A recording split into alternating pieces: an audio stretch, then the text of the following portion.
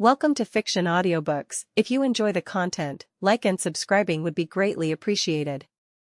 If you have any recommendations for novels, comment below. Chapter 161, Chapter 161. Third Person's POV. Peter and Gwen walked out of the amusement park, both chuckling as the day faded into night. "You're going to let me drive, right?" Gwen asked mischievously. Peter tossed her the keys with a grin. "I never imagined my girlfriend would be a biker girl." Gwen scoffed playfully. "You just want to see my ass arched up on the seat, don't you?" "You're goddamn right I do."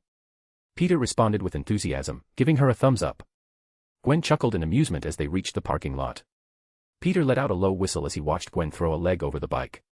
She loosened her ponytail, letting her hair fall around her shoulders, and leaned forward on the bike, puckering her lips toward Peter and ruffling her hair a bit as she arched on the seat. "Zoinks!" Peter exclaimed, whipping out his phone to take pictures. Gwen couldn't help but laugh, hearing his exaggerated reaction. She struck a few poses for the photos before grabbing her helmet and tossing Peter's to him. "Let's get going, you dork." "Yes, Mommy," Peter said shamelessly as he hopped on the bike and wrapped his arms around her bare waist. Gwen blushed slightly, leaning back toward Peter. "I don't know why, but hearing you call me that felt weirdly nice." Peter just laughed, knocking her helmet gently with his.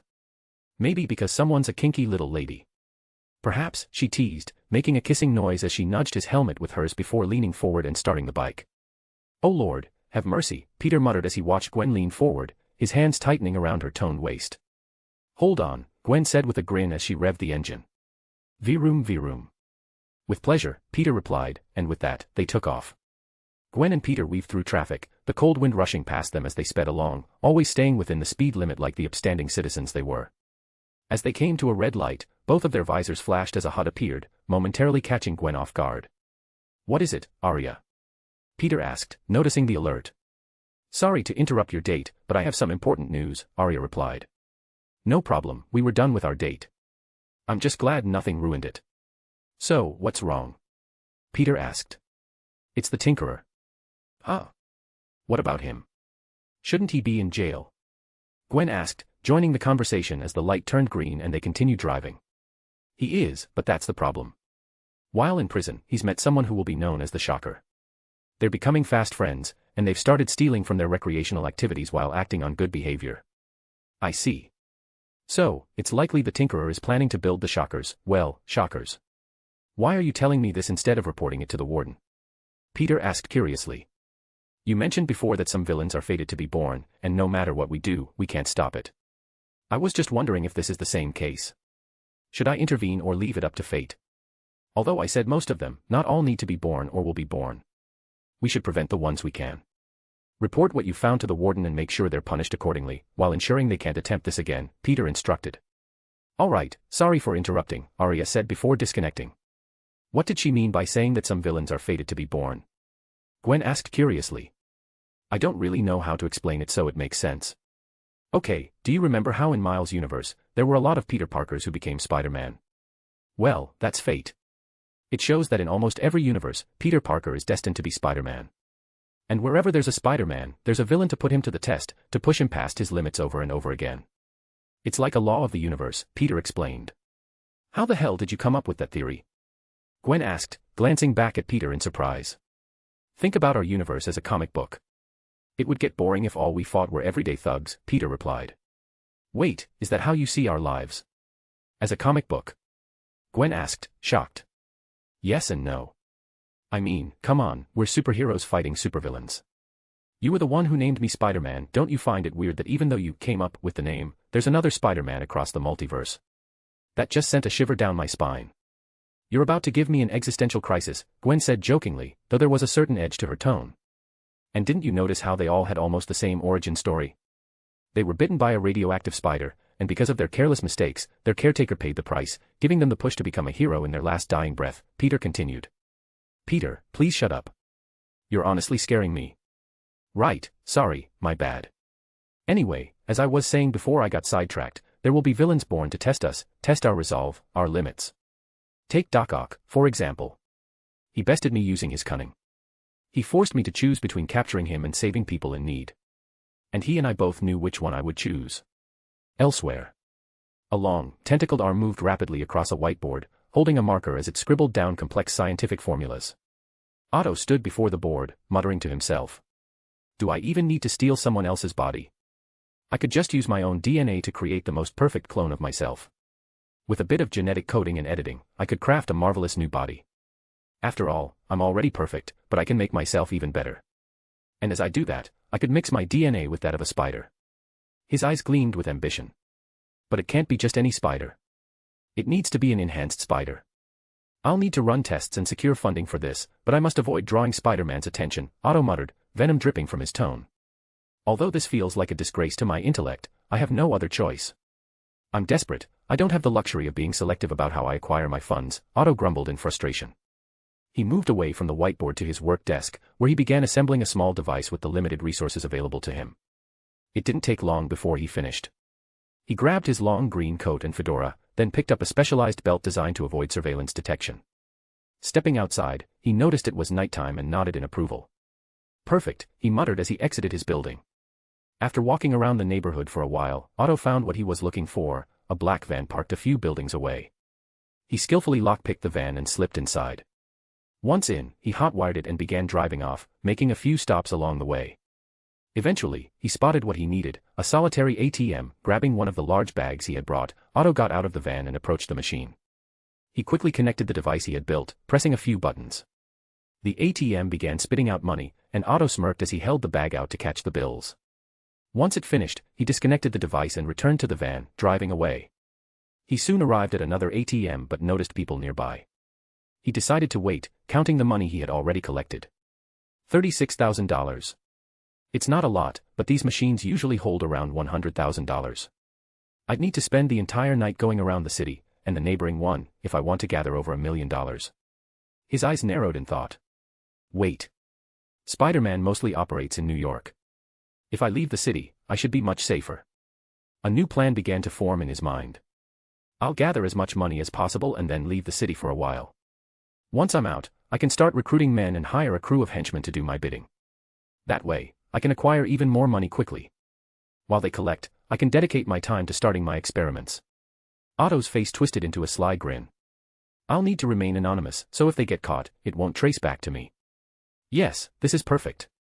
Otto grinned as he continued to strategize, the gleam of his plans reflected in his cold, calculating eyes. He knew that the path he was embarking on was risky, but the potential rewards outweighed the dangers. After all, he had always been a man who prided himself on his intellect and ability to outthink any opponent, including Spider-Man. Driving out of New York seemed like the wisest move.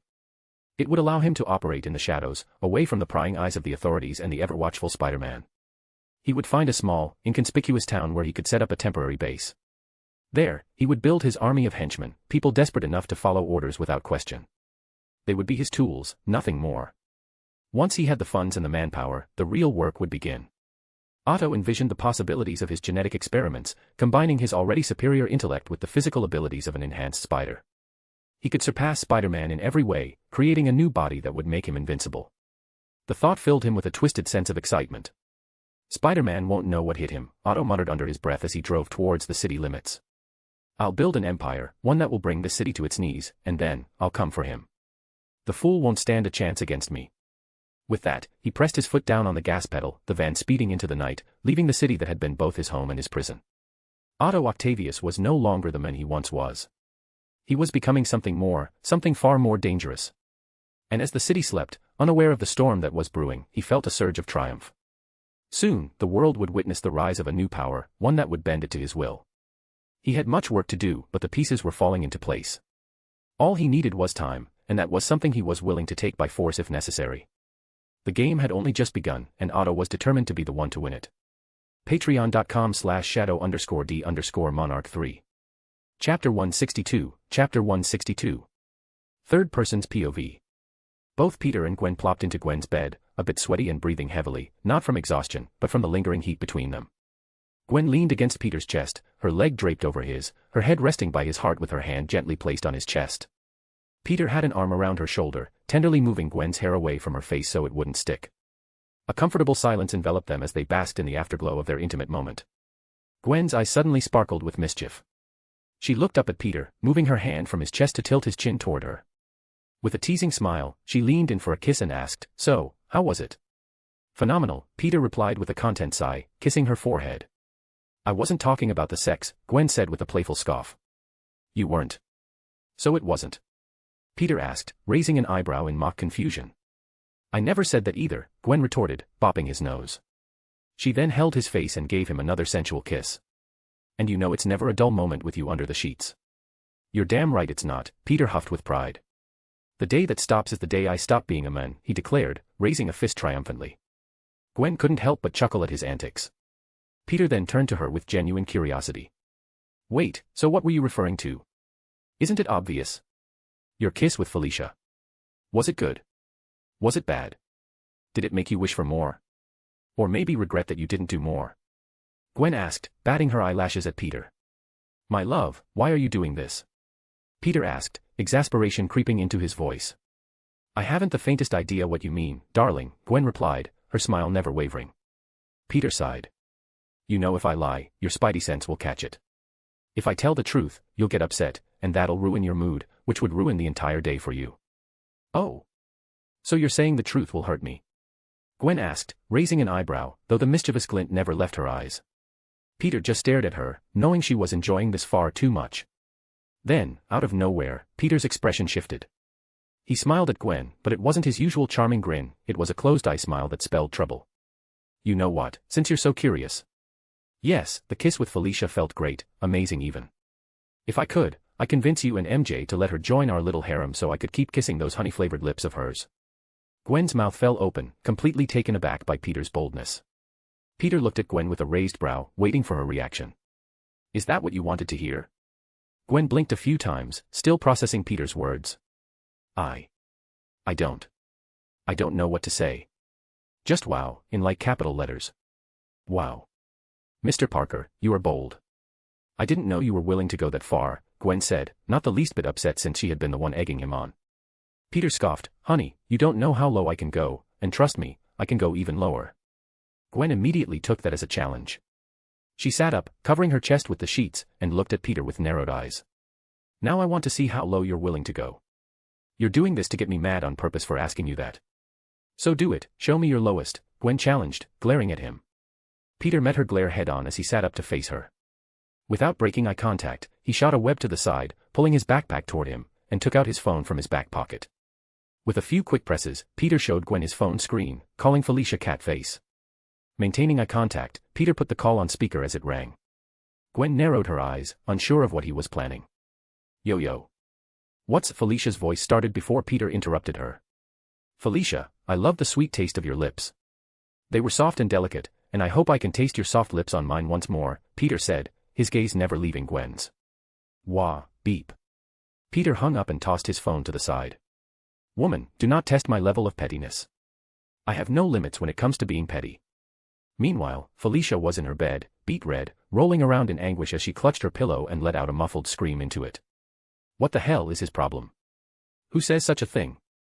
Was he dared to or something? Felicia yelled into her pillow.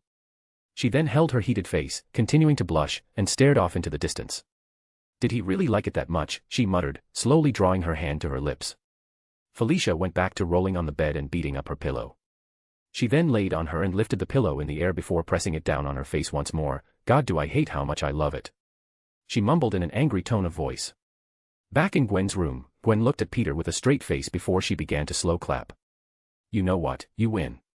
I shouldn't have asked you that. And honestly, I respect you for not backing down. You truly have guts, Parker. And you don't, since I just finished destroying them. Peter quipped, flicking his fingers with a snap. Gwen couldn't help but laugh, shaking her head in disbelief. PHTTTT, you're such an idiot. And you love me for it, Peter replied, pulling her back into his arms with a grin. Yeah, I do, Gwen admitted with a smile, leaning in for another kiss. So if her lips taste like honey, what do mine taste like? Gwen asked mischievously, her eyes gleaming with challenge. I don't know.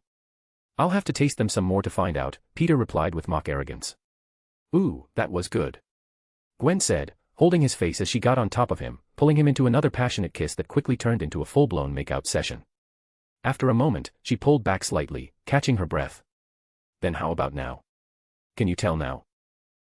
She asked between kisses. Definitely ice cream, Peter said with a serious expression, which made Gwen giggle. Gwen let out a contented sigh as she laid her head on Peter's chest, snuggling up to him. She closed her eyes, feeling the warmth of their embrace. So, if you were really to make a harem, would Felicia be a part of it? Gwen asked suddenly, looking up at Peter with curiosity. Peter stared down at her, his brow furrowing slightly. Why do you love trouble?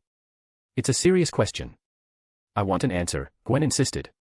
Peter sighed, a smirk playing on his lips. I have a question of my own, do you like NTR or something? NTR? Gwen asked, tilting her head, unfamiliar with the term. Netto rare, Peter clarified. Gwen processed the word, recognizing it as Japanese and translating it in her mind. Cuckold. Ooh, and no, you cheating on me doesn't turn me on or sexually excite me, she said with a straight face.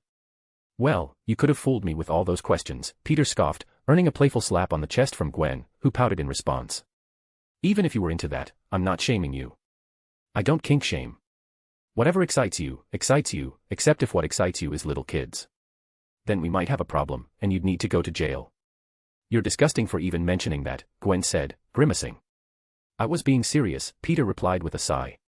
All right, I'm sorry for asking you all those questions. It's just something you said earlier that got me thinking, and I can't stop thinking about it no matter how hard I try. Peter looked at her curiously, wondering what she was referring to. You mentioned that you wanted a large family, with lots of kids running around, chasing each other, a house full of laughter and joy. And honestly, as I picture that, I fell in love with that image. I can't stop thinking about it, Gwen said with a faraway look in her eyes. Peter raised an eyebrow, curious about where this was going. As you know, before I met you, it was just me and my dad. I know that my dad did everything in his power to make me feel loved and not alone, and I can't love him enough for it. But I still felt a bit lonely, you know. Peter nodded, listening intently. Then I met you, and then Aunt May and Uncle Ben. Ever since I've met you, not once have I felt lonely. Your aunt and uncle soon became mine as well, they saw me as one of their own. Just like that, you three became a part of my family too. And it felt amazing. Peter blushed slightly at her words but let her continue. Then I met MJ, who quickly became my best friend and like a sister to me. Although I never planned to share my boyfriend with her, it just kind of happened. And honestly, I feel like that just made us closer. Anyway, I'm getting sidetracked, Gwen said, shaking her head. I love the idea of us having a large family. I can't help but think about how if I did accept this harem idea of yours, that would mean our family would grow. I'm also beginning to think about the future, like how even though our kids would have different mothers, they'd all still be brothers and sisters with a strong sense of unity, a unity like no other. Our own little spider family apart from our hero group. Peter opened his mouth to say something, but Gwen put a finger over his lips. Like I said, it's just a thought. Don't think I'm in support of a harem. Well, just don't get your hopes up. Peter practically imagined a chibi Spider-Man devil on one shoulder and another chibi angel Spider-Man on the other. They both had an arm over the other as they kicked their feet, chanting, harem. Harem. Harem. He shook his head to flick the image away and looked back at Gwen, who was turning red from embarrassment at even mentioning it. Shall I change the subject of our pillow talk? Peter offered, knowing that showing too much excitement might give Gwen the wrong idea and make her uncomfortable. Gwen rapidly nodded her head. Yes, please, she muttered. All right, so I was thinking about making a Spider-Man app, Peter said, revealing one of his future plans. What? Gwen asked, looking at Peter in surprise. Yeah, we can't always be out there looking for trouble, it's inefficient. So with the app, people could request our help. The app would tell us their location, and we'd go there immediately to help in any way we could. We could even set it up so people could request specific heroes. Arya could arrange it so that those in need of immediate help are prioritized. Gwen sat up, looking at Peter with wide eyes. That's an amazing idea. We could help so many more people than before. There are people who need our help but can't show it, so we really wouldn't know. But with this, it would be so much easier. Am I awesome or what? Peter said smugly. Gwen chuckled and kissed his cheek. The best. Patreon.com/shadow_D_monarch3. Chapter 163, Chapter 163. Third Person's POV. The next day. In Peter's hideout, Peter and Harry stood together, overlooking the final configuration of their creation. Is everything in order? Peter asked, scrutinizing a specific section for any errors. No need to worry, Harry replied with a smug grin. I've triple-checked everything. The power source is secure, the weapon systems are fully operational, and all the thrusters are showing green across the board. We're good to go. Both Peter and Harry exchanged proud looks as they admired their completed jet, a project they had started together and finally brought to fruition. What should we name it? Harry asked, his voice touched with sentiment as he gazed at the final design. The spider jet, Peter muttered, almost absent-mindedly. Come on, dude, be more creative, Harry scoffed. All right, mister, I have great naming sense but really I just stole someone else's name, what's your big idea? Low blow, man, Harry glared, then grinned. But get ready for this, the name I've chosen is the Weaver. Image. Damn. Peter cursed, frustrated that he hadn't thought of it first. He rolled his eyes at Harry's smug expression. You see the vision, right? Harry laughed. Yeah, because it'll be weaving through the air, and we're basically a team of spiders. Peter grumbled, still annoyed that Harry had come up with the perfect name first. Just then, Lizzie appeared, jogging toward them with an excited look on her face. Hey guys, I just finished my hero training. No, you haven't, Peter teased, instantly deflating her mood. What? I know I finished a day later than Harry and the others, but I'm ready. Ask Arya. I've been working hard, Lizzie insisted, determination burning in her eyes. I didn't mean that, Peter said, smiling. Sure, you completed your training regimen, and you've been working hard, no doubt. But to truly finish, you need to fight all 5 of us. When all 5 give you the okay, then you'll have completed your training. Lizzie pouted as her hair began to rise, giving off a fiery aura thanks to her abilities. She pointed at Peter, saying, You're not fair. You're making that up. That didn't happen with the others, I know it. Peter just stuck out his tongue. Cry about it. Fine, I'll do your stupid challenge. I'll show you just how much I've learned. Peter smiled. The others aren't here, they're on patrol right now. Ugh.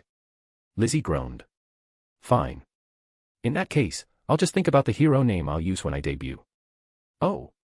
Do you already have something planned? Harry asked curiously, a loving smile on his face. Lizzie beamed with pride. Since you're Nightwing, I shall be Starfire. They're a couple, right? So it's perfect. Some of my microwaves come from the stars, so it's the absolute perfect name for me. Peter's face remained expressionless, while Harry's smile turned awkward. Peter tilted his head in confusion. You read the comic books? You. He repeated the you to emphasize his disbelief. What? No, I watch the cartoons while eating breakfast. They're pretty entertaining. I really like Starfire, she's awesome. I also did some research with Arya and found out that Robin is Nightwing, so of course they're a couple. So it's perfect. Lizzie declared, proud of herself. Peter facepalmed while Harry just smiled, finding her adorable. Doing Nightwing is a stretch, but it's within limits. But Starfire and Nightwing? That's pushing it. We'd definitely get sued, and we'd look like little kids playing pretend heroes, Peter sighed. Lizzie sighed too, realizing Peter had a point. She glanced at Harry, seeking his opinion, which mattered most to her. I'm sorry, babe, but I'm with Peter on this one. Nightwing and Starfire together is just too much. Surely you have another name picked out. Lizzie looked down, her face turning red with embarrassment. Both Peter and Harry exchanged confused looks at her reaction. What? You don't have a second choice? Harry asked, curious. Lizzie nodded, growing more embarrassed as she mumbled, Firestar. Peter and Harry looked at each other before shrugging. Yeah, that works, Peter nodded. Yeah, I don't see a problem with that name. It suits you, Harry agreed. Lizzie looked up in surprise. What? But all I did was switch the words around. Yeah, so. It just couldn't be Starfire, Peter shrugged. And if anyone questions it, just say you're basing your name on the sun, Harry added with a smirk. He then approached Lizzie and kissed her cheek. I mean, you're as hot as one, he teased. Lizzie blushed slightly, while Peter made a gagging noise before covering his mouth. Oh God, I think I'm gonna be sick, I threw up in my mouth a bit. Oh, stop hating. You just wish one of your girlfriends was as hot as mine, Harry scoffed, hugging Lizzie from behind. You heard that, Gwen. Peter called out with a grin. Harry's head snapped around, panic flashing across his face. When he realized no one was there, he let out a sigh of relief, only to realize he'd been tricked. He glared back at Peter, but suddenly felt a cold hand on his shoulder, causing his expression to pale. Don't worry, Pete, I heard everything, Gwen's voice whispered in his ear as her grip tightened. Oh. Harry let out a girlish scream, jumping into a fighting stance. Gwen uncloaked herself, scoffing, coward. She removed her mask and walked over to Peter, kissing him on the cheek. Meanwhile, Harry clutched his chest, feeling his heart pound rapidly. Just so we're clear, I still stand by my case. Whatever, Gwen said, rolling her eyes and brushing it off. Anyway, I see you two finished the jet. The Weaver, both Peter and Harry corrected in unison. Right, so are we going to test it? Yeah, we're just waiting for everyone. Peter said, glancing toward the door as both MJ and Felicia appeared. With the press of a button, their hero outfits retracted, leaving them in civilian clothing. Good, everyone's here. Let's get in. Peter exclaimed, prompting both him and Harry to rush inside the Weaver. Once inside, Peter took the pilot's seat while Harry settled into the co-pilot's chair. They both donned their headphones and began flicking switches. Everyone, please remain seated at all times. Seat belts are to be worn for your own safety, Peter said over the intercom.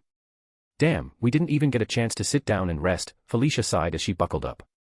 As she did, she glanced in Peter's direction, her mind briefly replaying his words from the previous night, causing a faint, indiscriminate blush to color her cheeks. The others quickly took their seats as Peter began the countdown. We will now begin the countdown. Please hold on to any personal belongings. 10, 9, 8, 7, 6, 5, 4, 3, 2, 1, Peter and Harry counted down together, pushing a small red button. The wall in front of the Weaver began to open, revealing a curved runway. The Weaver swiftly followed the runway, leading to the train tracks of their subway station hideout. As they charged ahead, the jet turned invisible. They burst through a fake wall, and both Harry and Peter pulled back on the steering handles, causing the jet to ascend and spiral toward the sky. Both Harry and Peter grinned excitedly as they laughed, performing tricks while soaring above skyscrapers and other buildings with impressive efficiency. Inside the cabin, the others exchanged small smiles, delighted at the thought of having their own personal jet. The girls soon began chatting casually. Where do I go to file a formal complaint about Parker? Lizzie asked. MJ chuckled, what did he do this time? I heard that. Peter called out. MJ just laughed. Good, she retorted. Well, I've already completed my training, and now he wants me to fight everyone to gain their approval so I can officially start. And I think it's unfair since neither of you had to do that. That seems fair. I don't see a problem with that. That's understandable. MJ, Gwen, and Felicia responded, each in turn. Wah, how? Lizzie asked, baffled by their reactions. Felicia answered, although we finished our official training early, the others waited for me to decide whether or not to pursue the hero life. They waited an extra week, which gave them time to refine and practice other skills. You didn't have that extra week of practice like the rest of us, so the test is mostly to see if you're truly ready. Ah, I see. You couldn't have just explained that. Lizzie asked, looking at Peter in confusion. Peter only shrugged. Where's the fun in that?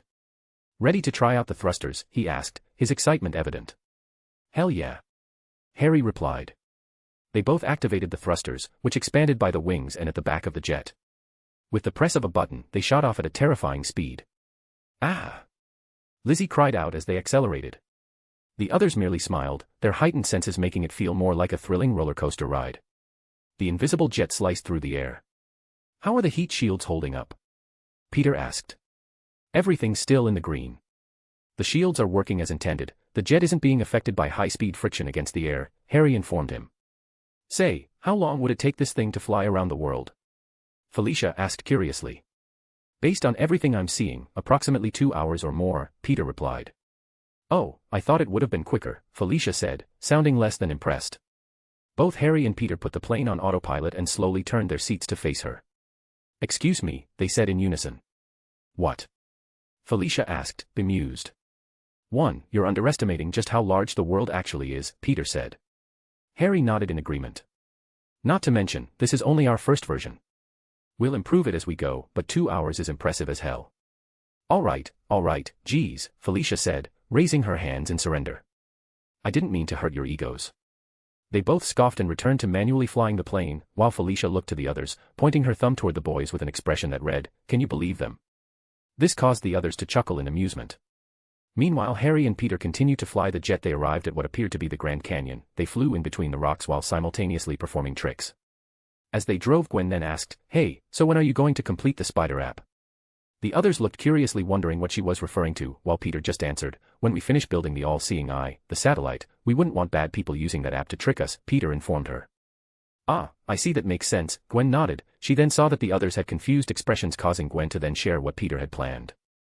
A/N, so recently I went through the chapters to see where I am within the timeline. We're in May. Peter and Gwen have been heroes for 4 months and a few weeks, while the others have been a hero for only a month. Patreon.com/shadow_D_monarch3. Chapter 164, Spider-Man 164. Third Person's POV. After Peter and Harry's successful test flight in the Weaver, the others took turns flying the jet, getting a feel for it before Peter brought them all back to their hideout. Once they had parked the jet in its designated spot, Peter and Harry shared a quick, satisfied fist bump, smirking at each other. Peter then headed to his personal lab and returned with a watch in hand. "Here," he said, tossing it to Lizzie.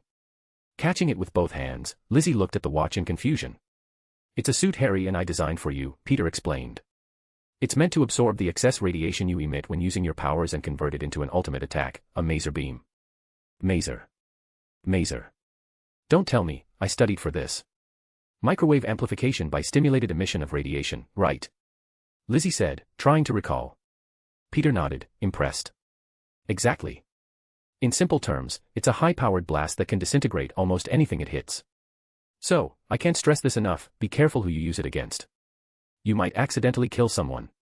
Understanding the gravity of the situation, Lizzie's expression turned serious as she nodded. Then, with a smile full of gratitude, she looked at Peter and Harry. "Thank you, both of you." Harry blushed, rubbing the back of his head. "Don't worry about it." Peter rolled his eyes, smirking. "Thank me once I finish beating you up. Now, why don't you try on the suit?" Lizzie nodded, putting on the watch and mimicking what she had seen the others do. However, nothing happened, leaving her confused. Peter's smirk turned sinister. "It works on voice recognition, which I regret not doing for the others. It'll only activate if you say the magic words," he said, mouthing the phrase to her. Everyone looked at Peter in shock. "You're a monster," Felicia said, shaking her head. "I'm protecting my watch with my life," MJ declared, clutching her own watch. "If you even think about touching my watch, I will literally fight you," Gwen added, giving Peter a serious look.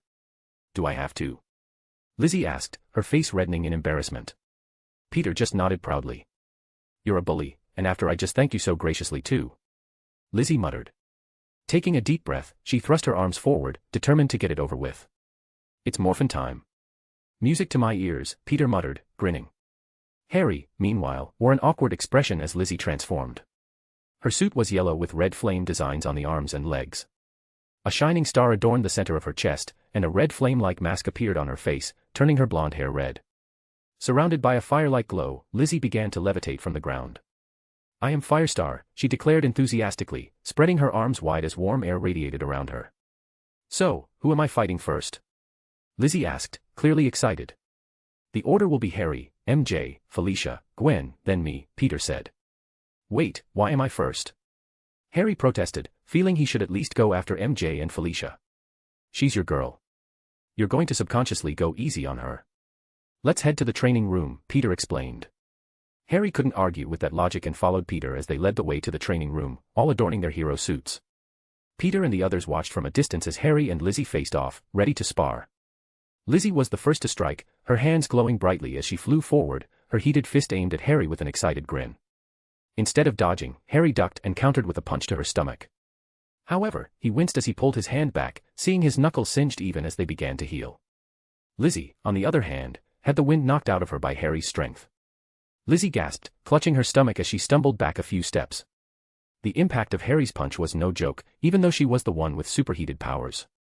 She quickly recovered, her fiery aura flaring up as she glared playfully at Harry. "All right, no holding back then," she declared, her voice determined. Harry grinned, though he shook his hand slightly to relieve the lingering sting. "Wouldn't dream of it." Lizzie launched herself at Harry again, this time faster and with more precision. She spun midair, aiming a flaming kick at Harry's side. Harry sidestepped, catching her ankle with surprising speed, and with a quick twist, he tossed her to the side. Lizzie quickly regained her balance, hovering above the ground as she sent a barrage of fireballs toward him. Harry's eyes narrowed as he dodged the first few, but then decided to meet the attack head-on. He charged through the flames, letting his enhanced durability absorb the heat. As he closed the distance, he swung at Lizzie with a powerful right hook. Lizzie crossed her arms in front of her just in time to block, the force of the punch sending her crashing into the wall. The others watching the fight winced as Lizzie made impact, but she quickly pushed herself off the wall, her flames intensifying. Lizzie shot forward once again, this time feinting a punch before dropping low and sweeping Harry's legs out from under him. As he fell, she blasted him point-blank with a concentrated beam of heat, sending him sliding across the floor. Harry grunted as he collided with the ground, but he quickly flipped back onto his feet, shaking off the heat. "Getting creative, I see," Harry remarked, his eyes shining with excitement. "Just warming up," Lizzie shot back. Peter watched the exchange with a keen eye, analyzing Lizzie's fighting style. She was fast and agile, using her flames to enhance her attacks and keep Harry on his toes. But Harry was holding his own, his durability and strength making him a tough opponent to crack. Lizzie then decided to change tactics. She flew higher, out of Harry's immediate reach, and began to gather energy in her hands. The flames around her intensified, growing hotter and more concentrated. Harry could feel the temperature in the room rise, beads of sweat forming on his forehead. "All right, Harry, let's see how you handle this," Lizzie called out, before unleashing a massive wave of fire down upon him. Harry crossed his arms in front of him, bracing himself as the fiery wave crashed into him. The heat was intense, but Harry grit his teeth, pushing through it. As the flames began to subside, he launched himself at Lizzie, jumping higher than she expected. He grabbed her by the ankle and pulled her down, slamming her into the ground.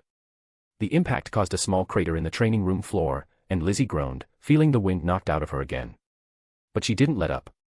As Harry tried to pin her down, she ignited her entire body, causing Harry to let go with a hiss as his hands were burned once more.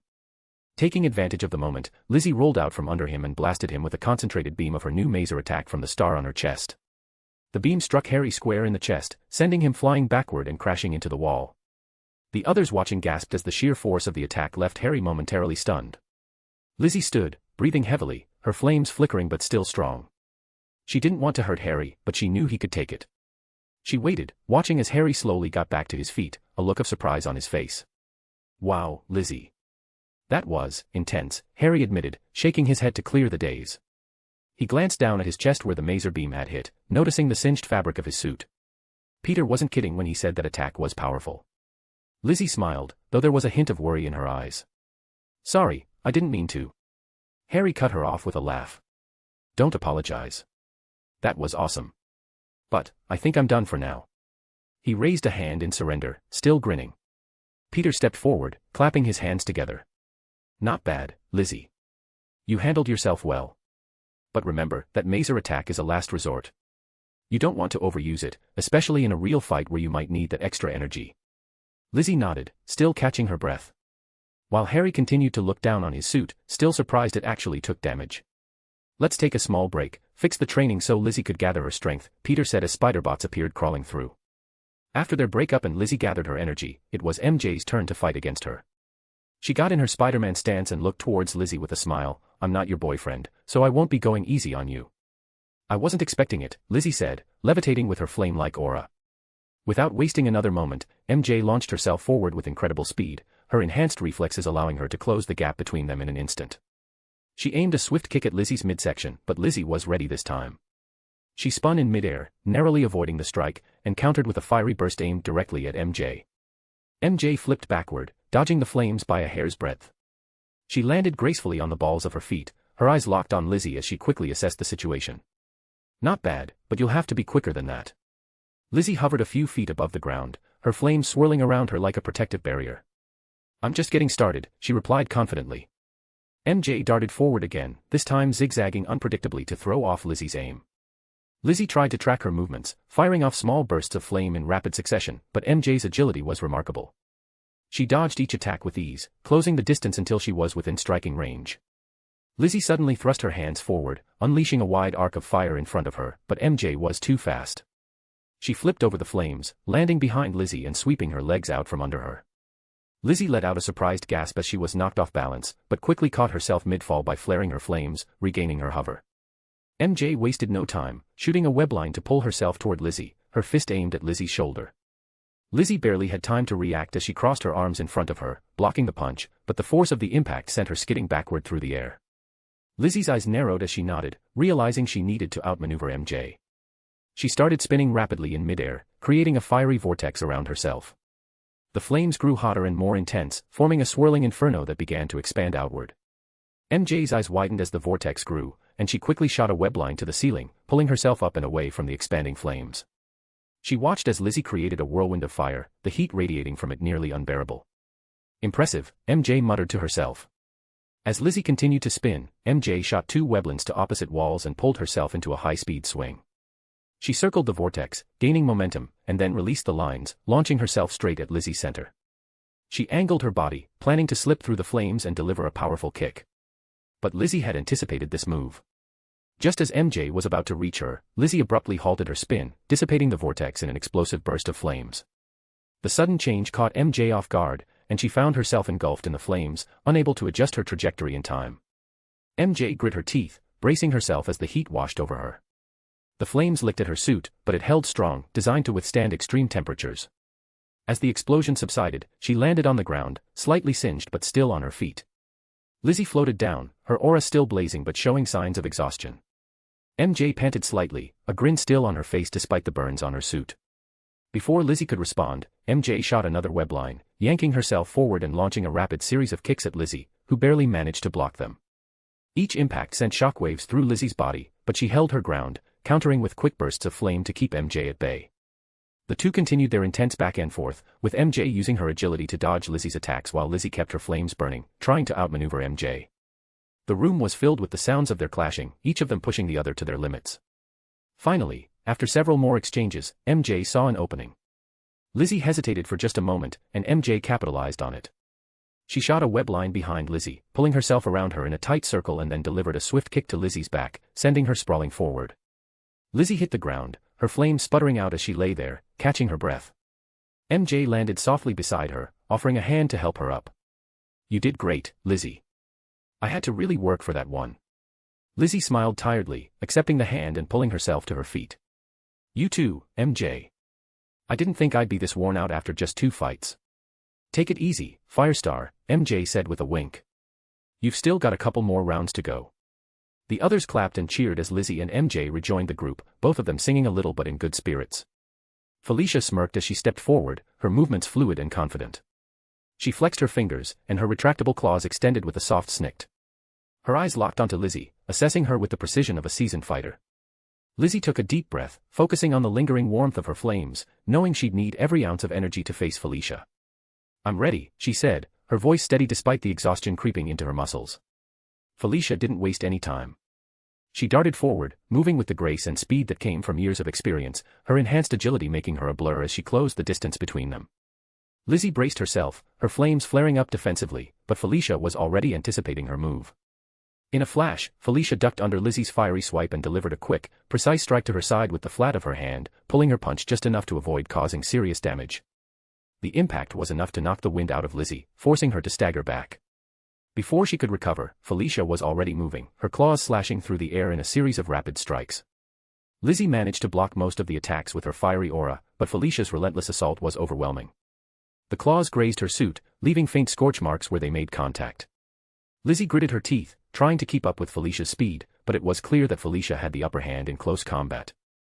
Felicia's spidey sense flared, and she suddenly leaped back just as Lizzie unleashed a powerful burst of flame from her hands. The flames roared forward, but Felicia twisted in midair, dodging the attack with ease. She landed lightly on her feet, already planning her next move. "You're quick," Lizzie admitted, panting slightly as she struggled to keep her flames under control. Felicia's eyes gleamed with amusement. "And you're strong, but you've got to be more than that if you want to win." Lizzie narrowed her eyes, knowing Felicia was right. She needed to change her strategy. Relying on raw power alone wasn't going to cut it against someone as skilled and experienced as Felicia.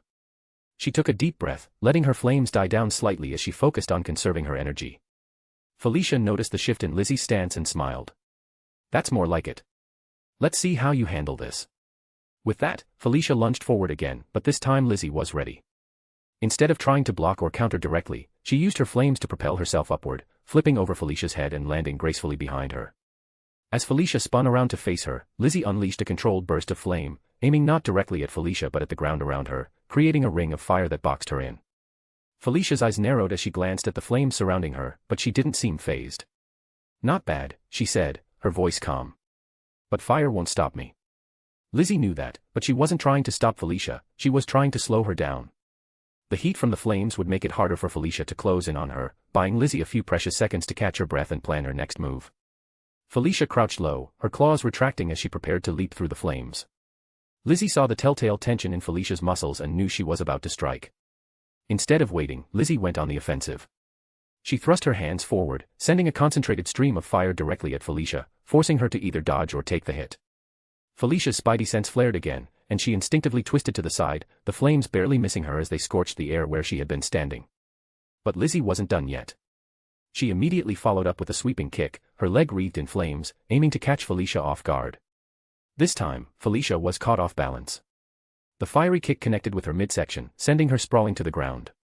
Lizzie pressed her advantage, not giving Felicia a chance to recover as she launched another burst of flames at her downed opponent. But Felicia was far from out. She rolled to the side, narrowly avoiding the flames, and sprang to her feet with cat-like reflexes. The moment she was upright, Felicia retaliated with a powerful backflip kick, aimed squarely at Lizzie's chest. Lizzie barely managed to raise her arms in time to block the kick, but the impact still sent her skidding backward, her feet digging into the ground as she tried to regain her balance. Felicia didn't let up. She dashed forward, her claws extending once more as she swiped at Lizzie with lightning speed. Lizzie was forced on the defensive, using her flames to create a barrier between herself and Felicia's relentless assault. The heat from the flames was intense, but Felicia's enhanced healing factor allowed her to push through the pain and continue her barrage of strikes. Realizing she couldn't keep up this defense for long, Lizzie decided to take a risk. She suddenly dropped her fiery shield and, with a burst of energy, launched herself directly at Felicia. The sudden move caught Felicia off guard. Lizzie's shoulder slammed into Felicia, knocking her off balance and sending them both tumbling to the ground. They rolled across the floor, each struggling for the upper hand. Felicia's claws flashed in the dim light, but Lizzie managed to catch her wrists, holding them at bay with a surge of strength fueled by desperation. Their faces were inches apart, both of them breathing heavily from the exertion. "You're stronger than I expected," Felicia admitted through gritted teeth, her eyes flashing with respect. "And you're tougher than I thought," Lizzie replied, her flames flickering around them as she held Felicia at bay. With a sudden twist, Felicia managed to free one hand and swiped at Lizzie, her claws raking across Lizzie's suit. Lizzie winced in pain, but she didn't let go. Instead, she gathered her remaining strength and unleashed a concentrated burst of flames directly at Felicia's midsection. Felicia gasped as the flames hit her, the heat searing through her suit. She instinctively recoiled, giving Lizzie the opening she needed to push her off. Lizzie scrambled to her feet, her flames burning brighter as she prepared for the final strike. Felicia, though scorched, was still standing, her breathing labored but her resolve unbroken. She looked at Lizzie, a grin forming on her face despite the burns. Felicia launched herself into the air, flipping over Lizzie's head and landing behind her. In a fluid motion, she spun around and delivered a sweeping kick to Lizzie's legs, knocking her off her feet. Before Lizzie could hit the ground, Felicia was on her, pinning her down with one hand while the other hovered over Lizzie's throat, claws extended. Lizzie froze, her flames sputtering out as she realized she was trapped. Felicia's grip was firm, but not painful, and the look in her eyes told Lizzie that she wouldn't actually harm her. Still, the message was clear: Felicia had won. Patreon.com/shadow_D_monarch3. Chapter 165, Chapter 165. Third Person's POV. Lizzie was on the ground, panting from the intensity of her previous battles with Felicia, who had just gotten off her. She looked at Felicia with watery eyes and trembling lips. "Does that mean I'm not ready and would have to keep trying until I beat all of you?" she asked, her voice tinged with sadness and disappointment. Peter quickly stepped in, shaking his head. "Huh? No way. You wouldn't have to do that. The goal isn't to beat all of us, but to gain our approval," he explained.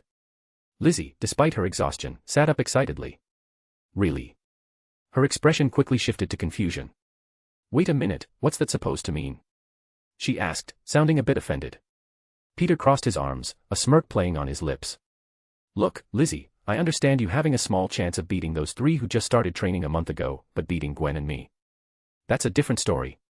It's pretty much impossible for you, no offense. No matter how many times those three challenge me, even when they team up, they haven't been able to defeat me." "Seriously?" Lizzie asked, wide-eyed. She glanced at Harry and the others. "You guys haven't been able to beat him?" Harry sighed in exasperation.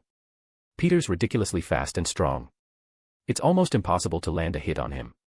The only way we even get close is when Gwen slows him down with her ice, but since he took the super soldier serum, he's on a whole other level." Lizzie absorbed this information, her gaze shifting between Felicia, Gwen, and Peter. "So, does that mean I gained Felicia's approval and have to fight Gwen and Peter next to impress them?" she asked cautiously. Everyone turned to Felicia, waiting for her decision. After a moment, Felicia smirked and extended her hand. "You did put up a good fight, especially considering you were already tired from fighting Harry and MJ. Consider me impressed. I'll give you a pass." Lizzie's face lit up as she got to her feet, thrusting her arms into the air. "Hell yes," she exclaimed, celebrating her small victory. Gwen smiled at Lizzie, but her tone carried a warning. "You're going to need all the energy you can get when fighting me, so make sure you recuperate well. I'm going to test you to see how well you can fight against someone who's stronger than you, especially given your elemental disadvantage." Lizzie began to feel a bit nervous, chuckling awkwardly. "Hee hee, any chance I can get a one-time skip?" You know, like in those hard video games. Gwen's smile remained, but her resolve was clear. Not when it comes to fighting me. We need to see if you're capable of fighting at a disadvantage. It's one of the most important things a hero has to be prepared for. With a resigned sigh, Lizzie gave up trying to persuade Gwen. Fine, I'll take some proper rest. After some rest and utilizing the advanced medical options available in the lab, Lizzie had fully recovered. Now, she and Gwen stood face to face, ready for their match. Gwen adopted a martial arts stance, her fists glowing with an icy blue aura that released a cold wind. Snowflakes trailed behind her every movement. Lizzie hovered above the ground, surrounded by a red flaming aura, her determination burning just as hot. Without hesitation, Lizzie charged at Gwen with incredible speed, her fiery aura blazing. But to Gwen, everything seemed to move in slow motion. She dropped to one knee, raised her fist high as it glowed even brighter, and slammed it down onto the training ground just as Lizzie closed in. As Gwen's fist hit the ground, she unleashed a shockwave of cold energy that instantly snuffed out Lizzie's flaming aura.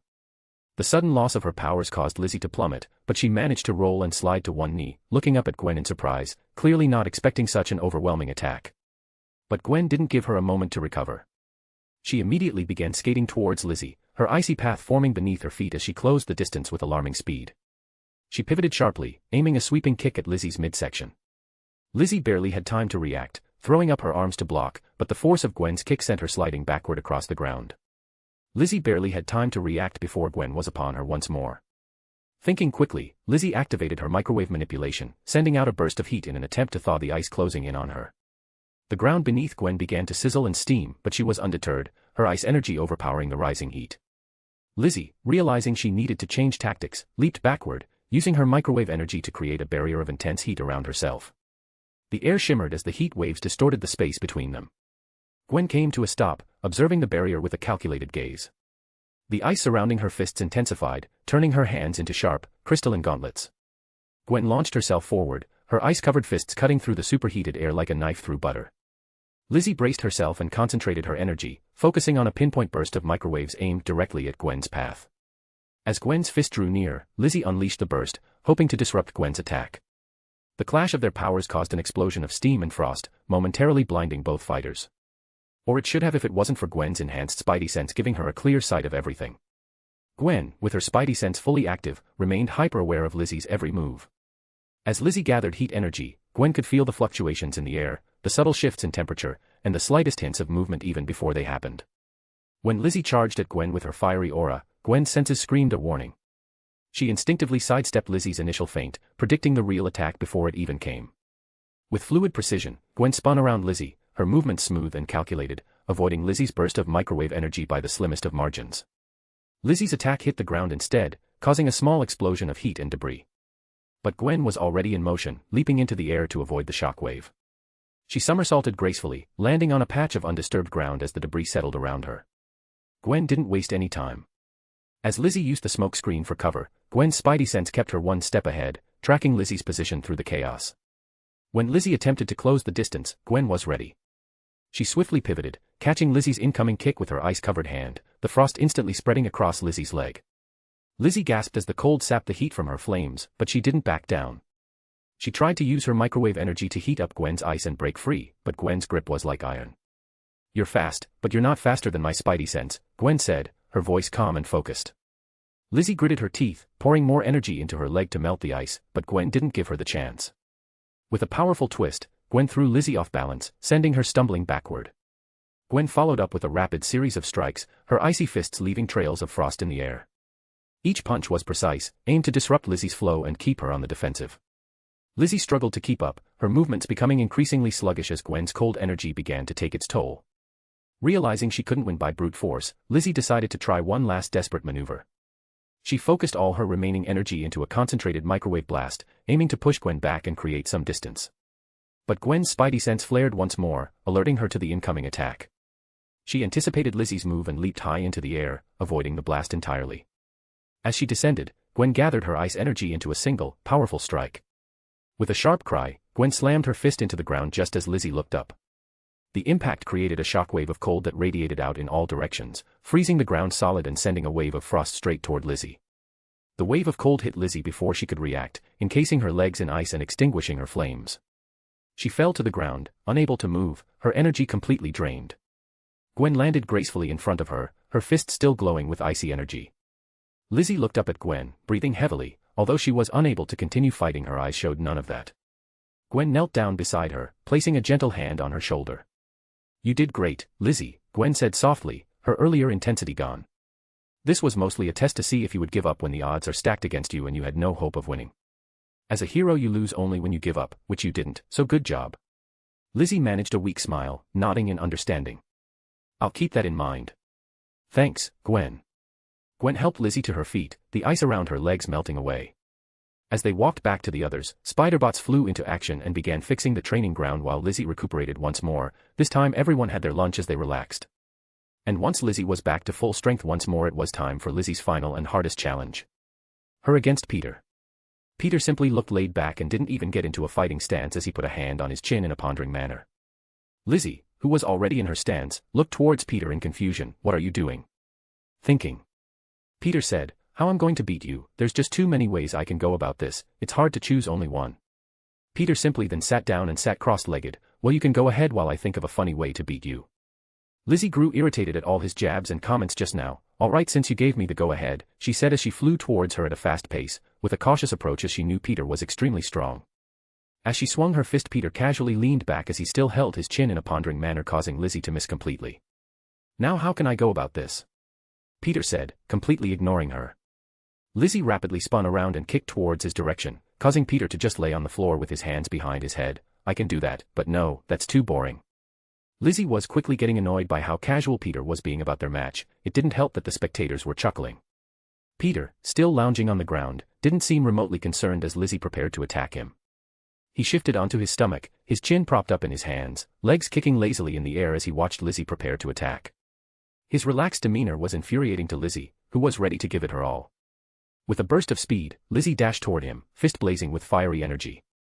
Just as her punch was about to connect, Peter nonchalantly rolled out of the way, but instead of stopping there, he kept rolling, and rolling, and rolling, until he was upside down, his feet somehow balancing on the ceiling, hands on his hips like he was surveying his work. Lizzie skidded to a stop, staring at him in disbelief. Why? Physics is wild, huh?" Peter interrupted, grinning down at her, upside down. "I'm just hanging around, you know." Lizzie charged again, but Peter suddenly flipped himself off the ceiling, landing gracefully on his feet. He then did a goofy dance, moonwalking backward as Lizzie threw a series of rapid punches. Each time she swung, Peter danced out of the way, barely breaking a sweat. "You've got moves, Lizzie," Peter said, spinning around with a silly twirl, "but can you keep up with these?" He started doing an exaggerated Charleston dance, easily dodging her strikes while moving in rhythm to an imaginary beat. Lizzie's frustration grew, and she launched a powerful kick aimed at his head. Peter suddenly dropped to the floor, into a split while yelling like Michael Jackson. The kick sailed harmlessly over him, and he looked up at her with a smirk. "You know, I've heard of being grounded, but this is ridiculous," Peter joked, still completely at ease. Lizzie, refusing to give up, tried to blast him with a wave of fiery energy. Peter responded by flipping up into a handstand, balancing on one hand while the other was outstretched like he was holding a surfboard. He pretended to surf, making exaggerated whoosh sounds as he effortlessly dodged the wave of energy. "Cowabunga, dude!" Peter exclaimed, grinning like a kid with his thumb and pinky stretched out, shaking them a bit. Lizzie blinked, utterly bewildered. Before she could react, Peter suddenly flipped off his hand, landing on his feet, but with his hands on the ground and his feet in the air, as if he were doing a very exaggerated, upside-down walk. He walked toward her like this, looking completely at ease. "Am I coming or going? Who knows?" Peter quipped, now pretending to tip an invisible hat with his foot. Lizzie threw everything she had at him, a flurry of kicks, punches, and blasts. Peter responded by cartwheeling around her, somehow ending up sitting cross-legged on her shoulders, using her head like a comfortable cushion. He leaned over, looking down at her with a playful smile. "Nice view from up here," he said, completely unfazed. "Get off!" Lizzie yelled, spinning to shake him off. Peter flipped off with a casual somersault, landing on a nearby table. He picked up an apple from the table where the others were watching, took a bite, and leaned back as if he were watching a casual game instead of participating in a fight.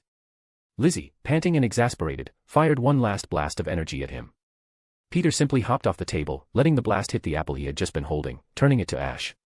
He looked at the apple, then at Lizzie, and shook his head in mock disappointment. "That was my lunch," he said, sounding offended but with a playful glint in his eyes. By now, Lizzie was breathing heavily, her energy nearly spent. Peter finally straightened up, walking over to her as if nothing had happened. He gave her a friendly pat on the shoulder. Nice try, Lizzie. But you might want to practice dodging first. You know, it's kind of fun, Peter said with a wink. Lizzie stared at him, half angry, half impressed, as Peter casually strolled back to the others, waving over his shoulder like they'd just had a friendly sparring session.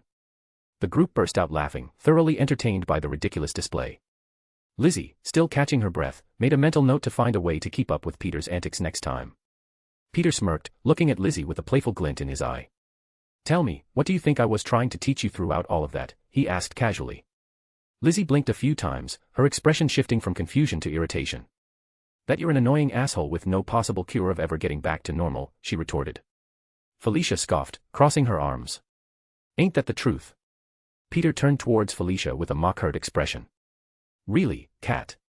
From you? Gwen or Harry, I would understand, but you? I'm a bit hurt. Felicia rolled her eyes, a smirk tugging at her lips. So are we going to pretend that last night didn't happen? Ignoring Felicia's jab, Peter turned back to Lizzie, his expression suddenly serious. What I was trying to teach you is that there will be enemies who will try to get under your skin in more ways than one. You need to learn to ignore them and control your emotions, or they will most likely succeed. Lizzie was taken aback by the sudden shift in tone. I see. I understand why you were behaving that way then. Although it's an odd way to do it, I get what you're trying to tell me. I would have had a better chance if I just stayed focused instead of leading with my emotions. Everyone froze at her insight, except for Felicia, who shot Peter the dirtiest side eye. Peter nodded, his expression softening. Yeah. Honestly, for you to understand that is impressive in itself. Consider yourself passed. Just as Lizzie was about to celebrate, red lights began flashing in the training room, causing everyone to freeze and react with alarm. Arya, what's going on? Peter asked as he quickly stood up, his playful demeanor gone. A hologram appeared in front of them, Arya's voice filled with urgency. This video was just taken by Greyburn College. The footage showed a man being forcibly restrained and wheeled away by the military, strapped down to a bed. Bruce Banner has been taken by the military, Arya announced. I repeat, Bruce Banner has been taken by the military. Dad instructed me to declare a code red if this event ever occurred. So, code red, Bruce Banner has been taken by the military. Peter let out a sigh, his face grim. Well, fuck, this is such a terrible first day on the job mission for you, Lizzie. The room was filled with a tense silence, everyone exchanging worried looks. Code red was never a good sign, and the gravity of the situation was unclear. What's going on? And what's the deal with his Bruce Banner, why is he in code red? Lizzie asked worriedly, noticing everyone was shifting into action. He's none other than the Hulk. Chapter 166, Chapter 166. Third person's POV. Peter and the others quickly suited up, grabbing all their gadgets and heading out the door. With swift movements, they began swinging through the city, with Firestar flying above them, her excitement barely contained as she embarked on her first real mission. So, who's this Hulk? Spider-Cat asked as they swung rapidly through the busy city streets. Onlookers, already surprised by the superhero team, were even more astonished to see a new addition. He's a scientist named Bruce Banner, Spider-Man explained as they zipped through the air. After an accident involving gamma radiation, he developed a green monstrous alter ego known as the Hulk. The problem is, the angrier he gets, the stronger he becomes, without any known limit.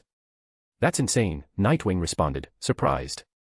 So the military wants to use his unlimited strength or something? Firestar asked, just as surprised as Nightwing. More than that, Spider-Man said, his tone grim. They want to replicate it and mass-produce it. Why am I not surprised? Scarlet Spider grumbled. Then we have no time to waste, Ghost Spider said, her expression growing serious as the situation sank in. Wait, how do you know so much about the Hulk? Firestar asked as they rounded a corner. SHIELD has been monitoring him since his first emergence, Spider-Man replied quickly. As the team arrived at Greyhound College, they were greeted by the sight of a massive pillar of smoke and fire, accompanied by the sound of gunfire and the screams of men. Ghost, you're with me, Spider-Man instructed, already strategizing. Nightwing, Scarlet, and Cat, I want you three to focus on evacuating the entire street. Get people out of their homes if you have to, I don't want any civilians around who could become casualties. Firestar, control the flames and make sure they don't spread. Be ready for when I give you the signal. Signal? What signal? For what? Firestar asked, her confusion evident. You'll know when the time comes, Spider-Man replied, his voice steady as he leapt towards a nearby roof. From there, he shot two webs toward different buildings, pulling back slightly as he focused on where he heard the explosion. Though he couldn't see anything in front of him, Spider-Man launched himself forward like a slingshot, soaring through the air just as a giant dirt green monster with fins on the side of its head and a bone-like sail from his back, the Abomination, jumped from one building to another, meeting him midair. The collision was intense, with Spider-Man tackling the giant green Abomination, knocking the air out of its massive body. Acting quickly, Spider-Man shot webs toward the ground, pulling the Abomination down to the street, preventing him from flying off and crashing into people below. "Hey, ugly so, which cursed you?" Spider-Man taunted as the impact created a miniature earthquake, destroying the road beneath them. The force of the collision sent shockwaves through the area, causing buildings to start crumbling and people to fall. Cars swerved dangerously as drivers lost control. But Scarlet Spider and Spider-Cat acted swiftly, flying around to web down the buildings and secure the people inside. Meanwhile, Nightwing darted between vehicles, stopping cars from crashing and keeping the people on the street safe from accidents. Firestar flew into the burning college, the intense heat radiating from the flames threatening to overwhelm anyone inside. But she remained calm, using her abilities to siphon the heat from the flames, weakening them and causing the fire to slowly die out. Once the flames were under control, she began guiding the panicked students and staff out of the building, her voice firm yet reassuring as she led them to safety. However, due to her inexperience, she missed on Survivor, who was buried by a large computer that was toppled over him due to the constant explosions and shockwave. He was knocked unconscious, however his head grew larger and larger while slowly turning green. Outside, the battle raged on. As Spider-Man pressed the Abomination down, embedding him into the ground, the creature let out a fierce, guttural roar that echoed through the streets. Spider-Man winced in pain, his senses heightened to the point where the roar felt like a physical assault. The Abomination took advantage of this moment, slamming both fists into the ground and propelling its massive body upwards. But before the Abomination could fully regain its footing, Ghost Spider swung in, delivering a powerful dropkick that sent the hulking monster flying backward. Nightwing, moving at incredible speed, blurred through the battlefield, clearing the path by moving civilians and military soldiers out of harm's way. The Abomination tumbled along the road, using its enormous hands to slow its momentum and shake off the disorientation. Once it regained its bearings, the creature let out another deafening roar and ripped a massive piece of concrete from the ground. With a furious swing, it hurled the chunk of debris towards Spider-Man and Ghost Spider. Before the concrete could reach them, two web strings shot through the air, attaching themselves to the debris. With a powerful yank, the webs pulled the concrete back towards the Abomination. But instead of being deterred, the creature simply headbutted the incoming concrete, shattering it into rubble. Turning to face the source of the webs, the Abomination saw Nightwing standing a short distance away, his expression caught between determination and slight disbelief. "I definitely thought that would have done more damage, not gonna lie," Nightwing admitted, his voice carrying a hint of nervousness. The Abomination responded with another roar and charged at Nightwing, its massive footsteps causing the ground to tremble with each stride.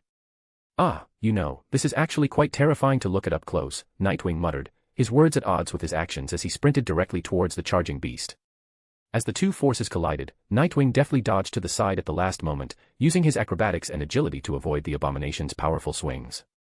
He leaped onto the creature's arm, running up its massive frame before vaulting over its head and landing behind it. With fluid precision, Nightwing launched a series of quick, calculated strikes aimed at the Abomination's pressure points. Though the attacks didn't seem to do much more than annoy the beast, Nightwing's movements kept the creature off balance, giving his teammates precious time to regroup. Seeing an opening, Spider-Man shot a web at the Abomination's back, anchoring it to the ground as Ghost Spider did the same from the front. They pulled in opposite directions, to keep the straining creature immobilized. "Firestar, now!" Spider-Man shouted, signaling the moment they had been waiting for. From her position above, Firestar unleashed a concentrated energy beam, fueled by the radiation she had absorbed during her sparring matches. The beam struck the beast head-on with a powerful force, driving it into the ground. The Abomination sank deeper and deeper into the earth until Firestar's stored energy was exhausted. A tense silence followed as Firestar, catching her breath, asked, "So that was the Hulk, talk about terrifying." "Unfortunately, it wasn't," Spider-Man replied grimly, causing his teammates to snap their heads toward him in shock, their eyes wide. "What?" they all shouted in unison. "Then what the hell was that?" Scarlet Spider demanded from her perch atop a webbed building. "The Hulk is bright green and doesn't have fins. What we just fought was likely a failed attempt to replicate the Hulk, it's more like an Abomination," Spider-Man explained just as a massive green hand shot out from the sinkhole with a loud thud, followed by another.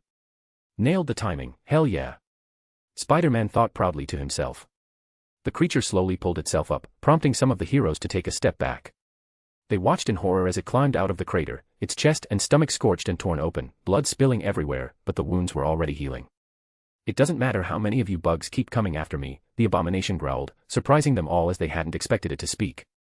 "I will always be stronger," it roared as the last of its wounds closed. Actually, spiders are arachnids, Spider-Man quipped in a nerdy voice.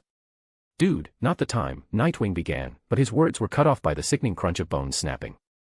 Everyone froze and slowly turned toward the sound, finding a man lying flat on the ground with his limbs twisted at unnatural angles. For a moment, no one moved, not even the abomination. The only sound was the distant whir of a helicopter from which the man had jumped. Did he just? Spider-Cat began, disbelief in her voice. Yeah. Spider-Man confirmed. Then, to their horror, the man's limbs started shifting back into place with a series of gruesome crunches. His skin turned a vivid green as he began to grow in size. Slowly, he rose to one knee, his shirt tearing away as his muscles expanded and his pants stretched to accommodate his increasing mass. The figure stood at about 8 feet tall, eyes glowing with an eerie green light, and then it unleashed a primal roar that made the very air tremble with its power. That, Spider-Man said, his voice laced with awe, that right there is the Hulk. As everyone felt their instincts screaming at them to run, Spider-Man couldn't help but geek out a bit and think, that was freaking awesome. The abomination smirked upon seeing the Hulk, while the Hulk simply huffed like an enraged bull. The two titans stood at opposite ends of the battlefield, with Spider-Man and his friends caught in the middle of their impending clash. Slowly, the two beasts began to advance toward each other.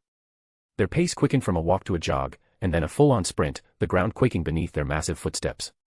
Spider-Man's spidey sense flared, giving him a glimpse of the catastrophic destruction that would ensue if the two creatures collided head-on. His face paled as he realized the severity of the situation. The movie seriously downplayed their destructive capabilities. If they crash with the strength they both have, the shockwave alone would be unimaginable. Hundreds could die just from the impact. Ghost Spider, stop the abomination. Spider-Man shouted urgently as he sprinted toward the Hulk. The Hulk, noticing Spider-Man charging toward him with clear intent, raised both fists high into the air. No one stops the Hulk. Hulk smash. As the Hulk brought his fists down with devastating force, Spider-Man caught them, one in each hand. The impact sent a shockwave of raw power surging through his body, causing his insides to churn. Spider-Man channeled the immense force down through his legs, releasing it into the ground. The asphalt exploded outward, and a massive crater formed beneath them, sending nearby buildings tipping precariously. With a display of his superior strength, Spider-Man pulled the Hulk's fists apart, catching the green giant off guard. Listen, Hulk, you can't fight him here. Not in a city full of people. You'll be putting countless lives at risk. Look around you, at the destruction the abomination has already caused. Now imagine what would happen if you two collided head-on. You're not a killer, Hulk. Let us help you. We'll take the abomination out of the city, to a place far away from people where you can fight to your heart's content. What do you say, big guy? The Hulk growled, his rage palpable. But as he heard the sincerity in Spider-Man's voice, he paused and looked around at the devastation surrounding them. Spider-Man released the Hulk's fists and held up his hands in a gesture of peace. What do you say, big guy? He asked again, his voice calm but urgent. The moment Spider-Man's words registered with the Hulk, the green giant's immense fists unclenched, and a flicker of understanding passed through his enraged eyes. Spider-Man's voice had broken through the storm of fury, reminding him of the innocent lives at stake.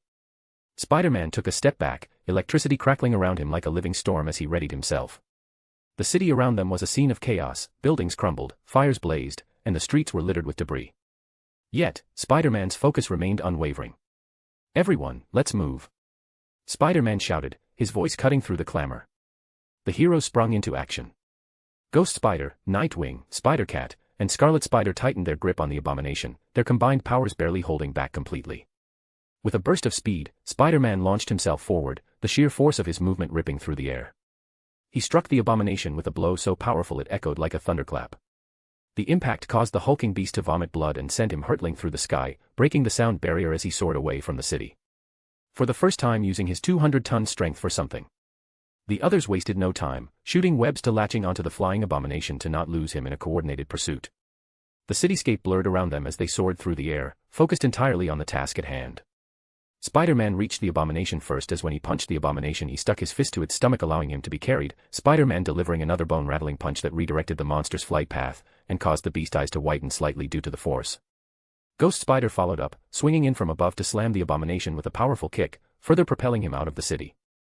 Nightwing, with his acrobatic precision, landed a barrage of explosive gadgets that detonated around the beast, keeping him disoriented, all those explosions keeping the momentum alive. Spider-Cat and Scarlet Spider were relentless, their combined efforts landing blows that sent shockwaves through the air, each hit pushing the abomination further away from the city's limits. They would punch and web the abomination repeatedly. The heroes coordinated their strikes with precision, ensuring that the abomination had no chance to recover or retaliate. As they neared the outskirts of the city, Firestar delivered one final, devastating explosion. The others backed off as she supercharged the air with microwave energy, creating a thunderous explosion that sent the abomination crashing into an open canyon, miles away from the nearest building. The ground trembled from the impact, but there were no more buildings to fall, no more people at risk. The Hulk arrived moments later, landing with a thunderous impact beside the abomination. He let out a deep growl, his massive fists clenched with barely restrained fury. Spider-Man landed nearby, with a sigh of relief and standing tall. "Here you go, big guy," he said, gesturing to the open land around them. "Just like I promised, you can fight him without putting anyone else in danger." The Hulk looked at Spider-Man, then down at the abomination, who was already starting to rise from the crater he'd created, grunting from the pain and vomiting blood continuously while he slowly healed. The Hulk gave a final, grateful nod to Spider-Man. The Hulk roared, his eyes blazing with rage as he leaped toward his foe, ready to unleash his fury in a battle that would no longer threaten innocent lives. As the Hulk and abomination clashed, Spider-Man and the others stood back, prepared to step in if needed but confident that they had done their part. The city was safe, and now the Hulk could fight with all his might. A/N, here's just some images, enjoy them. Images. Patreon.com/shadow_D_monarch3. Chapter 167, Chapter 167.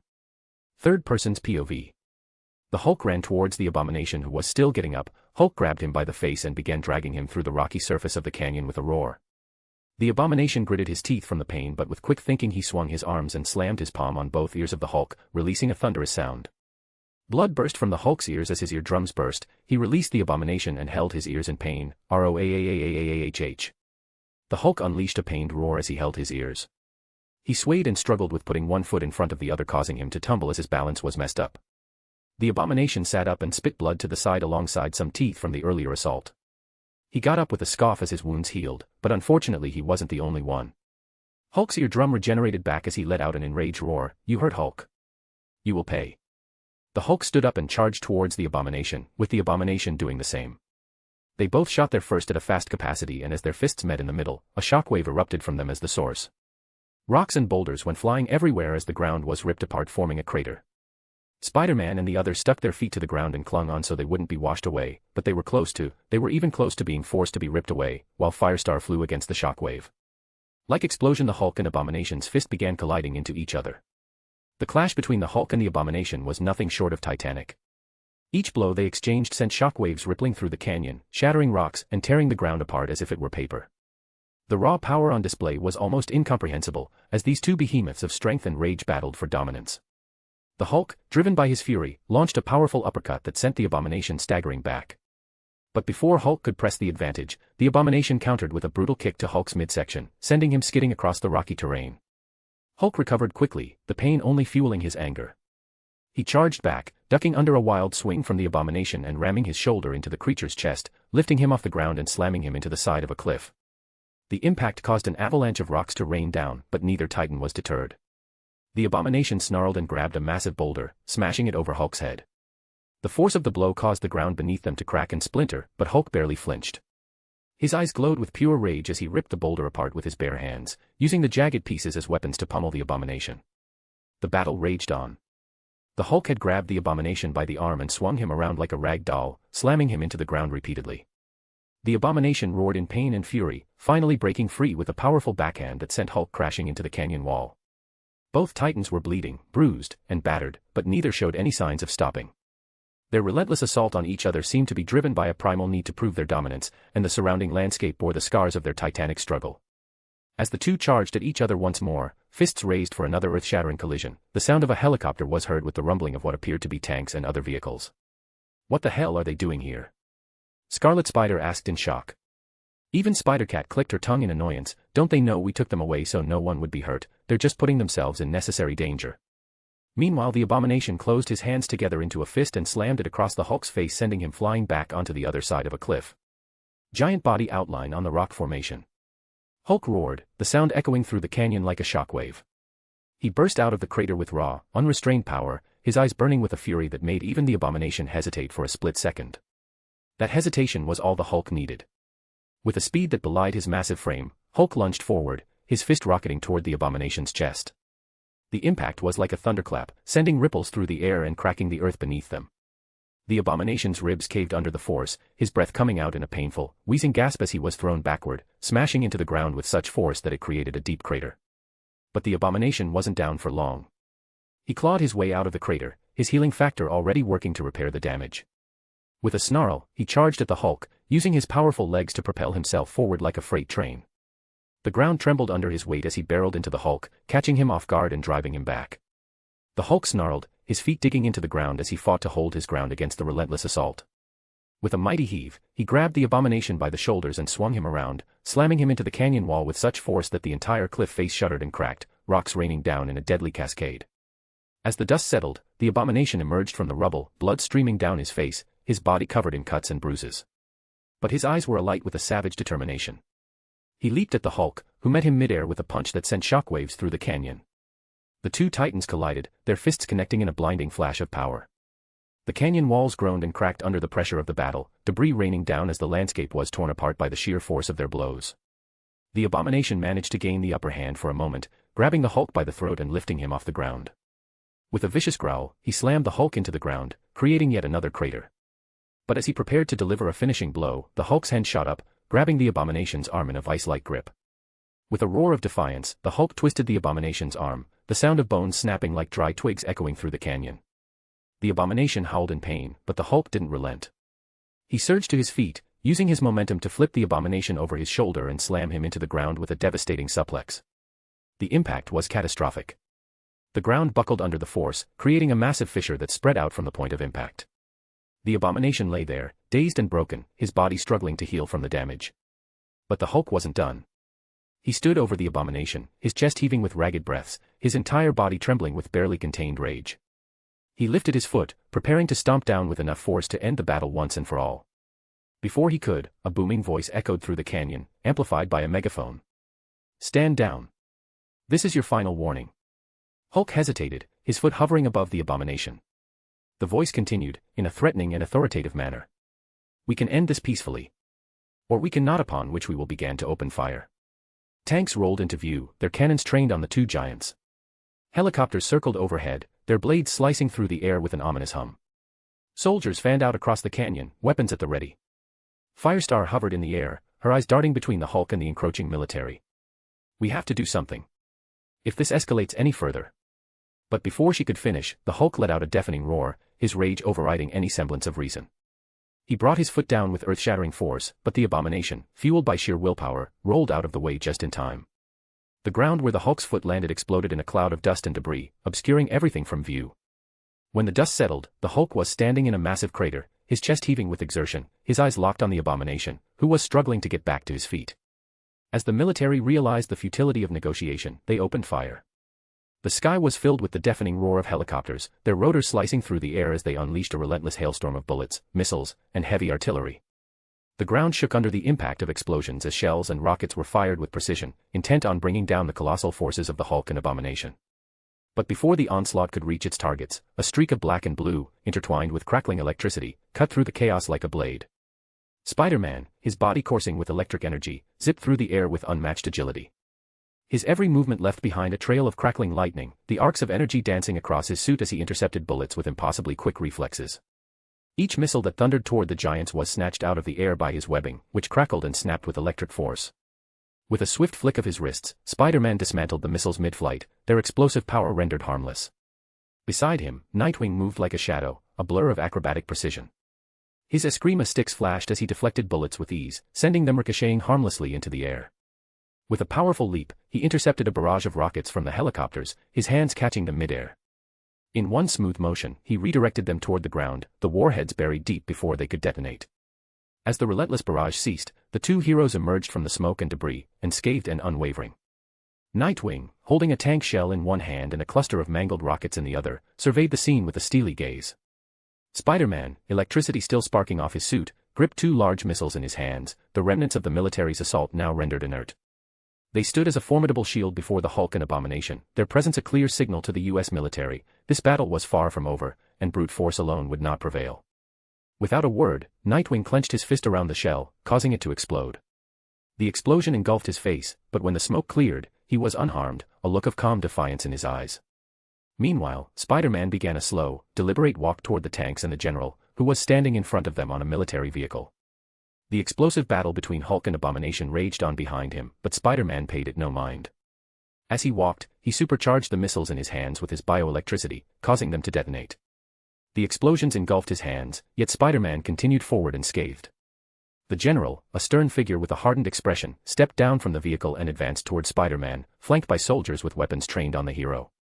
Spider-Man and the general stopped inches apart, tension crackling in the air between them as the world around them seemed to fade into the background. "Spider-Man," the general addressed him coldly, his eyes narrowing.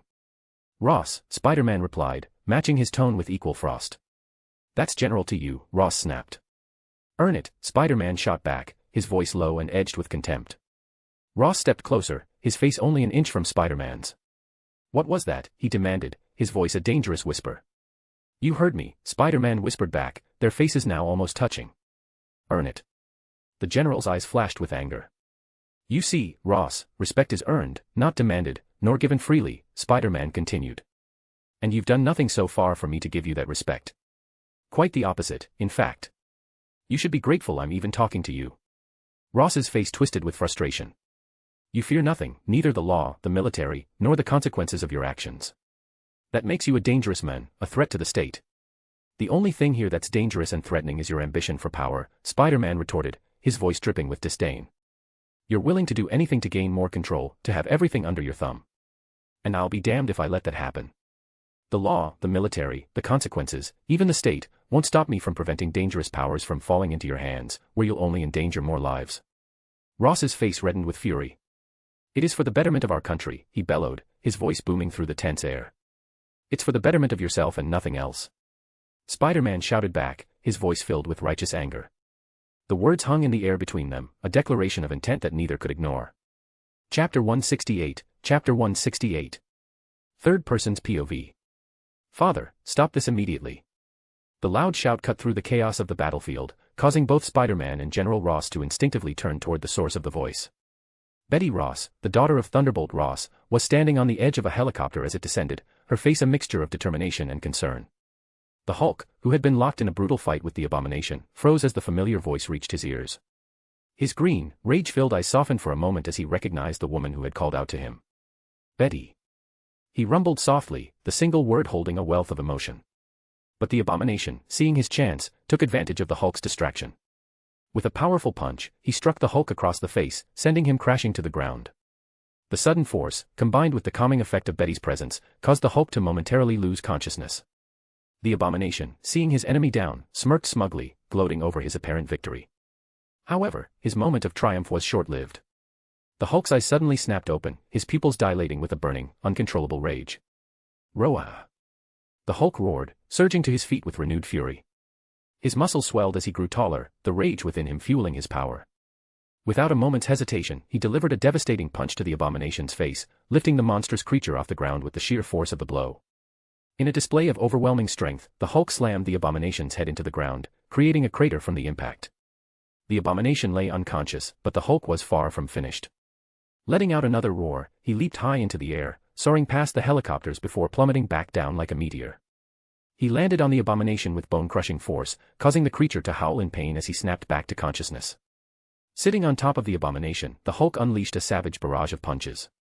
His fists, covered in green blood, rained down with relentless fury, turning the battlefield into a scene of carnage. Blood flew everywhere, covering the Hulk's skin in a gruesome layer that wasn't his own. Each punch seemed more ferocious than the last, driven by a primal need to protect those he cared about. But in his blind rage, the Hulk didn't notice Betty approaching. When he felt a hand on his back, he swung his fist in a powerful backhand, intending to swat away the perceived threat. Ghost Spider, who had quickly intervened, caught the Hulk's fist just in time, preventing it from landing. With one arm, she held Betty close, shielding her from the force of the shockwave that rippled outwards, causing Betty's hair to whip around wildly. "Careful, big guy," Ghost Spider said softly, her voice soothing. That could have gone bad. The Hulk's eyes widened in horror as he realized what had almost happened. "Hulk almost hurt Betty," he said, his voice trembling with guilt. "Hulk almost hurt Hulk's friend." Betty stepped forward, ignoring her father's angry shouts.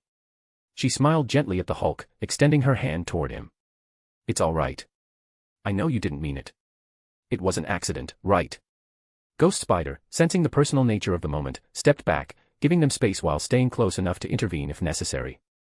The Hulk hesitated for a moment, then slowly met Betty's hand with his own massive one. Hulk doesn't like to see Betty hurt. Hulk is ashamed. Betty squeezed his hand reassuringly. I'm all right, aren't I? Meanwhile, General Ross seethed with frustration, his jaw clenched as he watched the scene unfold. He hated seeing his daughter so close to the Hulk, knowing the danger she was in. Yet, despite his anger and fear, he could do nothing but watch as the monster he despised showed more humanity than he ever expected. Betty's gentle touch and soothing words seemed to calm the Hulk, his enormous frame gradually relaxing. The rage in his eyes dimmed as he focused entirely on her, the blood on his hands and the destruction around him momentarily forgotten. Betty, safe, Hulk rumbled, his voice filled with both relief and sorrow. Yes, I'm safe, Betty reassured him, her voice soft and caring. She squeezed his hand, trying to convey all the comfort she could.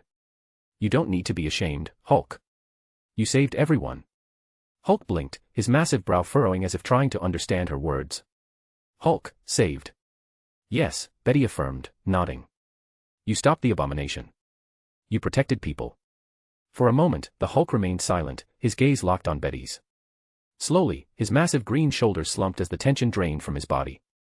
The monstrous anger that had driven him moments ago ebbed away, leaving a more subdued and almost childlike version of the Hulk. Ghost Spider watched the scene unfold, a small, relieved smile on her face.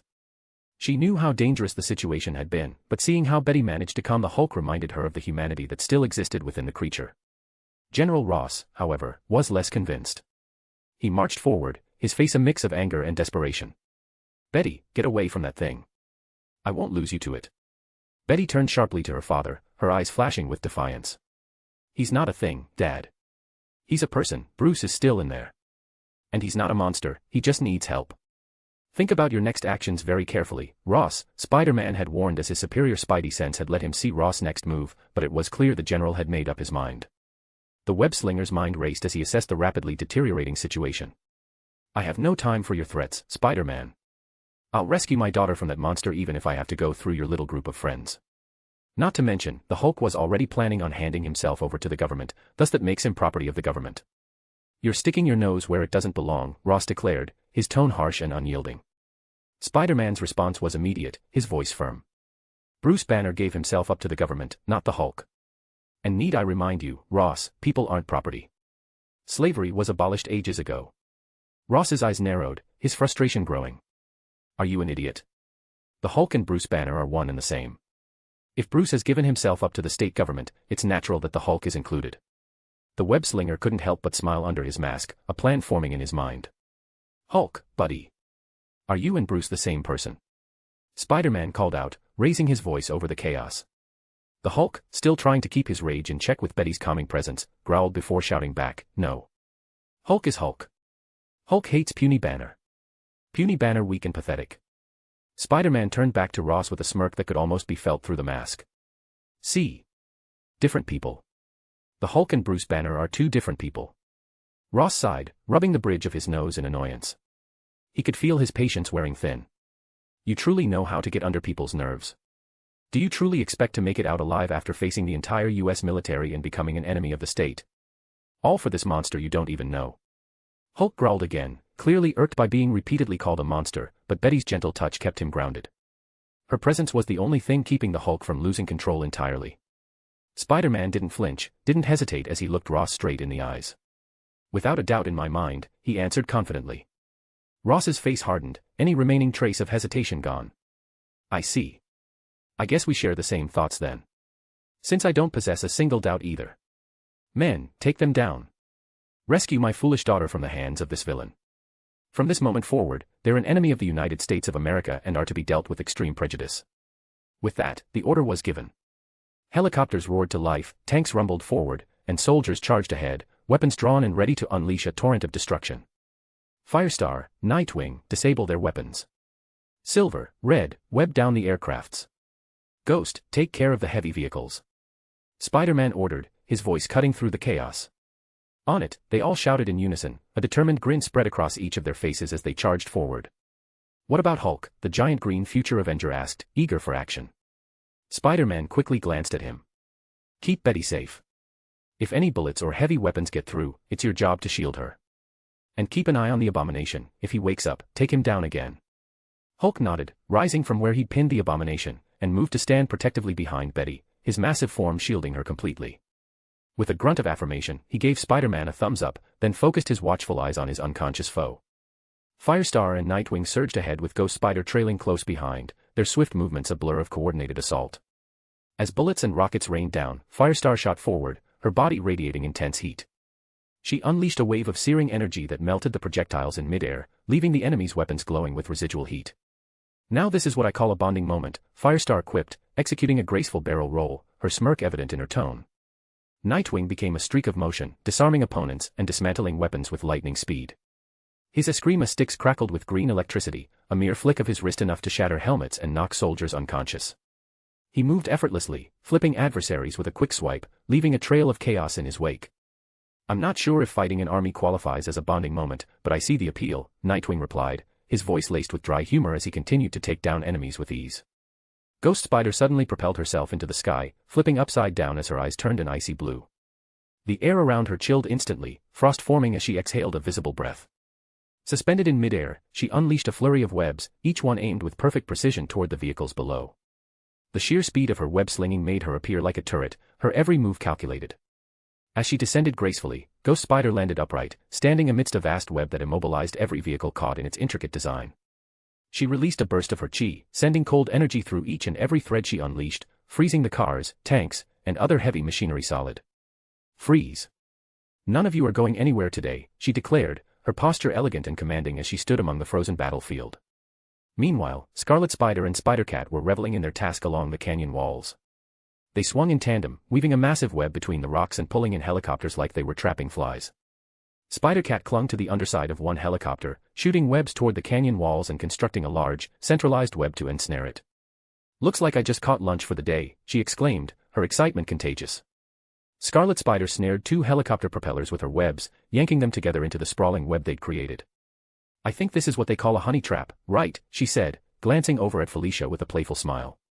Spider-Man just spread his arms out slightly, as if saying, "Look at all of this, I believe in chess this is what they call a checkmate. And now I'm supposed to ask you, what's your next move?" Spider-Man said teasingly, looking at the general expression as veins protruded from his forehead and his eyes turned red from the veins popping out as well. "You see, Ross, the last thing you want to do is make an enemy out of me. I barely moved a muscle during this whole exchange and I seem to have won. So let me ask you this, is declaring me an enemy of the state truly a wise move? Or do you perhaps want to rethink your foolish decision?" Spider-Man said as he continued to taunt. Chapter 169, Chapter 169. Third Person's POV. Seeing that most of the situation was under control, Spider-Man had a thought as he observed Ross' angered expression. "Even though I know S.H.I.E.L.D. is mostly infiltrated by Hydra, it might be best to hand over the Abomination to Fury. The Abomination would be too high profile for Hydra to take without Fury or anyone else noticing, which could lead to them getting caught. So, it's safer to keep him with S.H.I.E.L.D. There's really no safe option. It feels like I'm choosing the lesser of two evils. And the fact that I'm even considering Hydra as the better option says a lot about Ross. I can't take Abomination with me, I have nowhere to hold him, and I'd be charged with kidnapping. Besides, I don't even think I can undo the transformation." Not even a millisecond had passed since Spider-Man had taunted Ross. Ross was about to say something, but Spider-Man placed a finger over Ross' lips, stunning him. "Shoo, I'm making a call. Hey, Arachnid, first bring the Weaver, then call Papa Fury for me, please," Spider-Man said, tapping the side of his helmet with his other hand. He turned his head to the side, completely ignoring Ross, as if he wasn't there, while still keeping his finger over Ross' lips. Ross began turning so red with anger that Spider-Man wondered if he was about to turn into the Red Hulk from sheer rage. Ross swung a fist in a body shot toward Spider-Man, but Spider-Man swatted his hand away before it could connect. "Hello." Fury answered, sounding confused.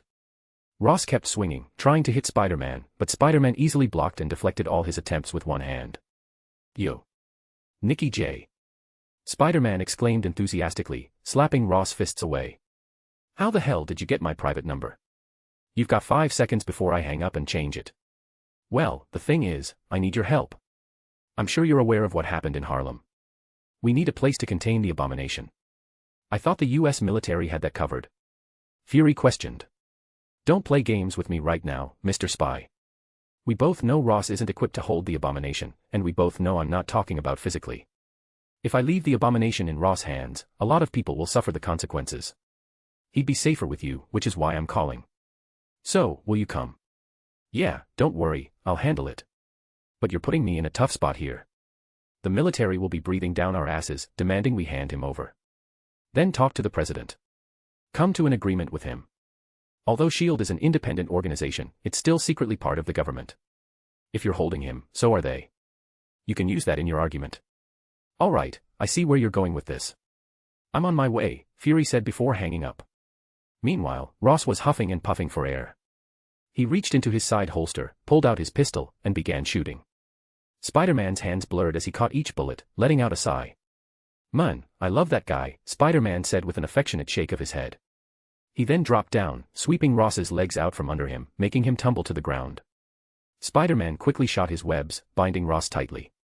No matter how much he struggled, Ross couldn't move. "Release me. You're making a terrible mistake. You're making an enemy out of me. I'll get you for this, Spider-Man." Aha. Finally. Spider-Man celebrated with a fist pump. Ghost Spider landed gracefully next to Spider-Man and looked at him in confusion. "What are you celebrating?" "I've always wanted someone to shout, 'I'll get you for this, Spider-Man,' since I first started. And it's finally happened. I couldn't be happier." "You get happy over the weirdest things, I swear," Ghost Spider said, shaking her head. "Father, the Weaver has arrived," Arachnid informed him. They both then made their way toward the Hulk, where Betty was peeking out as the gunfire had stopped. "Hulk!" Spider-Man called out. The Hulk turned to look at him. "Why don't you come with us?" Spider-Man asked, causing the Hulk to point at himself in confusion as the others joined them. "Hulk doesn't belong anywhere. Hulk is best alone. And how lonely have you been because of it?" Hulk let out a gruff sound at the question. "Hulk isn't lonely," he said in a low voice. "Of course not, you always had Banner with you. Puny Banner isn't Hulk's friend. Puny Banner hates Hulk, so Hulk hates Puny Banner," Hulk said, almost like a child throwing a tantrum. Betty was surprised to hear this. "They really are two different people then. Are you really planning on inviting him to our hideout?" Nightwing asked, his voice laced with concern. "Yeah, don't worry about it, I trust him," Spider-Man replied with a confident nod. "Trust him? We literally just met him," Spider-Cat said, looking at Spider-Man with confusion. "And we're already best friends, right, Hulk?" Spider-Man said, crossing his arms and nodding as if it were obvious. Hulk tilted his head in confusion. "Hulk's friend? Yup. And I want to help you. When you're with me, you won't need to be on the run. We can help you out with whatever you need," Spider-Man said, still nodding. Nightwing leaned over and whispered, "Are you sure this is a good idea? Once you start paying rent and the bills, then you can worry about who we bring in," Spider-Man shot back with a grin. Nightwing gave him a straight look and rolled his eyes. Spider-Man turned to the others. "What do you guys think?" Scarlet Spider was the first to respond. She jumped up and landed on Hulk's shoulder. "I say we bring him along. He seems nice," she said, patting his head. Spider-Cat leaped onto Hulk's other shoulder. "I agree. It could be fun. Plus, we might finally have someone who can beat P.E. Spider-Man," she added, catching herself before almost revealing his identity. "Well, he's certainly fascinating.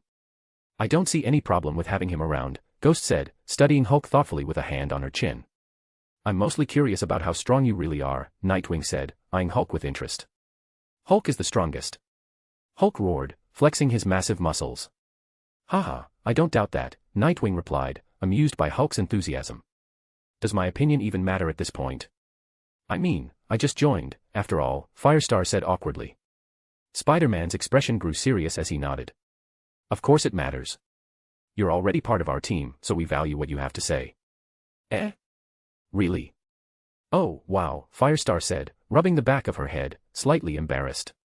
"Well, Hulk fought on our side today, so I say it's okay," she added, giving a thumbs up. Spider-Man nodded. "See, Hulk? With that, you're officially part of the Spider family." Hulk rubbed the back of his head, still a bit confused. "So Hulk goes with you. Hulk won't be hunted." "I can't promise that 100%, but I can promise to protect you and do my best to keep you safe from being hunted down," Spider-Man assured him.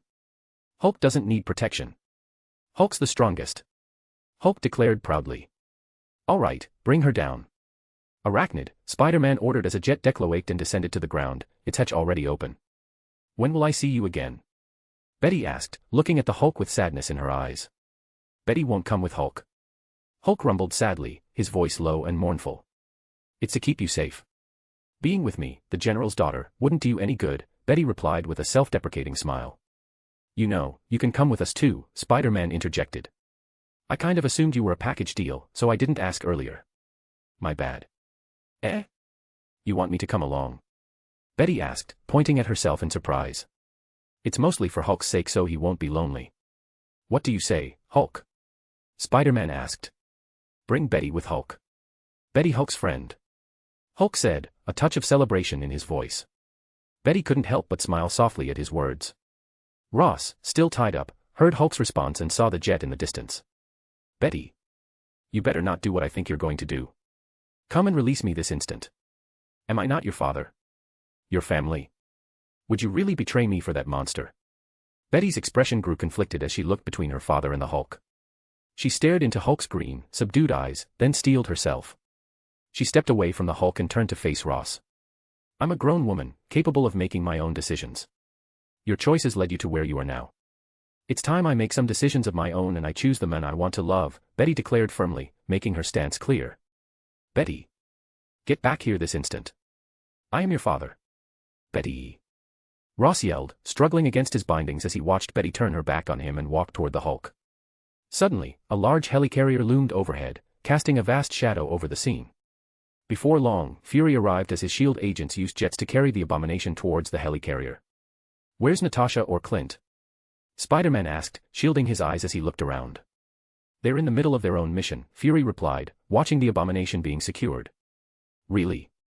Sending two of your best agents away at the same time? Not the smartest move, is it? Spider-Man remarked, shaking his head. I can take care of myself just fine. I don't need your concern, Fury shot back before turning to face Spider-Man, and shouldn't you be on your way? Why are you still here? Just making sure everything's properly taken care of. Wow, you really don't want me around, huh? That honestly kind of hurts. You'd be more tolerable if you weren't the way that you are, Fury quipped. Anyway, what are you going to do about him, he asked, nodding toward the Hulk as he boarded the jet with Betty and the others. Try to help him out while keeping him away from people as best I can. That's why I'm taking Betty with us. I'm hoping she'll be able to calm him down if he ever gets too angry. I see. So, she's the key to keeping him in check, Fury mused, rubbing his chin thoughtfully. Spider-Man rolled his eyes, already sensing where Fury's thoughts were heading. Look, I need to go. Call if you need anything, you've got my number, he said, before turning into a streak of lightning and zipping into the jet. Fury watched with a scoff as the jet blasted off. A small smirk crept onto his face but was quickly wiped away as he turned back to his men. What is General Ross still doing tied up? Untie him. Chapter 170, Chapter 170. Third person's POV. As they flew on the Weaver, Betty turned towards the Hulk, who was simply sitting on the floor with his hands resting on his knees. Ah, Hulk. Can I talk to Bruce for a moment, please? Betty asked, carefully wording her question so as not to upset him. There is no need for puny banter. Hulk is all that matters, he scoffed. Betty placed her hands gently on his large ones. Please, she said, giving him a pleading look. Hulk wanted to refuse again, but he faltered at her earnest gaze. His shoulders slumped in defeat as he let out a grumble, fine. Hulk shall retreat for now. Just because Hulk's friend asked. Thank you, Betty said graciously. The Hulk grumbled some more before he began to shrink, his anger long since past, leaving him stubbornly clinging to control. It wasn't long before Bruce sat where the Hulk had been, shirtless, with pants comically too oversized for him. His eyes were foggy, still disoriented from the transformation. To his surprise, he was tackled to the ground as Betty wrapped her arms around him. Bruce, she shouted, tears in her eyes. Huh? Betty. Where are we? Greetings, Earthlings, Spider-Man said, walking towards Bruce with the Spock hand sign, mimicking an alien's voice. You are in our mothership, where we have decided to take you to our home planet, Arachnia, for further investigation. Nightwing and the others had to turn away to stop themselves from laughing. Even Betty had an amused expression, while Bruce looked shocked. What, are you serious? Nah, man, I'm just messing with you. You should have seen your face, Spider-Man said, lowering his hands and speaking normally. Bruce let out a sigh of relief, while Betty giggled in amusement. Arachnia. That's absolutely brilliant. How did you even come up with that? Spider-Cat asked, laughing. It was literally on the fly, Spider-Man smirked. I still don't understand what's going on, Bruce said awkwardly, looking at Betty. Betty didn't answer. She simply grabbed his face and kissed him deeply. Oh. Spider-Man said, covering his mask's eyes and turning around. "We'll give you guys some privacy." When Betty let go, Bruce just sat there, stunned, not knowing how to react. Betty returned to hugging him. "Oh, Bruce, I'm so glad you're all right." "Yeah, don't worry, I'm fine," Bruce reassured her, then turned towards Spider-Man and the others. "Now, for real, what is going on?" "Well, the Hulk and I became really good friends, and he agreed to join us. We were hoping to help you out with your problem." "Help me out?" "Help me out how?" "Because trust me, I've tried everything in my power to get rid of this thing, and nothing's worked. The last help I got involved someone experimenting with my blood and creating another version of my problem. So forgive me if I'm not very receptive to what you have to offer," Bruce said, a bit suspiciously. "Bruce, you can trust them," Betty said, trying to reassure him. "What? Why should I?" "I don't even know them," Bruce replied, looking at Betty in confusion. "Because they're heroes. Helping people is what they do. They want to help you, too." "Heroes? Seriously? Is that why they're wearing ridiculous outfits?" Bruce asked, raising an eyebrow. "Oi!" Spider-Man exclaimed, offended. "Not cool, dude," Nightwing said, shaking his head in disapproval. "We should throw you off this jet for your words alone," Spider-Cat scoffed, glaring at him. "I thought we looked nice, though." Scarlet Spider mumbled, looking herself over. "Bruce, don't be mean. They're good people trying to help you," Betty said, giving him a disapproving look. Bruce sighed. "Look, I'm sure you mean well, but even the military is supposed to be the good guys who help, and look how that turned out. So if I come off a little hostile, it's because I can't be sure what your objectives are. At least with the military, I know what they're after. But you guys? Nada. I don't know who you guys are, your objectives, and what you benefit from helping me out. I'm sorry, but I simply cannot trust." They all remained silent, understanding where Bruce was coming from. He had been hurt too many times and had lost faith in people's goodwill. Spider-Man nodded towards Bruce. "I understand." Spider-Man walked up to Bruce, sat down in front of him, crossed his legs. He reached up, took off his mask, and revealed his face to Bruce. "What the hell are you doing?" The others shouted in shock, unable to believe what they were seeing. Betty's eyes widened, as did Bruce's. "You? How old are you?" Bruce asked, taken aback by how young Peter looked. "My name is Peter Parker. I'm 15 years old." "And Bruce Banner, I want to help you," Peter said, looking straight into Bruce's eyes with a serious expression. Everyone in the jet stood in stunned silence. Betty had her hands over her head. "You're telling me New York's most famous and popular hero is literally a child? Peter. What are you doing? Are you sure about this?" Ghost Spider asked in a serious tone, knowing how much Peter valued keeping his identity secret, and all the trouble he went through so no one would know. "Yeah, Bruce wouldn't have accepted our help any other way. To gain his trust, I threw all my cards on the table." Peter nodded confidently, without a hint of regret. "Why? Why do you want to help me so much?" Bruce asked, surprised. "Have you ever heard the term noblesse oblige? Are you serious?" Bruce asked, recognizing the term, knowing what it meant and what it entailed. Peter nodded. "When I took on the mantle of a hero and started parading myself as such, it became my duty and responsibility to help everyone I see suffering in front of me, to help those in need who can't help themselves. And Bruce Banner, when I look into your eyes, all I see is a man who knows nothing but suffering. So it's my responsibility and duty to help you." Bruce couldn't help but chuckle. "So you want to help me because it's your responsibility, huh?" Bruce couldn't help but find it admirable that a kid had such a deep sense of responsibility. Peter turned toward the others and gave an awkward smile. "Sorry for being selfish, guys." Nightwing didn't hesitate as he reached for his mask and took it off. "Nah, we all signed up for this when we decided to be heroes. Noblesse oblige, right? Then it's my duty as well. If this is the only way, who am I to judge?" Betty was taken aback again, seeing Harry's face. She looked around the room and, with a serious expression, asked, "Are every single one of you just teenagers?" They all sighed and reached for their masks, removing them as well, following Peter's and Harry's example. "This is insane," Betty said, looking at them with a serious expression, her voice trembling with emotion. "You are all children.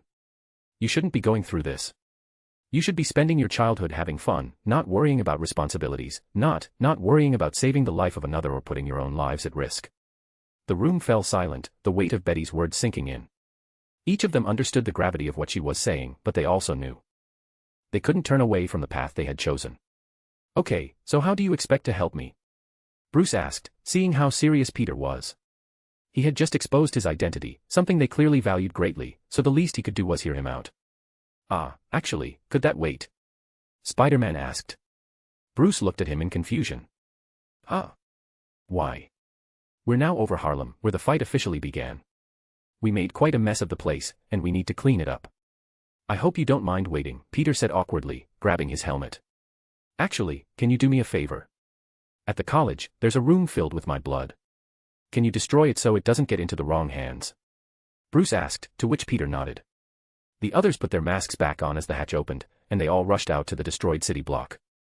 Betty and Bruce were left alone in the jet. Betty sighed as she leaned back against the wall next to where Bruce was sitting. You seem really affected by the fact that they're children. Bruce said, not knowing any other way to start a conversation. That's because you don't know who they are, Bruce. You've been in hiding, so you aren't aware of what they've done for the city. Especially Spider-Man and Ghost Spider, the girl in the white spider costume, Betty clarified. They're good people who've helped everyone they could. People love them and look up to them. Even though they receive some hate for what they do, they don't let it stop them. It sounds like you look up to them. Bruce said curiously. That's because I did. Honestly, finding out they're just kids doing what they believe is right makes me admire them even more. To choose the life they have takes a lot of courage. Their identities have always remained a mystery, so for them to reveal themselves to you just because they want to help you is something you should really appreciate, Betty sighed. Just how much did I miss by being away and in hiding? Bruce asked awkwardly. Betty smiled and nudged him. Don't worry, I'll fill you in on everything you've missed. Aren't I lucky? Bruce smirked. Please don't have intercourse in the vehicle. The sudden voice caused them to jump and look around cautiously. Hello. Betty called out, as it was a voice she hadn't heard before. Hello to you too, Ms. Betty Ross, and Dr. Bruce Banner. Wait, are you this ship's AI? Bruce asked, as that seemed the most logical explanation for the sudden voice. An observant one, aren't you? Guilty as charged. The name is Arachnid, you may refer to me as Arya, she said proudly, appearing as a holographic projection. You look so adorable, and what can we do for you? Betty said, looking at Arya, who appeared in her own hero costume. I've come to give you a warning, Arya said, her voice turning serious. Father is way too trusting sometimes, and I believe what he just did was very reckless. I'm here to warn you not to even think of betraying the trust he has put in you both by revealing his identity, or there will be consequences to be paid. Although they knew they should be taking her seriously with the threats she was making, they couldn't help but find it difficult due to how cute she appeared and sounded. Bruce was mostly surprised. You seem like a sophisticated AI. You have feelings, emotions, and act independently from your creator, who I'm guessing is Peter Parker, as you referred to him as father. Arya put a hand on her hips. But of course. My father is a genius, he was able to make someone as great as I am, she said, puffing her chest out and lifting her chin high. Seeing how loyal she is to her creator, I guess we don't have to worry about her going rogue. Not that it really matters. But it does mean that this Peter Parker is an intelligent individual, even at just 15 years old. Maybe, just maybe, he could really help me out. Bruce couldn't help but sigh outwardly. I'm seriously getting hopeful that a kid is going to be the one to help me. Chapter 171, Chapter 171. Third person's POV. As Spider-Man and the others landed, they immediately began cleaning up the mess they had caused. Ghost, Firestar, handle the situation with his blood, Spider-Man quietly instructed, ensuring the military wouldn't overhear. We'll keep everyone else distracted while you both take care of it. They both nodded and discreetly made their way toward the college, which was mostly deserted due to the damage from the fire. Arya, without needing further instruction, scanned the area and highlighted a back corner of the building. There, I'm detecting a large concentration of blood. If I had to guess, it belongs to Bruce Banner, she informed them. Sneaking their way through the college, Ghost Spider and Firestar found a lab with multiple vials of blood. Though some placeholders were empty and a few vials were broken, the blood samples were still secured. Without hesitation, Ghost Spider and Firestar began destroying the vials. Ghost froze them until they shattered in her hands, while Firestar heated them until the blood evaporated into steam. Suddenly, Ghost Spider tapped the side of her head, sensing someone attempting to make a telepathic connection with her. There's a small crate of blood being extracted by the military, Scarlet Spider relayed through the mental link. Asterisk, they're taking the samples slowly to avoid detection. Peter has a new plan. Have Lizzie cause a delayed explosion to wipe out the remaining samples, while you sneak in and retrieve the crate. Asterisk.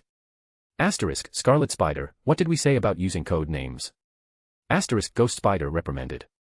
Asterisk, this is a spider-only telepathic link. No big deal, asterisk, Scarlet Spider responded casually. Asterisk, we agreed to be cautious. Even telepathic links could be compromised. When we're in costume, it's code names only. We don't want another Spider-Cat incident, do we? Asterisk. Asterisk, ugh, fine. You're right. I'll be more careful, asterisk Scarlet Spider sighed. Asterisk, just because Spider-Man gave away his identity earlier doesn't mean we can be reckless. If anything, we have to be more vigilant. Asterisk. With the plan in mind, Ghost Spider turned to Firestar and relayed the updated orders from Spider-Man. She then sneaked out of the college, activating her camouflage to become invisible. She quickly made her way toward the military staging area, where trucks were being loaded. Ghost perched on a lamppost and tapped the side of her mask, scanning the area. A few crates were highlighted, showing vials of blood inside, hidden in what appeared to be ammo boxes. The military personnel guarding the crates were on high alert, weapons in hand. But Ghost wasn't concerned. With her new camouflage abilities, she smirked. That's it, she thought, as an idea formed in her mind. She fired her webs, which turned invisible due to the upgrades her camouflage underwent. The invisible webbing flew toward the crates. She watched as they vanished from sight, her web cloaking them, passing the camouflaging effects from her body through her webs. Smirking again, she pulled the crates toward her, unnoticed by the soldiers. She froze the blood inside until it shattered like ice. Ghost systematically destroyed every sample. As she finished the last one, an explosion erupted inside the college, causing panic among the soldiers. Meanwhile, nearby civilians looked on with sorrow, seeing the devastation of their homes. Spider-Man, observing their expressions, had a thoughtful look. I should start Feast and have Aunt May and Uncle Ben run it. After a few minutes, Spider-Man and the others finished organizing the rubble so it could be recycled. News crews that have long since arrived were filming the heroes' efforts. One reporter spotted Firestar, the newest member of the team, and called out to her. Firestar, realizing it was still the day of her debut, she smiled and officially introduced her hero name. Firestar, let's go. Nightwing called from above. Coming. Duty calls. She winked at the reporter before blasting off into the sky. Spider-Man and the rest of the team followed suit, swinging away and disappearing from view. Back at the Weaver, they found Bruce and Betty seated in front of a hologram of Arya in her spider costume, glaring at them. Arya, what are you doing? Spider-Man asked with amusement. Watching them. She replied, dramatically pointing two fingers at her eyes before pointing back at Bruce and Betty repeatedly. Her hologram flickered away. Well, she's lovely, Bruce said sarcastically. Betty chuckled, finding the exchange amusing. Bruce then turned serious. Look, I don't want to sound ungrateful, but can you just tell me how you're going to help me? Peter nodded, removing his helmet as he sat down in front of them. How do I explain this in a way that would be easier to understand? Let me put it this way. The Hulk is something unknown to you, and when humans are faced with the unknown, they fear it. They try to eliminate what scares them. No, I understand the Hulk perfectly, Bruce countered, shaking his head. He's a violent creature driven by nothing but anger and destruction. Whenever he surfaces, people get hurt. You're proving my point, Bruce, Peter said calmly. If you think that's all there is to the Hulk, you really don't know him at all. I'm sure Betty can tell you that the Hulk is capable of more than just rage. There's kindness, compassion, and so many other emotions within him. How is this supposed to help me get rid of him? Bruce asked, looking at Peter in confusion. Peter's shoulders slumped as he sighed. Honestly, Bruce. You're annoying. I can see why the Hulk doesn't like you. Wah. If you'd just let me talk without interrupting every few seconds, you'd know what I was planning, Peter said, irritation evident in his voice. Right, sorry, Bruce mumbled awkwardly, while Betty turned away, covering her mouth to hide a laugh. I'm not trying to get rid of the Hulk. I'm trying to help you learn to live with him. Okay, so I see I'm wasting my time. For the love of God, Bruce, shut up. Peter snapped. Oh, Peter snapped, Felicia teased, clearly amused. I don't think I've ever seen him lose his cool like this before, MJ said, equally entertained. Peter hates it when someone interrupts him during an important explanation. It's one of his biggest pet peeves, Gwen added with a chuckle. Jesus Christ, Peter muttered, pinching the bridge of his nose. Bruce, honey, you need to let him finish, Betty said, rubbing Bruce's back sympathetically. I know you're impatient, but we're not going anywhere if you don't let him explain. You're right. I'm sorry. Patience isn't one of my strong suits, Bruce admitted apologetically. I'm sorry for yelling. I shouldn't have done that. Just don't interrupt me again, Peter sighed, then cleared his throat. As I was saying before I was rudely interrupted, he said, giving Bruce a side eye, there's more to the Hulk than you understand. The Hulk is a part of you, a manifestation of all the anger you've bottled up over the years, given form by the gamma radiation. Whether you like it or not, the Hulk is a part of you. You just don't fully understand what he is yet. Peter continued, now, when people fear the unknown, the way to move past it is to understand it. The unknown becomes the known. Getting rid of the Hulk would be like getting rid of a part of yourself. And as a scientist, you should know that's not a good thing. The Hulk is your inner demon, so to speak, and the most effective way to deal with inner demons. You learn to live with them. Peter looked directly at Bruce. The only way to stop your suffering, to stop your fear, and to control the Hulk is to understand him. Once you do that, you can learn how to live with him. Bruce sat in silence, not saying a word. The awkward quiet stretched on, causing Peter to frown.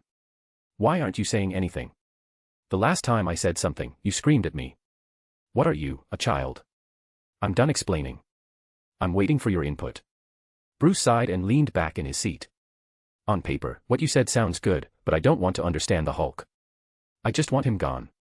And the Hulk doesn't seem like the type to cooperate. How can I understand him without putting people in danger? Honestly, Bruce, what other choice do you have? You've tried everything to get rid of him, and nothing's worked. This is literally your only option. And don't worry about communication.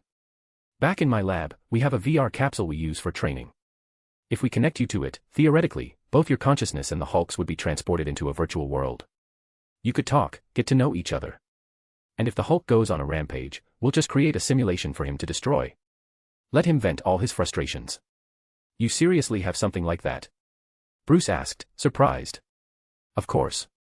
After all, who's the smartest guy alive? Peter smirked, glancing at his friends. Reed Richards, they all said in unison. Come on. Where's the loyalty? I thought you guys were on my side. Peter said, feigning shock at their betrayal. Reed still holds the title. If you take it from him, we'll say you, Harry teased with a grin. You're all fake friends. Every single one of you, Peter grumbled. Suddenly, the ship jolted as they descended. Peter turned to Bruce. Look, we're back at our hideout. So, are you up for it or not? Bruce sighed deeply. Like you said, what other choice do I have? We all have to confront our demons at some point, right? Chapter 172, Chapter 172. Third person's POV. As the Weaver landed in the lab, Peter began walking backward with his arms spread wide. Welcome to the Spider Cave, Peter said in a dramatic, deep voice, a huge grin on his face. Bruce and Betty stepped out of the jet, both wearing astonished expressions as they took in the vastness of the space. Now that's what I call a grand debut if I do say so myself, Lizzie said, happily marching beside Harry. Not yet. Peter called out, pointing a finger at her. What now? What could I have possibly missed? Lizzie asked in exasperation. You missed jumping from the tallest building in the city. It's tradition. Just because you can fly doesn't mean you get to skip it. We did it, so you will too, Peter said with a smirk. Lizzie groaned. You are so annoying. Peter's right, Lizzie, Gwen chimed in. He and I did it when we started, and we made those three do it too when it was their turn, she added with a grin. Fine, I got it, Lizzie sighed, slumping her shoulders as Harry patted her back affectionately. Peter then turned to Bruce. You ready to get started? No, but let's get this over with, Bruce replied with a sigh. As Gwen walked away, she discreetly pulled out a vial of blood she had collected for later study, intending to store it in refrigeration. Betty raised her hand slightly toward Peter. Confused, Peter gave her a high five. No, Betty laughed, I just had a question. You don't need to raise your hand. Go ahead and ask, Peter said, waving her off. When Bruce goes into the VR world, could I follow him inside? You know, for emotional support. I was planning on giving them a moment alone while we secretly spied from the outside, Peter teased, but it's up to Bruce. Bruce pondered for a moment. We don't know how safe this is, so it's better if I go in alone first. I need to talk to him one-on-one, without being spied on, Bruce said, giving Peter a pointed look. Peter grinned and gave him a thumbs up. Don't worry, we'll respect your privacy. Behind Peter, Felicia and MJ exchanged amused looks as Peter crossed his fingers behind his back. But before you go in, you'll need something to wear, Peter said, eyeing Bruce, who was struggling to keep his pants up. Come with me. Peter led Bruce to a changing room and introduced him to the unstable molecule fiber suits. Can I buy a couple of outfits made from this material? Bruce asked. Do you have any idea how much I've spent on clothes that rip every time I transform into the big guy? I'll have a set ready for you after your session, Peter promised, giving Bruce privacy to change. When Bruce emerged, he looked down at his new suit, impressed. Wow, this feels great. Peter led him to the VR capsule room, where the others were waiting. Betty was running her hands over the capsules, her eyes wide with amazement. These look straight out of a sci-fi movie. Pick whichever one looks the comfiest, and let us do the rest, Peter said, gesturing toward the capsules. Bruce sighed and glanced at Peter. I'm trusting you with this. Don't let me down. Peter winked. You can ask the ladies. Disappointment isn't really my thing. Bruce gave him a wary look. He's going to kill me and everyone I love. I just know it. Just get in, Peter ordered, his expression deadpan as Felicia and MJ slipped out of the room. Bruce opened the capsule, releasing a white mist. As he stepped inside, Peter signaled Betty to close the lid. As the capsule sealed shut, green liquid began filling the chamber. Betty and Bruce exchanged confused looks, prompting Peter to explain, it's a nutrient solution to sustain your body if you stay inside for an extended period. They nodded in understanding, and soon, Bruce's eyes grew heavy, his consciousness slipping away. His eyelids fluttered shut, only to snap open again, glowing green. Peter froze momentarily before exhaling in relief as Bruce's eyes finally closed for good. Everyone else let out a collective breath they didn't realize they'd been holding. Felicia re-entered, carrying a stack of chairs, while MJ followed behind with a tray of snacks. We brought food for the show. MJ announced, striking a playful pose like a waitress. I thought we were respecting his privacy. Betty asked, her frown deepening. Peter sheepishly held up his crossed fingers. I may have bent the rules a little. He handed her a chair. You're welcome to leave if you want. No one's forcing you to stay. Betty hesitated for a moment before grabbing the chair. And miss this? Not a chance, she said with a grin, her frown melting away. Arya, set the time dilation to 1:1 and show us what's going on inside, Peter ordered. Bruce's eyes fluttered open, finding himself in a vast, empty white space. As he scanned the room, he turned to see the Hulk, who mirrored his movements. They stared at each other for a tense moment. So, you're him, huh? You're the Hulk, Bruce said, starting to walk in a slow circle, sizing up the towering green giant. Hulk began pacing as well, his eyes locked on Bruce. You. Puny Banner. Hulk doesn't like Puny Banner. Well, I can't say I'm a big fan of yours either, Bruce replied with obvious displeasure. Puny Banner weak, Hulk rumbled. Bruce's irritation flared. Can you stop calling me that? It's annoying. No. Puny Banner is Puny Banner. Puny Banner weak, puny, pathetic. If I'm weak, then what does that make you? Bruce shot back. You're a part of me, aren't you? If I'm weak, then so are you. No. Hulk bellowed, his voice booming. Hulk is strongest. Hulk always saving Puny Banner. Puny Banner would be dead without Hulk. I never asked for your help. I never wanted you in my life. Bruce shouted, fists clenched. Hulk growled, stepping closer, his massive frame casting a shadow over Bruce. You think Hulk wants to be inside Puny Banner? Puny Banner always sad, always blaming Hulk for everything. Hulk is not problem, Puny Banner is. Bruce's voice rose. You are literally the reason the military is hunting me. Every time you come out, I lose control and people end up dead. Roar air.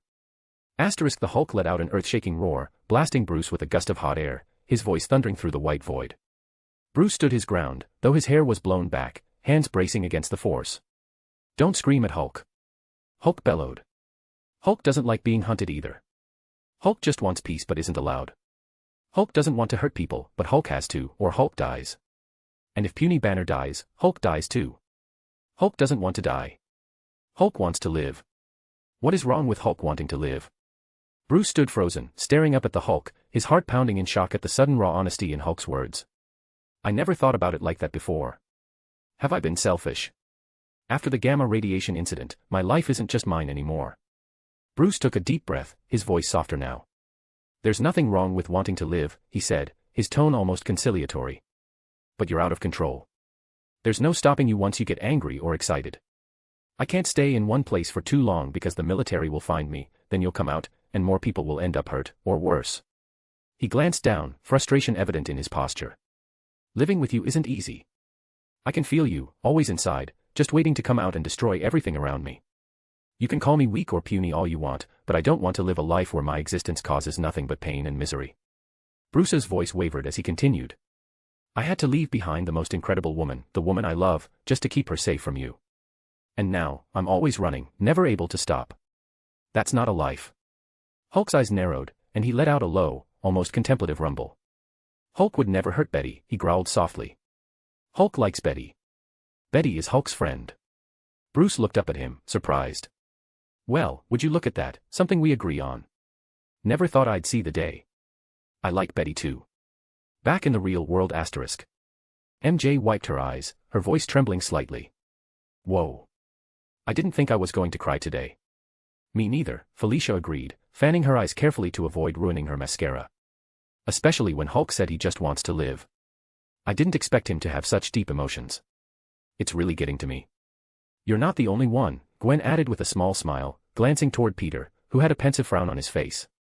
Peter exhaled, then turned to Betty. Would you look at that, looks like you're one of the main reasons Hulk and Bruce might actually learn to get along. Betty, blushing at Bruce's earlier words, smiled softly. Lizzie clasped her hands together excitedly. Oh my God, that's so cute. The power of love solved everything. That's, like, so romantic. Betty's face flushed a deeper shade of pink as she realized how much Bruce had revealed about his feelings for her. Back in the virtual world asterisk. Bruce studied the Hulk for a moment longer, feeling an odd sense of calm settle over him. This towering, seemingly mindless force of rage had now shown a side Bruce had never considered before. Bruce glanced down at his hands, reflecting on the inner struggle that had consumed his life. Living with my own inner demons. Bruce let out a deep sigh, then looked back up at the Hulk. Why don't we start over, he suggested, his voice more sincere. Get to really know each other. You've been living inside of me for so many years, and this is the first time we've had a proper conversation. Hulk huffed, his breath heavy and filled with his usual frustration, but he let out a small growl of agreement. Fine, he rumbled, Hulk agrees. A smile crept onto Bruce's face as he extended his hand. Hello, I'm Bruce Banner. Hulk, after a brief pause, reached out and gripped Bruce's hand in his own massive one. Their eyes locked, green meeting brown as the Hulk spoke. Hulk is Hulk. Chapter 173, Chapter 173. Third Person's POV. Date, May 12, 2035. Location, New York City. In a large mansion, a boy no older than 15 was doing push-ups in front of a mirror. He had striking blue eyes and silver hair, his toned body showcasing strength far beyond what any kid his age should possess. His face was set in a serious expression as he moved up and down, focused entirely on his workout.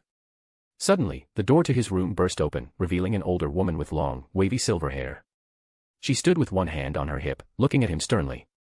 Felix Parker, I know damn well you heard me. Get ready for school. You're already late, and your siblings have left you behind, she snapped. Sorry, I overslept and had to get my exercise in, Felix replied, not breaking his rhythm. 1. You always oversleep. You need a better excuse. And 2. I still don't understand why you work out, you have super strength. What's the point? It's not about getting stronger, Felix said, standing up and dusting off his hands. It's about discipline. By doing something pointless, I train myself to do the things that matter without complaining. You wouldn't understand. Whatever. Wash your hands and come eat. You might as well fill your stomach since you're already late, his mother replied with a sigh. Felix got ready quickly, throwing on a black leather jacket over a white shirt, with a silver chain hanging around his neck. He grabbed his bag and slung it over his shoulder, making his way down the long corridor. With a grin, he slid down the stair railing, landing gracefully at the bottom. As he entered the kitchen, he found his mother setting a plate of breakfast for him. Felix reached for a waffle and waved it in her direction before trying to make a hasty exit. Unfortunately for him, his mother grabbed him and made him sit down. Eat properly, young man, she said, her sharp, feline-like eyes daring him to argue. All right, geez, he muttered, stuffing some food in his mouth. So, why didn't the others wait for me? You're really asking me that? You know how you oversleep. No one can wake you, and they're tired of waiting. I blame your genes for my sleeping problems. Yeah, keep telling yourself that, you big sleeping cat, she teased with a smirk. Once Felix finished eating, he stood to leave, but once again, his mother stopped him. With a sigh, he leaned toward her, his shoulders slumped. She grabbed his chin and kissed his cheek repeatedly. Bye, honey. Love you, she cooed. Love you too, he muttered, cheeks flushing red as he hurried out of the house. Watching him go, she smiled and picked up her phone. Call hubby. The phone rang briefly before a familiar voice answered on the other end. Hello, love. Hubby, he finally made it out of the house, she said with a chuckle. Ha. So it's that time, huh? I still remember it like it was yesterday. Of course you do, you've got an eidetic memory. Meanwhile, Felix was casually walking toward school. Asterisk, I don't get why the others always rush. I enjoy taking my time, asterisk. His thoughts were interrupted when his watch beeped, and he groaned in annoyance.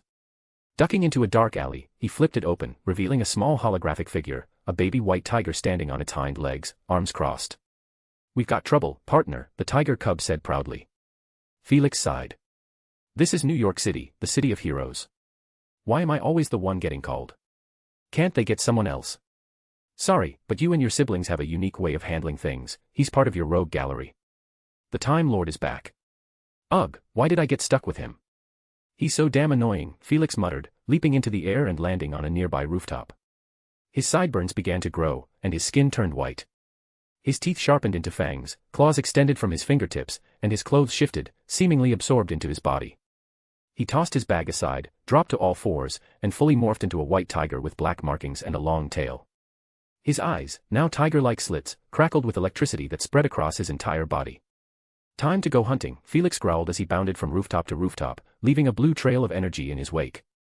Eventually, he started running through the air itself, defying gravity. When Felix arrived on the scene, he spotted an old man wearing a monocle, a green suit, and a top hat with a clock embedded in the center. The man was draining a green light from another person, who was rapidly aging as the Time Lord rejuvenated himself. Felix let out a powerful roar that froze the Time Lord in his tracks. The villain dropped the man and turned to face the charging white tiger. Well, if it isn't the White Fang. I've absorbed enough temporal energy to make this interesting. The Time Lord made a hand sign, freezing time around him as he opened a portal behind himself and began to retreat. Despite the time freeze, White Fang moved effortlessly through it. Winston, call Uncle Strange to help the guy. Felix commanded as he leapt through the slowly closing portal. On the other side, he found the Time Lord waiting for him. As I thought, not even frozen time can stop you. Where are we, Time Lord? White Fang growled, eyes narrowing. The now youthful man spread his arms, gesturing to the liquid-like, gray surroundings. Isn't it obvious? We're in the stream of time, our new battleground. Felix's claws crackled with blue electricity as he slashed at the air, sending arcs of plasma toward the Time Lord. The villain calmly held his top hat, freezing the attack midair. Here's something you should know, young cub. In this place, I am the strongest. Here, surrounded by time itself, I reign supreme. Felix, in his White Fang form, glared at the Time Lord, feeling the weight of the temporal stream pressing around him. The eerie gray liquid that composed the flow of time rippled as the two adversaries faced off. Felix's plasma-charged claw marks hung suspended in midair, frozen by the distortions of time. The Time Lord chuckled, confidence radiating from his rejuvenated form. You're impressive, cub. But in the stream of time, I see everything you will do before you even think of doing it. You can't win. Felix's fangs gleamed as he smirked. Then I guess I'll have to stop thinking and start acting.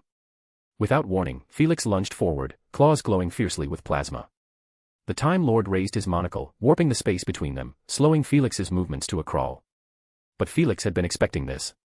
Instead of fighting the distortion, he let his instincts guide him.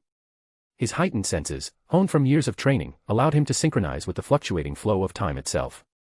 The Time Lord, expecting an easy victory, took a step back, ready to freeze Felix in place once more.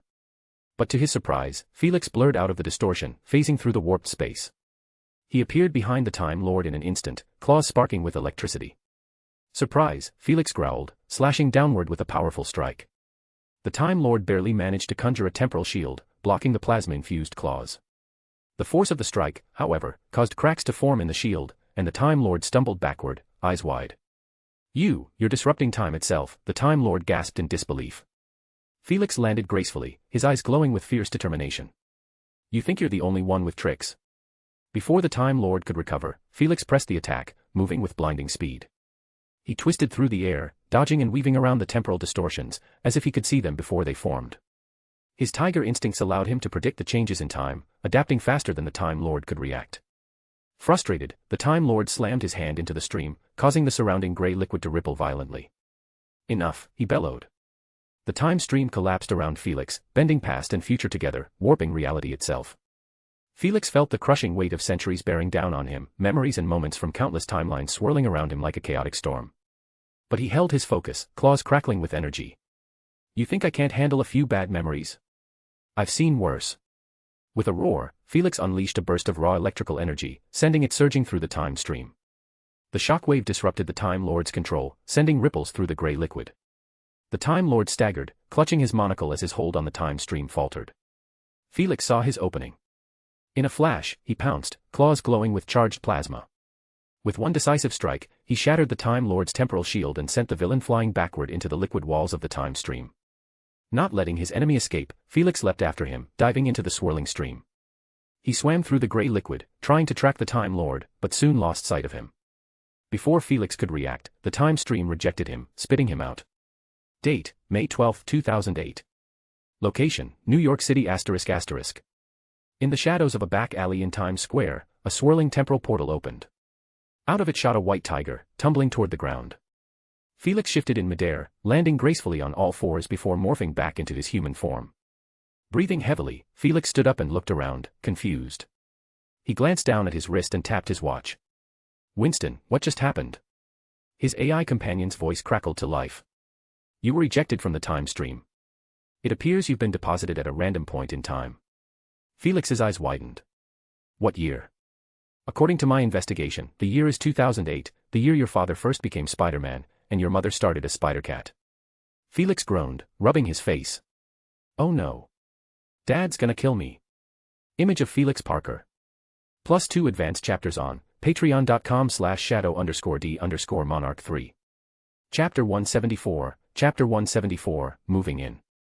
Third person's POV. The hatch of the VR capsule opened, and out came Bruce, with both his and Hulk's consciousness back in his body. So, how was it? Peter asked, looking at Bruce with amusement. Bruce just stared at all of them sitting in chairs with a blank expression. I'm sure you all already saw how it went. Come on, don't be like that. We want to hear your opinion, Peter continued to tease. It honestly went better than I expected. It showed me a new perspective on things. Thank you. Truly, Bruce nodded graciously toward Peter. Okay, now you're embarrassing me. Peter muttered, rubbing the back of his neck. Betty simply stood up and hugged Bruce. If you ever need someone to talk to, or help processing how you feel, please come to me. I'd be more than happy to lend an ear. Bruce hugged her back, inhaling her scent. Thank you. Get a room, you two. You've got people watching, Felicia scoffed in fake disgust as she picked up her chair and began leaving the room, with the others following behind her. Peter then walked alongside Bruce. I think you saw pretty well how the Hulk is. He's no different than a child. He's your responsibility, Bruce. You'll need to teach him along the way. I'll try, but it's easier said than done. It might take years, Bruce muttered wearily. Small steps, right? Peter said confidently. I suppose you're right. Right now, I feel like I just took a giant leap with the Hulk. Hey, I know this might seem weird and random for me to bring up, but if you need a place to stay and hide out, why don't you stay here? Peter asked. Are you serious? Bruce asked, looking at Peter strangely. I know, it's weird since we literally just met and I'm asking you to suddenly move in. But it beats constantly moving around and always being on the run. Not to mention, it's free, Peter nudged him. I do like free things. Bruce muttered before sighing and shaking his head. I'm sorry, but I can't do free. It feels like I'd be taking advantage of a kid. How about paying me back with your brain? Excuse me. You've only seen the tip of the iceberg of the things created here. For example, want to know what I use to power everything around here? A dual sun core reactor.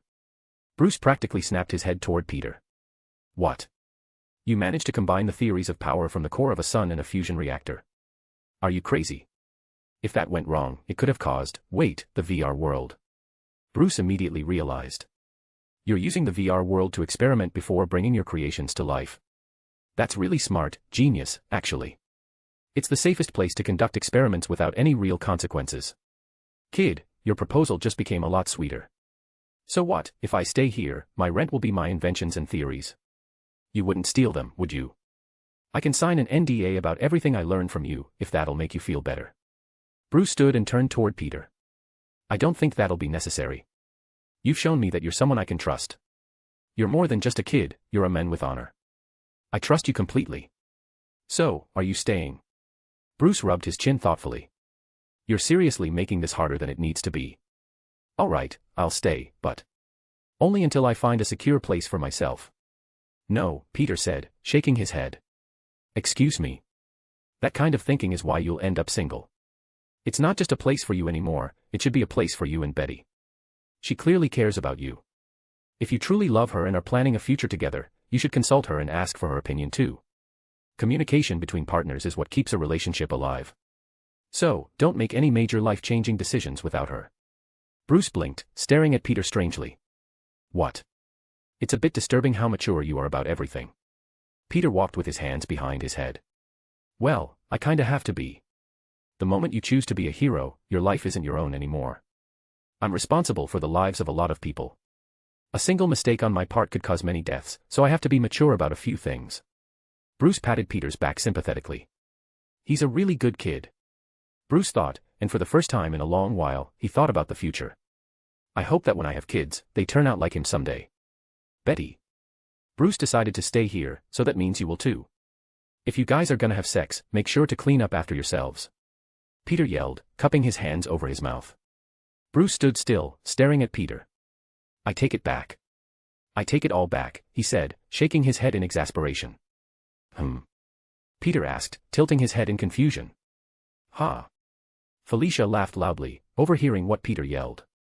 As things settled down, Peter and the others realized how late it had gotten. One by one, they began heading home, leaving only MJ, Peter, Bruce, and Betty behind. Peter then showed Bruce and Betty to their room. I'm not sure if you guys wanted one room or two. One is more than enough, Betty said before blushing, realizing how it sounded. Oh.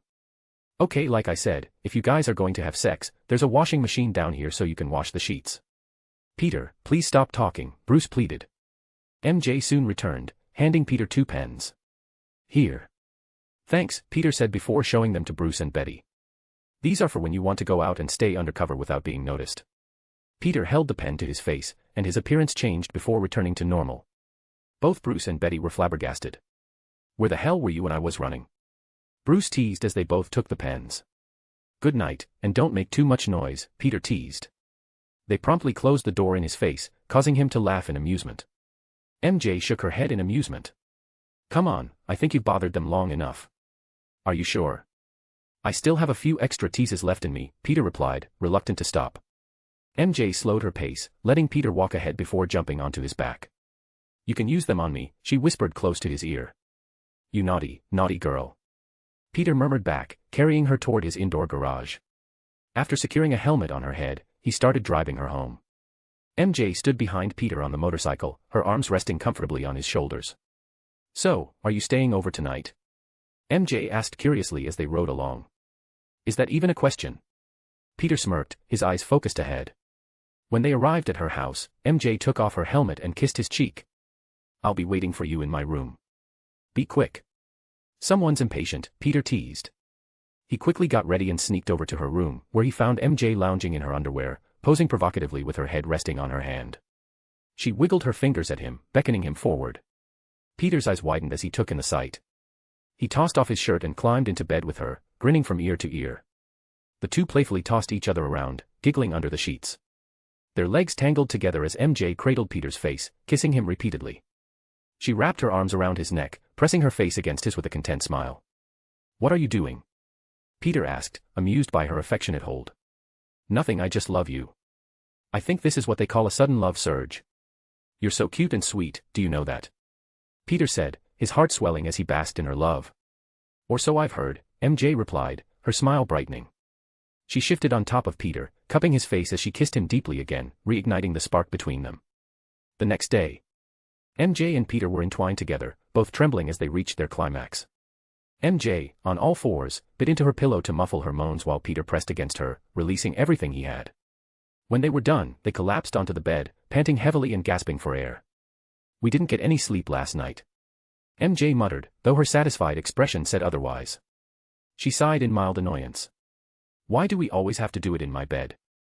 I'm always the one who has to clean up. Peter chuckled, gently pulling her hair out of her face. Well, my walls are thinner, we can't do it in the spider cave because, well, you know who is there, and you don't like public play. He grinned before adding, I could reinforce my walls, make them soundproof. How about we try it at my place next time? That sounds good. Now let's get ready, you know, school and all. MJ said, rolling her eyes but smiling. Before leaving, Peter gave her one more kiss. Love you. See you in a bit. After getting ready at his house, Peter joined Aunt May and Uncle Ben for breakfast. Please come home for dinner once in a while. It gets lonely without you, Aunt May teased. You're right. I'm sorry.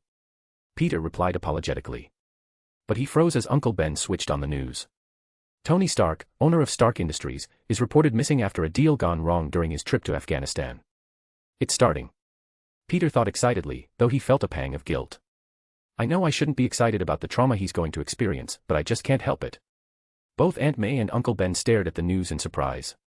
Peter discreetly grabbed his phone and texted Arya, buy all of Stark Industries stocks when they hit rock bottom. Once he finished breakfast, Peter hugged Uncle Ben and kissed Aunt May on the cheek as an apology for missing dinners, then rushed out. He picked up MJ on his motorcycle before swinging by to get Gwen. All three arrived at school just as Harry pulled up on his bike, with Lizzie clinging to him from behind. Felicia soon arrived, glaring at Peter and Harry while flipping them both off. Thanks for picking me up, guys. I really appreciate the walk, she said sarcastically. Peter and Harry laughed awkwardly as the group made their way to class. From afar, a boy with silver hair and striking blue eyes watched them with a small smile.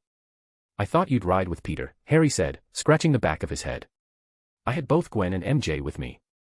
It wasn't my fault, but next time, I'll grab the car, Peter promised, joining his hands together and looking at Felicia apologetically. Felicia scoffed, ignoring them as she walked ahead. The group laughed and followed after her. When they sat down in class, the homeroom teacher entered and cleared his throat. Settle down, class. I have a big announcement to make.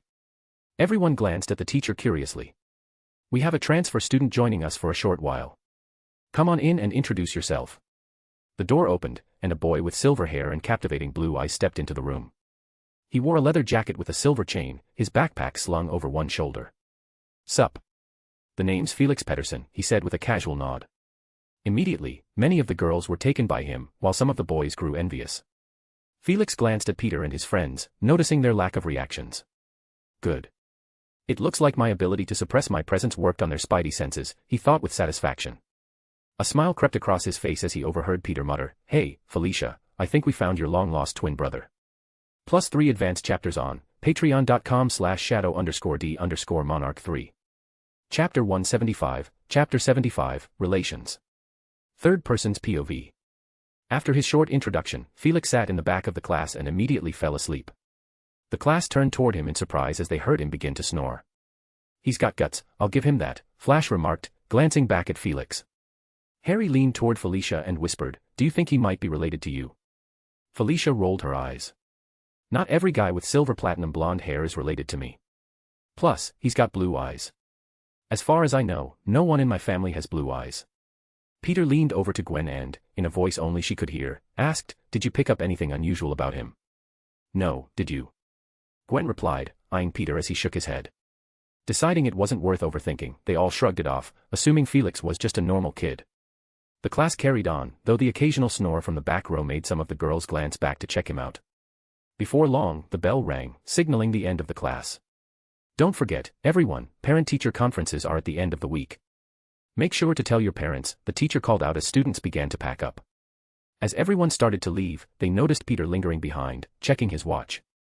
What are you waiting for? Harry asked, confused. Peter simply raised a finger, signaling them to wait. Moments later, when the hallways emptied out, Felix finally left the classroom, blending in with the crowd. As soon as he did, Peter swiftly grabbed him by the ear and dragged him away with a serious expression. Peter. What the hell are you doing? His friends asked, staring at him in shock. Dad. I'm sorry. Stop pulling my ear, it's like you know my weak spot. Felix pleaded in pain as Peter dragged him toward a secluded staircase. Everyone froze, mouths agape. Dad. Peter finally set Felix down on the stairs, arms crossed. Talk. Now. They all stood there, looking between Peter and Felix, utterly stunned. Dad, they repeated, still processing what they had just heard. Gwen pushed through the group, gripping Felix by the shoulders. Who's your mother? Felix nervously glanced at Felicia, then awkwardly turned back to Gwen. Hi, Mama Gwen. Everyone immediately snapped their heads toward Felicia, who pointed at herself in disbelief. Me. Like I said, talk. Now, Peter repeated firmly. Whoa, wait. Peter, why are you being so aggressive? MJ asked, her eyes filled with concern. Peter sighed, his voice heavy with worry. If a kid of mine shows up from the future, that can only mean two things, and neither of them are good. Either the future is falling apart and he's here to fix it, or someone important dies and I end up a shell of a man, failing as a father. It's nothing like that, Felix interrupted, rubbing the back of his head. I'm here by accident. Peter's shoulders sagged in relief. Jesus Christ, you scared the life out of me. I thought you said you didn't detect anything unusual, Gwen said, looking at Peter quizzically. Well, that's half true, Peter explained. My spidey senses aren't flaring up, but I can sense his life force, though faintly. It's probably some kind of technique. His bioelectricity is similar to mine, but different. And those eyes, they're like mine when I use my electricity, but his seem to be permanently charged. Peter then smirked. And seriously, Pedersen. You couldn't come up with a less obvious last name. Suddenly, a voice emerged from Felix's hand. Told you that name would give you away. Not now, Winston, Felix muttered. I thought it was funny at the time. Felicia, still in shock, exclaimed, wait, can we go back to the part where I'm his mother? Felix sighed. Yes, you're my mother, the one who birthed me. There's Mama Gwen, Mama MJ, Uncle Harry, Aunt Lizzie, and of course, dear old Dad. He addressed them each in turn, offering a two-finger salute. Felicia clasped a hand over her mouth. Holy shit. Gwen shot Peter a sharp look. Nice going. Gwen honey, quite literally not my fault this time, Peter sighed. Felix then turned back to Peter. Do I still have to do your test? Because I really don't want to. The others looked at Felix in confusion, but Peter's face lit up with a grin. Oh yeah, you're doing it. Test? What test? Gwen asked, curiosity piqued. Without a word, Felix removed his jacket, sighed, and assumed a martial arts stance. Peter followed suit. Wait, are they about to fight? Here? Lizzie asked, bewildered. Both Peter and Felix locked eyes, their spidey senses crashing into each other. In that moment, they saw visions of their future selves, locked in intense battle. Their movements became synchronized as they mentally countered and engaged, each predicting the other's attacks with deadly precision.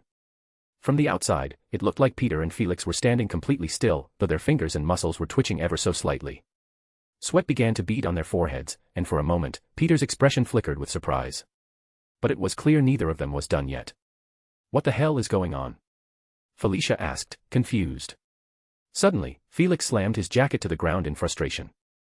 God damn it, he yelled, while Peter pumped his fist in the air in victory. That's BS, and you know it. Felix snapped. I'm from the future. I should be stronger than you. You played dirty, old man. Harry raised an eyebrow. So, care to fill us in on what just happened? Peter smirked, brushing imaginary dust off his shoulders. It was a test I came up with just in case a kid claiming to be mine from the future ever showed up. It's like mental boxing, using our spidey sense to predict each other's moves and counterattack. Only my real kid would be able to keep up. With a proud smile, Peter ruffled Felix's hair. He's legit. He's my kid, all right. Felix batted his hand away, embarrassed. Don't do that. Lizzie shook her head in disbelief. Am I the only one freaked out that he's from the future? Felicia blushed, crossing her arms. How do you think I feel? He's supposed to be our kid, with Peter. Peter's expression shifted as he looked seriously at Felix.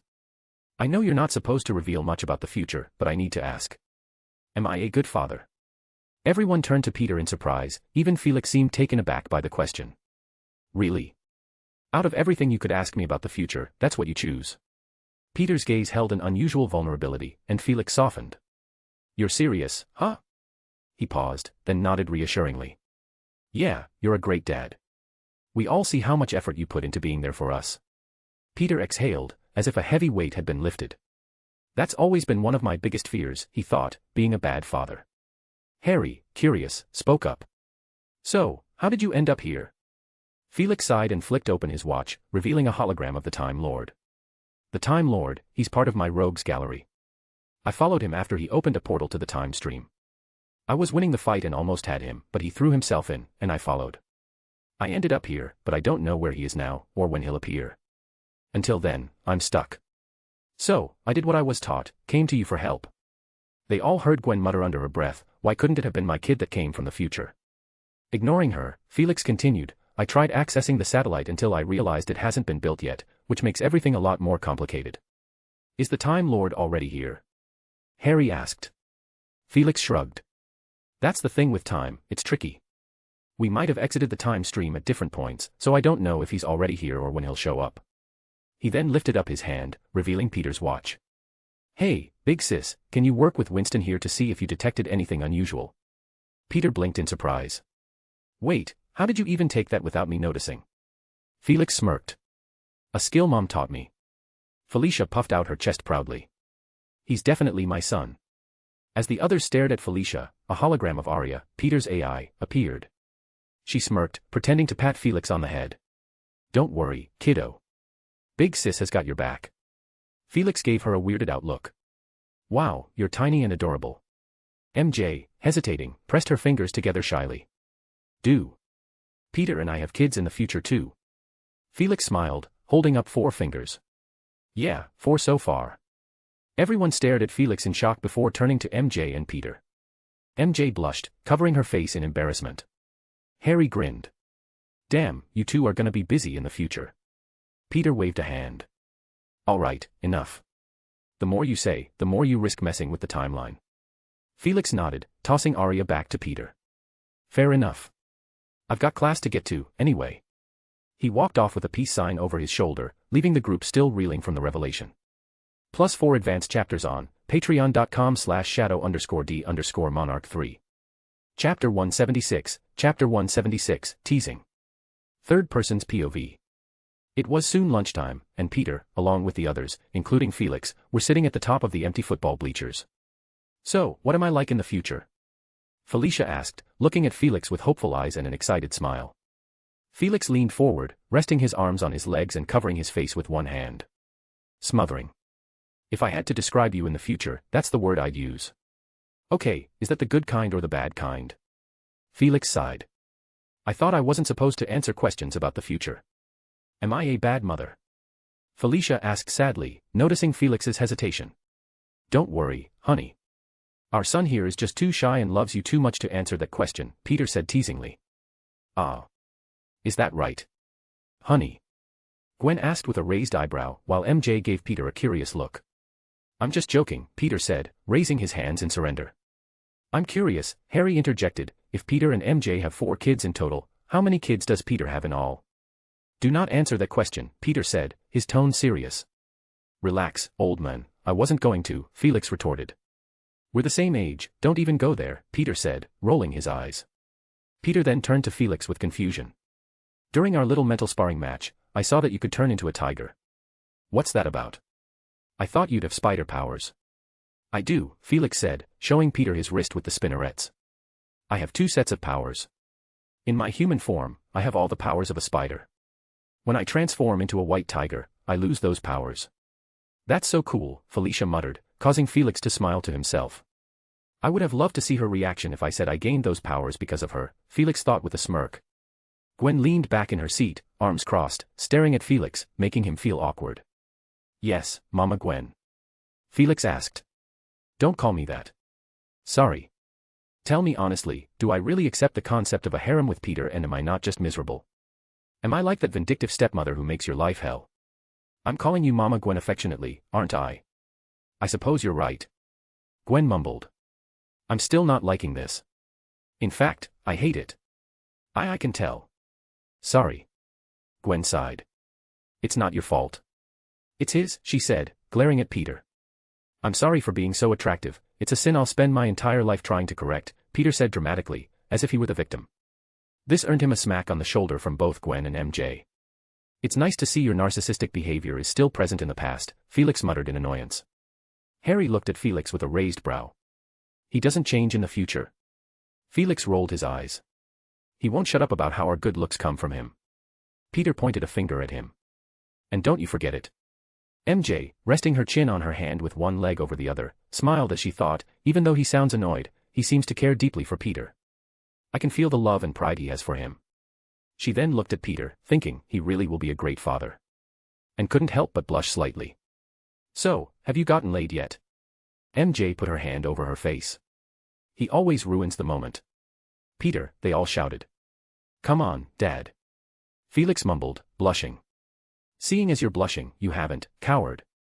I'm blushing because my dumbass of a father asked me that with my mother right next to me. I'm not talking about my sex life with you. Felicia scoffed. It's good to know you didn't inherit his shamelessness. Yeah, all of that went to my sister, which I shouldn't have mentioned. Damn it. As in, I have another child besides you. Felicia asked, pointing to herself. Felix zipped his mouth. Can we change the topic to something that doesn't involve the future? Well, I have a question that kind of relates to the future and kind of doesn't, Peter said. I'm sure that if you're really from the future, I would have cracked time travel by then. So why hasn't he? I appeared and taken you away before you could cause any damage. It's because of the rule you set for us, which our mothers hate. You believe in us having our own adventures, taking our own risks, and figuring things out for ourselves. You would only involve yourself if we personally ask you to, otherwise, you give us space to learn at our own pace. If I needed help, my father, future you, would have expected me to build a time machine communicator to contact him and get help. That sounds horrible, Lizzie said. I can see why you said we hate it, Gwen muttered. Yeah, I really don't like that. It sounds dangerous, Felicia said, looking at Peter with an unpleasant expression. That seems like something I would totally do, Peter nodded. Do you understand why I'm like that? Yeah, don't worry, we all know. It's one of the reasons I said you're a good father. You have complete faith and confidence in us. Although those expectations can weigh a ton, we all have super strength, Felix smirked confidently at the end. Peter leaned toward Harry and whispered, I bet you $20 he thought he looked cool when he said that last line. I take it all back. You are a horrible father who enjoys all of our misery with your teasing, Felix said, his expression deadpan. So, what are your plans while you wait for the Time Lord to show up? Felicia asked, steering the conversation to a different topic. I honestly don't know. I stayed in a hotel last night, but I can't stay there forever. My allowance doesn't really work here since I could mess up the economy by bringing money from the future. I had Winston take some cash from bad guys, but not too much, because if I take too much, it could affect the future in ways I wouldn't be able to undo, Felix explained. Why don't you stay with me, then? Felicia asked hopefully. Or he could stay at the hideout. We've got rooms, and that way, you don't have to explain to your mom why there's a random boy who looks kinda like you in your room, Peter scoffed. Oh. I just wanted to get to know him better, since he's, you know, my son. Then tell your mom you're having a sleepover with either Gwen or MJ and stay the night at the hideout with him, Peter suggested. Oh, that's a good idea. Felicia nodded, clearly liking it. Unfortunately, before she could ask Felix more questions, the bell rang, signaling that they had to continue with their school day. As they headed toward class, Gwen pulled Peter aside, letting the others go ahead. Once they were out of earshot, Gwen looked at Peter sadly. I honestly hate this. What's wrong? Peter asked, concern in his voice. Gwen rested her forehead against Peter's chest. I feel like the choice was taken away from me. Peter hugged her, and she returned the embrace. Of course you're going to feel sad and like something was taken from you if you look at it that way. But maybe seeing him was the answer you needed, the answer to your doubts. Didn't you say you were thinking about it? Gwen remained silent, so Peter continued, his presence just means you already came to that conclusion. And you saw how he looked at us, how he called us. There was no anger, only love. He even called you Mama Gwen affectionately, even though you're not his mother. Gwen looked up at him. Your words are very manipulative. Ugh. I really didn't mean for them to come out like that. I'm just happy. Of course you are. Your dream of a harem is coming true, Gwen replied, her expression flat. Or the dream of a big family, Peter countered, reminding her of their conversation on the Ferris wheel. I still feel like the choice was taken away from me. Gwen muttered. Peter gently brushed her hair away from her face. Is there anything I can do to make you feel better? Gwen studied his face, trying to discern if Peter was manipulating her. But no matter how she tried to see it, all she saw was concern for her and how she was feeling in his gaze. He isn't trying to manipulate me into making sure his harem thing works out. He's just genuinely concerned about me. Maybe a kiss will help for now. Gwen said, her lips forming a slight pout. Peter raised an eyebrow. Are you sure that's what you want? Don't you? Without another word, Peter kissed her, making Gwen close her eyes and rise slightly onto her tiptoes as she leaned into him, wrapping her arms around his neck. Get to class. Stop making out in the hallways, one of the patrolling teachers yelled, causing them both to blush and quickly run back to class. +4 advanced chapters on patreon.com/shadow_d_monarch3. Chapter 177, Chapter 177, Flash and Peter. Third person's POV. Gym class was the last period of the day, and they were all jogging in their school gym uniforms. Peter and the others soon noticed more eyes on them than usual, likely thanks to the new addition running alongside them. So, do you get everyone's attention like this back where you're from? Peter asked, amused. Yeah. It's a hassle. What hurts more is having to turn down some of the girls. When I say no, they always look hurt, which I hate doing. Peter and Harry exchanged straight-faced looks. Then they all heard MJ's voice in their heads, except for Harry and Lizzie. Looks like future you raised him right, Felicia, MJ teased. Felicia smiled proudly, her ponytail swaying as she ran. Wait, do you even have a girlfriend? Harry asked curiously. I'm working on it. Felix muttered. They all looked at Felix strangely, surprised that someone with his good looks didn't already have a girlfriend. Just then, Flash jogged by. "How do you do it, Parker?" "Do what?" Peter asked, raising an eyebrow. "How do you always manage to befriend the new kids so fast? First Felicia, now him." Peter turned around and started jogging backward, smirking with his fingers on his chin. "Because I'm hella charming, can't you tell?" Flash scoffed, rolling his eyes. "It's probably just because you hang out with the cute girls." Felix looked a bit disgusted but hid it well. "Nope, they don't interest me in the slightest." Everyone stopped talking and stared at Felix in silence. He looked at them, confused, until his eyes widened in realization, too late, as he saw Peter's grin growing. "It's all right, we support you," Peter said, putting a hand on Felix's shoulder. "I didn't know you swung that way," Harry teased. "We're not here to judge," Felicia chimed in with a smile. "She's right. If anyone gives you a hard time about it, come to me," Flash said, proudly pointing to himself. Felix's eye twitched as Peter's cheeks turned red, suppressing laughter. "I'm not gay," Felix said flatly. "Really? Bummer," Flash said. The group's attention shifted to Flash. Peter patted him on the back. "So you finally came out? I thought it would take longer." "That's not what I meant. I just meant it's a bummer because if he were gay, he wouldn't be competition for the girls." "Huh? You're really not gay?" MJ asked in genuine surprise. "Why are you so surprised?" Flash asked, astonished. "Well, you were so obsessed with Peter that I thought, maybe you secretly had feelings for him but were too afraid to admit it," MJ blushed as she explained. Gwen and Harry burst out laughing. Flash stared at MJ in disbelief. "Is that seriously what you thought of me this whole time? Can you blame me? You were always so intense with Peter. It seemed like one of those stereotypical, secretly in love jock stories, where you bully the nerd because you're secretly in love with him," MJ explained.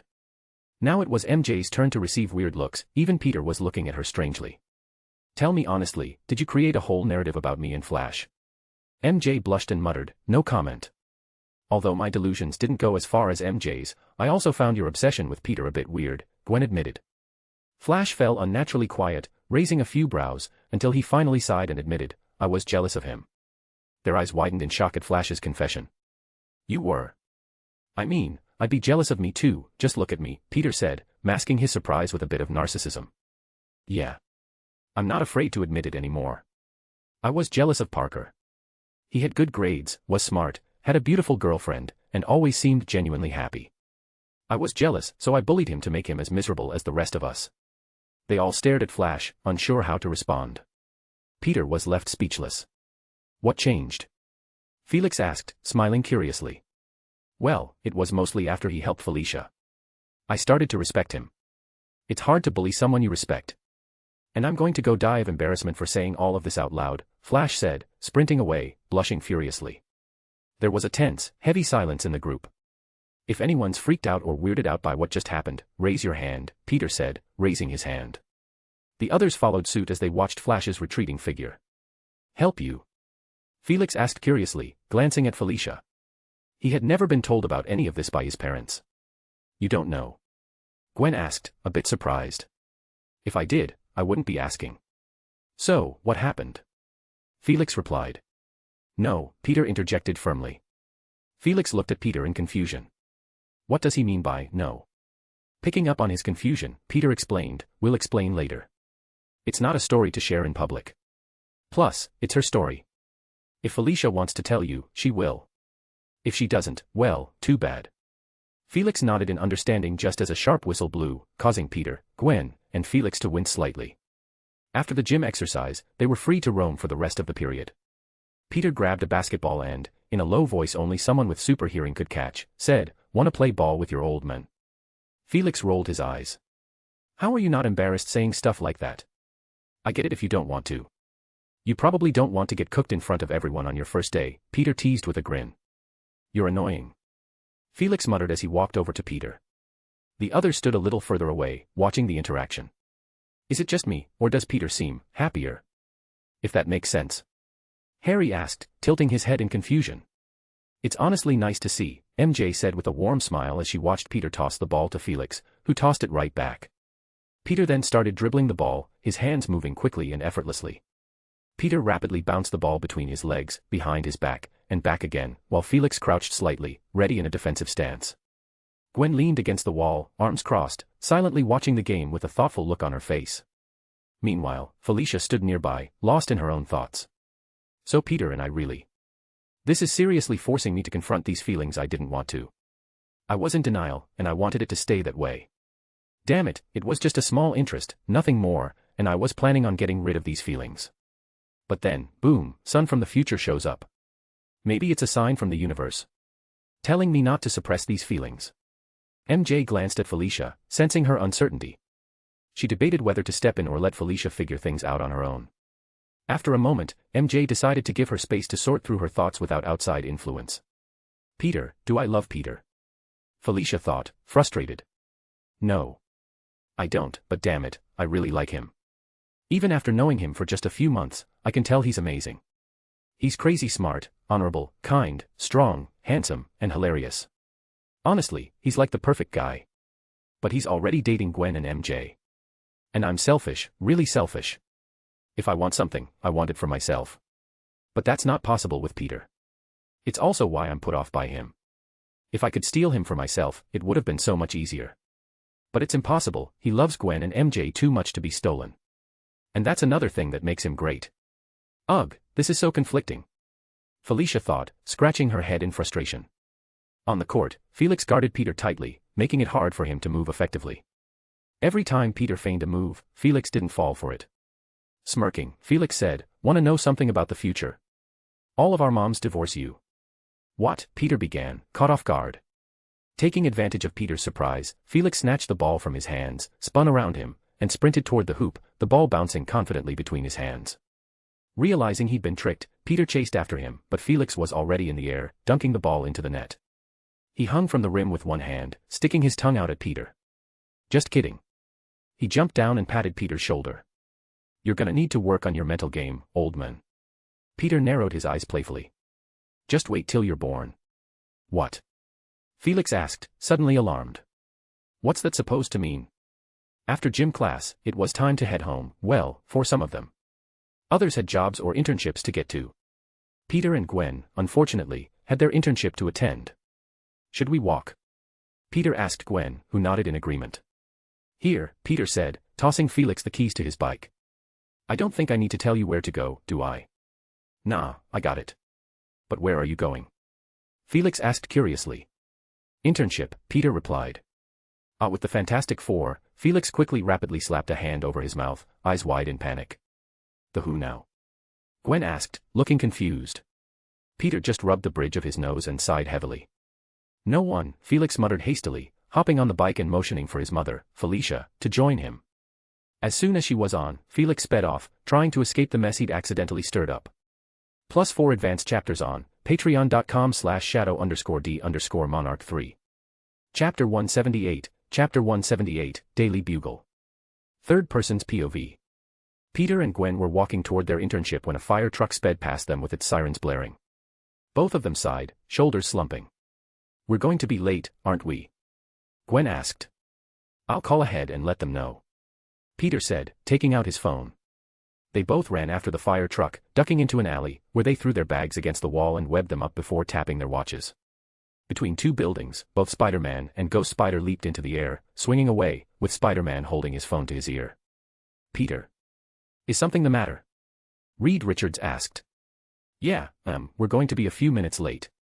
You know, New York traffic. Don't worry, take your time. Thanks for letting me know, Reed said before hanging up.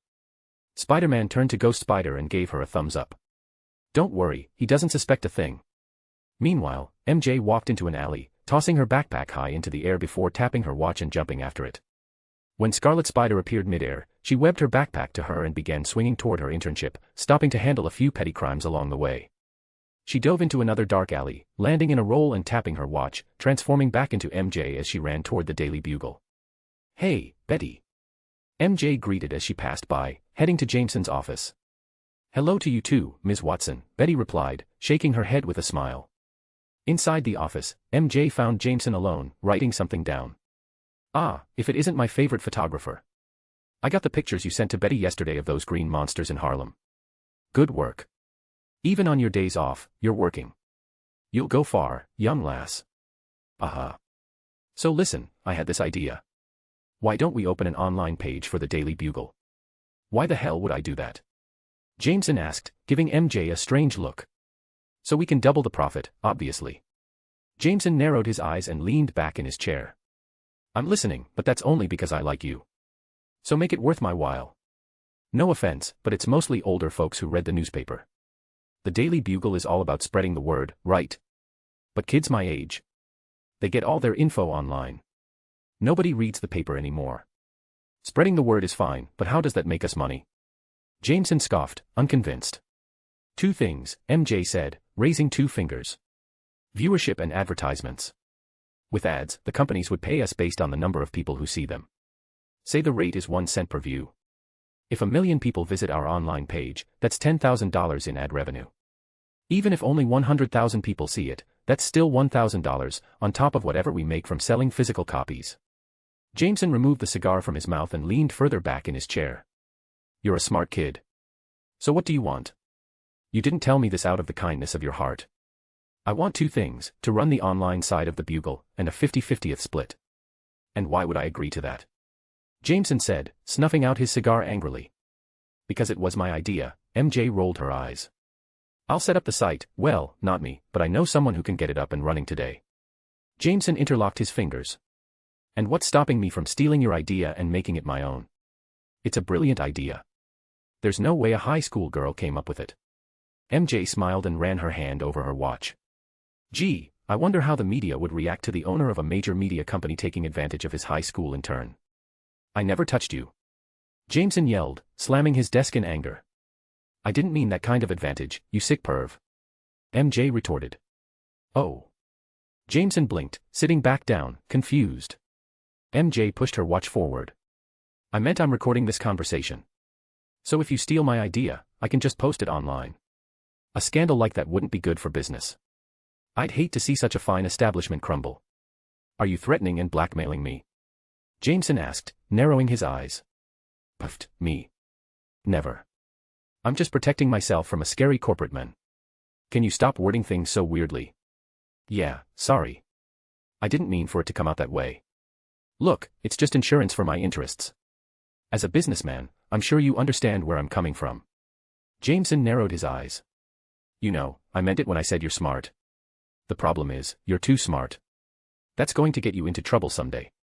So, do we have a deal? I can't make you the owner of the website, but I can make you a reporter for them.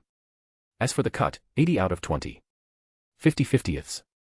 Jameson grumbled, 75 out of 25. 50-50ths. 70-30ths. 50-50ths. Do not test my goodwill, Jameson said, narrowing his eyes. MJ just smiled and mouthed the words, 50-50ths. 55-45ths is the highest I'm going to go. Deal. Jameson froze, eyeing her suspiciously. Being a reporter and getting 55 of 45 was your original goal all along, wasn't it? MJ smiled and shrugged. I'm too inexperienced and young to properly manage the website. My dream was always to be a reporter. I'm just starting small so I can build experience. If you want to give me a raise in the future, well, I'm not going to turn it down. She shrugged again. So, I've been played, huh? Jameson asked with an unpleasant expression. I get underestimated because of my age and gender, so I just use that to my advantage. You're not to blame, MJ said with a smile and a gesture that read, what can I say? Jameson scoffed and shooed her away. Go to Betty and get your money for yesterday's photos. The contract will be ready for you when that website's up. MJ made an okay sign with her hand. You should have the contract ready for tomorrow. I've had someone working on the site for a while now, and they said it'll be done by then.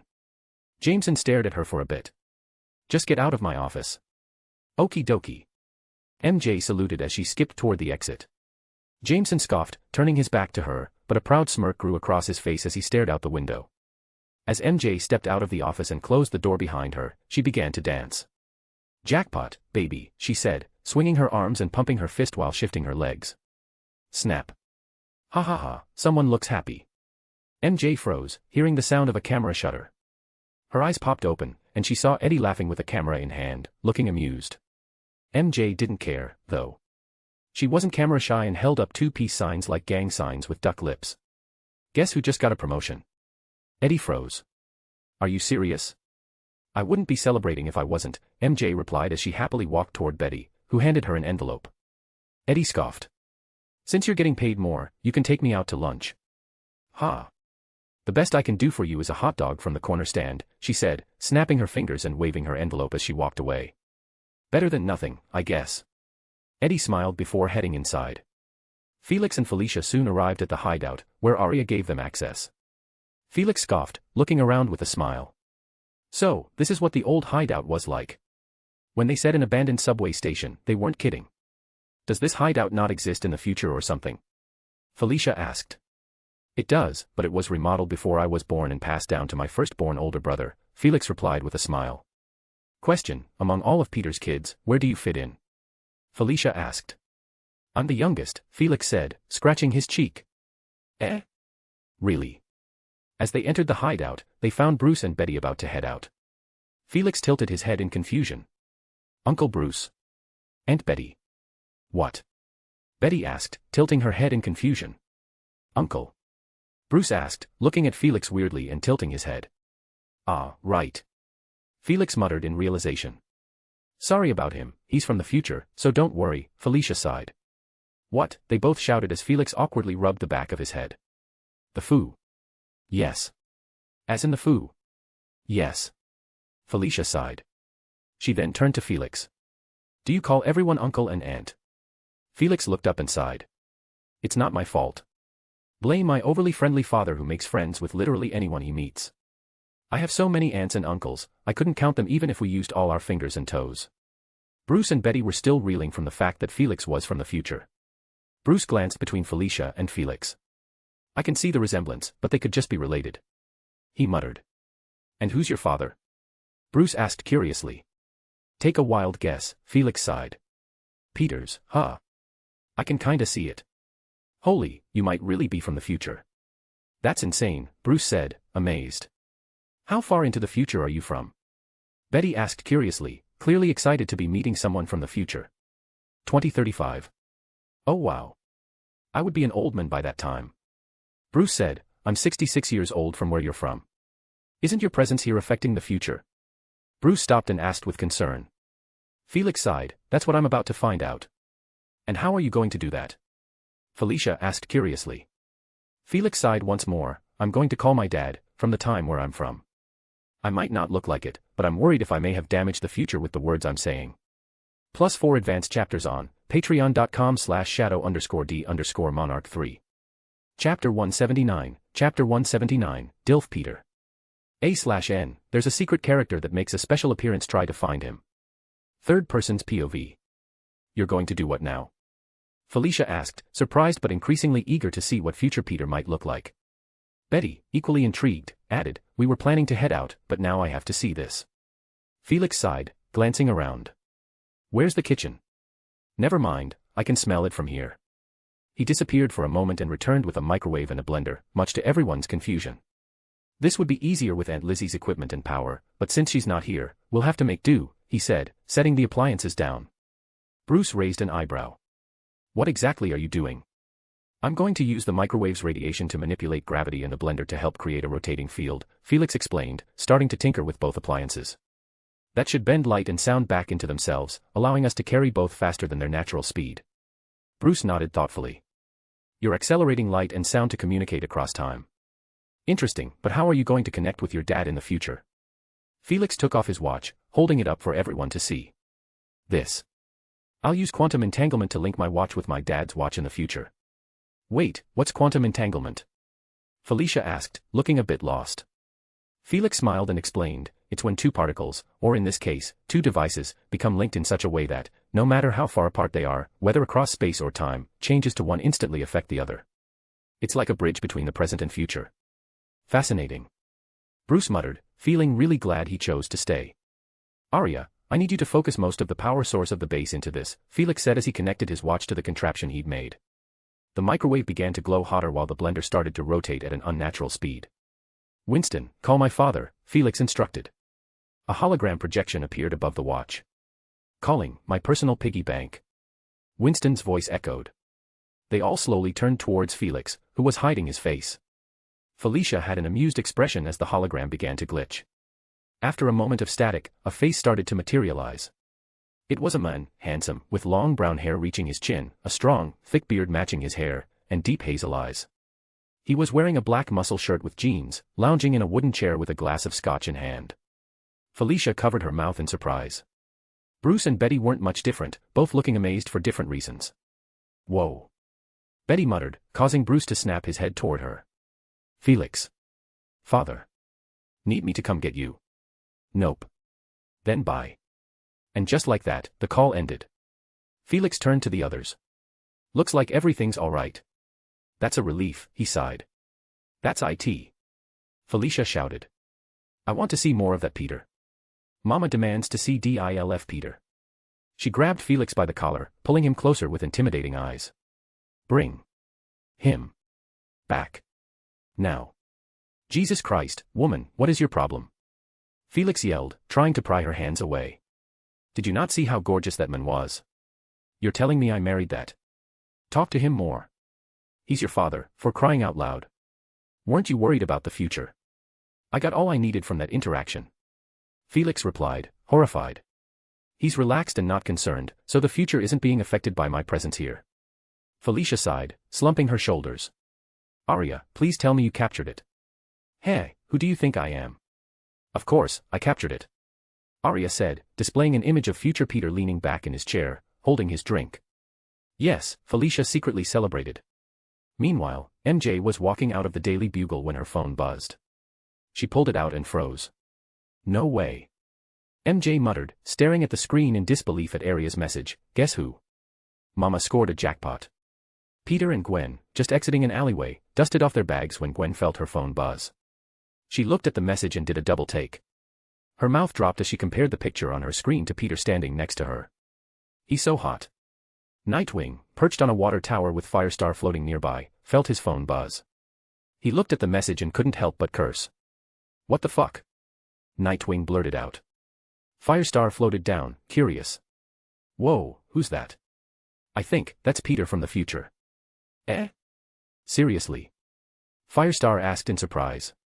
"If he looks like that, I bet you look way hotter." "Seriously?" Nightwing smirked. Firestar shrugged. "I always found you cuter than him. Never saw the appeal the others had for him. He kinda weirded me out, actually." Nightwing grinned. "Aren't I the lucky one?" "Weirded you out?" Nightwing asked, catching on to what she said. "Don't tell him I said that." Felicia looked at her phone and smiled. "And saved." Felix stared at his mother, disgusted. "I will never see you the same way again. All I'm saying is I finally understand why he has a harem," Felicia said, lifting her hands in surrender. "Eh, what now?" Betty asked, raising an eyebrow. "He's dating Gwen and MJ, and apparently me in the future too." Felix raised a finger to correct her but decided to stay silent. Bruce and Betty exchanged looks, both at a loss for words. Finally, Bruce shook his head. "You guys do you, I guess. I'm not gonna judge. Say, did I, future me, ever mention how or why Parker and I got together?" Felix wore a pensive expression before his eyes widened, and he smiled. "So that's what she meant." They looked at him, confused, as Felix explained. "You know how, when you're younger, you ask a lot of questions to your parents. Well, when I was little, around 5, I asked you, well, future you, about my father when you were putting me to bed." Flashback. A 5-year-old Felix was being tucked into bed by an older Felicia. Felicia moved her hair behind her ear and leaned down to kiss his forehead. "Good night, my little kitten." As she stood up, Felix grabbed her hand with his little fingers. "Yes?" Felicia asked with a smile. "Can you stay with me until I fall asleep?" Felix pleaded with wide eyes. "Of course," Felicia smiled, lying down beside him. "Hey, Mommy, can I ask you a question?" "Always." "What was Daddy like in the past?" Felicia chuckled. "Why don't you ask him yourself?" "Because he'll exaggerate and tell me things I didn't even ask about," Felix muttered. Felicia smiled as she brushed his hair from his forehead. "Your father, if I had to describe him in one word." "Unstoppable," she muttered in a mystifying manner. "Whoa, really?" Felicia nodded. "No one could stop him. Some came close, but your father rose again and again. There were times when we thought we'd lost him for good, but he miraculously survived. That's why our spider logo is recognized as a symbol of heroes, why your father is known as the hero of heroes." "Is that why you married him?" Felix asked, curious. Oh no, Felicia chuckled. Though his personality was one of the reasons, there was something else. I caught a glimpse of his future potential, it was captivating. I don't get it. Felicia smiled and kissed his forehead. You will. One day, you'll remember this moment, and it'll all make sense. End flashback. His future potential, huh? You were talking about his looks. Who tells their 5-year-old son that? Felix grumbled, his eyebrows twitching. It sounds like your mother knew you'd be in the past. Betty remarked. Like she knew exactly what was going to happen, Bruce added, as they all turned to stare at Felicia. Felix nodded. So, my visit to the past was meant to happen. They already experienced it. That's why Dad wasn't surprised when I called him from the past, he just asked if I wanted to come back. Bruce turned to Felix. Your presence here is meant to be. It's a fixed point in time, which is why the future isn't being affected, this was always supposed to happen. I still think you should be cautious about what you say, though, Betty warned. Your words can still affect the future, even if you're meant to be here. Felix nodded in agreement, understanding Betty's concern. Peter and Gwen were walking to their internship when Gwen showed him a picture that Arya had sent her. And who's this handsome fellow? Peter asked, raising an eyebrow. So I was right, he suddenly shouted, startling Gwen. About what? Gwen asked, confused. I was so close when I built that time machine using the microwave and blender. All I needed was more rotation speed, it just wasn't fast enough. That's what's bothering you, not the fact that your future self is on my screen. I knew I was going to be godly handsome when I got older, so that's no surprise. But that microwave and blender, it's seriously bugging me more than it should. Peter turned to Gwen with a frustrated expression and pinched his fingers together. I was this close to cracking time travel at age 7. This close.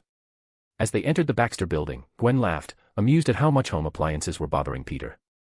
In the elevator, Gwen kissed Peter's cheek. You're such a dork sometimes, but I love those moments, she giggled. Peter pouted. I could have cracked time travel. Maybe next time. Gwen teased, patting his back as the elevator doors opened to their internship. +4 advanced chapters on patreon.com/shadow_d_monarch3. Chapter 180, and there it is. Third person's POV. Before Peter and Gwen entered and stood in front of the door, Gwen leaned over and asked, what do you think Felix meant when he said the Fantastic Four? Who do you think? Peter asked, raising a brow. I understand that, but why would he call them that? Maybe because they become fantastic or something. Gwen, honey, I know as much as you do. Speaking of Felix. Peter took out his phone and sent him a message through Arya, before showing Gwen and putting his phone back in his pocket. Really? Gwen asked, raising an eyebrow. Are you sure that's going to be okay? This is mostly a test to see how he does. I'm curious about how he handles things, Peter explained. You know this could go very wrong for you, right? Gwen asked with an unsure expression. I'll be able to fix it if it does. I hope. For someone who can see into the future, you sure don't think ahead, do you? Gwen said in a low voice, shaking her head. Just then, the door opened, revealing Johnny, looking at them in confusion. I thought I heard voices. What are you guys doing? Come in.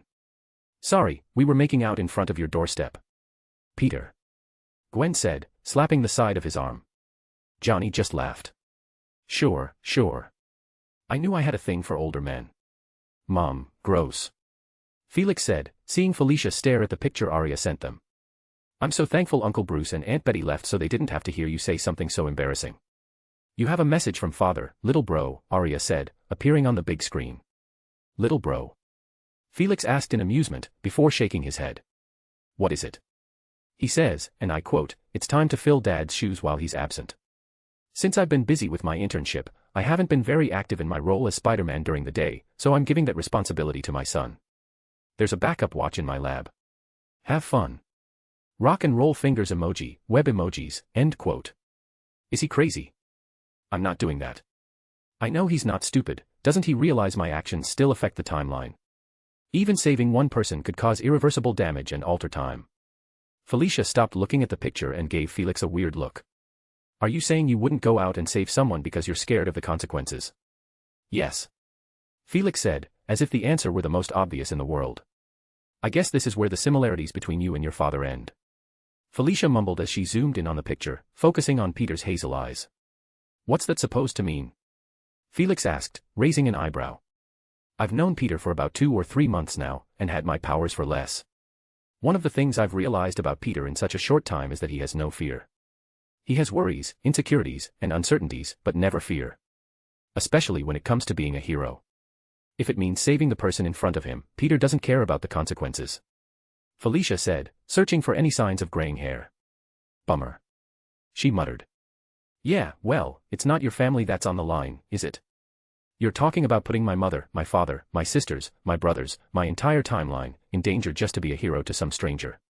And the gap keeps on widening. Felicia said, zooming in and out of Peter's pecs.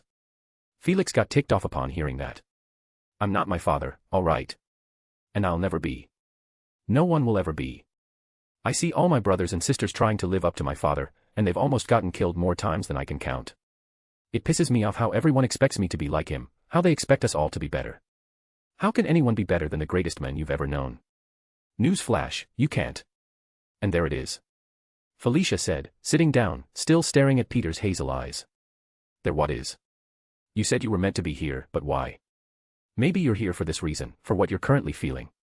From what I've heard and seen, you worship Peter like he's some kind of god, like the second coming of Jesus or something. And trust me when I say, Parker is the furthest thing from a god. He's the most human person I know. Felicia scoffed. Want to know what I think? Felicia asked, looking at the picture one more time before reluctantly putting it down. I think it wasn't a coincidence that you appeared when you did. You appeared just when Peter was starting out as a hero, you might as well call this time, Spider-Man, freshman year. Superhero rule number 13. What? If Peter taught you like he was supposed to, he would have taught you the sacred rules of being a superhero. What's rule number 13? Felicia asked again. Felix grumbled, looking down. In the world of superheroes, when things seem like a coincidence, they're most likely not a coincidence. Exactly. So do you really think it's a coincidence that you appeared at this specific point in time? Like you said, the time stream randomly threw you out, but was it really that random? So, you acting like Spider-Man isn't going to affect the timeline, it's most likely something you were meant to do, to learn the true essence of what it's like being Spider-Man. Felix's shoulders slumped as he looked up and let out a groan. Why is now the moment you decide to show that you're actually really smart? Felicia smiled warmly, winking and sticking her tongue out while flashing a peace sign. Because my son clearly needs help. Felix sighed, walking away in exaggerated, almost drunken motions, swinging his arms side to side and kicking the air in front of him. And where are you going? Felicia asked with amusement. To get that stupid backup watch of his. Felix grumbled, kicking the air once more.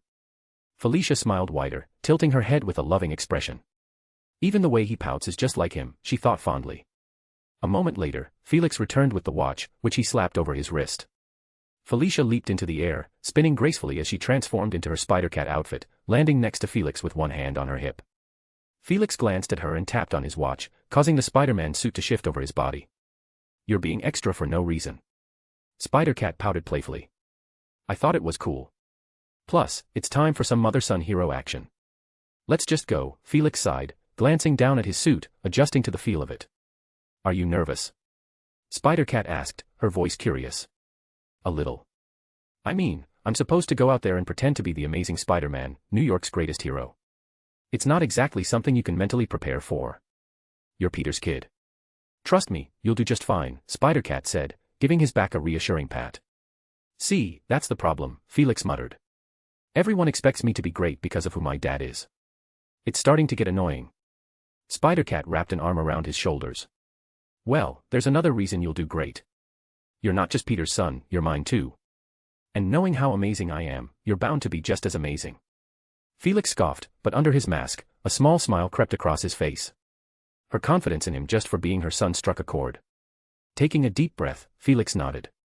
All right, let's do this. They both rushed out of the hideout, launching into the air as their webs shot out, propelling them across the skyline of New York City. As they swung through the air, Arya appeared in Felix's HUD. Let me guide you to where you need to go, little bro. Suddenly, a white tiger cub appeared, shoving Arya aside. That's not going to happen. Felix is my master, so I'll be guiding him. Winston declared possessively. Arya reappeared, pushing Winston back. Don't shove me, you smelly furball. How can I smell when I'm an AI, you silly spiderling? Winston shot back. The two continued bickering on Felix's display. I can smell your bad ones and zeros from here, you uncivilized wet cat. Arya snapped. Enough, you two. Felix interrupted with a firm tone. Get along, and remember what's important. Reluctantly, Arya and Winston stopped their argument, sitting down with their arms crossed and pouting. "Who's the cute little guy?" Spider-Cat asked, noticing Winston on Felix's display, clearly amused. "That's Winston, my AI," Felix replied. "I thought Arya was the AI for all of you kids." "Well, I can't say too much, it might mess with the future. But what I can say is that before we could start being superheroes, Dad had a rule: each of us had to create our own AI to prove we were ready. So I made Winston." "I see, so it's like how Peter is with Arya." "Not really, Dad is just really weird. We treat our AI companions more like best friends," Felix said, glancing at Winston, who flashed a toothy grin and gave a thumbs up with his paw. Spider-Cat rolled her eyes, doing a quick barrel roll in the air. "That's not much different from how Peter treats Arya," she thought. Felix looked between Winston and Arya. "Please, you two. Instead of fighting, work together. We need to save as many people as we can." "We're sorry," they muttered apologetically. After a moment of hesitation, they sighed and extended their hands, shaking on it with a nod of agreement. They began working together, scanning the massive city of New York to find those in need of their help. +5 advanced chapters on patreon.com/shadow_d_monarch3. Chapter 181, Spider-Mom. Third person's POV. "How's the containment shield looking?" Reed asked, looking at the other side of the growing portal machine, where Peter was seen working on something. Peter glanced up from his work, wiping some grease off his hands. "The containment shield is stable for now, but we still need to account for the exotic particle fluctuations we saw in the last test. If we don't adjust the quantum field dampeners, we could face another energy surge. We can't let that kind of radiation leak again." Reed nodded thoughtfully. "Agreed. I've been working on a way to increase the frequency of the dampeners without causing additional strain on the core generator. If we adjust the feedback loop with a triphasic modulation pattern, it should create a more consistent field stability." "That could work. We'll need to reprogram the magnetic constrictors to handle the new modulation, though. I was thinking of making a titanium-based alloy to reinforce them. I should be able to make it so its unique properties should help absorb the extra energy without destabilizing." Reed rubbed his chin. "If you seriously think you're able to do it, go ahead, but we'll also need to ensure that its energy absorption doesn't interfere with the harmonic resonance of the portal. Otherwise, it could destabilize the dimensional rift. What's your read on the resonance parameters?" Peter looked over at the console displaying the data. "It's holding at 33.7 terahertz right now, but we're pushing the limits. Any higher and we'll risk dimensional overlap. That's why I was thinking of introducing a feedback dampener into the portal matrix. It would help redistribute excess energy and prevent resonance spikes." Reed smiled, impressed. "A feedback dampener in the matrix? You're really thinking ahead. But we'll need to program it to react faster than normal systems, something capable of adjusting in picoseconds. I've got a prototype nanocircuit system that could do just that." Peter quickly grabbed his tablet to pull up some schematics. "If we integrate your nanocircuits with the neural network we built for the core, it should be able to predict and adjust the portal's behavior before a spike even happens. Sort of like an early warning system. But we'll have to test it under high-stress conditions." Reed tapped his fingers thoughtfully on the console. "Testing it under stress conditions is a must. But we'll also need to monitor for dimensional drift. Any miscalculation in the portal's targeting system, and we might open a rift to the wrong universe. Have you thought about recalibrating the temporal signature analyzer to improve accuracy?" Peter nodded. "I was just about to suggest that. If we fine-tune it to detect quantum fluctuations at the Planck scale, we can ensure the portal locks onto the exact coordinates we need. It'll give us a margin of error close to zero." "Perfect," Reed replied. "But let's not forget about the graviton displacement issue. We're still seeing minor fluctuations around the portal's event horizon. If we don't get that under control, any object passing through could be torn apart." "Right," Peter agreed, tapping his foot. "I think we could stabilize it by creating a gravitational counterbalance. Maybe we use negative energy fields around the event horizon. Something similar to the Casimir effect. It could counteract the displacement." Reed's face lit up. "Brilliant, Parker. Negative energy fields might be just what we need. But generating a stable field on that scale, it's going to take a lot of power, more than we've been using so far. We'll need to reinforce the power grid with something beyond traditional energy sources." Peter thought for a moment. "What if we tapped into a zero-point energy field? It's theoretically infinite, and if we manage the extraction rate carefully, it could supply the necessary power without destabilizing the portal." "Zero-point energy," Reed said, grinning. "I like the way you think. It's risky, but with the right containment protocols, we might just pull it off. Let's get to work on integrating these systems and run some simulations before we proceed." Peter nodded and sighed. "This is going to be one crazy month.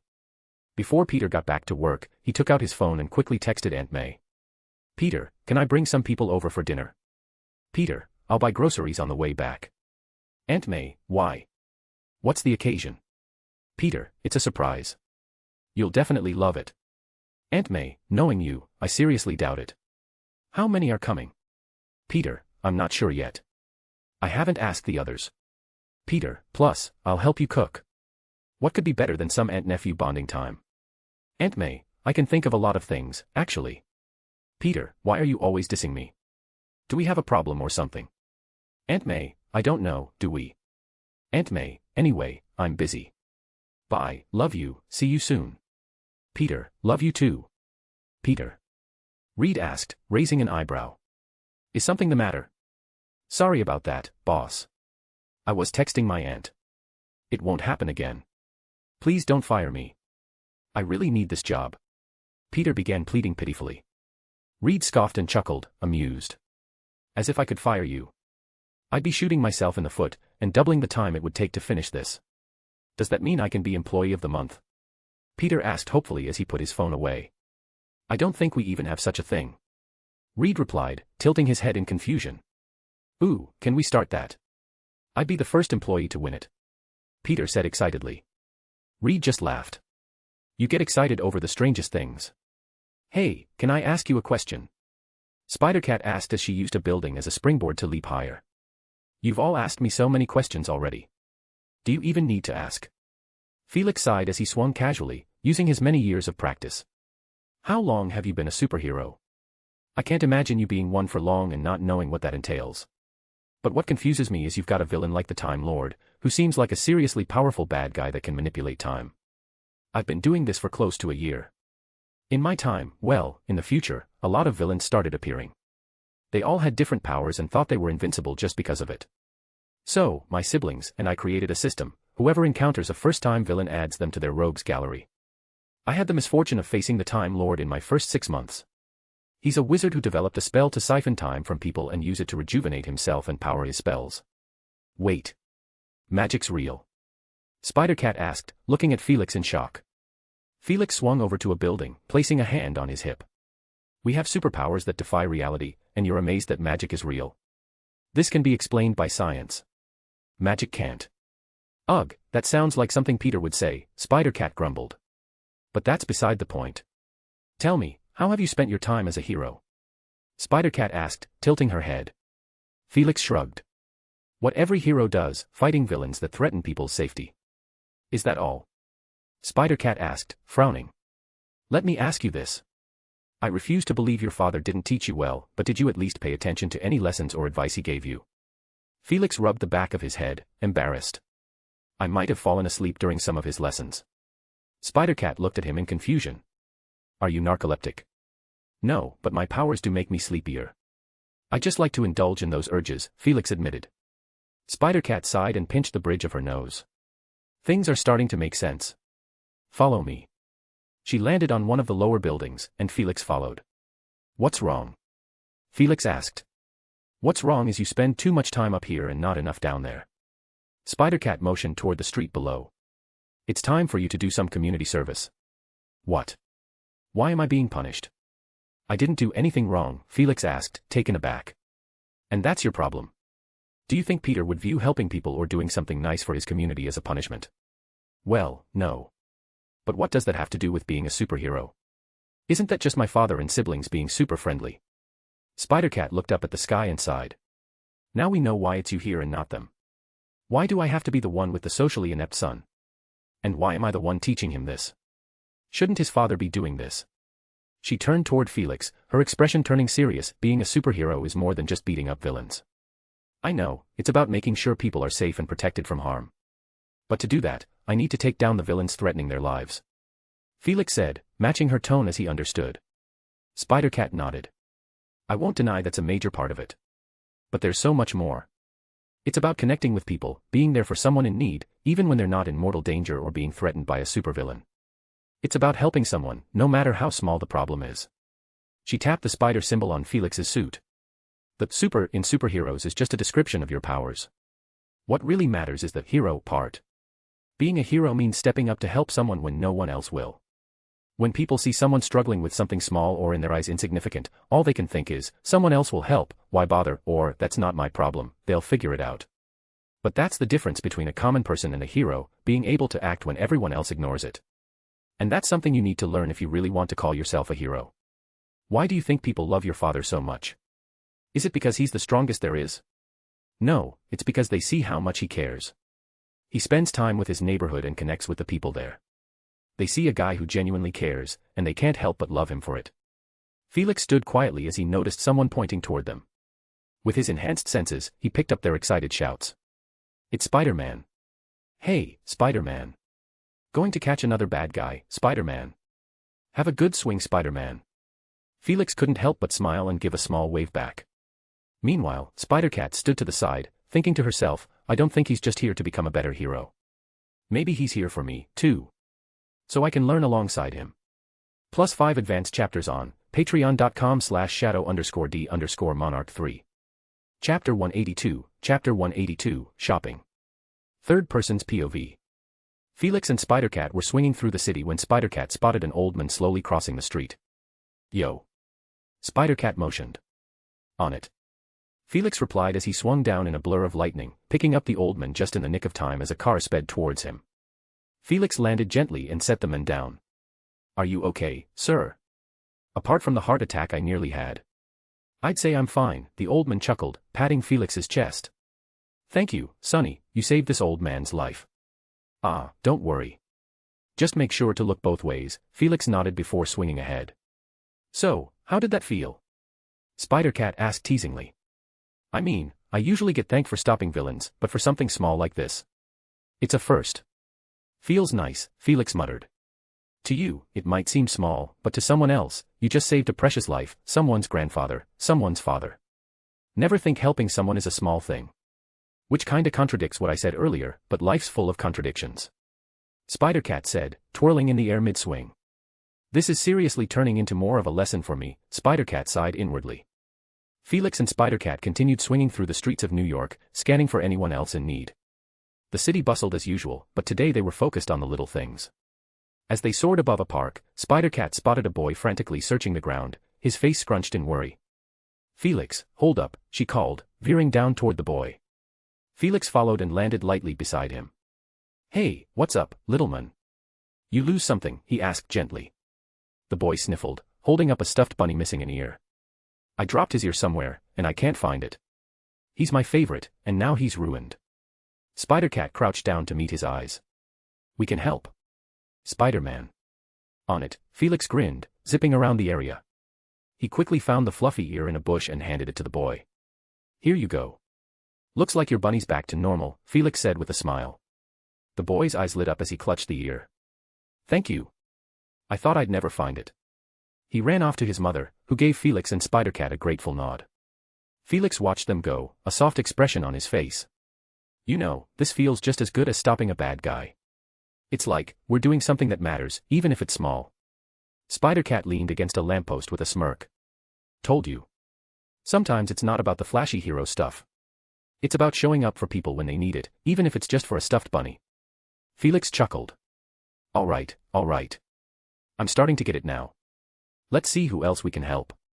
They continued swinging, helping people cross the street, finding lost items, and even helping an elderly lady carry her groceries up some stairs. Every person they helped gave them a smile, a thank you, or a look of relief. Later, sitting on top of a building, watching the sunset, Spider-Cat stretched. Not bad for a day's work, huh? Felix nodded, feeling an unexpected sense of fulfillment. Yeah.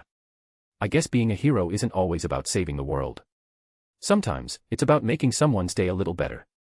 Spider-Cat smiled at the cityscape. Exactly. Then she turned to Felix with an awkward expression.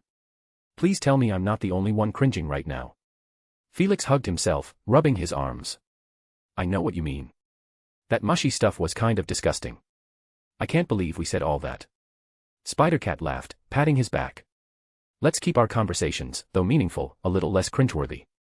Felix chuckled. Agreed, completely. Later in the day. Later, guys. Peter saluted as they left. The rest of the future Fantastic Four waved them off. Be sure to come early tomorrow. I should have my ride fully pimped out. I give the best rides of your life. Johnny said with a smirk. Peter froze and stared at Johnny, who also froze as he realized the way Peter was looking at him. Two things, Johnny. Please don't. Peter ignored his plea. First, I didn't know you were a pimp. That's some secret double life you've got there. Please stop right there. I really appreciate that joke, don't ruin it. And second, watch what you say. Gwen might get seriously jealous and see that as a challenge or competition. Peter sighed and shook his head. Johnny sighed in return, though a smirk lingered. And you just had to go and ruin it. Gwen gave Peter a deadpan look. Why am I always being dragged into whatever gay relationship you have? Wah. Johnny overheard them as the door closed behind Peter and Gwen. Shaking his head, he went back to working on his ride. In the elevator, Peter turned to Gwen. What was that supposed to mean? First, there's Harry. It's not gay if it's with the bro. Then there's Flash. It was obvious everyone thought he had a thing for me, not the other way around. And now Johnny. Johnny's a homie. It's also not gay if it's with the homies. Gwen gave him a teasing look. You know, sometimes I wonder if you're bi. Peter turned, confused. He was about to ask what she meant but noticed her teasing expression. You seriously had me worried there. I thought I'd have to show you what my orientation really is right here and now. So you're saying you'd have explained it to me in this elevator? Gwen asked, raising an eyebrow. Absolutely. Gwen scoffed as the elevator descended to the lobby. Oh, by the way, we're stopping for groceries at the supermarket. All right, but why'd you give your bike to Felix? We could have used it. Gwen sighed, thinking about how annoying it would be to swing home with grocery bags. Don't worry, I messaged Arya earlier. She brought the bike to us, Peter said proudly as they made their way to the parking lot.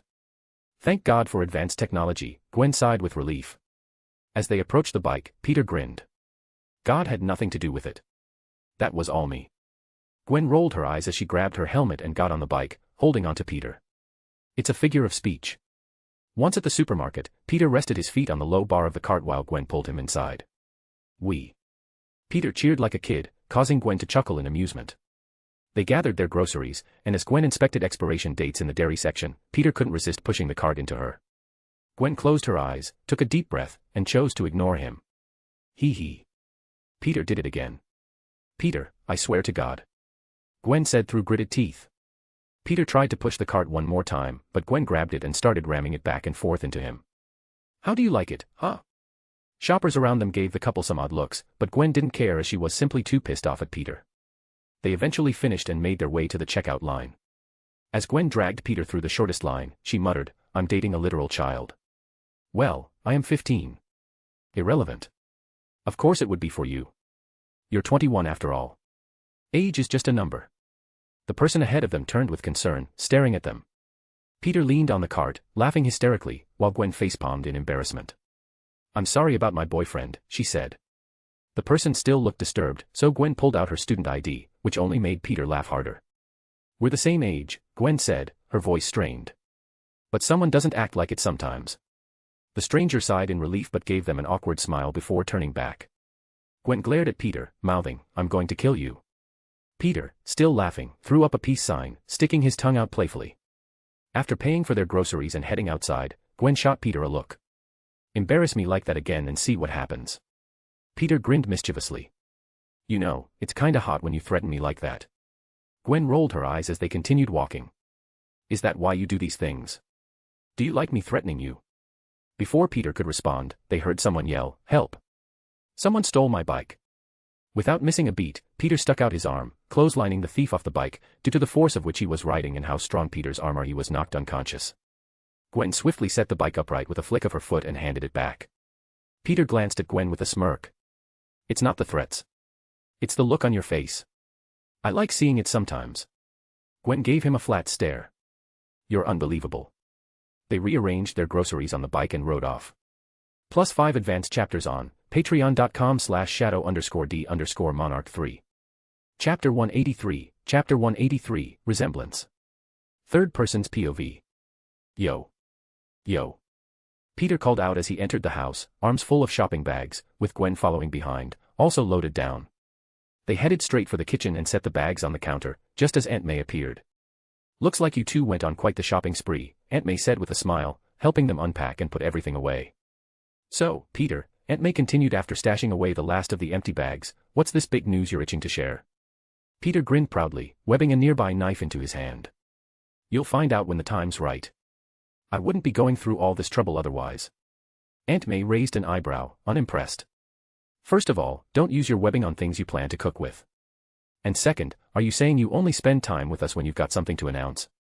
Peter rolled his eyes but smiled, flipping the knife in his hand before starting to chop vegetables. You'll see, he said, dodging her pointed question. Can't you give me just a little hint? Aunt May teased, trying again. For once, Gwen came to Peter's defense. I'm usually on your side, Aunt May, but I've got to back Peter up on this one. It's better if you wait. Peter glanced at Gwen with mock offense. Wait a second, what do you mean, usually on her side? I'm your boyfriend.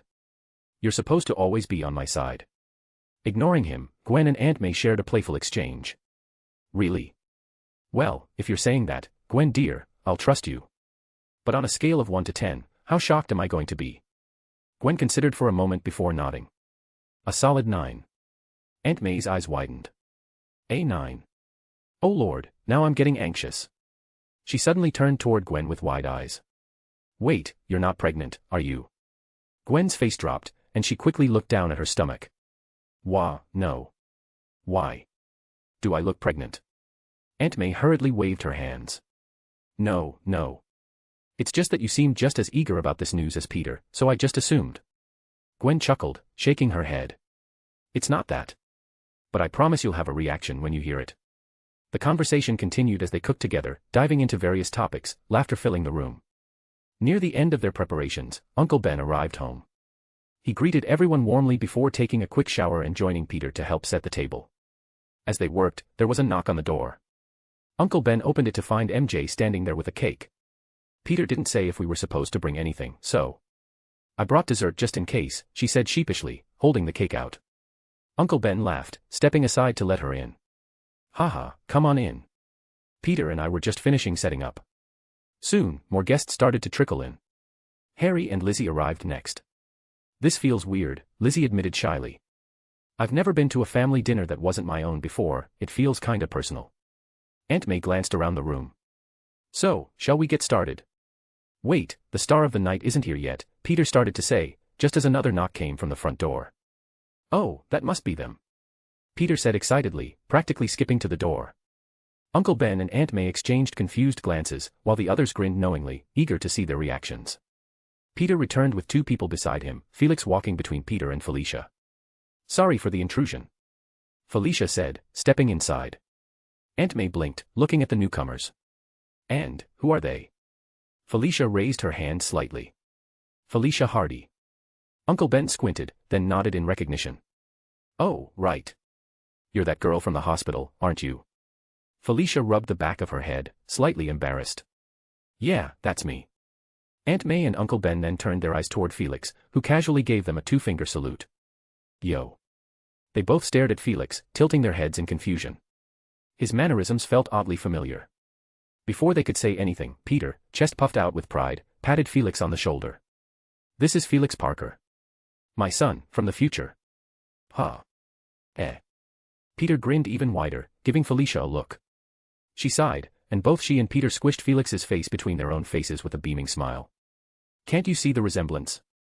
Peter asked proudly. Felix, looking awkwardly squished between his parents' faces, waved half-heartedly. Hey, Grandpa Ben. Grandma May.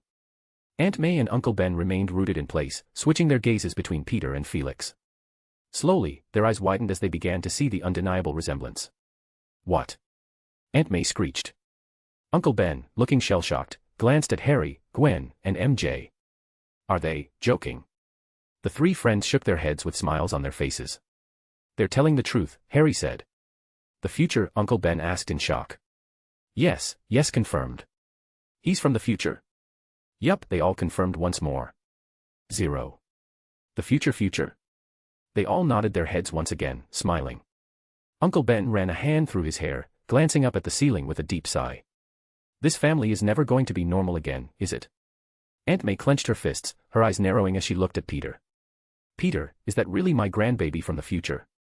And I want you to answer carefully, because if you're lying, we're going to have a serious problem.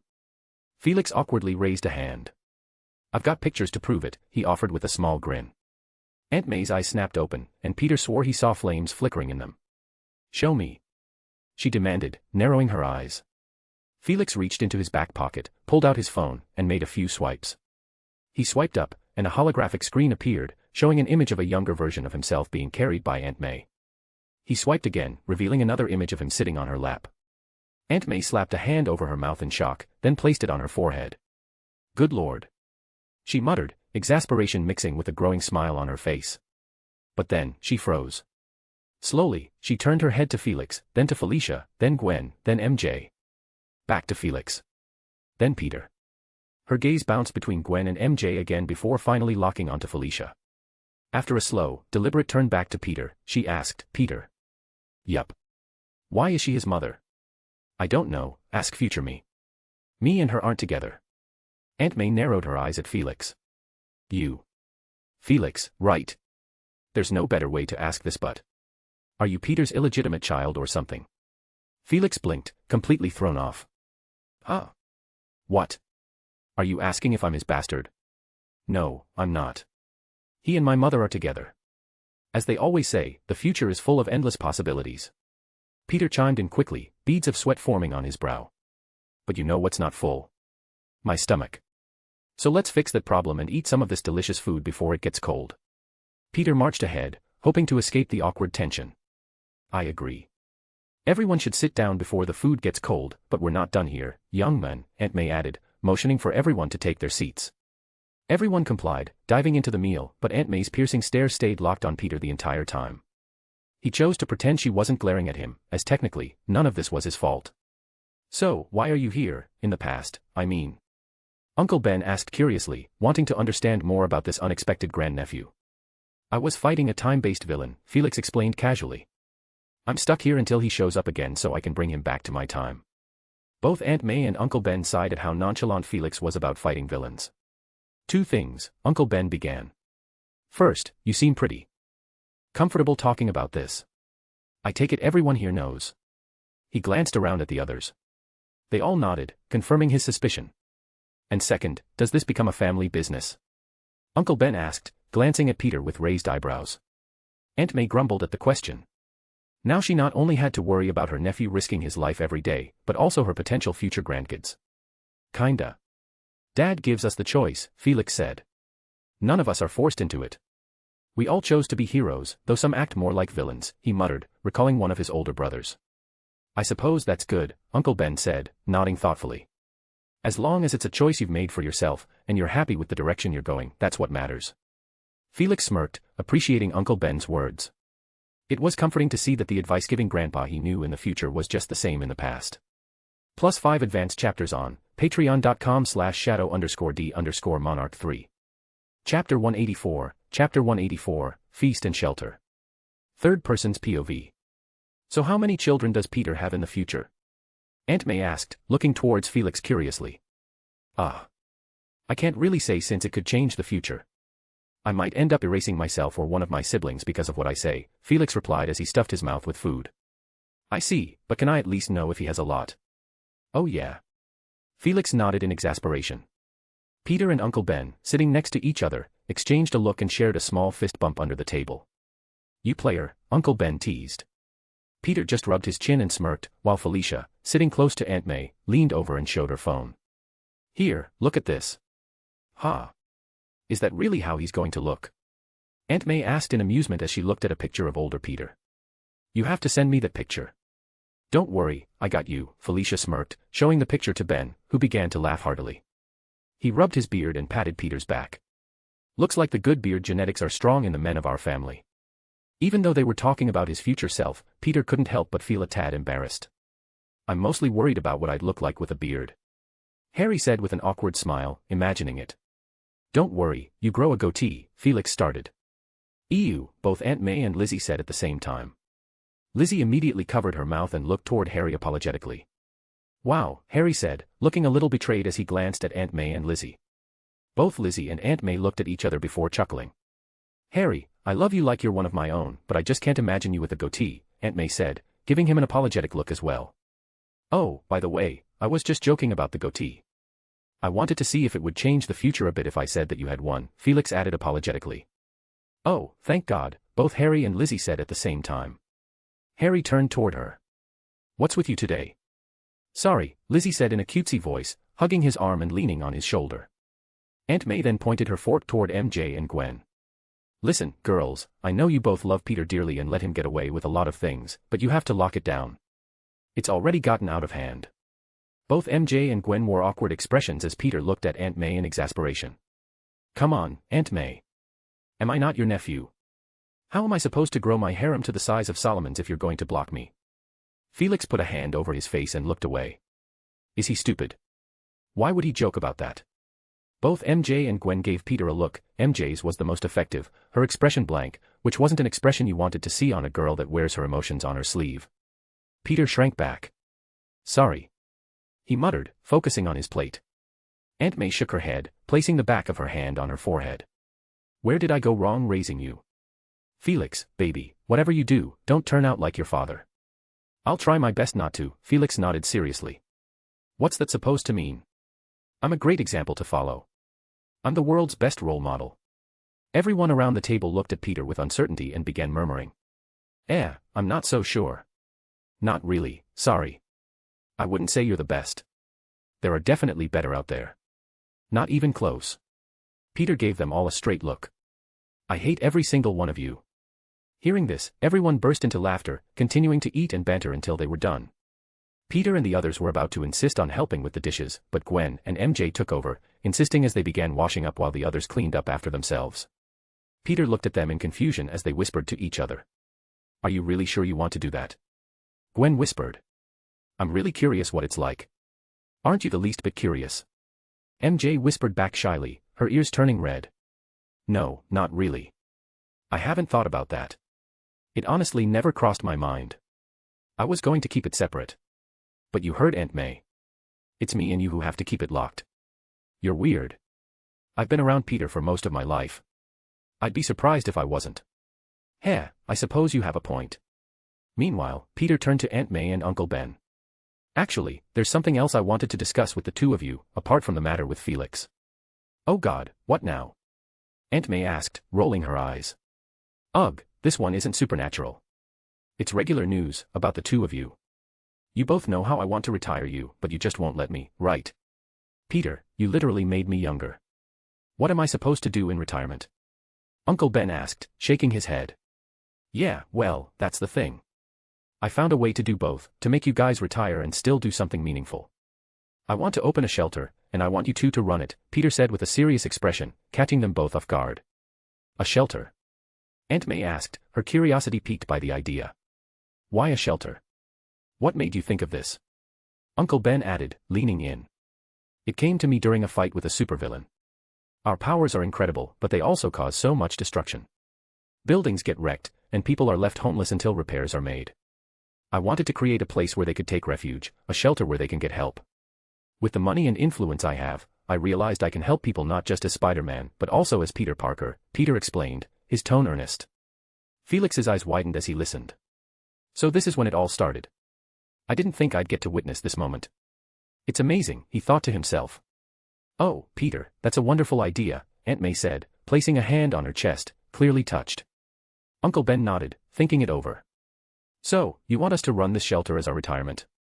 We'd be retired, but still helping people, staying active. And I bet you'll be our boss, paying us that money you've always wanted to give but we wouldn't accept. Peter clicked his tongue, smiling. Am I really that predictable? A bit, yes, Uncle Ben chuckled. And have you thought of a name for this shelter? Aunt May asked, curious to see how much thought Peter had put into it. Yup, I've got a name all set. I'm calling it FEAST, Peter replied, smirking with pride. And knowing you, that's an acronym, Uncle Ben said with a raised eyebrow. You're damn right it is. Felix, why don't you tell them what it stands for? Peter said, turning to his son with a grin. Felix pointed at himself, surprised. You want me to say it? Yeah, if you know it, that means it became successful, Peter said proudly. Felix sighed before answering. Food, emergency, aid, shelter, training. FEAST. That's actually a great name, Aunt May nodded in approval. So, what do you guys say? Peter asked, looking at them with hope. We'll need to sit down and discuss the details, but overall, we're in, Uncle Ben agreed. Aunt May wrapped Peter in a deep, proud hug. You have no idea how proud I am of you. You see, you don't have to risk your life to be a hero and help people.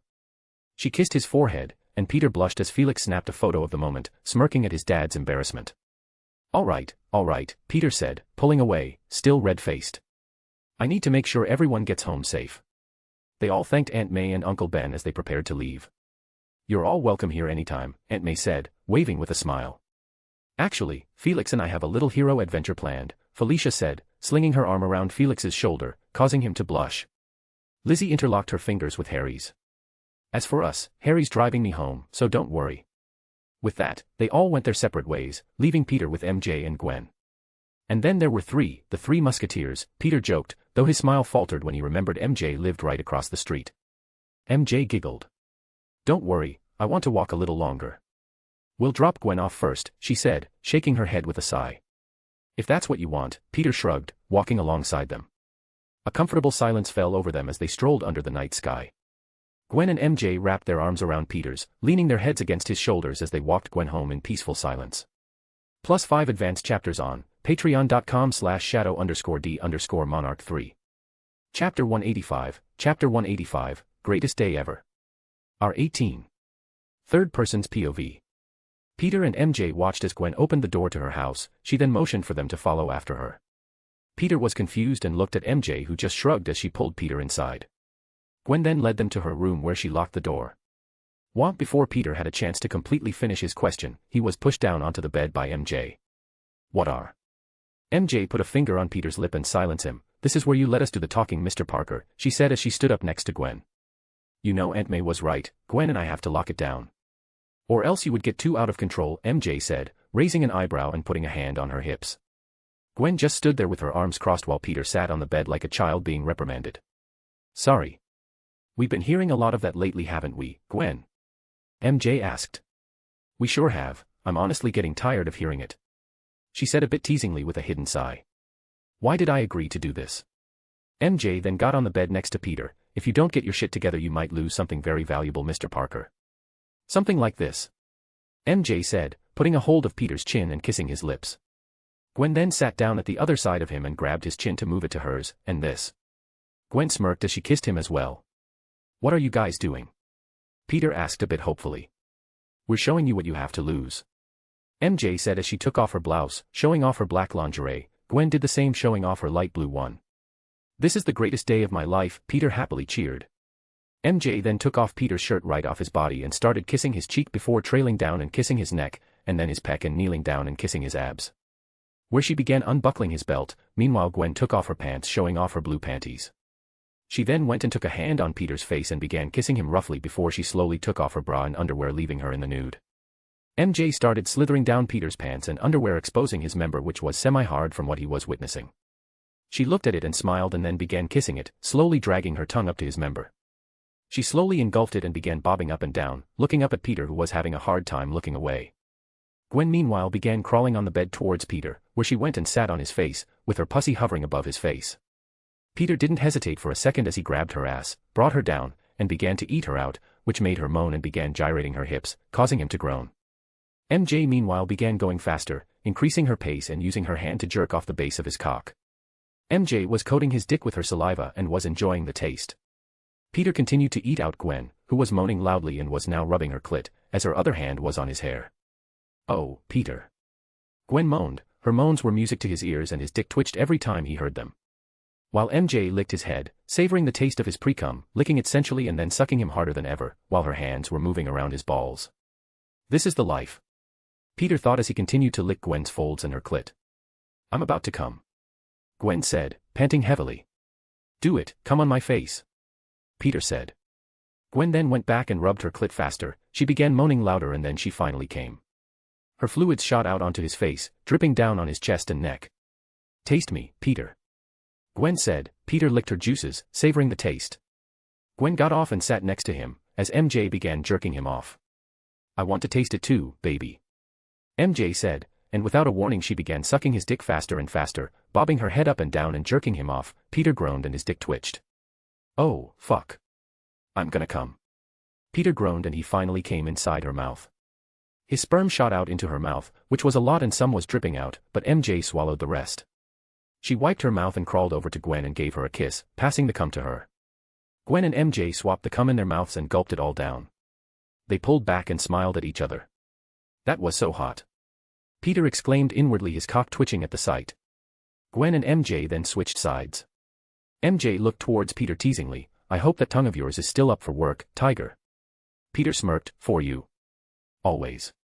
MJ sexily took off her underwear and slowly spread her legs open, giving Peter a view of her glistening, moist, pink pussy, which was shaven and was dripping wet. Peter quickly grabbed her ass, lifted her and went down on her, licking her pussy and sucking her clit. MJ let out a loud moan as Peter licked her clit, while Gwen went to his member and began jerking it. MJ's spit and Peter's precum were the only lubricant. Aw. MJ moaned as Peter sucked her clit. He began to thrust his tongue in and out of her pussy, which was dripping wet and was delicious to Peter. Gwen slowly climbed over Peter and placed herself over his member, and without a warning she impaled herself onto his dick. Oh fuck. Peter exclaimed. MJ let out a loud moan as she felt him scream onto her pussy, causing her to tremble. Gwen began riding Peter's dick, moaning and panting heavily as she felt his member hit her walls. Holy shit. I am the luckiest guy in the world. Peter thought as he continued to lick MJ's pussy, and was enjoying the feeling of Gwen riding him. Gwen then leaned forward, and began sucking on MJ's tits, biting them lightly. Ah. MJ moaned. Peter increased his pace and inserted a finger into her pussy, and then another, and then he began licking her clit. Gwen continued riding Peter's cock and began moaning even more. MJ's body began shaking as Peter licked her pussy. I'm about to come, oh god. MJ exclaimed, and then she came onto Peter's face. Peter licked her fluids, cleaning her pussy. However, as she came, Peter didn't stop and continued his pace, making her body convulse. Peter grabbed tightly at her thighs, not letting her escape, and continued eating her out. Oh god. Oh god. Peter. MJ screamed as she came again. Peter drank her juices, licking and sucking her pussy, not letting a drop go. Gwen meanwhile tightened the grip on his abs and began moving faster and faster, panting and moaning as she felt his dick hitting her walls and going deeper inside her. Peter's cock was throbbing, his dick was about to burst. He grabbed Gwen's ass and thrusted her up and down, fucking her harder and harder, his dick twitching every second. Oh fuck, I'm about to come. Peter exclaimed, his voice muffled. Me too, come inside me. Gwen moaned. And with one final thrust, he came deep inside her. His hot seed exploded into her and filled her womb, and some spilled out. Oh, fuck. Gwen screamed. Gwen was still coming, and the feeling of him coming inside her was enough to make her come even more, and she tightened her hold on his dick, milking him for all his worth. After a while, they both came down from their high, panting heavily. Gwen then slowly got off, not letting the cum escape. MJ, after coming for the third time, slowly crawled away from Peter and went towards Gwen, where she didn't hesitate to grab Gwen's thigh and go down on her, tasting Peter's cum from Gwen's pussy. As she ate Gwen out, she shook her ass towards Peter, tempting him. Peter slowly crawled towards her and grabbed her ass, rubbing it before spanking it. AHHH, MJ moaned as Peter spanked her. Peter slowly slid his dick into her pussy, and thrust it into her, grabbing her waist and fucking her. MJ moaned as she felt Peter's dick hit her walls, and began fingering Gwen's pussy, who was moaning even more and was loving the feeling of MJ's tongue. Peter thrusted faster and harder into her, and spanked her ass every time. He thrusted deep into her, not stopping for a second, and grabbed her ass. He then grabbed her by the shoulder and thrusted into her even faster, while he used his free hand and began fingering her asshole. Oh, yes. Peter. Harder, tiger. Meanwhile, Gwen had her head thrown back, holding the back of MJ's head. Oh, God. Gwen moaned. Peter was thrusting faster and faster into her. He leaned forward while Gwen did the same and began sucking her nipples. He was going deeper into MJ, causing her to moan louder and louder. He continued sucking Gwen's nipple, and grabbed her other tit. Peter was groaning. He felt her walls tightening around his member and her pussy getting wetter. Oh, fuck, Peter. MJ exclaimed as she came on his dick. Peter didn't stop and kept thrusting into her, fucking her even harder, not letting her orgasm die down. MJ was trembling and her eyes were rolling back. I'm about to come, Peter moaned. Do it inside me, tiger. And with one final thrust, Peter came into her. His hot cum shooting inside her, filling her up. AHHHHHHHH, MJ moaned. Peter thrusted a few more times, emptying all his load inside her. After he came down from his high, he pulled out and fell back onto the bed. He saw Gwen and MJ's body trembling. MJ slowly crawled towards him, her legs shaking, and kissed him, transferring her juices to him. MJ then pushed Gwen down and sat on her face, transferring Peter's cum and making her eat her out, while Peter grabbed Gwen's waist for round 2 as it was then her turn to eat MJ out. The three continued tasting each other, being intimate for the entire night, not once stopping for a break. +5 advanced chapters on patreon.com/shadow_d_monarch3. Chapter 186, Chapter 186, What the hell is wrong with me? R18. Third person's POV. Peter was awoken by the feeling of pleasure, which caused him to grunt. When he opened his eyes he saw that there was no one by his side. He opened his eyes and saw that there was a head under the sheets, and the feeling of a tongue around his member. Oh God! He muttered in pleasure. He reached his hand down in the sheets and felt a girl's hair. It was smooth and soft. He grabbed the girl's hair, as she kept bobbing her head up and down his shaft.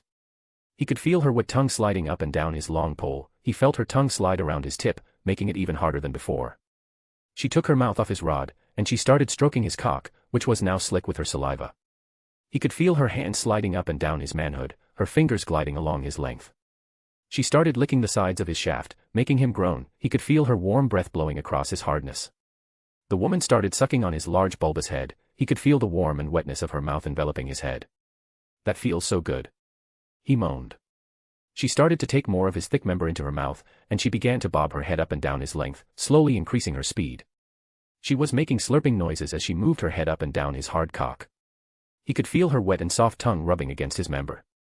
Her lips were tightly wrapped around his rod, and her tongue was flicking across the tip. He could feel her taking her hand off his hardness, and she began to stroke his testicles. She was cupping them and gently massaging them. He was groaning and panting. He was enjoying the feeling of her mouth on his throbbing rod. She started bobbing her head faster, and she took more of his thick manhood into her mouth. He could feel the walls of her throat squeezing his member, as she deep-throated him. He felt his head hit the back of her throat. He could hear her gagging, and then she started to gag. Oh my God! He muttered. She took her mouth off his penis, and although he couldn't see it, there was a thin strand of saliva hanging between her mouth and his manhood. He could feel her hand still stroking his length, and he could hear her breathing heavily. He then saw the sheets began to rise higher and higher, until her figure appeared as if she was sitting all the while still being hidden behind the sheets.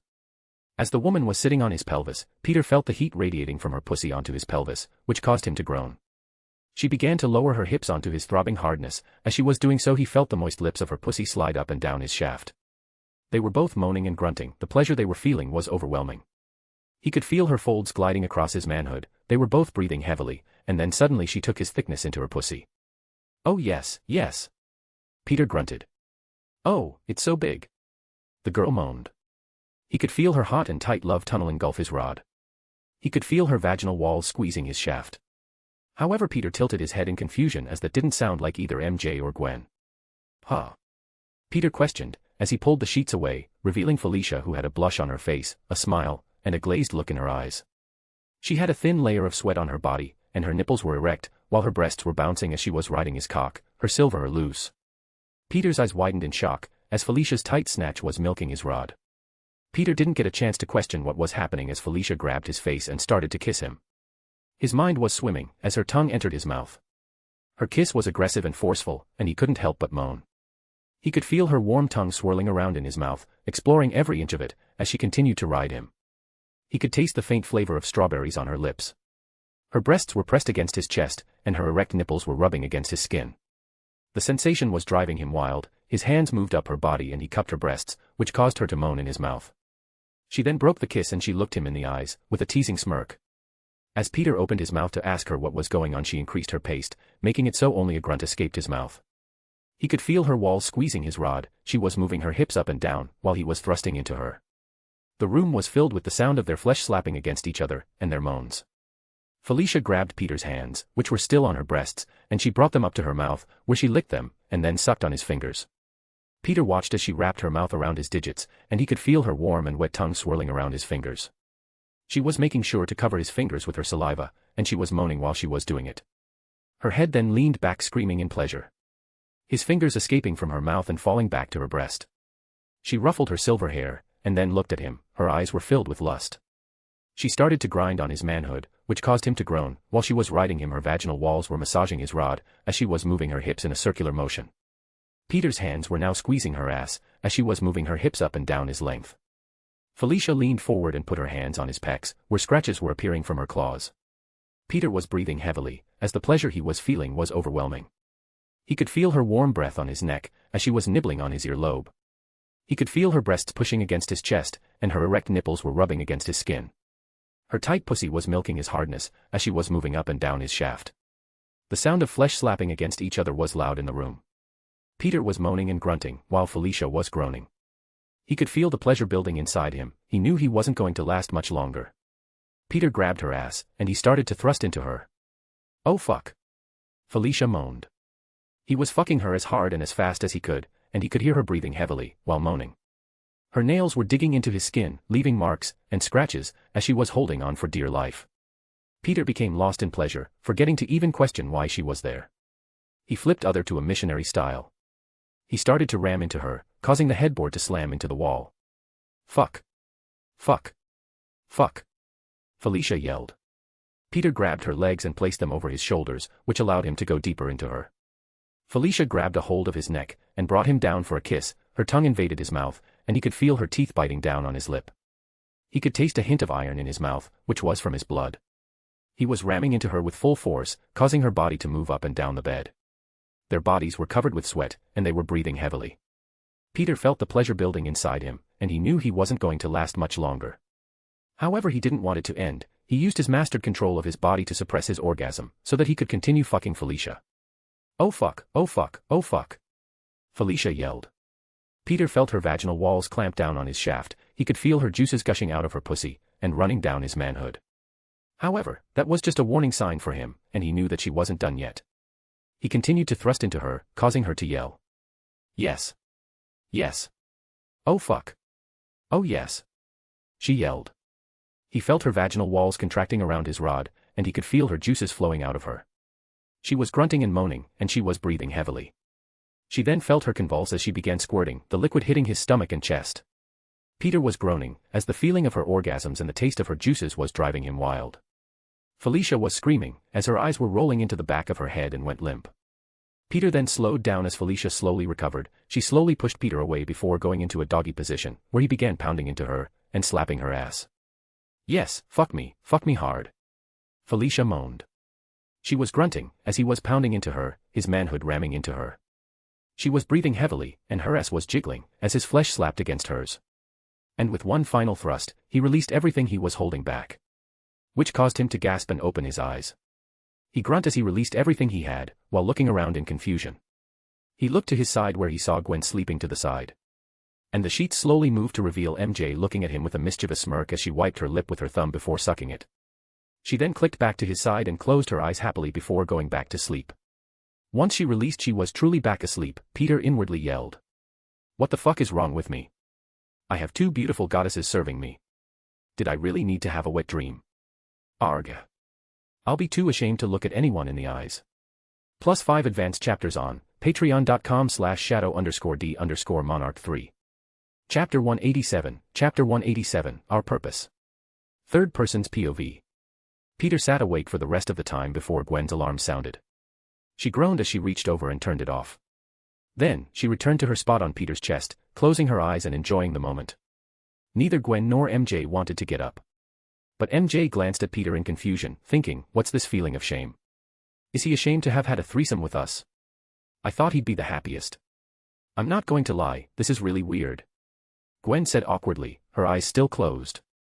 I don't know, I really enjoyed it, MJ said, sounding pleased. Of course you did.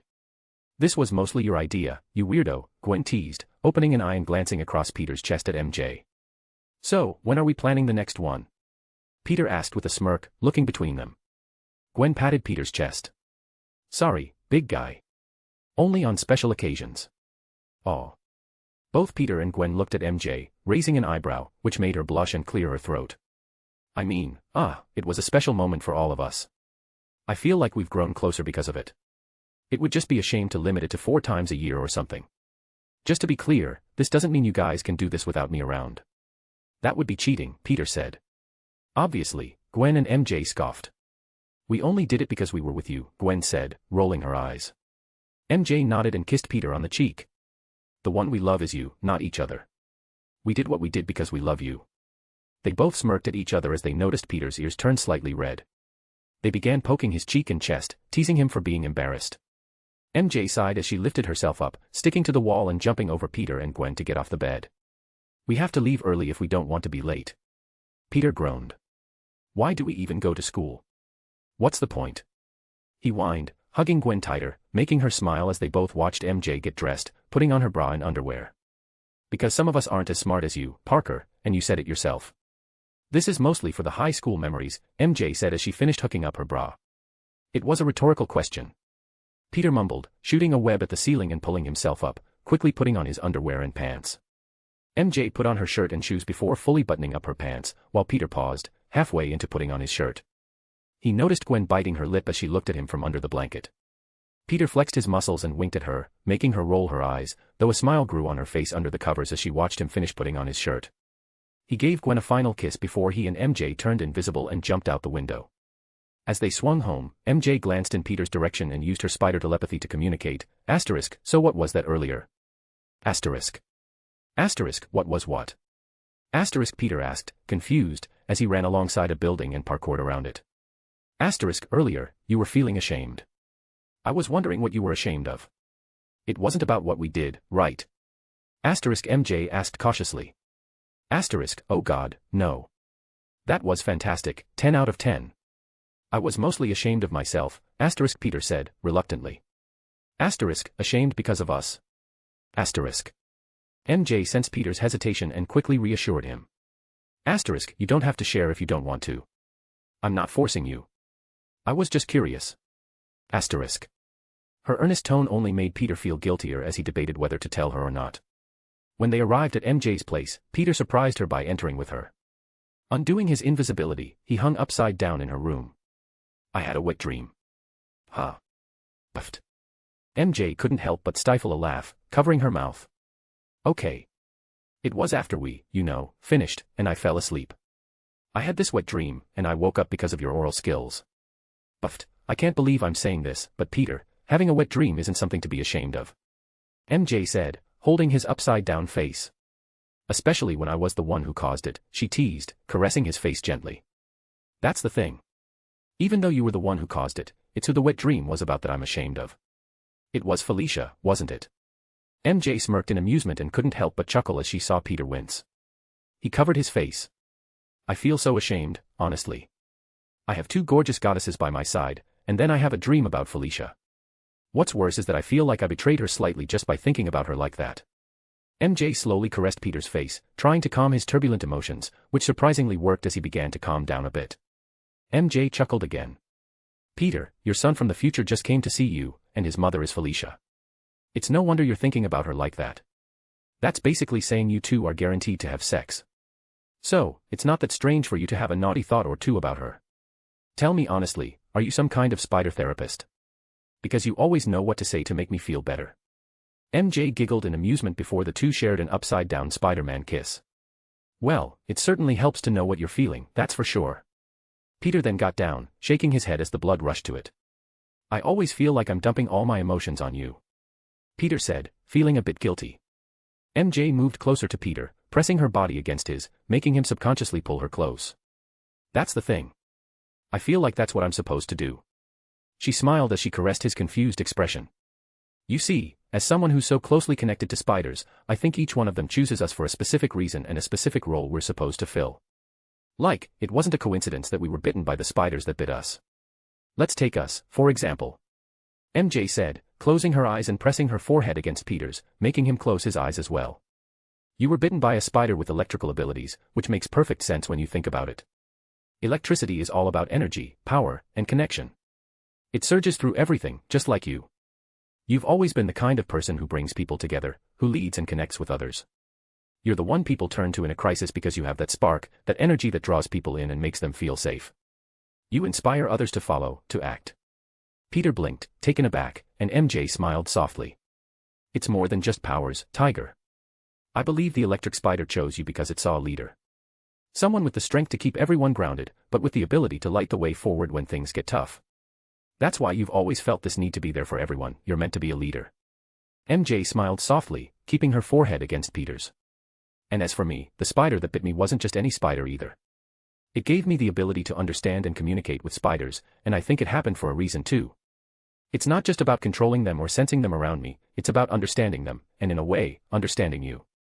She paused for a moment, running her fingers along Peter's cheek. You've always had this way of carrying so much on your shoulders, more than anyone should.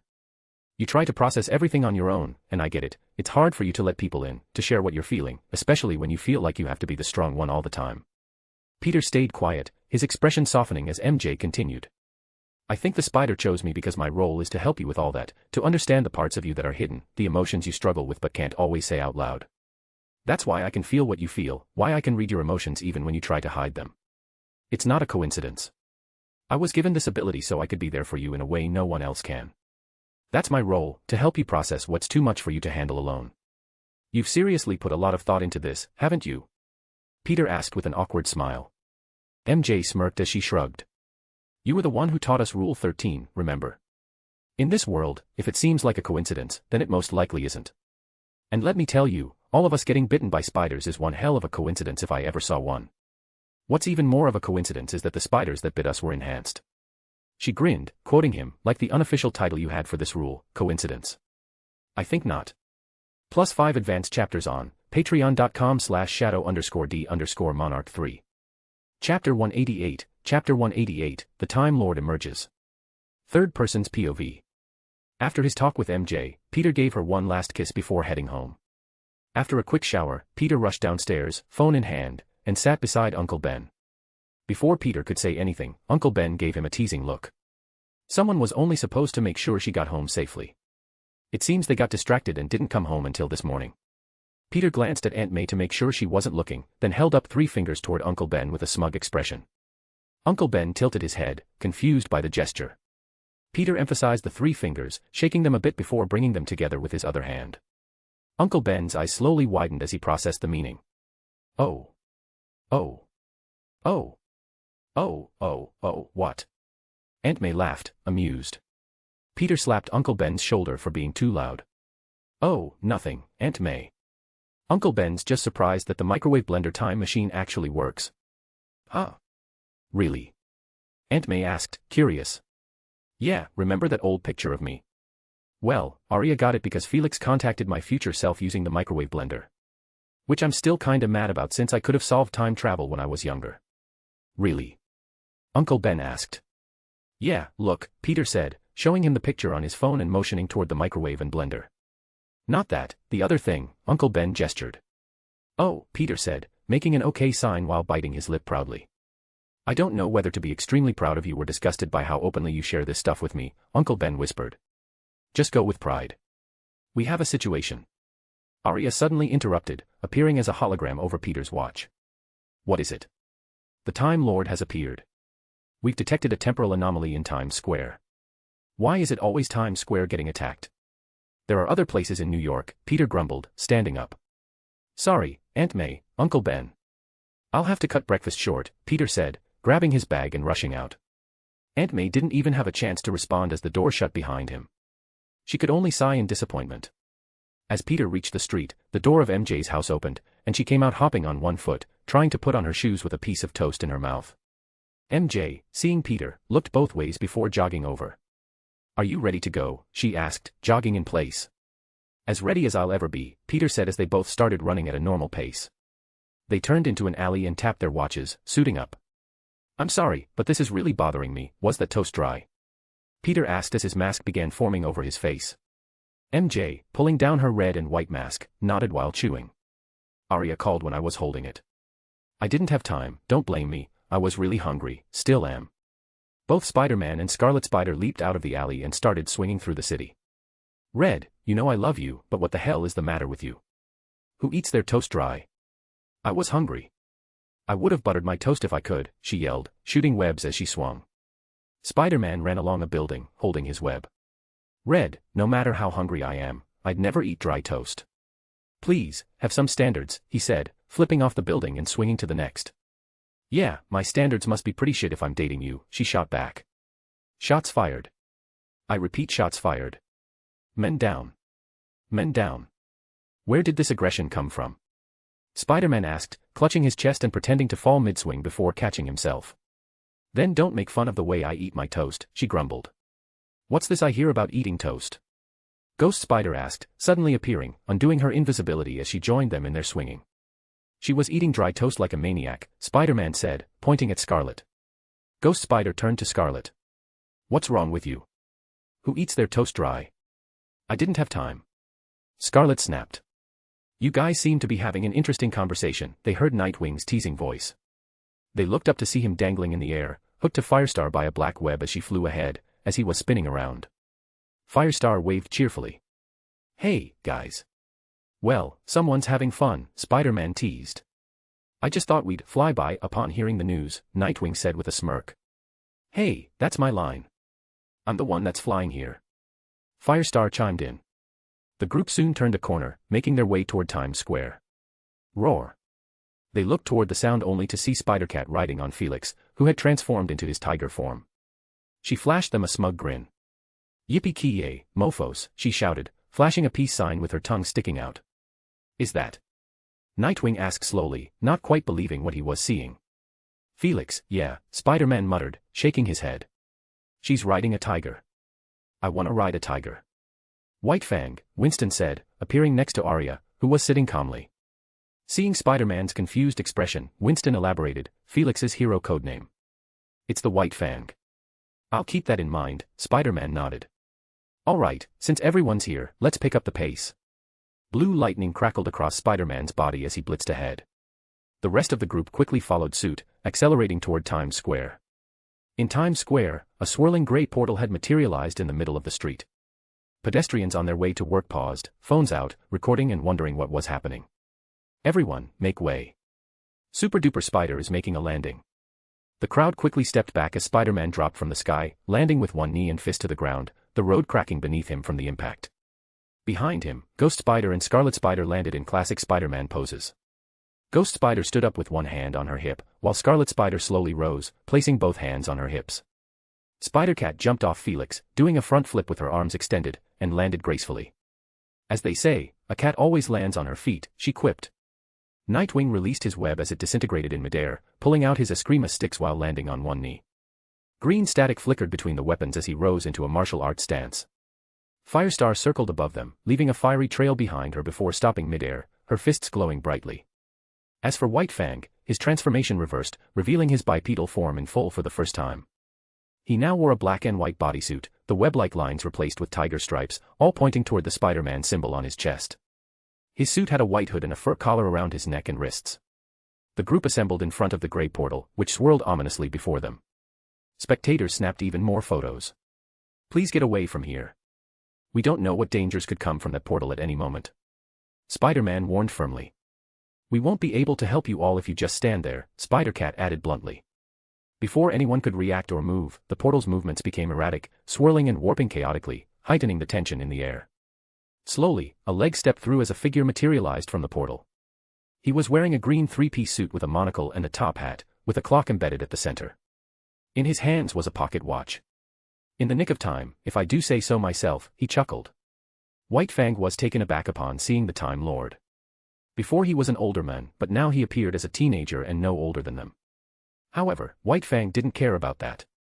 He shot forward, the ground splintering under his strength as he appeared before the Time Lord, his leg already in motion to kick him square in the head. A magic circle appeared before the Time Lord's hands, and Felix froze in place, time itself holding him still. Is it me, or have you gotten slower? The Time Lord teased. He then turned toward Spider-Man and made a mocking, stunned expression. Oh my, oh my. If it isn't the amazing Spider-Man, the Time Lord exclaimed, taking off his top hat, placing it over his chest, and giving an exaggerated bow. I'm a huge fan. It's an honor to finally meet you. Clearing his throat, the Time Lord continued, I suppose it's time I introduce myself to the audience, isn't it? Ladies and gentlemen of New York City, I am known as the Time Lord. Nightwing, uninterested in the theatrics, rolled his eyes and was about to lunge at him. Don't, Spider-Man stopped him, placing a hand on his chest. What? Why? Because every time we attack, we get frozen in time. Spider-Man stated solemnly. Even with your speed? Ghost Spider asked in surprise. For some reason, It's not for some reason, it's because I'm stronger now, the Time Lord interrupted with a large grin. I'm better. I can see what you'll do before you even make a move. His eyes began glowing a green hue. After being stuck in the time stream for so many years, experiencing the memories of my future self, I've mastered time magic. And after seeing the future ahead of me, I realized something: if I truly want to be free, I have to kill you before you grow any stronger. I see, so you're a coward, Spider-Man nodded, as if in understanding. Wah.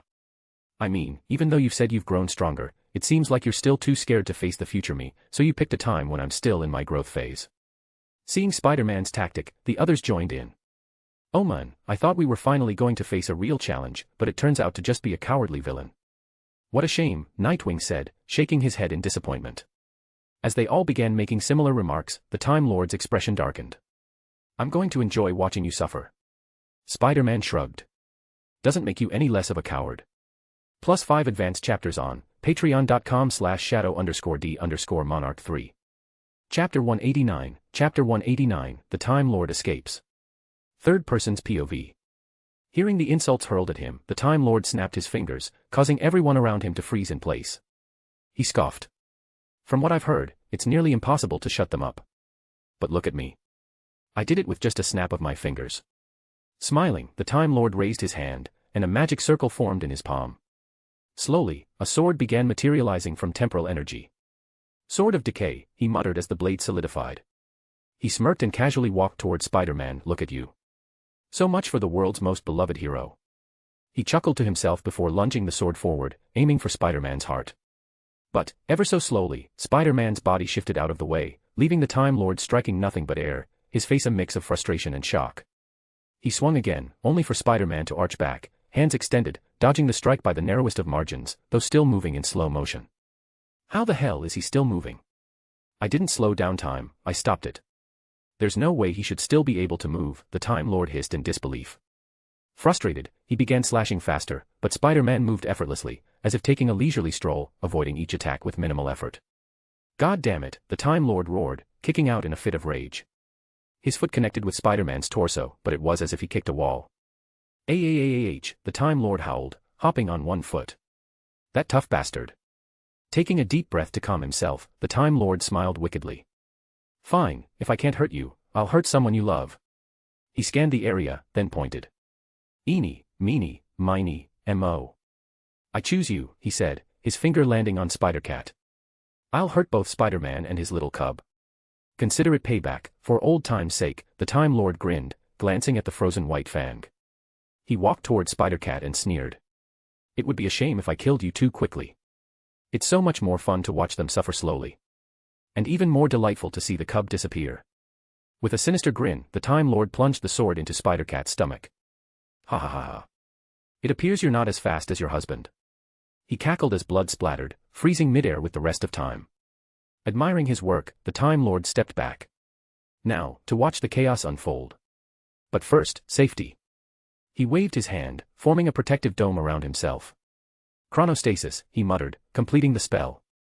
Once at a safe distance, he snapped his fingers, and time resumed its natural flow. Even White Fang was freed from his control. Spider-Cat suddenly gasped, coughing up blood, and collapsed to her knees, clutching her stomach in agony. Everyone turned toward her, their faces frozen in horror.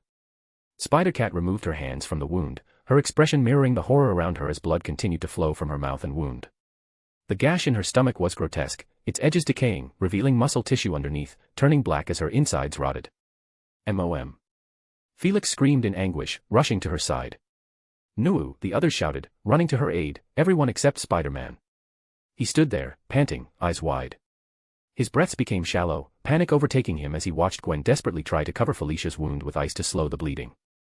Inside his suit, Peter's eyes changed, turning a shade of blue as lightning crackled around them. His breathing grew labored, sparks of static dancing between his fingers.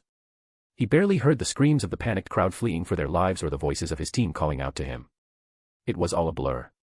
Ha ha ha ha ha, the Time Lord laughed, holding his stomach. You should see the looks on your faces. Priceless. What a shame, Spider-Man, you wear such a mask, I can't see your expression. But, I will admit, you have a much cooler suit in the future. Spider-Man's gaze slowly shifted toward the Time Lord, his muscles tensing. The Time Lord noticed the shift and mockingly shook his hands. Oh, I'm so scared.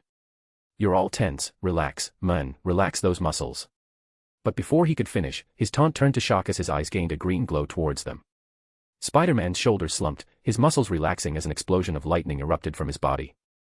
Electricity crackled around him, surging across the ground, scorching it with raw power. Suddenly, two large spikes shot out from Spider-Man's wrists, each crackling with energy. The arcs of lightning wrapped around the spikes, turning them a deep shade of blue, their bone-like appearance disappearing beneath the overwhelming power they held. With a thunderous boom, the ground beneath Spider-Man exploded, sending debris flying as he disappeared from where he stood. Ayah! Spider-Man roared in fury as he slammed his electrified spikes into the Time Lord's shield. His attack seemed to slow as it made contact with the barrier, but Spider-Man's muscles tensed, his growl deepening with strain. The Time Lord's eyes widened in horror as the spikes began to carve deep gashes into his stasis shield, crackling with raw energy. The ground beneath Spider-Man crumbled further, splitting under the sheer force he was exerting, as his bioelectricity surged, tearing through the fabric of time itself. The Time Lord wasn't about to sit idly by. He summoned another temporal sword, thrusting it towards Spider-Man in a desperate attempt to retaliate. But almost like it was an instinct, four massive spider-like limbs, forged from pure bioelectricity, burst from Spider-Man's back. They moved with lightning speed, blocking the attack effortlessly, while Spider-Man drove his second spike into the shield, deepening the cut. TCH. The Time Lord grimaced, truly shaken for the first time. He's cutting through time itself, and he hasn't even reached his full potential yet. What a terrifying creature. Realizing the gravity of the situation, the Time Lord decided to escalate. Placing a hand on his chest, a glowing magic circle appeared as he muttered, "Temporal duplicate." 10 more magic circles materialized around him, each spawning a duplicate of the Time Lord. They say the more, the merrier, he smirked. And it seems we have all the time in the world. Hey! With one final, earth-shattering roar, Spider-Man shattered the chronostasis barrier. The sound of it breaking was like glass shattering, sending shockwaves across the battlefield. The duplicates activated their magic simultaneously, using a technique called blink, a brief distortion of time that allowed them to appear as if they were teleporting. They blinked in rapid succession, surrounding Spider-Man, their decay swords poised for attack. But before Spider-Man could react, a fierce roar echoed through the air, R-O-O-O-A-A-R-R-R. In a flash of blue lightning, White Fang tore through the duplicates, ripping them apart with savage precision. But the temporal forms dissipated into nothingness, revealing they were mere energy constructs of the real Time Lord. Spider-Man and White Fang moved in unison, honing in on the real Time Lord. Their claws and spikes aimed directly at his neck, their strikes deadly with intent. However, the Time Lord had already anticipated their move. With a snap of his fingers, he halted time once again, retreating to a safer distance. But even in the frozen world, Spider-Man and White Fang were still moving, their eyes blazing with fury, their bodies driven by pure bloodlust. In the Time Lord's perspective, they were moving at normal speed, slowly, yet inexorably, closing the gap. It was a disturbing sight, these two beings defying his command over time. With a frustrated scowl, the Time Lord conjured another sword, now dual-wielding. But as he did, he felt a shift in his body. His face grew older, his energy waning slightly. He clicked his tongue in irritation, though he'd only aged by a year, it was clear that his overuse of temporal magic was taking its toll. Sweat beaded on his forehead as he prepared for the inevitable clash. "I've spent too much power. I'll have to end this soon," he muttered grimly. The Time Lord rushed forward, slashing with both of his temporal swords, his mind calculating their frenzy as a weakness. They should be sluggish in this state, unable to react as quickly, he thought. But his assumption proved wrong. Even in their enraged state, White Fang's claws and Spider-Man's bioelectric spikes were far too swift, their movements instinctive and lethal. White Fang's plasma claws clashed against one of the Time Lord's swords, while Spider-Man's electrified spike crashed against the other.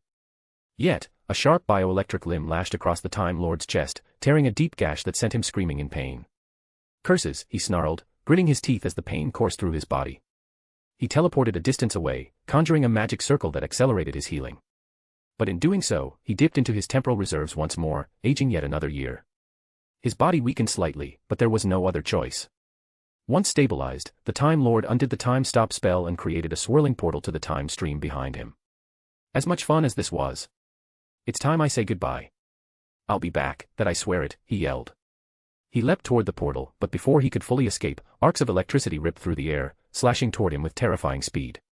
One electric slash caught him just before he entered the portal, severing one of his legs. His scream of agony echoed as he disappeared into the time stream. Spider-Man stood still for a moment, watching the Time Lord escape. "Arg damn it," he roared, slamming his fists into the ground. The force of his blow shattered the street, sending debris and vehicles flying.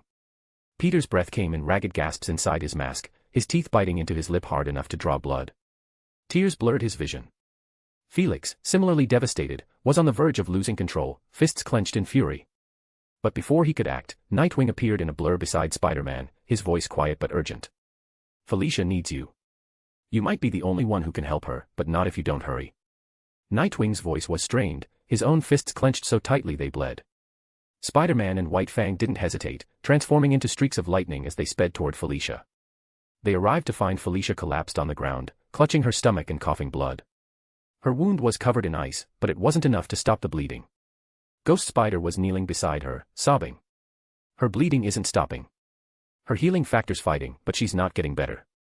Scarlet Spider was holding Felicia's hand, tears streaming down her face. I can feel it, she's slowly dying. Felix's voice cracked as he sobbed, I shouldn't have come here. It was a mistake. I'm sorry, Mommy. Spider-Man knelt beside Felicia, placing his hands over her wound, silent tears streaking down his face. His heart pounded in his chest as he prepared to use his bioelectricity, hoping against hope that he could save her. But just as he was about to begin, shards of glass started appearing before them, slowly obscuring any outsider from looking at them. A cold voice interrupted. I wouldn't do that if I were you. You'll kill her. Everyone turned sharply toward the voice. Standing behind them, a mysterious figure dressed in an orange cloak emerged from a portal, her expression solemn. If you want her to live, she continued, you'll need my help. +5 advanced chapters on patreon.com/shadow_d_monarch3. Chapter 190, Chapter 190, Kamarja. Third person's POV. Before anyone could comment on the sudden guest, Felix turned to everyone and said, you can trust her. Please save my mother, Felix pleaded. The hooded figure raised her hands, causing Felicia's body to levitate off the ground. Follow me, she said, turning back and walking through the open circle behind her. Everyone quickly followed, and as Firestar was the last to enter, the portal closed immediately behind her. They suddenly found themselves in what appeared to be a meditation room with a single pillow in the middle. The hooded figure went and sat down on the pillow. With a wave of her hand, she conjured a blanket and a pillow, gently laying Felicia down to rest her head. Who are you? Nightwing asked suspiciously, narrowing his eyes. Just because Felix said to trust her didn't mean he should lower his guard and trust her completely. For all he knew, she could be a bad person now but change and become better later on. The woman lowered her hood, revealing her shiny bald head.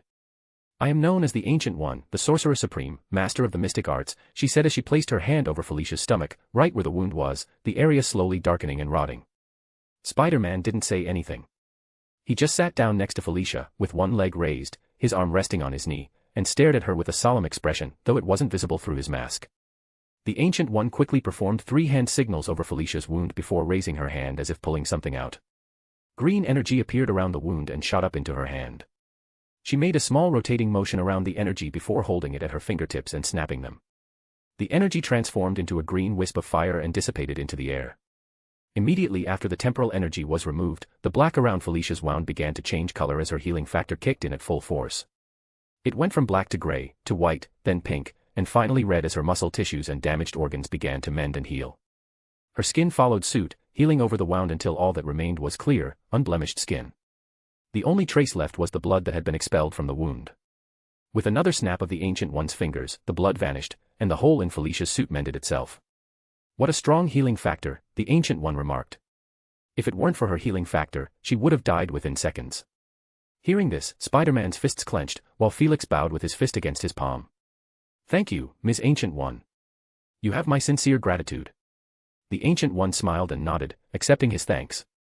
The others followed suit, expressing their gratitude, though Spider-Man remained silent, only nodding. Felicia groaned as she lifted herself up on her elbows. Why am I always the one getting targeted? Talk about unlucky. Ghost, Scarlet, and Firestar immediately tackled her in a hug. Oof, she exclaimed from the impact. She glanced teasingly at Nightwing and Spider-Man. Careful, guys. These lovely ladies seem to like me a lot. I might just take them for myself. Harry scoffed with a smile, relieved to see Felicia was all right, but Spider-Man remained unusually quiet. The Ancient One chuckled softly, finding their banter amusing. Felix, however, knelt in front of Felicia, looking down in shame. I'm sorry. I shouldn't be here. I've put you in danger. Because of my presence, you almost died. No, you are meant to be here. This was meant to happen, the Ancient One said with a serious expression, drawing everyone's attention. Ah. Are you saying I was supposed to almost die and get stabbed in the gut?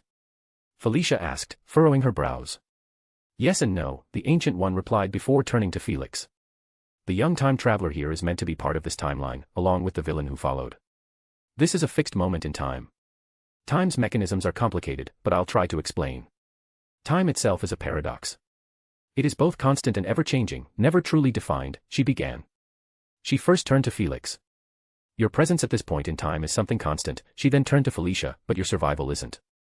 You didn't have to be the one attacked and injured, it could have been you, or you, or you, she said, gesturing at Felicia before glancing at the others. Then, facing Felicia again, she added, not to mention the possibility of your survival or death. Like I said, it's paradoxical. Some moments in time are so fixed that no matter what you do, they won't change. And then there are moments so flexible that the tiniest influence can alter everything. Thanks. It's nice to know that whether I live or die matters so little in the grand scheme of things, Felicia muttered, displeased. Felix raised his hand. Wait, why is my being here so important? That's something I still don't understand, no matter how many times I try to wrap my head around it. The Ancient One smiled, her gaze shifting back to Felix. There are several reasons. One of them is that you're the connection that introduces Spider-Man and his team to the mystical and magical side of the world. You're the gateway that opens a new path for them. In this crazy world of ours, there are threats not only in the physical realm but in the metaphysical as well, as you've all seen with the Time Lord. Seriously? Felix asked, surprised at the importance of his role. The Ancient One nodded, her expression growing serious. This might come as a surprise to some of you, but we aren't alone in this universe. There are forces out there that could destroy our entire galaxy with a snap of their fingers. Everyone's eyes widened in shock and horror, except for Felix, who nodded as if he'd already come to terms with it. Hold on, let's back up for a second, Ghost Spider interrupted, waving her hands for the Ancient One to slow down. You're throwing too much information at us at once, and some of it is seriously freaking me out. The Ancient One nodded, understanding. I can see how this information might be overwhelming. I'm more than willing to answer any questions you have. Ghost Spider nodded. Alright, let's start with something simple. I understand you're called the Ancient One, but why?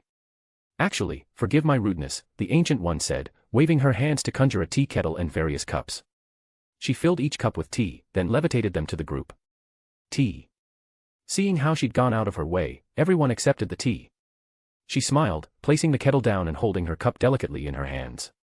Now, where was I? Oh yes. I'm called the Ancient One because I'm over 1,000 years old. PFTTT. Those who had taken a sip of tea spit it out in shock. Nightwing banged on his chest, coughing, before glaring at her. You totally made us drink first on purpose, didn't you? The Ancient One merely sipped her tea calmly, a serene smile on her face. Next question. Firestar raised her hand tentatively. Can I ask it? Seeing everyone turn to her, she continued. Where exactly are we? We stepped through this weird portal, but we have no idea where we are. Ah, a very good question, Ms. Allen, the Ancient One smiled. At her words, everyone froze and quickly moved into defensive stances, save for Spider-Man and Felix. Spider-Man quietly lowered his mask just enough to sip his tea, entirely unbothered that she knew their identities. Firestar's hands began to glow with heat as she narrowed her eyes. So you know who I am. I know who all of you are, Harry Osborn, Elizabeth Allen, Mary Jane Watson, Gwen Stacy, Felicia Hardy, Felix Parker, and Peter Parker. You may have the ability to shield your identities from technology, but when it comes to the mystical realm, you're all vulnerable. That's precisely why Felix's presence here is so important. The group exchanged uneasy glances, clearly uncomfortable with how much she knew about them. The Ancient One stood from her seat. As for your question, Ms. Allen, we are currently in Nepal, in the Camartage Sanctum Sanctorum, where I teach and guide those interested in the mystic arts. As she then began walking ahead of everyone, come along everyone, I'll give you a proper tour of this place. Everyone stood up and began following the Ancient One as she went and opened the door. On the other side of the door was a training yard where members were seen battling each other, mostly using stick weapons. Wait, I'm sorry, but did you just Nepal? Ghost asked in shock to find herself so far away from home. Just how does that portal of yours work? Please tell me there's at least a scientific explanation for it, and the answer isn't only because it's magic. Meanwhile, Scarlet looked toward Spider-Man with concern. She's always known him to be the most talkative person she knew, always saying what he was thinking, always making a joke. But ever since they have arrived at the Camartage, neither Spider-Man or Peter Parker have said a single word since they had arrived. All Scarlet knew was that Felicia's near-death experience had affected Peter a whole lot more. However, she also knew it affected every single of them as well. Peter was just taking it the hardest. +5 advanced chapters on patreon.com/shadow_d_monarch3. Chapter 191, Chapter 191, Universal and Dimensional Traveling. Third person's POV. Wait, there's something I don't get. Why are you showing us around? Are you expecting us to learn magic or something? Nightwing asked, glancing around in awe as the Ancient One led them through the vast library. Shelves upon shelves of ancient tomes and scrolls lined the walls, each one a treasure trove of knowledge, collected over centuries by those who protected the sanctum. The Ancient One paused, turning to face the group with a serene expression. Felicia, eyes wide with curiosity, couldn't hold back her excitement. Could we even learn magic? That sounds freaking awesome, she said, her voice full of hope. With a soft smile, the Ancient One looked from Nightwing to Felicia, patiently addressing their curiosity. Magic, at its essence, is the manipulation of energy, whether it comes from within oneself, the universe, or from other dimensions. She gestured gracefully to the rows of books around them. You asked if you could learn magic, and the answer is yes, anyone can, in theory. The potential to harness these forces exists within everyone. However, the ease with which someone can access it varies.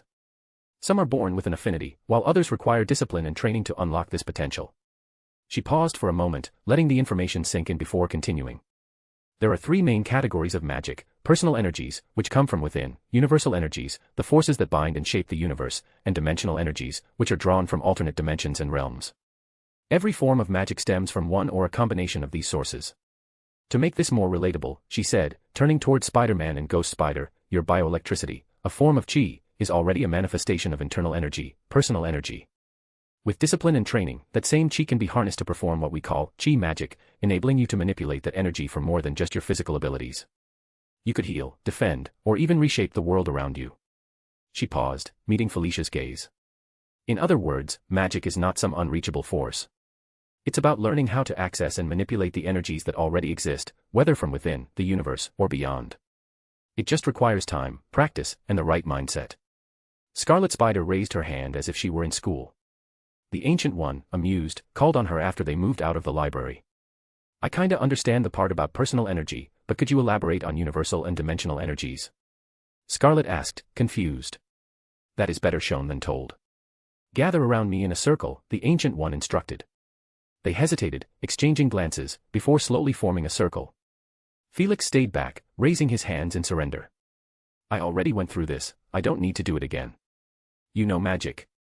Felicia asked curiously. Felix shook his head. Magic involves a lot of reading. Every time I tried, I'd fall asleep immediately, so I gave up on it. Everyone stared at Felix in disbelief, while Spider-Cat covered her face in disappointment. I have a lazy son in the future, just great. Felix shrugged. You call that lazy? I call it efficient. Why waste time learning magic when I can get someone else to do it for me? Like Uncle Ste. Ah, the Ancient One interrupted, wiggling her fingers at Felix to stop him from saying more. Right, sorry. Now, before we begin, know two things: 1, don't resist, and 2, don't act on your instincts to stop me. Wah, before Ghost Spider could finish her question, the Ancient One spun quickly, thrusting her palm and sending them all backwards, arching their bodies as their heads rolled back from the force. They were soon spiraling through multiple dimensions, causing most of them to scream and flail as they traveled. Yet they were entranced by everything around them. Peter remained still, absorbing everything, even though he had waited long for this moment. Despite wanting to enjoy it fully, circumstances dampened his experience. Still, he marveled at the beauty around him, thinking, to protect and preserve this beauty is one of the many reasons I fight. As they tumbled through a kaleidoscope of dimensions, the Ancient One's voice carried through the chaos, calm and steady. What you're experiencing now is a glimpse of universal and dimensional energies. Universal energy is what shapes and binds the cosmos. It's the force that creates stars, governs gravity, and maintains the natural laws of reality. It is the very fabric of the universe itself, and learning to harness it allows one to manipulate these forces. They hurtled through a dimension of pure light, where colors flowed like rivers and stars formed and died in seconds. Think of universal energy as the lifeblood of existence. If you can tap into it, you can influence the natural order, control elements like time, space, and matter. Next, they plunged into a darker, more chaotic realm, where monstrous figures loomed, and the very air felt heavy with tension. Dimensional energy, on the other hand, is power drawn from alternate realms and planes of existence. Each dimension is governed by its own rules, and some are home to entities far older and more powerful than we can imagine. They offer their energy to those who know how to ask, though often at a cost. They pass through surreal landscapes, cosmic spirals, cascading worlds, and dimensions with colors and forms beyond anything they had ever imagined. Despite the overwhelming strangeness, they were transfixed. Each dimension had its own unique beauty and order, even if chaotic at first glance. The Ancient One's voice remained steady. By tapping into dimensional energies, one can achieve feats that defy the laws of our world, summoning, banishing, even reshaping reality itself. But be cautious, the power you borrow is not your own, and every realm has its price. They flew through a fiery dimension, where colossal beings roared in battle, then into one made entirely of shifting geometric shapes. Felicia, her eyes wide with awe, shouted, "This is insane. We're really moving between dimensions." The Ancient One smiled, her voice soft but serious. "Indeed. These energies surround us and permeate us. With the right knowledge, anyone can access them. But remember, great power comes with great responsibility. The more you open yourself to these forces, the more they can shape you." Peter almost laughed when she said the quote, almost.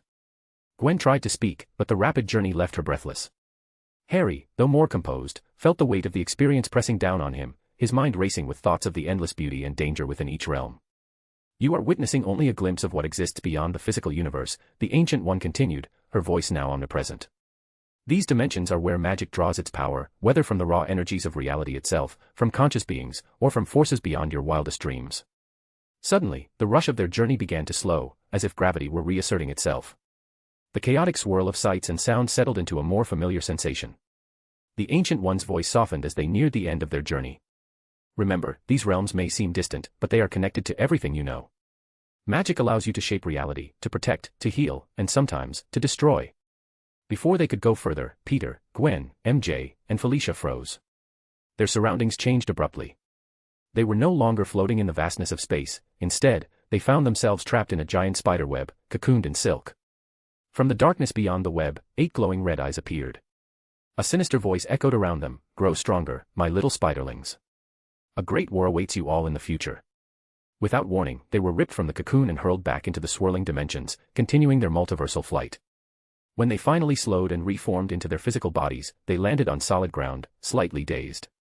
The Ancient One stood before them, hands calmly clasped. "Now," she said with a serene smile, "this is where your true understanding of magic begins."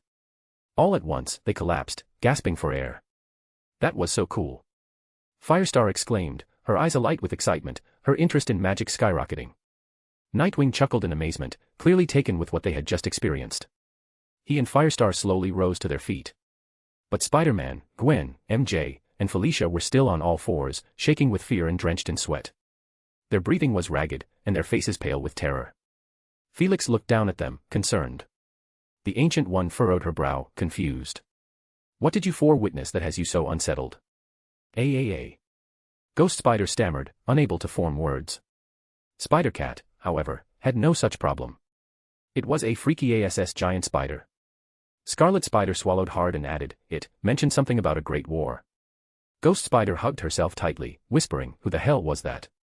Felix's eyes widened in shock, and Nightwing and Firestar shared equally alarmed expressions. The Ancient One wore a solemn look as she responded, "I believe you have just met the true source of your powers, the Great Weaver." +5 advanced chapters on patreon.com/shadow_d_monarch3. Chapter 192, Well fuck me. Third person's POV. The Who? Nightwing asked, tilting his head in confusion. His eyes narrowed, trying to make sense of what had just happened. The Ancient One glanced around the room before gracefully summoning a glowing portal to her meditative chamber, where she had previously treated Spider-Cat. She gestured silently for the group to follow her. Spider-Man and the others hesitated for a moment, taking the time to gather their thoughts.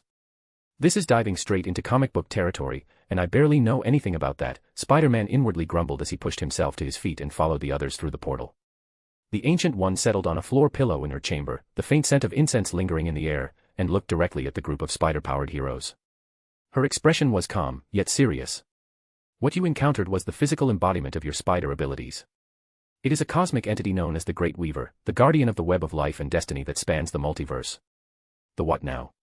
Lizzie, still disoriented by the bizarre explanations, asked, her confusion clear in her voice. None of this was making any sense to her. The Ancient One raised her hand, summoning a golden Tau mandala. As it formed in her palm, it quickly transformed into a radiant golden web, shimmering with ethereal energy. With a graceful motion, she threw it into the air, where it expanded and grew, stretching across the ceiling like a celestial tapestry. "The web of life connects all realities," she explained. "Each node on this web represents an alternate dimension, and in every one, there exists a spider totem, a protector. Each totem is tied to the others through this cosmic web, and together they guard the multiverse." Spider-Man, already knowing that the Ancient One knew his identity, tapped the side of his mask, causing it to retract.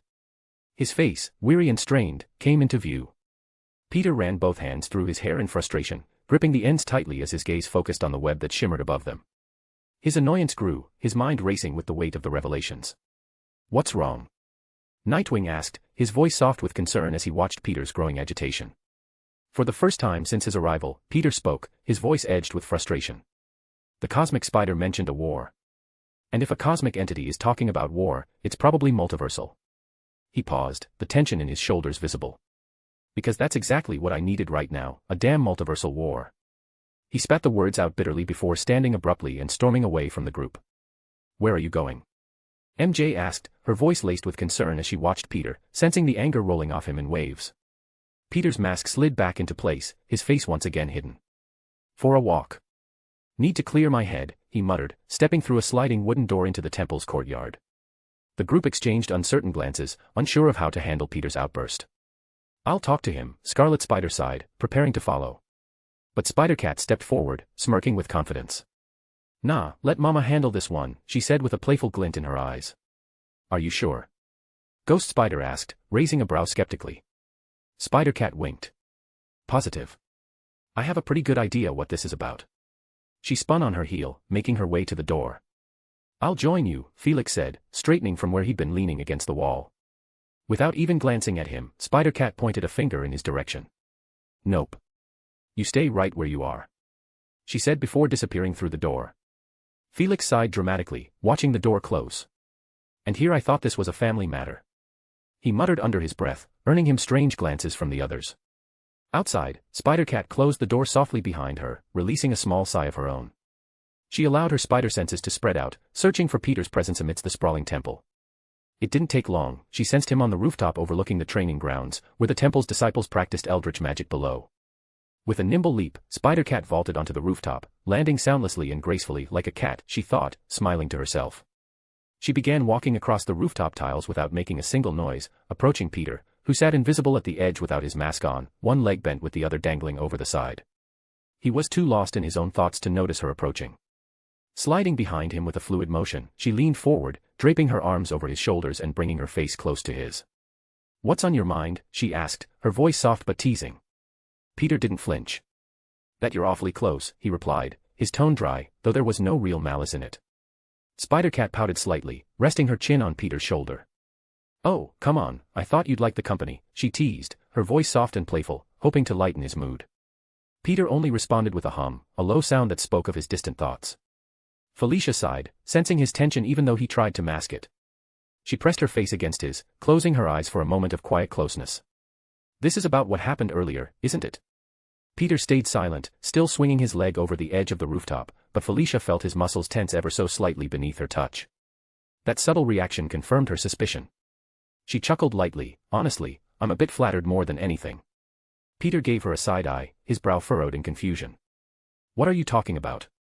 Felicia's cheeks flushed slightly as she smiled, still chuckling softly. You see, one of the reasons you're such a great hero is because of your no-killing rule. But when I was injured earlier, I could feel how enraged you were. You were ready to break that code, ready to kill that wizard, just because I was hurt. That means a lot. So, thank you. Peter's expression darkened, his eyes hard as he turned to face her more fully.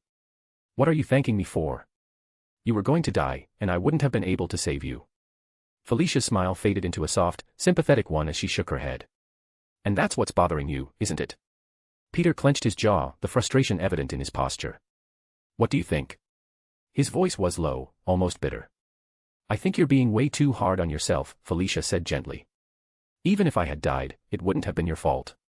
Peter's hands balled into fists as he shook his head. No, that's where you're wrong. It would have been my fault. I'm the one who convinced you to be a hero in the first place. Any harm that comes to you, that's on me. You almost died because of me. I would have been powerless to stop it if it weren't for the Ancient One. Felicia's heart ached seeing how deeply Peter blamed himself, yet she couldn't help but feel a flicker of warmth, knowing just how much he cared for her. She tightened her arms around his neck, leaning her head closer to his. You're giving yourself way too much credit and not giving me enough. Sure, you convinced me to be a hero, but it was still my choice. I knew the risks, and I took them. If something happens to me, that's on me. Peter let out a heavy sigh, his gaze distant as he stared into the sprawling magical grounds below. You just don't get it. I'm responsible for you. I'm a big girl, Peter. I can take care of myself, Felicia interrupted, scoffing but keeping her arms wrapped around him. I never said you couldn't, Peter countered, rolling his eyes. But you're still my responsibility because you're part of this team. I failed when I almost let you die. If I can't protect you against one villain, how am I supposed to protect everyone else in this war? What if this war is when I finally lose one of you? I wouldn't be able to live with myself. Felicia's heart softened as she heard the weight in his words. She hugged him a little tighter, resting her head against his again. You seriously underestimate us, you know. It's not all on you to protect everyone. We protect each other. You're not the only one who can handle the tough stuff. It's not fair for you to carry all that alone. Peter blinked, caught off guard by her words. Wah. Felicia cut him off with a gentle laugh. You always talk about you needing to protect everyone, but we're a team, Peter. We've got each other's backs. You're taking on this burden because you don't trust us to be as good as you, and that's kind of arrogant, you know. Peter frowned, shaking his head. I didn't mean it like that. I know, Felicia said softly, a smile tugging at her lips. You care about us. That's why you feel this way. But we're strong too. That cosmic spider thing told us about the war so we could prepare, so we could get stronger. It didn't give us a specific time frame. For all we know, it could be in 10 years. Or tomorrow morning, Peter muttered, still pessimistic. Felicia chuckled, giving his shoulder a gentle squeeze. There's no need to be so grim. I mean, the Ancient One brought us here to learn magic, right? To grow stronger so that when the war does come, we'll be ready. Peter was quiet for a moment, the tension in his body slowly easing as Felicia's words sunk in. Since when did you get so good at pep talks? She grinned, her laugh light and carefree. I learned from the best. Feeling Peter relax under her embrace, Felicia smiled proudly to herself. She turned to look at him, realizing he was still invisible. With an exaggerated roll of her eyes, she thought, oh, whatever. There's no denying it. Without hesitation, she grabbed the sides of his invisible face and planted a loud kiss on his cheek. Moi, she exclaimed before resting her face against his again. Peter blinked, startled. What the hell was that for? For caring so much about me, Felicia replied softly. She let out a quiet sigh as her thoughts swirled. Well, fuck me. I'm totally in love with him, aren't I? I don't think I can deny it much longer. The things you do to me, Mr. Parker. +5 advanced chapters on patreon.com/shadow_d_monarch3. Chapter 193, Chapter 193, Set Your Heart Ablaze. Third Person's POV. Slam. The door to the Ancient One's chamber burst open, revealing Spider-Man with Spider-Cat clinging to his back like a mischievous backpack. Her legs were wrapped securely around his waist, and she flashed a cheeky peace sign, her eyes gleaming with playful pride. I fixed him, she declared, her voice full of mischief. The emoticons on Spider-Man's mask shifted, the wide eyes narrowing into an exaggerated roll, matching the exasperation on Peter's real face beneath.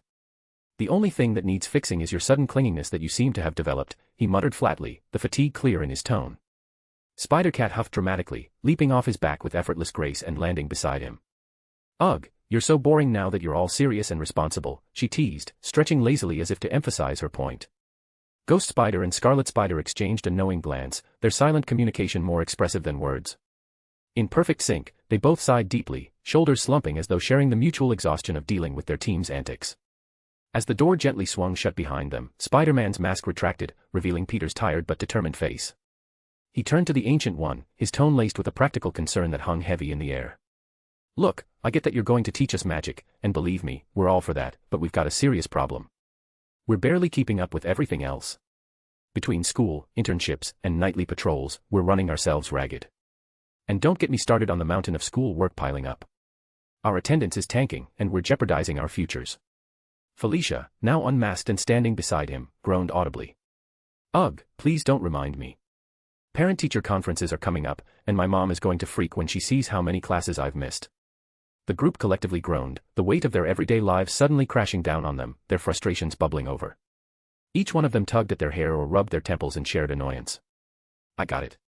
Nightwing's sudden exclamation broke the tension, his eyes lighting up with excitement as he smacked a fist into his palm.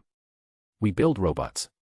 Hear me out, they'll go to school for us, handle all the boring stuff, and at the end of the day, we download their memories via VR capsules. We'll experience everything like we were actually there, and no one will ever know the difference. The girls stared at him, their expressions flat and unimpressed. That's dumb, they deadpanned in unison, their voices dry and unimpressed. Peter, however, perked up, his mind racing. Actually, that's genius, he exclaimed, eyes wide with newfound admiration. Felix echoed his enthusiasm, nodding rapidly in agreement. Felicia rolled her eyes so hard it looked like they might get stuck. There are about 100 ways that could go horribly wrong. What if the robots develop consciousness and think they're the real us? What if they try to replace us? Nightwing held up 2 confident fingers. 1. We're way stronger than any robot we could build. 2. We'll have Arya monitor them to make sure they don't go all take over the world on us. Ghost Spider, shaking her head at the absurdity, raised a hand to interrupt. Or, hear me out. Couldn't we just use temporal magic? She turned toward the Ancient One, her expression serious. You managed to control the time energy affecting Felicia's wounds, right? Couldn't you, I don't know, split us into temporal duplicates? One version of us could handle school, one could do superhero stuff, and another could focus on magic training. At the end of the day, we merge back together, fully aware of everything we experienced. No robots. No weird consciousness problems. Nightwing shrugged, unfazed. My idea's still better. Babe, it's really not, Firestar said with a disbelieving shake of her head, a wry smile tugging at her lips. The Ancient One, who had been listening quietly, rested her hand on her chin, considering Ghost Spider's suggestion. Splitting you into multiple temporal versions of yourselves. She mused softly, her voice thoughtful. That could be risky. Fracturing time like that isn't something to take lightly. The potential consequences are unpredictable. However, she trailed off, her fingers tapping lightly against her chin as she muttered to herself in deep contemplation. There may be a way to craft a spell that achieves this, but it will not be simple. And time, it seems, is the very thing you're lacking. The Ancient One raised her hand, and with a subtle flick of her fingers, a shimmering portal opened before them, revealing an expansive library that seemed to stretch into infinity. Thousands of ancient tomes lined the towering shelves, their spines worn with age and knowledge. From the portal, books began to fly through the air, landing in each of their hands with soft but purposeful thuds. Each member of the group suddenly found themselves holding a stack of at least 10 books, each brimming with intricate knowledge of magic, chi, and witchcraft. The weight of the knowledge, both literal and figurative, pressed down on them. The Ancient One expression was calm yet resolute. You have 2 days to master everything in those books, she said firmly, her gaze sweeping over them. And don't tell me it's impossible. I know of your advanced virtual reality capabilities. Use them to accelerate your learning, but be mindful of what you attempt. Magic is not something to be trifled with. Her voice grew more serious, her eyes gleaming with a knowing intensity. In 2 days, I will return for you. Be ready. And do not concern yourselves with the Time Lord's interference for now, he will be recovering for quite some time. Mask on, everyone. I'm sending you all back to your city, the Ancient One warned, her tone leaving no room for hesitation. Peter and Felicia slipped their masks back on, just as a swirling portal opened above New York City, hovering above a familiar rooftop. The Ancient One waved them off, a subtle gesture of farewell as they leaped through the shimmering gateway, landing smoothly on the rooftop below. As the portal sealed shut behind them, Spider-Man glanced at the group and issued his command. Stash these books in your bags and drop them off near the school. Afterward, meet me on top of the World Trade Center. Firestar blinked, confused. Huh? Why would we go there? Nightwing smirked knowingly, a glint of mischief in his eyes as he turned to Firestar. Your initiation ritual. Her face lit up with excitement. Eh? Is it finally time? She asked, practically bouncing on her feet. Spider-Man and the others all nodded in unison. Felix's eyes widened in anticipation. I can't believe I'm about to witness the OGs doing it, he exclaimed, the thrill clear in his voice. His excitement, however, earned him a couple of side glances. Realizing the stares, Felix blushed and scratched the back of his neck awkwardly. In my time, this initiation is still a thing, but it's done on top of another building. It's kinda like a family tradition now, like a superhero coming-of-age ceremony. We climb to the highest point, then jump together. I remember mine. That was a great day, he said, the memory drawing a nostalgic smile. The group returned his smile, sensing his pride. All right, let's meet in a few, Spider-Man said before launching himself off the rooftop. In one fluid motion, he webbed the books into a makeshift backpack and swung into the city skyline. Scarlet Spider mirrored his movements, joining him mid-air as they navigated the busy streets of New York together. Soon, they arrived at a familiar back alley, where their bags were stashed. Spider-Man landed first, shooting a sly grin. I still can't believe you ate dry toast. Scarlet Spider, already tugging at the webbing on her books, shot him an unamused glance. I'm going to punch you. You're getting on my nerves, she said flatly, ripping the webs apart before shoving the books into her bag. Spider-Man's mask shifted, revealing a mischievous smirk. Leaning over, he lifted his mask halfway, planting a quick kiss on her cheek. You know I love you, he teased, his grin widening. A blush crept onto Scarlet Spider's cheeks, but she rolled her eyes, trying to hide her flustered reaction. Grabbing her bag, she jumped and swung away, heading toward the school, with Spider-Man quickly following suit. They all gathered at the top of the World Trade Center, standing on the edge as the wind whipped around them. Spider-Man turned to Firestar, his voice steady but firm. This is it, Firestar. This is your leap of faith. An initiation to your new lives as a hero. There is no doubt there will be challenges ahead of us. There will be close calls where we put our lives at risk, but it's in those moments that we'll find our true strength. Remember, being a hero isn't just about having powers or abilities, it's about having the courage to stand up for what's right, even when it's difficult. Look down. What you see is a city filled with people who need us, who count on us to be their shield and sword. They might never know our names, and some might even hate us, having nothing but detest in their hearts for us, but they'll feel our presence in every act of kindness, every injustice we fight, and every life we save. Take this leap, not just as a test of your bravery, but as a commitment to your new path. Trust in yourselves, trust in each other. Together, we are unstoppable. The rest of the team exchanged glances, their faces a mixture of exasperation and amusement. Spider-Cat raised an eyebrow. Seriously? Firestar, wide-eyed and inspired, looked confused. What? What's wrong with what he said? Nightwing couldn't suppress his smirk any longer. It's word for word what he said last time. The only thing he changed was adding your name. Spider-Man shrugged, his smirk still in place. Why mess with perfection? The team laughed, tension dissolving into camaraderie. Spider-Man straightened up, taking the lead. All right, is everyone ready? Yes, Sir, they shouted, grinning widely. Then let's go. Spider-Man yelled before leaping into the air, arms spread wide, the wind catching his suit as he descended. The rest of the team followed suit, laughter filling the air as they soared through the sky. Firestar was the last to jump, but instead of following the others' formation, she tucked her limbs close to her body, diving past them with a burst of speed. Set your heart ablaze, she shouted, her body igniting in a blaze of flames as she streaked through the sky, leaving a fiery trail in her wake.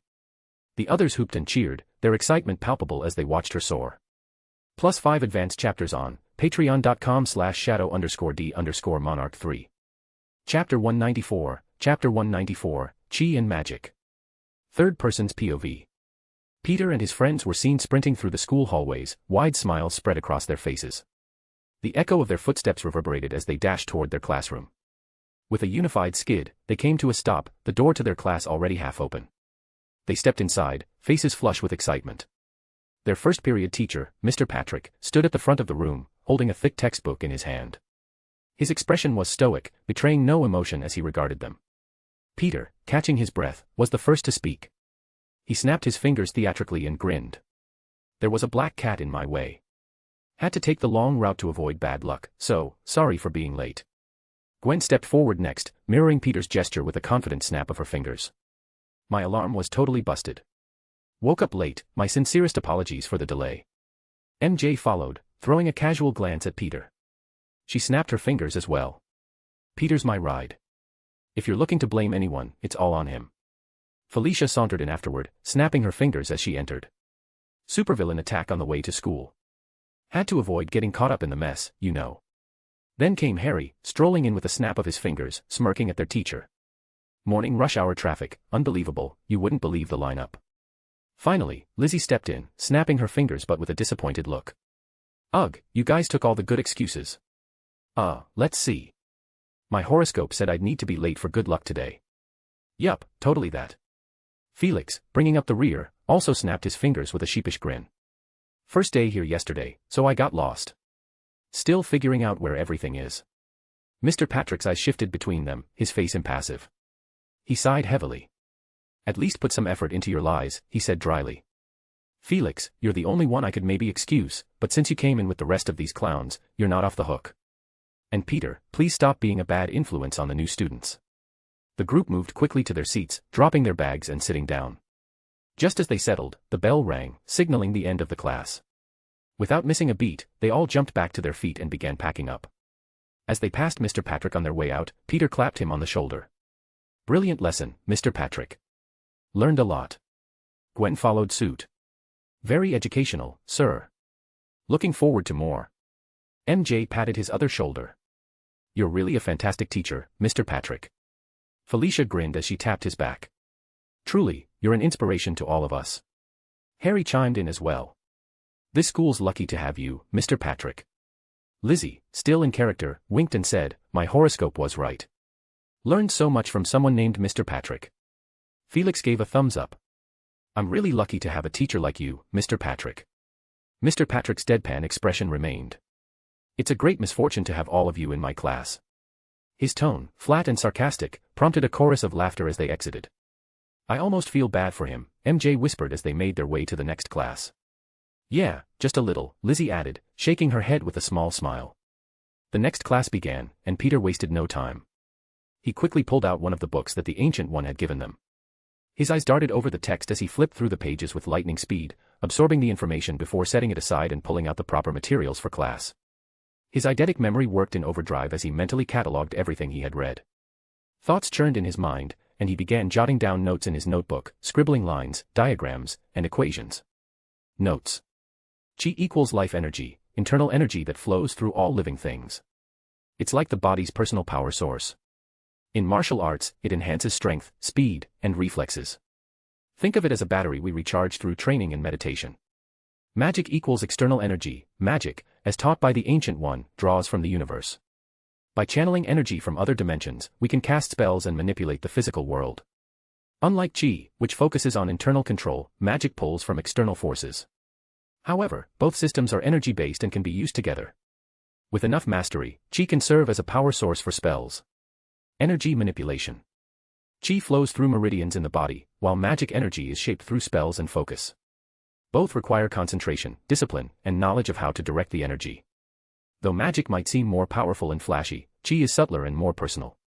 Key takeaway: mastering internal balance through Chi may give me greater control and precision when casting spells. Meanwhile, the others weren't as fast as Peter, but they too were engrossed in the books provided by the Ancient One. Felix seemed to be struggling to stay awake as his eyelids drooped lower with every line he read. Eventually, he slumped over the table, snoring softly, the book still open in front of him. Harry's mind raced as he pondered over the material in front of him. I see, it might be possible for me to unlock Chi without relying on an external source, like how Pete's spiderbite unlocked his abilities. Meditation could be the key, but it'll definitely be more difficult for me. Still, thanks to the serum in my system, I have enhanced vitality, greater defense, and a healing factor that should make it somewhat easier. He furrowed his brow. Unlocking Chi won't be a walk in the park, but with these advantages, I could have a shot. On the other side of the room, Felicia sat with a mischievous smile, her legs swinging playfully as she read. Witchcraft, huh, she thought with amusement. I could totally become a witch if I dive into this. Plus, I already have my black cat familiar, ready for the whole persona. She stifled a giggle at the thought. MJ, on the other hand, was deeply engrossed in a section of her book on Chi psionics. The very idea that Chi could be manipulated to enhance mental abilities like telepathy, telekinesis, and extrasensory perception fascinated her. The room was silent, save for the sound of pages turning, as everyone focused on their studies. Well, everyone except for Felix, who sat across the table snoring. As lunch approached, the group gathered around with their noses still buried in books, except for Felix, whose attention span had long since given out. Peter lay lazily on MJ's lap while Lizzie reclined against Harry, flipping through her own book. Felix, however, looked utterly unenthused. Peter glanced over at him. I still don't get why you refuse to learn magic. Felix sighed and rolled his eyes. It's not magic itself, it's the reading. It bores me. Peter sat up, raising an eyebrow. That's what I don't get. You're a genius. You built a time machine, for crying out loud. How can someone as smart as you fall asleep reading a magic book? Felix shrugged nonchalantly. Science books are interesting. Magic books, not so much. I can barely make it through a page without dozing off. Peter lowered his book, staring at Felix in confusion. The rest of the group followed suit, exchanging perplexed glances. After a moment, Felix noticed their stares. What? Why are you all looking at me like that? Felicia tilted her head, eyebrows raised. And you don't think that's a little suspicious? Felix blinked. Huh? What's there to be suspicious about? Harry leaned back in his chair, crossing his arms. Well, if you can read any other book just fine, but fall asleep whenever you try to read magic books, doesn't that strike you as odd? Felix frowned, rubbing his chin thoughtfully. Are you guys implying that someone is preventing me from learning magic? Peter's expression grew serious. It's a strong possibility. It could be one of two things: either your magic potential is so strong that it had to be sealed to prevent you from harming yourself, or a multiversal entity intervened, and even future me couldn't detect it. Felix's brow furrowed deeper. But why would my magic potential be sealed? None of my siblings have that problem. Peter nodded thoughtfully. That's where things get interesting. It could be related to something I've been working on. See, magic spells are like computer programs that interact with the universe, right? I've been experimenting with mixing magic, science, and chi together. Felicia cut in, confused. But what does? Peter interrupted her, already anticipating her question. My chi is electric, right? Electricity is one of the most common energy sources that powers things. So, if I combine my electric chi with magic, I can amplify spells, making them stronger. It's essentially a scientific equation at its core. If that's true, then anyone who inherits my electric chi would be naturally gifted in magic. But it also depends on the mother. Some genetic combinations might enhance that potential. He turned to Felix. Now, let me ask you this, who's the most gifted magically among all my children? And who's their mother? Felix didn't even hesitate. That's easy. My older sister, my full biological sister. Peter and Felicia exchanged a glance, raising their brows. That can't just be a coincidence, Felicia muttered. Peter nodded in agreement. Exactly. The implications were starting to come together in his mind, and it seemed like they were only scratching the surface of the truth. +5 advanced chapters on patreon.com/shadow_d_monarch3. Chapter 195, Chapter 195, Everyone Meets Johnny. Third person's POV. As they weren't going to reach a concrete answer about why Felix's magic was sealed, they reluctantly moved on from the topic. Yet, it never left Felix's mind. The mystery gnawed at him, lingering like a dark cloud. The group spent the remainder of lunch exchanging idle chatter and, at times, sitting in a comfortable silence as they read. Occasionally, Felix's gaze would drift off, deep in thought, his brow furrowing as he mulled over his sealed powers. But the school day pressed on, routine and unyielding. They moved from class to class, focusing on their studies, though Felix's mind often wandered. It was a pattern that repeated itself until the final bell rang, signaling the end of the school day. As Peter stepped out of the building, the crisp afternoon air hit him just as a sharp car horn blared. Yo. Parker. Peter turned, squinting toward the sound, and saw Johnny Storm lounging in his sleek red convertible, sunglasses on, looking smug with one arm draped casually over the passenger seat. His car gleamed under the sun, polished to perfection, the engine purring softly. Peter walked over with a smile, leaning down by the driver's side window. Looks like you finally pimped her out, he said, giving Johnny a playful smirk. They exchanged a cool handshake, one that spoke to their easygoing camaraderie. Damn right I did. Johnny grinned proudly, revving the engine for emphasis. The car let out a deep, throaty roar, vibrating with power. Just listen to how she purrs, he said, clearly enjoying the attention. Harry Osborn strolled up with the rest of the group in tow, letting out an impressed whistle. Talk about a ride. So, Pete, you gonna introduce us? Peter blinked, momentarily realizing the introductions had yet to happen. Oh, right. You guys haven't met, have you? Johnny, ever the social butterfly, extended a hand toward Harry. Johnny Storm. Harry Osborn, he responded, shaking Johnny's hand firmly. Johnny raised an eyebrow. As in Oscorp Osborn. Damn, Parker, you've got some serious connections. Peter shrugged with a modest smile, rubbing his chest and blowing on his finger in mock pride. I know a few people. The others rolled their eyes, used to Peter's humble bragging by now. Johnny turned next to MJ, extending his hand. She shook it, introducing herself with a friendly smile. Mary Jane. You can call me MJ. Johnny, ever the charmer, kissed the back of her hand, his eyes twinkling mischievously. Johnny Storm. And you can call me anytime, he added with a wink. Peter watched the exchange with a raised eyebrow, but he bit his tongue. MJ, on the other hand, gave Johnny an awkward smile, pulling her hand away and discreetly wiping it on her jeans. Next in line was Felicia Hardy. She crossed her arms, sizing Johnny up with a raised eyebrow before scoffing, Felicia Hardy, and no, I'm not giving you my hand to kiss. Johnny chuckled, nodding in respect. Noted. Felix, however, fumbled his introduction. Twice. Supun, Felix Pa, Pedersen. Johnny shot him a confused look but chose not to comment, his eyes moving on to the next person, Lizzie, who also introduced herself. After the introductions, MJ leaned over and kissed Peter on the cheek. I've got to head to the Daily Bugle for my internship. Can't stay too long. It was nice meeting you, Johnny, she said with a wave as she walked away. Yeah. Johnny muttered, watching her leave before glancing back at Peter, eyebrows raised. Felicia, noticing Johnny's reaction, smirked mischievously. With MJ's departure, the others began to make their excuses. Guess we should get going too, Harry said, throwing a nod to the group. Felicia leaned in and kissed Peter's cheek as well, her voice dripping with teasing charm. Bye, Peter, she said, wiggling her fingers as she sashayed away. Peter just stood there, cheeks slightly pink, while Gwen shot Felicia a look, one that was calm but spoke volumes. Felicia only giggled, finding amusement in Gwen's subtle expression before leaving the scene. Johnny, still staring at Peter in shock, finally spoke. Dude. What's your secret? Peter smirked and motioned to Johnny's car. Drive us to work, and I'll tell you. Gwen, standing nearby, gave Peter a playful elbow to the side, her eyes rolling. Peter chuckled as Johnny waved them toward the car. Then what are you waiting for? Johnny asked, motioning them inside. That's the whole reason I'm here in the first place. Peter and Gwen tossed their bags through the windows, jumping inside without using the doors. Johnny stared at them, his face deadpan. You guys couldn't enter like normal people. Nope, they said in unison, causing Johnny to roll his eyes before revving the engine again. The car roared as they sped off down the street. As they cruised through the city, Johnny couldn't hold back his curiosity any longer. So, what's up with those two girls? Mary Jane and Felicia, was it? You all seem rather close. Gwen, leaning forward from the back seat, sighed. MJ's Peter's girlfriend. Huh. I thought you were his girlfriend. Are you guys, like, having a relationship behind her back or something?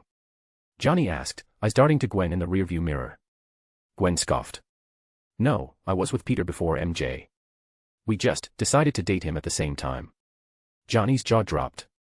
Wow. I mean, just wow. He glanced at Peter, eyebrows raised. So you guys have, like, an open relationship? Peter chuckled, shaking his head. Nah, I'm way too selfish for that. Johnny blinked in confusion. So how the hell did you manage to convince 3 girls to agree to date you at the same time? I need to know what kind of magic you're working here. Gwen groaned. Felicia isn't his girlfriend. She just likes teasing him, and you, apparently. MJ and I have known Peter forever, which is probably why we don't mind sharing. Ah, now that makes sense, sort of. You guys are still weird, though, Johnny said with a smirk, shaking his head as they continued down the road. Later, when MJ arrived at the Daily Bugle, Betty greeted her with a wave. Hey, Mr. Jameson wants to see you in his office right away. The other intern's already there. Thanks, Betty, MJ nodded, her heart skipping a beat. She headed towards Jameson's office, the sound of muffled voices reaching her ears. Just as she was about to knock, she heard Jameson's gruff voice praising someone, Eddie, no doubt. She raised an eyebrow. Knocking lightly, she stepped inside. You wanted to see me, Mr. Jameson. Jameson looked up from his desk, a wide grin on his face. There you are, lassie. Tell me you got some good shots of this morning's event, he said, his eyes gleaming with anticipation. MJ let out a sigh. Sorry, Mr. Jameson, but I'm not always going to get lucky with the news. She thought to herself, this actually works out. It keeps suspicion off me and stops people from thinking I have some special connection with Spider-Man. It's a good thing I didn't get a photo of us losing, it would only fuel more rumors. Despite the close call, it seemed like things were turning in her favor. Jameson sighed deeply, shaking his head in disappointment. I get it, but I'm still let down. Lucky for us, though, Eddie here managed to get some pictures from the scene in Times Square. MJ spoke too soon. You did, she asked, raising an eyebrow at Eddie. Eddie grinned smugly. Yep. As soon as I heard about the weird portal showing up in Times Square, I rushed over. Got there just in time to snap these. He motioned toward a stack of photos on Jameson's desk. MJ picked up the photos and leafed through them. The first one showed them landing from the portal in dramatic superhero poses. Another captured the Time Lord stepping out, with the glowing portal behind him. Her heart sank when she saw the next one, a shot of Felicia getting stabbed in the stomach. The final one showed Spider-Man, enraged, tearing into the Time Lord's shield. The sudden urge to tear these pictures apart. MJ thought bitterly as she placed them back down on the desk. There, nice pictures, she forced herself to say. Thanks, Eddie replied, grinning proudly. Jameson's eyes lit up as he grabbed the photos. I can already see the headline now, the Spider-Menace becomes an even greater threat after losing one of his own. Eddie smirked. Or how about, the failure of Spider-Man? It's short, simple, and right to the point. That's brilliant. Glad I thought of it. Jameson declared, puffing up his chest. Eddie scoffed quietly under his breath. Your genius is truly unmatched, sir. Damn right it is. Jameson boasted. MJ, standing there with her arms crossed, fought the urge to roll her eyes. Tiger doesn't care about what they write in the papers, but hearing this garbage still annoys me, she thought, stifling her frustration. But for now, she played her part and kept her head down, knowing that the last thing she needed was to draw more attention to herself. +5 advanced chapters on patreon.com/shadow_d_monarch3. Chapter 196, Chapter 196, Magic Question. Third person's POV. 2 days later. It was May 16th, a Thursday afternoon, slowly shifting toward night. Inside the lab, a group of young heroes sat on the cold floor in a loose circle. Peter, Gwen, Harry, Felicia, and the others lounged around, waiting, the air thick with anticipation. So, do we just wait for the Ancient One to appear or? Harry asked, breaking the silence. His brow furrowed, and he glanced around the room, clearly confused and growing restless. I mean, what other choice do we have? Felicia mumbled lazily, sprawled out on the ground like a cat soaking in the last bits of sunlight. We could go back to training in the VR world, Gwen suggested, leaning forward. I've been practicing a lot, but honestly, the most I've managed to learn so far is this. With a soft breath, Gwen pressed her hands together. Her eyes focused as a shimmering, icy blue light began to glow between her palms.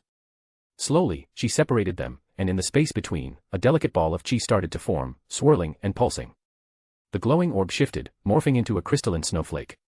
With a graceful motion, she spun the snowflake between her fingers before extending her hands outward. A thin, ice-blue bolt shot forth, hitting the lab's floor. The spots it touched crystallized instantly, frost spreading in an intricate pattern across the tiles. As Gwen closed her hand into a fist, the frozen constructs shattered into a spray of shimmering shards. Harry's mouth hung open for a moment, then he snapped, "That's all you've managed to learn? Are you serious?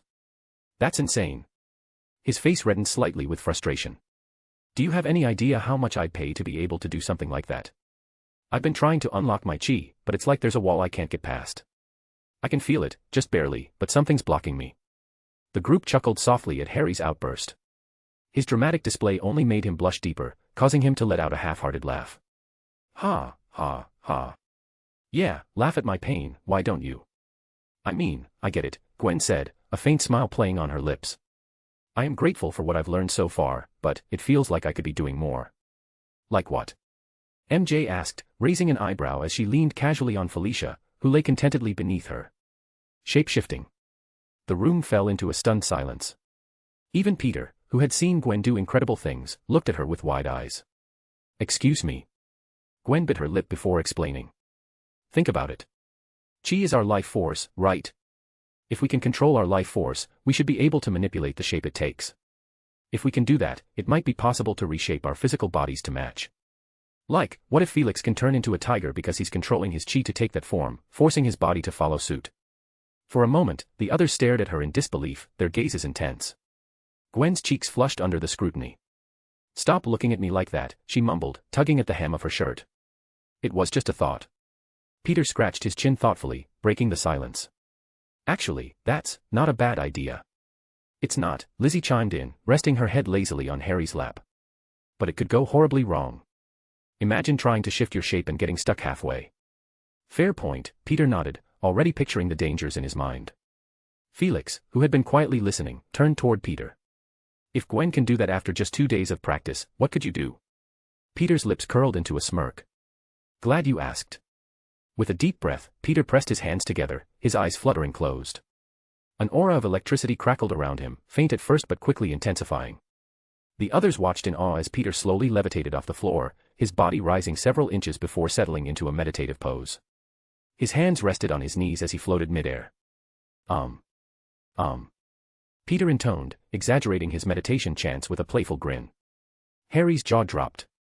You can fly, he practically shouted, his voice laced with both astonishment and jealousy. Peter floated back down softly, his feet touching the ground once again.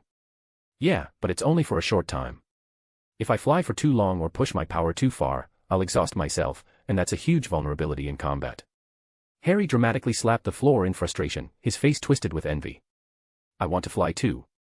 You will, in time, a mysterious voice echoed through the lab, sending a chill down their spines. The group froze, eyes darting around the room, startled. Harry, now blushing with embarrassment, stammered, That's not how I usually act, I swear. The air between them seemed to crack like glass, shimmering and warping.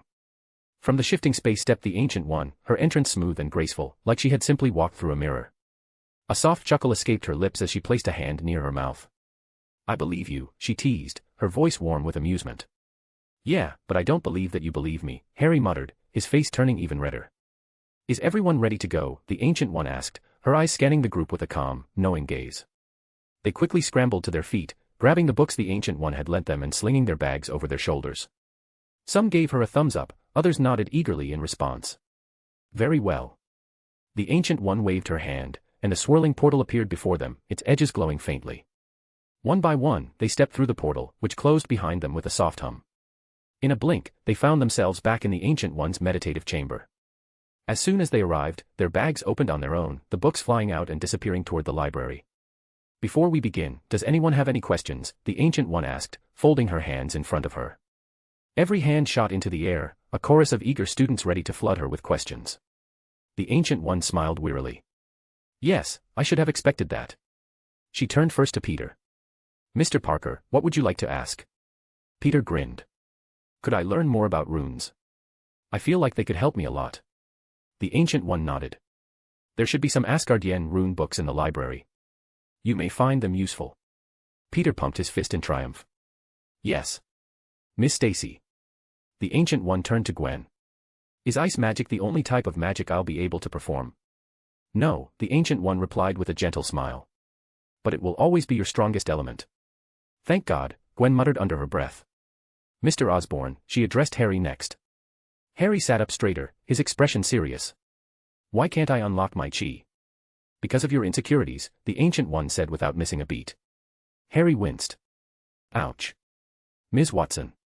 I've studied the materials you gave me religiously, MJ began, her voice tinged with frustration, but I'm still unable to unlock my chi or perform any of the chi psionics mentioned in the book. Why is that? You are unaware of your third eye, the Ancient One explained. Without that awareness, you cannot unlock it. MJ pressed her hand to her forehead, looking utterly confused. Ms. Allen. The Ancient One continued down the line. Can I use the microwave energy I control from the stars to strengthen eldritch magic? Lizzie asked, her tone curious. In the book you gave us, it mentioned eldritch magic originates from the stars themselves. The Ancient One raised a brow, clearly impressed.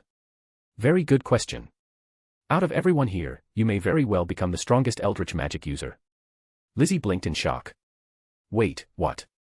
The Ancient One turned to the next in line. Mr. Parker Jr. Felix chuckled. Weird name, but okay. Do you know why my magic was sealed? Because it has the power to alter reality to your whims. Felix's eyes widened. Wah. Finally, the Ancient One looked at Felicia. Miss Hardy. Why was it so easy for me to unlock my magic? What? Everyone turned to Felicia in confusion. Felicia grinned, holding up 2 fingers in a peace sign while sticking out her tongue. But when she looked at Peter, his spidey sense flared, and he jumped back in surprise, staring at her. Felicia clicked her tongue at his reaction and turned to Harry. Her hand shimmered silver, causing Harry to slip and land on his butt. What the hell? Harry muttered as he got back up, everyone now staring at Felicia in shock. The Ancient One smiled knowingly. You've always had latent power, Miss Hardy, tied to your quantum state. It was there even before the spider bite. You were already a human mutate, which made it easier for you to tap into magic. Your body was primed for something far beyond the ordinary, which is why unlocking your magic felt so natural. Felicia winked. Lucky me. Then she paused. Wait, is that why I was always so unlucky? She asked, tilting her head in confusion. I've been testing with Arya, and she mentioned I had magic to manipulate probability, mostly bad luck. So, is that why things always went wrong? The Ancient One looked at her thoughtfully. Unknowingly, you were causing bad luck for yourself because you couldn't control your abilities. Mother, Felicia stopped herself, glancing at Felix. She bit her lip, stormed out, and moments later they heard her shout, "Motherfucker." She walked back into the room with a satisfied expression, as if she had gotten something off her chest. You've been unlucky? Lizzie asked, confused. Felicia started listing on her fingers. Lost my dad young, constantly had to move, never had friends who stuck around, always thought I was after their boyfriends, was almost raped, watched a good friend nearly die twice, and now that I think about it, twice is really weird. I didn't even get any cool spider powers from the bite, still bitter about that. Oh, and I found out my missing dad was murdered. Almost died to some deranged time villain. She looked at her raised fingers, then added another. And worst of all, fell in love with a guy who has a harem. Seriously, that's the worst luck of my life. Everyone just stared, shocked. Felicia looked at her fingers in disbelief. I'm so unlucky, she cried, collapsing dramatically to the floor. A/N. I feel like I will have to explain this so that it would make sense. Here in this universe, Felicia's father was the one with the ability to cause bad luck, which was passed on to Felicia. Their ability initially is on a quantum level that lets them slightly manipulate probability fields. However, after the spider bit Felicia, it evolved her mutate, moving past the quantum level and into magic, which I believe is the next step. She just wasn't aware. None of them were, as they believe that. Her mutate was simply caused by the spider bite. I hope that makes sense. I feel like I'm fucking myself up with this. +5 advanced chapters on patreon.com/shadow_d_monarch3. Chapter 197, Chapter 197, Time Duplication Spell. Third Person's POV. Peter glanced down at the white robe draped over him, running his fingers along the fabric with a hint of hesitation. Do we really have to wear this? He asked, his voice tinged with mild discomfort. The Ancient One, standing tall with her hands behind her back, smiled knowingly as she observed the group of students clad in the same white robes. If you are to become a student of Camartage, then yes, she replied gently, her voice calm yet firm. It is tradition, and one must always respect tradition. Peter sighed, pressing his fist into his palm before bowing respectfully. Yes, Sensei. I will relinquish all worldly desires and focus solely on my betterment. The Ancient One scoffed lightly, raising an eyebrow in amusement. If you were actually serious, I might have appreciated that. Her playful tone quickly shifted, however, as her expression grew more solemn. Now then. She paused, glancing over the group with sharp eyes. I have configured a spell like the one Miss Stacy suggested. You should be able to create time duplicates of yourselves. But I must warn you, the dangers of this spell are great. The air in the chamber grew tense as the Ancient One's words hung in the air, her voice commanding the attention of everyone present. She allowed the weight of her warning to settle in before continuing. You will be able to exist as separate entities for only 12 hours, she explained, pacing slowly as her robes whispered against the floor. Any longer, and the timeline becomes unstable. You would cause irreparable damage, as versions of yourselves that shouldn't exist would remain tethered to the fabric of time. The students listened intently as she elaborated further. And the more duplicates you create, the shorter the time limit becomes. Split into 4, for instance, and you'll only have 6 hours before you must rejoin. Her gaze sharpened, her words growing more intense. Injuries are also a concern. Any damage sustained while divided will accumulate in your original body once you can join. If one of your duplicates is killed, it will be as though you yourself have died. The spell only fools the universe into believing you exist simultaneously in different moments. But one death means the universe will consider you dead in its entirety. Felicia, standing at the back of the group, muttered under her breath, God, so many rules for one spell. I don't know how I feel about that last one, she added with a frown. Seems like a pretty major weakness. Harry, who had been rubbing his chin thoughtfully, chimed in. I get what you mean, but not really. I mean, we'd be in that situation anyway. We'd still die if something went wrong. Gwen, ever the pragmatic one, crossed her arms and nodded in agreement. Despite the risks, the benefits outweigh the costs.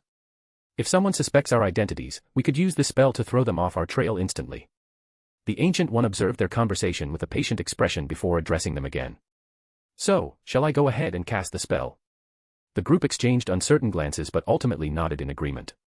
Peter, Felicia, Gwen, Harry, MJ, and Lizzie stood in a circle, Felix having opted out earlier.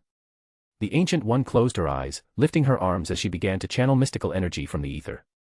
A glowing light formed at her fingertips, delicate yet powerful, as she chanted in a language so ancient it resonated deep within the walls of the room. The atmosphere became thick with magic, shimmering in the air as golden runes began to materialize beneath the group, floating just above the ground. This spell, the Ancient One warned, her voice echoing with an otherworldly quality, is a delicate weaving of time and space. You must clear your minds, let go of distractions, and surrender yourselves to the flow of time. Remember what I've told you, or the consequences will be beyond your control. Peter swallowed hard, straightening up in his white robe as the magical energy swirled around him. He glanced at the others, sharing a determined nod with the others before closing his eyes, focusing his thoughts. He could feel the energy humming through the air, growing stronger with each second. With a final, swift motion of her hands, the Ancient One completed the spell. The golden runes shot upward, engulfing the group in a blinding light. Time seemed to freeze, the world around them fading into nothingness for a moment. When the light receded, Peter opened his eyes, blinking against the sudden brightness. He was now staring at two identical versions of himself. He looked over and saw the same had happened to Gwen, Felicia, Harry, MJ, and Lizzie. They had successfully split into time duplicates, though their minds remained synchronized. Hello, handsome, all three Peters said simultaneously, their voices echoing in perfect unison. Felicia's eyes twinkled mischievously as she examined her two duplicates. I'm thinking some very naughty thoughts right now, she teased, her voice echoing just like Peter's. MJ, watching the exchange with mild curiosity, asked, so, is this echoing going to be a thing? The Ancient One nodded, arms crossed as she surveyed the group. As I mentioned, they are all you. You will think the same thoughts and speak the same words. They will handle situations exactly as you would. Peter, still slightly in awe, looked down at himself and chuckled. I can finally check out my own butt. All three of him turned and leaned back to admire the view, whistling in unison. Wow, I'm thick with 3 CS. The Ancient One let out an already tired sigh, rubbing her temple in frustration. Without hesitation, she opened a portal beside her, eager to move things along before Peter's antics escalated. This portal leads to your hideout, she explained. Remember, you must remain in close proximity when the time is up, or the spell will automatically choose which versions will sync. If you resist, the timeline will start to unravel.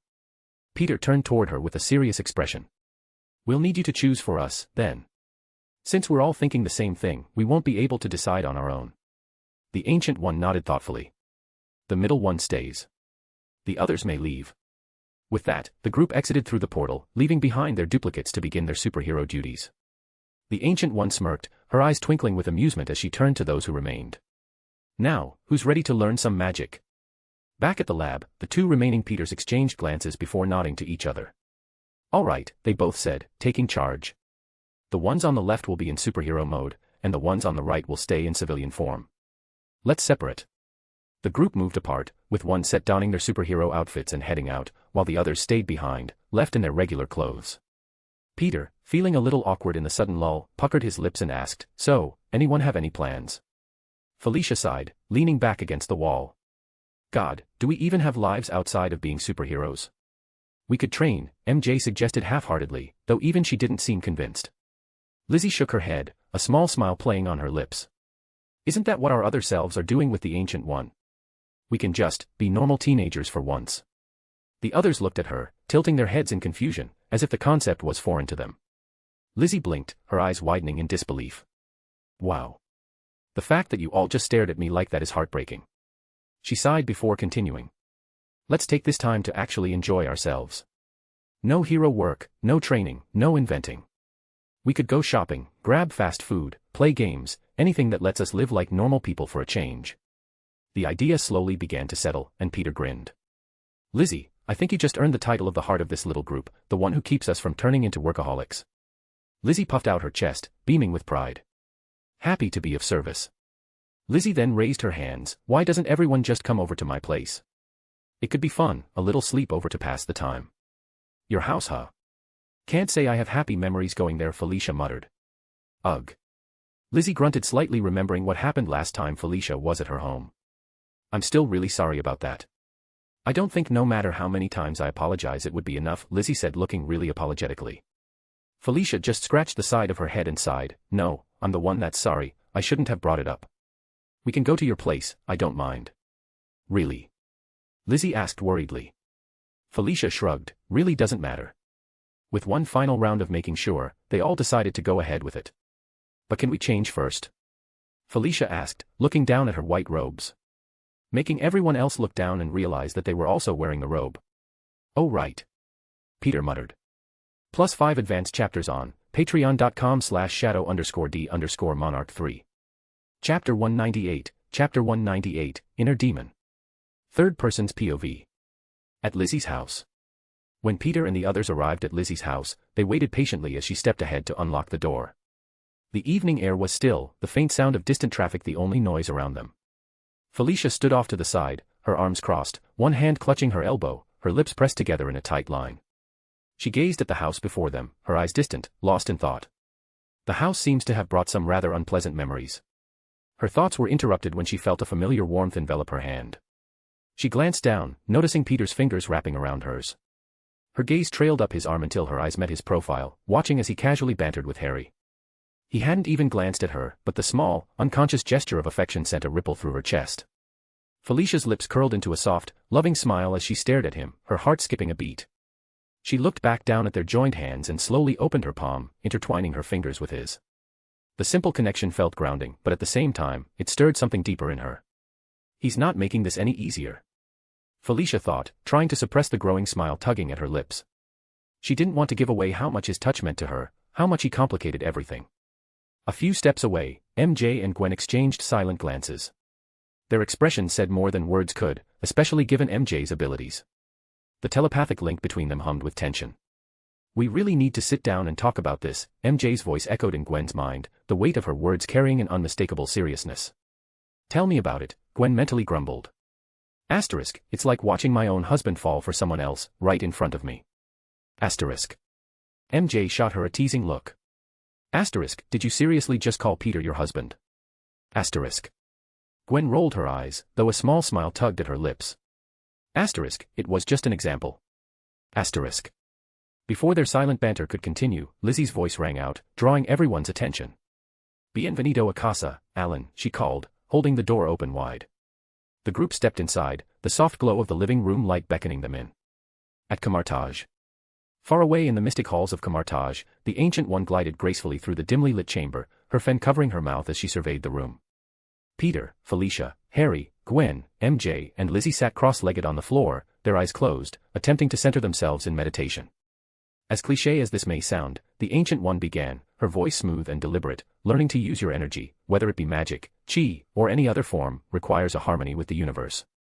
But more importantly, it requires harmony with yourself. A stifled snicker broke the silence. Smack. Peter winced as the Ancient One's fan sharply tapped the back of his head. He opened one eye sheepishly, only to find her staring down at him with a raised eyebrow. Focus, she admonished, her tone firm but not unkind. The mind must be clear. Energy is about focus, about mental clarity. An unfocused mind leads to chaotic results. Misfire a spell, and it could harm you or others. Energy flows through everything. Whether you call it magic, chi, or something else entirely, it is about connection. The stronger the connection, the more control you will have over it. She walked towards a low table and gently placed her fan upon it before turning back to the group. But theory alone is not enough. Let's see how well you can apply it. Raising her hand, the Ancient One gestured for them to stand. Each of you will attempt to summon a basic shield spell. Focus inward and feel your energy.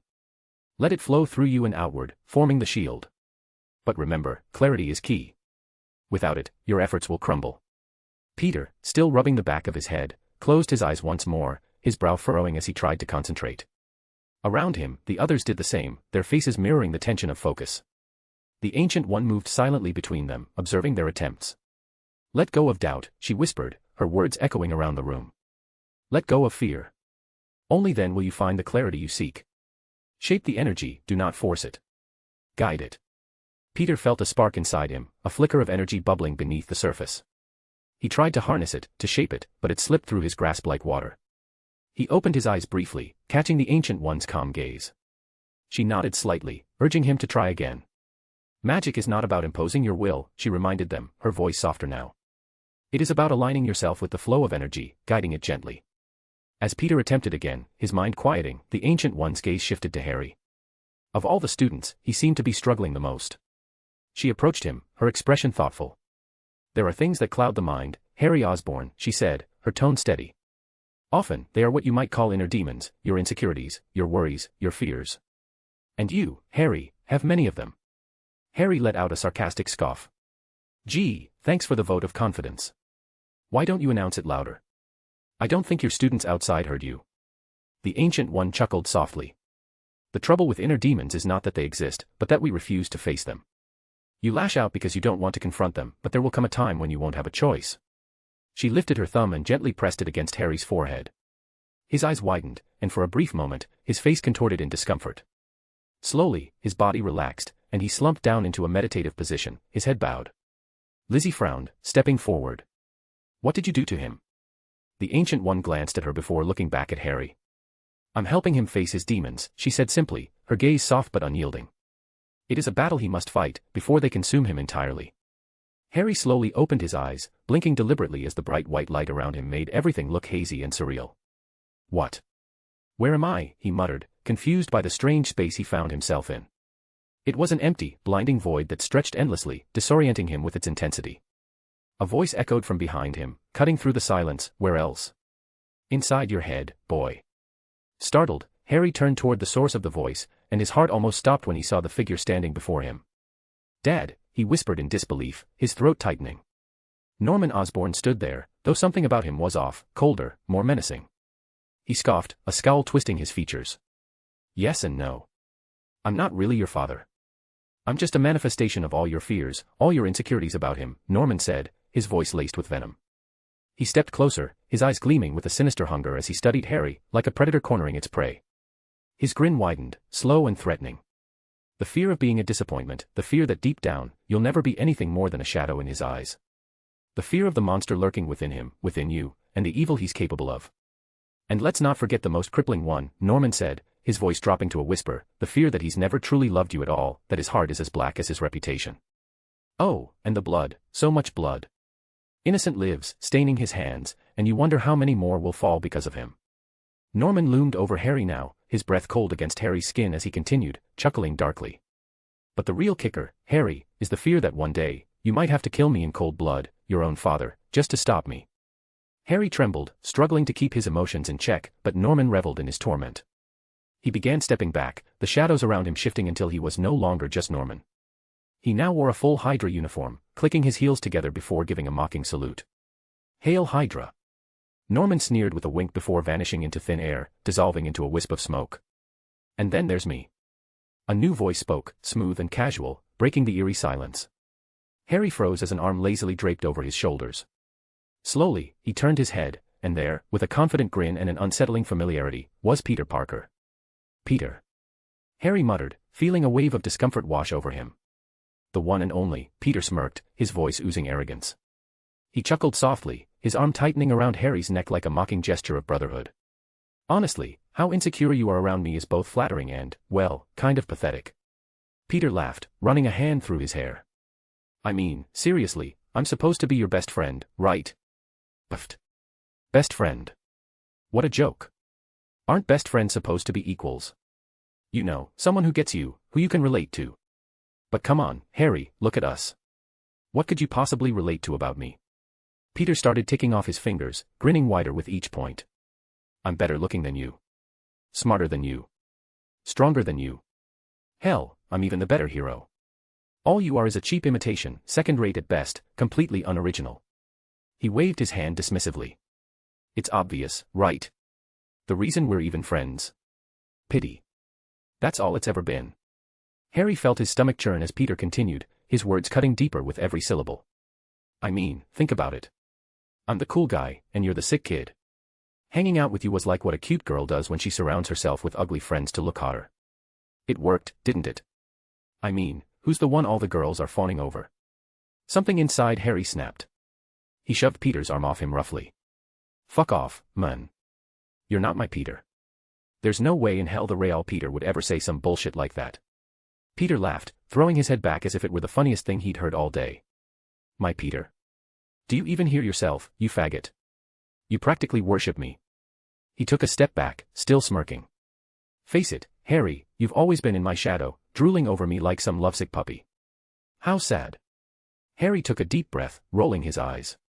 These are my worst insecurities. What the hell is wrong with me? He muttered, trying to shake off the growing rage. He straightened up, his expression hardening. Who's next? Is that all you've got? Peter's smirk remained, but he said nothing as he took a few steps back. A pair of legs suddenly wrapped around his torso from behind, followed by arms sliding over his shoulders, clinging to him with affection. Harry's heart sank when he saw who it was. His fists clenched as a cold, emotionless mask fell over his face. This isn't funny anymore. This has gone too far, he said, his voice low and dangerous, as Lizzie appeared, embracing Peter with a playful smile. Oh, but that's where you're wrong, Harry, Lizzie giggled, leaning her head against Peter's. I'm the manifestation of your deepest fear, that I'll leave you for him. I mean, come on, he's got a harem of girls following him around. Who's to say I wouldn't want in on that action? She kissed Peter on the cheek, smirking as she held his face. Lizzie's words pierced Harry like daggers, each one sinking deeper than the last. I mean, he already stole the first girl you ever loved. What's stopping him from taking me too? She whispered, her eyes gleaming with malicious amusement. Harry bit his lip hard enough to draw blood, his entire body shaking with barely restrained fury. Shut up. He growled, but his voice faltered as the truth behind her words gnawed at him. Hee, come on, Harry. Lizzie laughed, her voice like nails on a chalkboard. Don't you dare say it. Harry's voice cracked, a raw desperation creeping in. Lizzie's grin widened. All I am is a replacement. You even chose me because I have the same hair color as Gwen. You were so obsessed with her that you settled for me because you couldn't have her. How pathetic is that? Shut the fuck up. Harry screamed, gripping his hair tightly as if trying to tear the nightmare out of his skull. +5 advanced chapters on patreon.com/shadow_d_monarch3. Chapter 199, Chapter 199, Peace and Quiet. Third person's POV. Oh my god, could you get any more pathetic? Peter scoffed, his voice dripping with mockery. You couldn't even secure a high-value woman like Gwen, so you went for a downgraded version. Before Peter could finish, Harry's fist shot toward his face with a force fueled by pure rage, but Peter caught it effortlessly, his hand stopping the blow midair. Harry's eyes blazed with fury, his jaw clenched as he strained against Peter's iron grip. You can talk all the trash about me you want, but don't you dare talk about Lizzie that way, you son of a bitch. Peter snickered, his amusement evident as he twisted Harry's wrist slightly, just enough to make him flinch. Then, without warning, Peter's fist shot forward, a brutal uppercut landing squarely on Harry's jaw, sending him stumbling back. Blood trickled from the corner of Harry's mouth as he swayed on his feet, but he refused to fall. Peter laughed, the sound cruel and condescending. And you thought you could tell me what to do? His tone oozed derision as Harry flicked a glance toward Lizzie, who watched the scene unfold with an amused expression, just standing in a distance as if she was enjoying a show. Harry, gritting his teeth, launched forward again, his movements desperate, his fists swinging wildly. But Peter was calm, his eyes sharp, and his body moved with precision, dodging every punch with minimal effort. Each missed strike only seemed to fuel Harry's frustration, while Peter's expression remained one of utter contempt. Pathetic, Peter muttered, his voice cold as he delivered a sharp punch to Harry's ribs, knocking the wind out of him. Harry doubled over, gasping for air. Peter couldn't resist a smirk. I expected more from you, Harry, he paused, his voice dripping with sarcasm. PHTTT, nope, couldn't keep a straight face. Harry growled, his fists clenched tightly as he straightened up, his body trembling with adrenaline and pain. With renewed fury, he charged at Peter, throwing a fast right hook aimed at Peter's head. But Peter, moving with lightning speed, sidestepped the blow, his reflexes far superior. Harry followed up with a quick jab, but Peter blocked it effortlessly with his forearm. In retaliation, Harry aimed a low kick at Peter's knee, hoping to catch him off guard, but Peter lifted his leg, avoiding the strike with ease. His counter was swift, a roundhouse kick to Harry's ribs that echoed through the room, sending Harry stumbling backward. The force of the impact made Harry grimace, but he stood his ground, determined not to show weakness. Harry threw a barrage of punches, left jab, right cross, left hook, each aimed with intent, but Peter weaved through them like water, his movements fluid and graceful. He retaliated with a sharp jab to Harry's cheek, drawing more blood and causing Harry to stumble again. That all you got? Peter taunted, his voice dripping with disdain. Harry, wiping the blood from his face, lunged forward with a spinning back fist. Peter caught it mid-spin, his grip solid and unyielding, and drove a knee into Harry's stomach with brutal force. Harry gasped, doubling over in pain, struggling to catch his breath. Peter grinned, a predatory glint in his eyes. This is getting embarrassing. Harry, teeth clenched in frustration, threw another wild punch, this time aiming high, but Peter ducked smoothly beneath it and countered with an elbow strike to Harry's chin. The impact sent Harry reeling, his lips split wide open, blood streaming down his face. With a roar of frustration, Harry charged again, swinging wildly, hoping to overwhelm Peter with sheer aggression. But Peter remained calm, blocking and deflecting each strike with ease, as if he could predict Harry's every move. One punch aimed at Peter's side was redirected with a simple flick of his wrist, while another aimed at Peter's head was blocked with minimal effort. Peter smirked, his eyes gleaming with superiority as he landed a hard cross to Harry's nose. The sickening crack of bone filled the room as blood gushed from Harry's nostrils, blurring his vision. Come on, Harry, Peter sneered. You seriously thought you could take me on? Harry winced, trying to blink through the pain and the blood clouding his vision. He swung again, but Peter dodged, countering with a brutal combination of punches, each blow landing with bone-crushing force. Left, right, until the final uppercut sent Harry crashing to the floor, his body slamming against the ground with a sickening thud. Peter walked over slowly, his steps deliberate, his expression one of smug satisfaction. He knelt down, grabbing Harry by the hair and pulling him up slightly. You really thought you could win, didn't you? His voice was low, dripping with condescension. Pathetic. With one last shove, Peter let go, and Harry collapsed back onto the ground, breathing heavily. Bloodied and bruised, Harry slammed his fist into the floor in frustration, his knuckles split and raw. Spitting out a mouthful of blood, he struggled to push himself to his knees, glaring at Peter's retreating back. You really don't think we're done, aren't you? Harry growled, his voice hoarse but defiant. Peter groaned, throwing his head back in exasperation. You seriously don't know when to quit, do you? Turning around, Peter saw Harry, still swaying but on his feet, clutching his side. Blood dripped from his face, but despite the beating, he wore a defiant grin. I learned from the best, Harry said, his voice steady despite the pain. Peter narrowed his eyes, his patience wearing thin. You don't get it, do you? In your own head I am better than you, so that's what I am, better than you. You will never be on my level. Are you really that stupid? Harry wiped the blood from his nose and straightened up, his eyes locking with Peter's, filled with cold determination. You haven't taken it back, Harry said, his voice calm yet laced with venom. What? Peter scoffed, annoyed. What you said about Lizzie. I don't care if you're my best friend or just wearing his face. No one talks about her like that. Peter chuckled, placing his hands on his hips. God, you're such a sap. How does the real me even deal with you?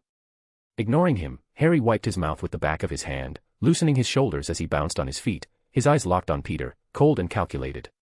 His movements were no longer wild with rage, but controlled, precise. Peter raised an eyebrow, a smirk curling on his lips. What the hell are you doing? Loosening up, Harry said, his voice deadly serious. Peter, I love you like a brother, but I'm going to enjoy beating the hell out of you. Harry charged forward again, his eyes ablaze with determination. With a powerful leap, he twisted midair, aiming a high, devastating kick at Peter's head.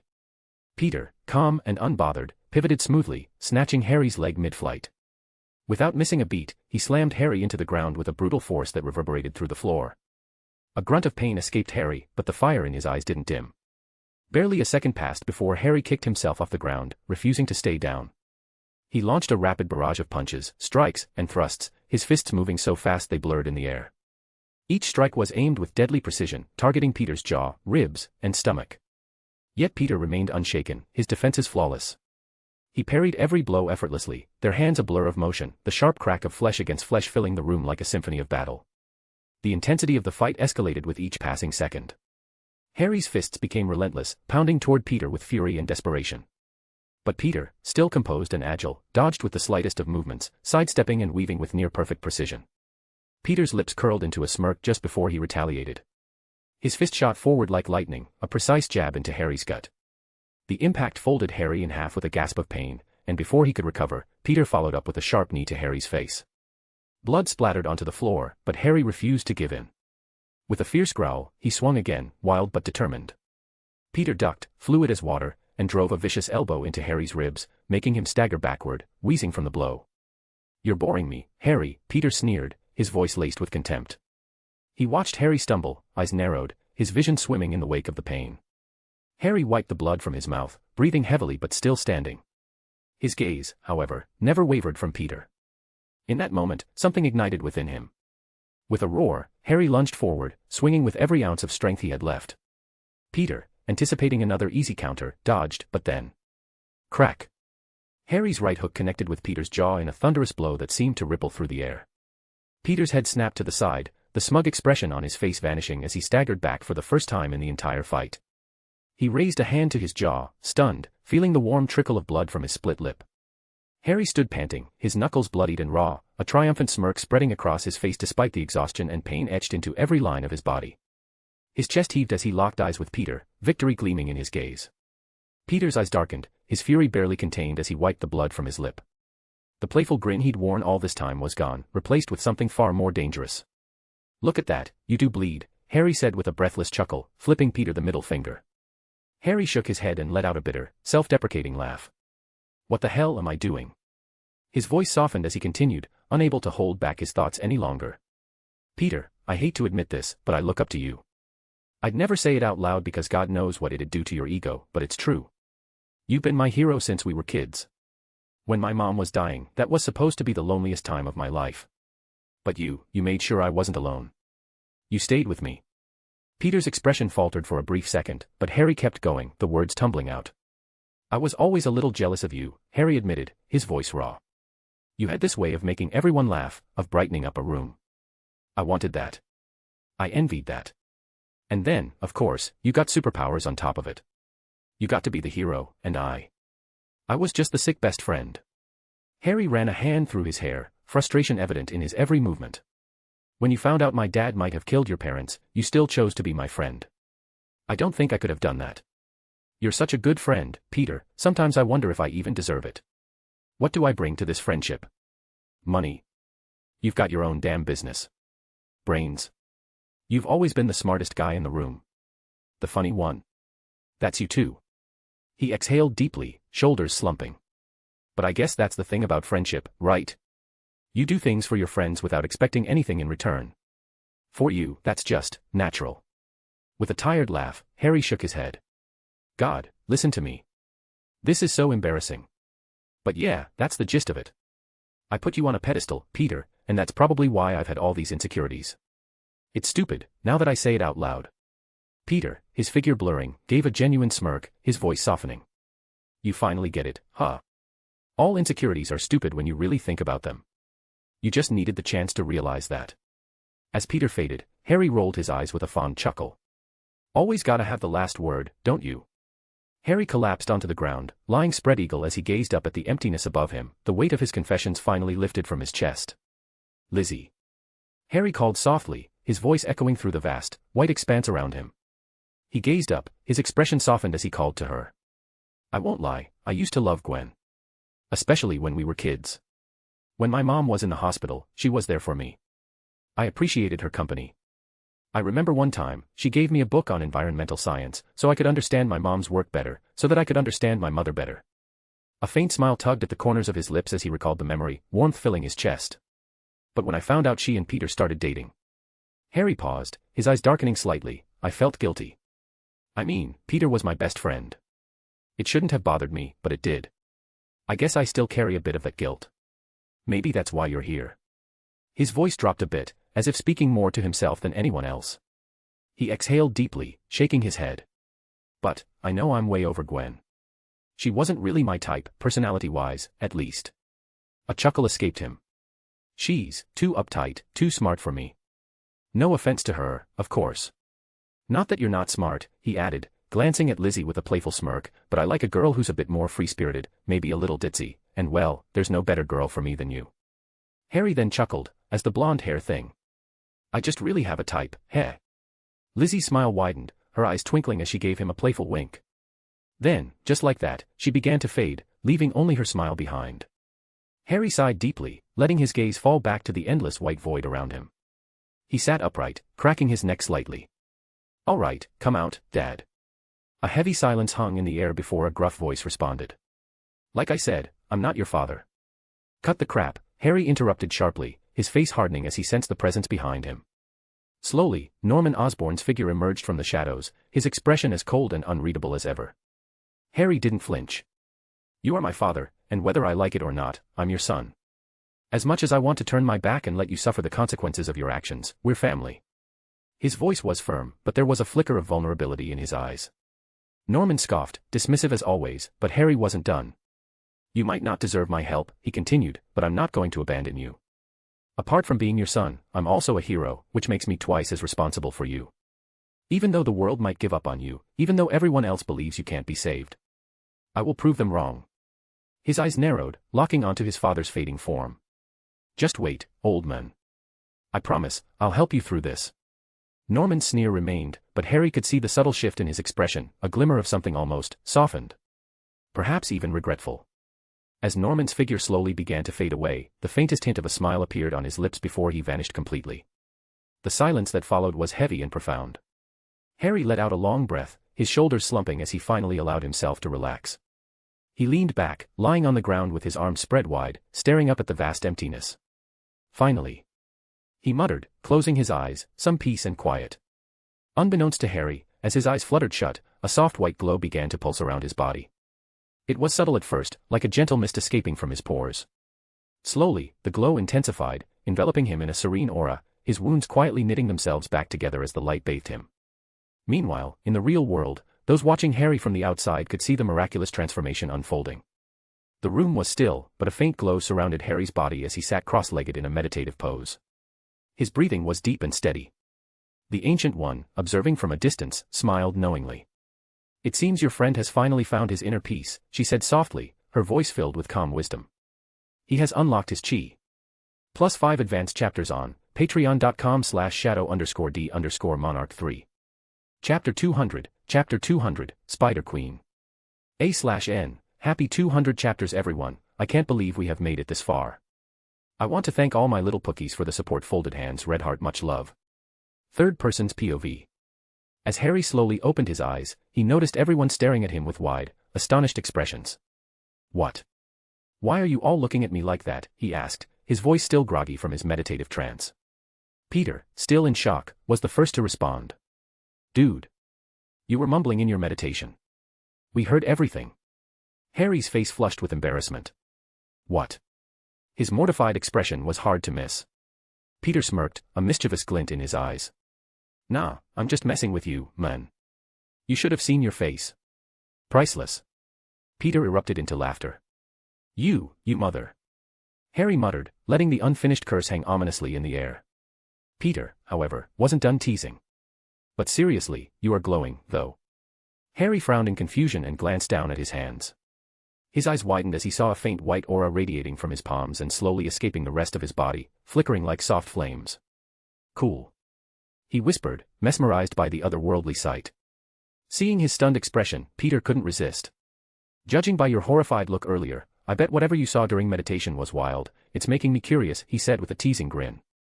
Harry shuddered, visibly unsettled. Over my dead body, he scoffed, clearly unwilling to share the nightmare he'd experienced in his trance. The Ancient One, who had been observing quietly, turned to MJ, her expression calm but expectant. The only one left to unlock their potential is you, young lady, she said with a gentle tone. Is she going to go through the same thing I went through? Harry asked, tilting his head in confusion, his curiosity piqued. No, the Ancient One replied thoughtfully. Her block is more physical and spiritual than mental. It's a different challenge entirely.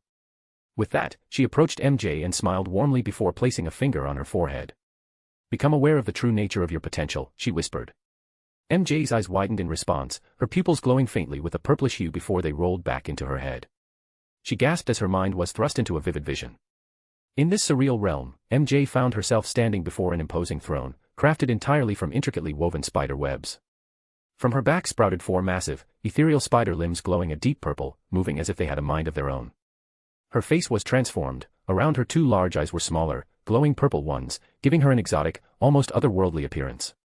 Yet, far from diminishing her beauty, it enhanced it, making her look regal, powerful. Hundreds of tiny spiders crawled toward her, each carrying a part of a crown. As they worked together, they formed a delicate hand that placed the crown upon her head, declaring her their queen. With a jolt, MJ snapped back to reality, collapsing to the ground, gasping for air. Holy guacamole! What was that? She exclaimed, her voice trembling with disbelief. Felicia stepped forward, curiosity evident in her eyes. What did you see? She asked. MJ, still catching her breath, shook her head. I don't even know how to describe it, she murmured, trying to put the experience into words. It was intense. I saw spiders. Hundreds of them. And I was crowned as their queen.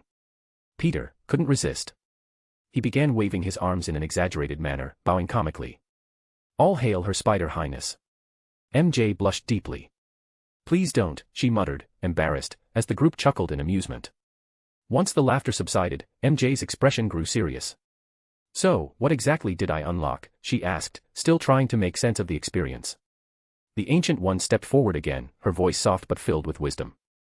The spider bite you received gave you not just physical abilities but also a heightened psychic awareness, allowing you to communicate with and control spiders.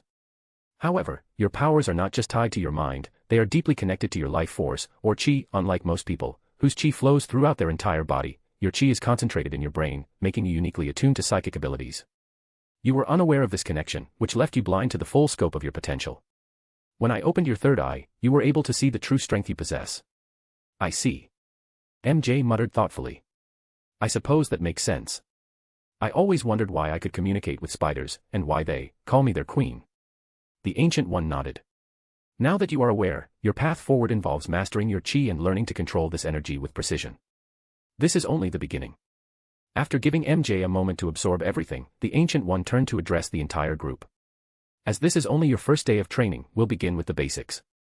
I will teach you how to control your energy and guide it properly. Now, deep breaths, everyone, inhale through the nose, exhale through the mouth. The others followed her lead, settling into a meditative stance. They closed their eyes and began controlling their breathing. In Lizzie's house, in her room. As Peter and Harry headed out to pick up some food, Felicia turned toward the others with an awkward smile, her voice barely above a whisper. Did you really have to send them out like that? Gwen and MJ exchanged sly smiles, while Lizzie sat nearby, looking utterly confused by the exchange. Felicia glanced at Lizzie before asking, in front of her. Lizzie, frowning, replied, "What did I do?" Gwen and MJ's silence only deepened the tension, and Felicia groaned, finally caving. She slid to the floor, leaning her head back on the bed as she hugged a pillow tightly. Fine, you got me.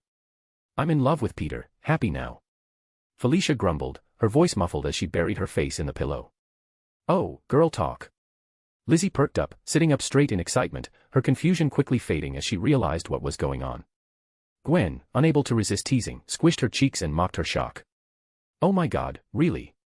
I never would have suspected it." Her tone was flat, her expression deadpan, as she looked directly at Felicia. Felicia shot her a glare. "Was that necessary?" MJ giggled, shaking her head. "I mean, it wasn't exactly hard to guess." "Yeah, even I could tell," Lizzie added, nodding in agreement. "I'm not that obvious," Felicia muttered, sinking further into the floor as she hugged the pillow tighter. The group exchanged knowing glances, making Felicia shrink even more. "I'm being ganged up on." Lizzie, not one to hold back, smirked. "Felicia, no offense, but you've been so clingy with Peter ever since your run-in with that Time Lord guy. You're always smiling around him now. You couldn't be more obvious if you tried." Felicia let out a frustrated groan and slid down even further. "How am I supposed to act around someone who would go on a homicidal rampage just because I got hurt? At first, I thought Peter had that typical hero syndrome, you know. The whole, oh, let's not kill the bad guy because then we'd be no better than them. That whole sanctimonious garbage." The others nodded knowingly. "But no," Felicia continued, her voice growing more intense. "I'm 100% certain that if one of us was killed, Peter would tear the world apart to avenge us. God help us all, since there will be no stopping that man. He'd throw everything away for us, and honestly, that is so freaking hot." She slammed the pillow onto the floor repeatedly, her voice rising with excitement. Lizzie blinked, her expression torn between confusion and disbelief. "So, the idea of Peter going on a killing spree for your sake turns you on?" Felicia paused mid-pillow slam, her cheeks reddening. "When you say it like that, of course it sounds wrong. It's not about the violence, it's about knowing someone cares about you that much. That they'd do anything for you. We're not even dating, and Peter's already shown he's willing to throw everything away for me. How can I not fall in love with that? You're asking too much of me." MJ, Gwen, and Lizzie exchanged weary glances, unsure how to respond. Felicia sighed, her energy waning as she sat cross-legged on the floor, still clutching the pillow. "Look, I'm sorry. I really am. I tried not to fall for him, out of respect for you too. But after everything that happened, I became obsessed. I couldn't take my eyes off him." Lizzie raised an eyebrow. "I seriously don't get it. Why are you all so obsessed with Peter? He's a great guy, don't get me wrong, but I don't see the appeal." "And thank God for that," Gwen muttered under her breath. MJ smirked. "That's because you're totally in love with Harry. When you're in love, everyone else just seems average." Gwen sighed dramatically, turning her gaze to Felicia. "You just couldn't fall in love with Harry, huh? Could have made this an even Steven. 3/3 relationship. Oi. Don't bring that bad juju toward my relationship," Lizzie said, glaring playfully at Gwen. MJ chimed in, her tone curious. "So, you wouldn't want a dynamic like ours? You know, multiple relationships." Lizzie hesitated, fidgeting with her hands. "I don't know. You guys make it look fun and easy because you've known each other for so long. But if Harry and I tried bringing someone else into our relationship, I'm not sure it would work." Gwen, sensing an opportunity to be a wing girl, leaned in. "I say go for it. Imagine how inadequate Harry must feel, seeing Peter juggle multiple relationships. Help a guy out, make it even." Lizzie frowned, still unsure. "I'm not really sure. You just have to take charge and take the position of his main girl and make sure no one can question the position." Gwen nodded proudly. Both MJ and Felicia stared at Gwen, causing her to raise a brow towards them. Would anyone like to disagree or challenge what I just said? Both MJ and Felicia shook their heads, which caused Gwen to smile proudly and turn towards Lizzie with a proud smile. She motioned, "See." Lizzie chuckled, her nervousness fading. All right. I'll think about it. Just don't tell Harry I said that." +5 advanced chapters on patreon.com/shadow_d_monarch3. Chapter 201, Peter and Felicia. Third person's POV. Lizzie turned, glancing between Felicia and Gwen, and asked with a raised brow, "So, are you going to start dating Peter now, too?" I mean, does he even like you back? Felicia sat cross-legged on the floor, hugging her knees as she rested her chin on them. I mean, I don't know. This is all really weird and new to me. I've never even been in a relationship before. And as for whether he likes me, maybe. I can't really say. He does, MJ and Gwen answered in unison, both rolling their eyes in exasperation. Lizzie raised an eyebrow, crossing her arms. Have you guys ever questioned his love for both of you? I mean, I can't imagine Harry saying he loves me and then going off to love someone else. It would feel like he's lying about one or the other. MJ and Gwen exchanged knowing smiles, shaking their heads. MJ held up a peace sign, a smirk tugging at the corner of her lips. Tiger's just got a big heart. Gwen nodded with a confident wink. Peter doesn't rely on words to show he loves us, he uses actions. And since actions speak louder than words, we hear him loud and clear. Felicia glanced between the two of them, her expression flat. At this point, you two are just bragging. Her eyes narrowed toward MJ and Gwen, who were both looking smugly satisfied. Oh, whatever. Felicia muttered under her breath, then sighed. Just, warn me when Peter's on his way, since your spidey senses are more developed than mine. Gwen's eyebrow arched with suspicion. What exactly are you planning, Felicia? Felicia merely shrugged and pulled out her phone, swiping through Instagram and double-tapping images of cute cats, seemingly ignoring Gwen's question. The three shared an uncertain look, but before long, Peter and Harry arrived, both carrying bags filled with food. Hello, mates. Peter greeted, putting on a British accent as he entered with a stack of Italian takeout. The second she saw him, Felicia's eyes sharpened, a mischievous gleam appearing as she tossed her phone aside and leaped at him like a lioness catching sight of her prey. Whoa. Peter barely had time to react as Felicia tackled him to the ground, causing the bags of food to spill from his hands. MJ's quick reflexes kicked in, and with her agility, she caught every falling container before any of them hit the ground. Huh. Peter blinked up from the floor, Felicia straddling him as she held his face firmly. Without hesitation, she leaned down and kissed him. What the F, Harry mouthed, stepping aside, clearly bewildered by the sight. Lizzie mirrored his look of shock, her mouth agape, while MJ facepalmed with a groan, and Gwen massaged her forehead, exasperated. Felicia savored the kiss, lingering for a moment before finally pulling back. She bit her lip and gave Peter a playful wink before glancing at Gwen and MJ. You two brag so damn much, you left me no choice. This kitty cat wants what you both have, so I'm going to have a slice of that pie too. If I have to steal it to enjoy it, then from this moment forward, Peter and I are also officially dating. And no one's stopping that. Aside from the fact that I was just thoroughly ambushed, don't I get a say in this? Peter managed to stammer, still reeling from the whole scene. Felicia looked down at him, blinking innocently. Are you saying you don't want to? She leaned closer, her voice dropping to a seductive whisper. Surely that's not what I'm hearing, right? Peter, still dazed, looked over to Gwen and MJ. Harry and I were only gone for a few minutes, how did this even happen? Felicia gripped his shirt collar and shook him lightly. Because I love you, you stupidly charming nerd.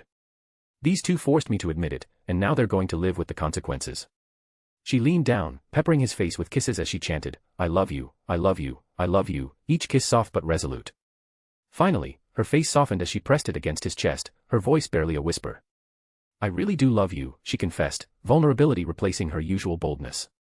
Peter, looking flustered and somewhat lost, mouthed silently to Gwen and MJ, what the hell did you guys do? Us.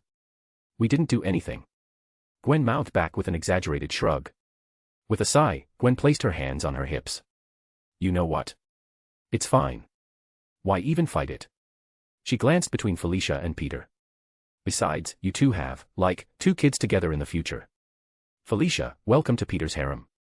MJ chuckled awkwardly, glancing between Gwen and Felicia. Felicia's expression shifted to surprise, her eyes widening as she turned to Gwen. Seriously? Didn't I get a say in this? Peter muttered. Oh, please. Gwen scoffed, rolling her eyes. We already know what you're going to say.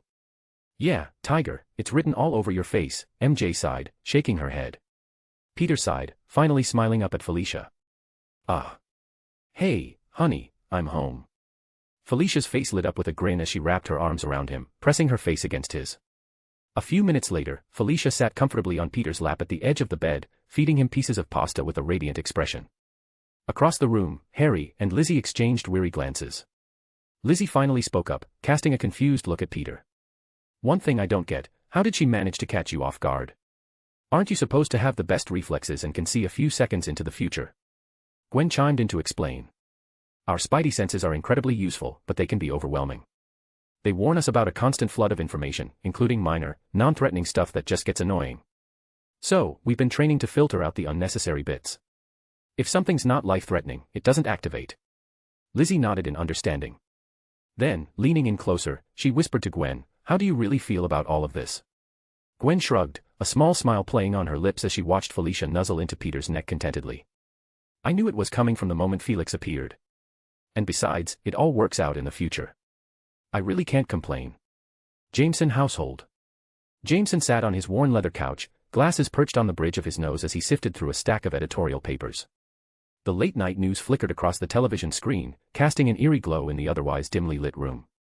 The anchor's voice crackled through the static. An apartment complex has been set ablaze on Long Island, near 10th and 9th Streets. Miraculously, all residents escaped unharmed, thanks to a local hero patrolling the borough, known as the Spider Cat. Despite reports that she was critically injured earlier this morning, tonight she appeared in perfect condition. It seems super healing might be one more power on this hero's growing list of abilities. Damn it. Jameson muttered, ripping his glasses off and tossing them onto the table. He slammed his fists down, rattling the papers beside him. How's anyone supposed to see them for the frauds they are if they bounce back without a scratch? This makes our papers look like a joke.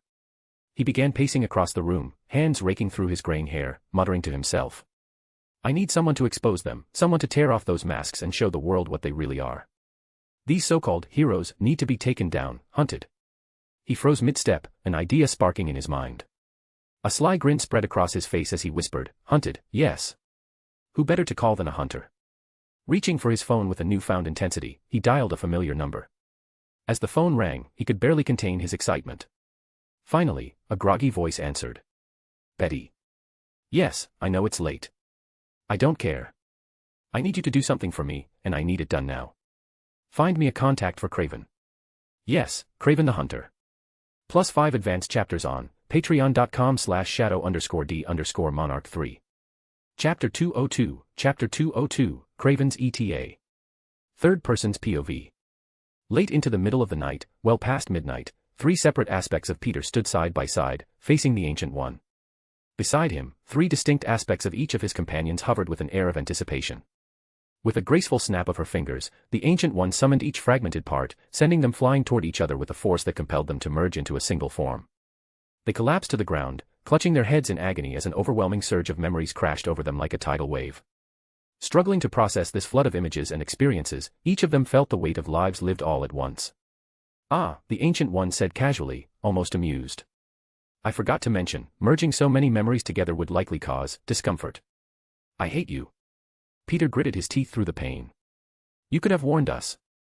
The Ancient One's lips curved in a slight smile. "It's simply the price one must pay for taking shortcuts." Peter grumbled in frustration, slowly regaining his composure. Closing his eyes, he tapped into his heightened mental abilities to begin sorting and compartmentalizing his memories, swiftly organizing the chaos. Around him, his friends took longer to recover, each groaning softly as they worked through the mental haze, though the throbbing headache lingered in them all. Harry scowled, throwing a withering glare at the Ancient One. "You're downright evil, you know that." She chuckled, thoroughly unbothered. "I will now be overseeing the Sanctum Sanctorum here in New York. When you're ready to continue your training, come to this building, and we'll begin our lessons." She offered them a sly smile. "You're just having a kick out of this, aren't you?" Felicia asked, narrowing her eyes. The Ancient One's smile turned smug. "Who says I can't have a little fun while teaching? You already have the study books, so attendance isn't mandatory. That said, I'd advise you all to come frequently." Her gaze shifted to each of them. "That will be all for today's lesson. You're dismissed." Peter and the others put their fists to their palms and bowed deeply.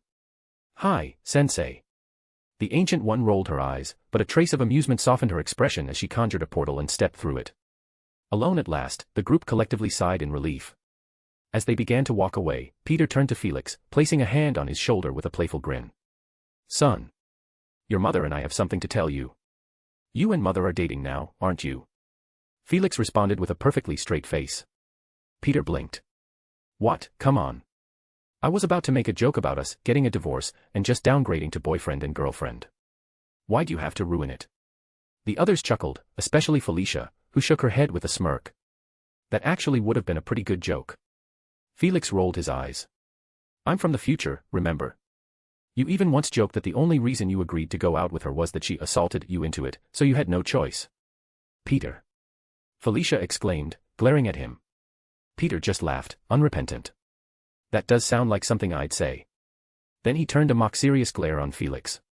Remind me never to tell you anything in secret when you're born. As they crossed the street, Peter's watch beeped. He glanced at it in confusion before activating it. A hologram of Arya, his AI assistant, flickered to life. Father, we have a situation.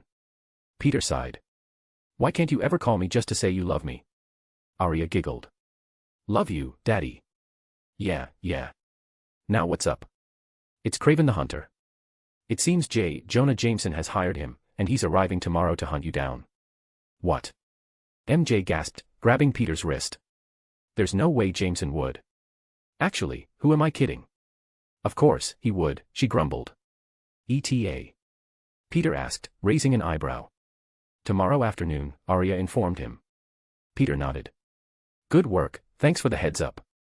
Arya gave him a sharp salute before fading from view. MJ shook her head in exasperation. I'm giving Jameson a piece of my mind next time I see him. I'd rather you didn't, Gwen interjected, shaking her head. He might start suspecting you have connections to the Spider family. MJ groaned, frustration clear in her voice. That means I'd have to meet him in my other persona. I wouldn't recommend that, either, Gwen said with a wry smile. He'd probably twist it into some tale about you attacking him unprovoked. MJ let out a loud, exasperated groan, rubbing her forehead in frustration.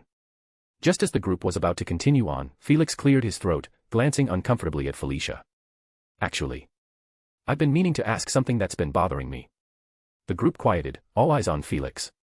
He looked at Felicia, his gaze steady. What did you mean when you said you were almost raped? Felicia's face fell slightly. Ugh. You remembered that. I knew I should have covered your ears. I didn't want to bring it up in front of the Ancient One. But, it's been bothering me ever since I heard it, Felix muttered, his tone serious. He turned to Peter. Is that what you were talking about back at the gym? Peter placed a reassuring arm around Felix, ruffling his hair gently. Yeah, but don't worry about it. It's already been dealt with. Felix gave him a hard look. Please tell me you at least broke an arm. Or a leg. Preferably both. Peter raised 2 fingers in a peace sign. Left him paralyzed. Felix grinned, raising a fist. Nice. Peter smirked and fist bumped him back. Felicia chuckled softly, shaking her head. For some reason, that was, strangely endearing. The next morning, Peter woke up in his bed with MJ by his side. He gave her a quick kiss on the side of her head, which caused her to wake up a bit groggily. They both got up, took a shower together, got dressed, and headed downstairs to join Aunt May and Uncle Ben for breakfast. Luckily, I leave spare clothes here with you, MJ teased. Peter rolled his eyes. You've been doing that since you were little. MJ raised her hands in mock surrender. Hey, I'm just being efficient, it's like living in 2 houses at once. Aunt May popped her head out from the kitchen upon hearing their conversation. I'm glad to hear you see this place as your own home, MJ dear. You should know by now that you're already a part of this family. Thanks, Aunt May, MJ said, blowing a 2-finger kiss toward her. Aunt May chuckled. Will you be joining us for breakfast? I'm making eggs with bacon and toast, she said enticingly. Ah, that sounds lovely. Sure, why not? Careful, Aunt May, someone here likes their toast dry, Peter scoffed, glancing at MJ as he sat down. MJ glared at Peter. I swear to God, I'll hit you if you make another comment on that. Aunt May looked at Peter, puzzled. What's wrong with dry toast? Thank you. MJ exclaimed, gesturing toward Aunt May while giving Peter a triumphant look. Peter looked at Aunt May in mock horror. Now I'm worried if I should trust you with breakfast. I'll tell you what's wrong with dry toast, it's in the name. It's dry. Just drop the toast thing already. MJ retorted. I'm sorry, but I'm very passionate about toast. I won't stand for heresy being made toward a breakfast staple. Just then, Uncle Ben walked in with an amused expression. What's this commotion I hear about toast? I'll tell you what it is, Uncle Ben. We're living with a bunch of heretics who think dry toast is acceptable. Ah, I see, Uncle Ben said with a knowing nod. But it all depends on the level of toastiness, doesn't it? If it's too toasty and crunchy, you'll need something to soften it up, otherwise, you're left with a mouthful of flakes. But lightly toasted. That's still soft, warm, and tender with a golden brown. Doesn't really need anything, except maybe something to wash it down. Peter and MJ stared at Uncle Ben, surprised. Peter then turned to MJ and said, "I guess it's true what they say, wisdom really does come with age." They all laughed, and with that, Peter and MJ agreed to call a truce in the great toast debate.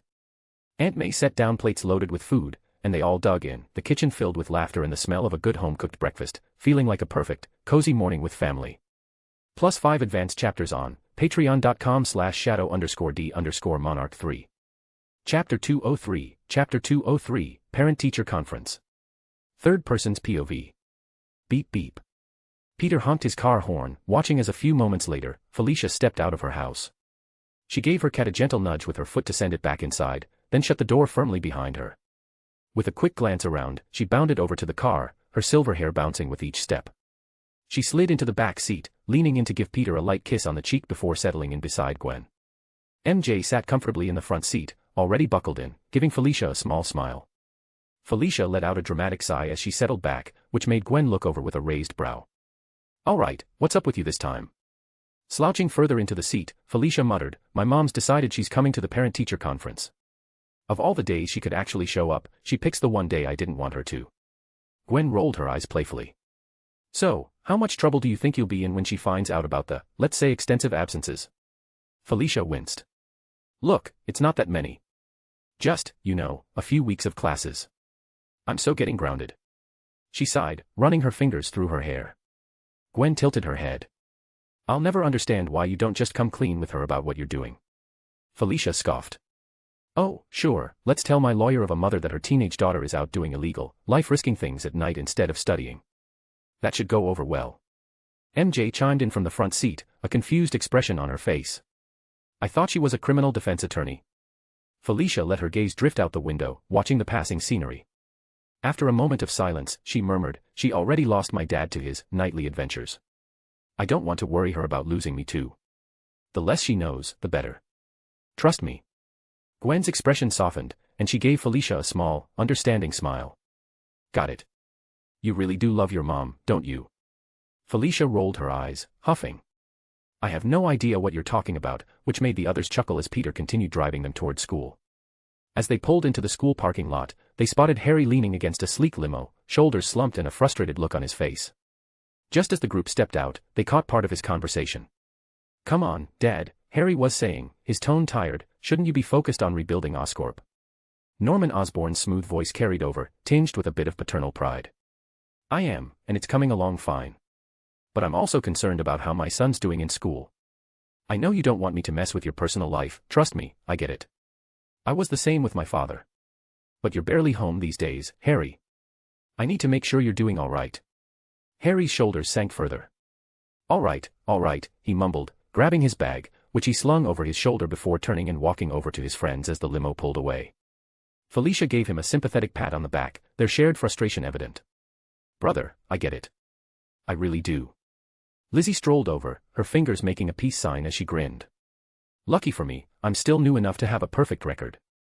"Harry." Peter started, a look of shared misery on his face. "Yeah." Harry sighed. "Your dad's gonna kill you." Harry groaned, burying his face in his hands. "This is all your fault, Pete. When he eventually kills me, I'm haunting you." The group's laughter rang through the halls as they made their way to class. Once Peter was at his desk, he pulled out the rune book the Ancient One had given him, absorbed in studying it as the hours ticked by. It was a short school day, and as soon as the clock hit noon, they were dismissed. Later, Peter found himself seated between Aunt May and Uncle Ben in a small, stuffy office across from his homeroom teacher, Mr. Patrick. The man adjusted his glasses, clasped his hands together, and began, "I won't deny it, your nephew is an intelligent young man, but..." Peter scoffed, crossing his arms. "Just calling me intelligent is an insult to my actual intellect." Aunt May and Uncle Ben shot him a warning look, and he quickly silenced himself. Mr. Patrick sighed, leaning forward. "Peter is a straight-A student, but he doesn't apply himself or take things seriously. I get the sense that he believes he doesn't have to try, that his natural intelligence will carry him through life. But if he doesn't start putting in the effort now, he'll find it isn't that simple." Peter raised an eyebrow, his expression skeptical. "What is this guy talking about? I'm a multimillionaire, for goodness sake." Sensing Peter's frustration, Aunt May placed a gentle hand on his arm to calm him. Mr. Patrick continued, glancing between Aunt May and Uncle Ben. "I'm sure it's been difficult for Peter without a strong maternal or paternal figure too." Peter's patience finally snapped. And that's where I draw the line, he interrupted, making an X with his arms. Peter. Uncle Ben admonished, giving him a stern look. This is a parent-teacher conference, not a student-teacher one. Let me handle this. Uncle Ben turned to Mr. Patrick, his voice firm but respectful. Listen, sir. I know Peter is a handful. He can be immature, lazy, even a bit rough around the edges. Peter gave him an offended look. Hello. I'm sitting right here. But he's a good kid, and I don't appreciate hearing that he lacks parental figures, Uncle Ben continued, his tone sharpening. We may not be his birth parents, but we raised him the best we could. Frankly, Peter's already accomplished more than many adults, and if he's not fully engaged here, it's because he's ready for challenges beyond what high school offers. Peter leaned back with a smug smile, and Mr. Patrick seemed taken aback by Uncle Ben's conviction.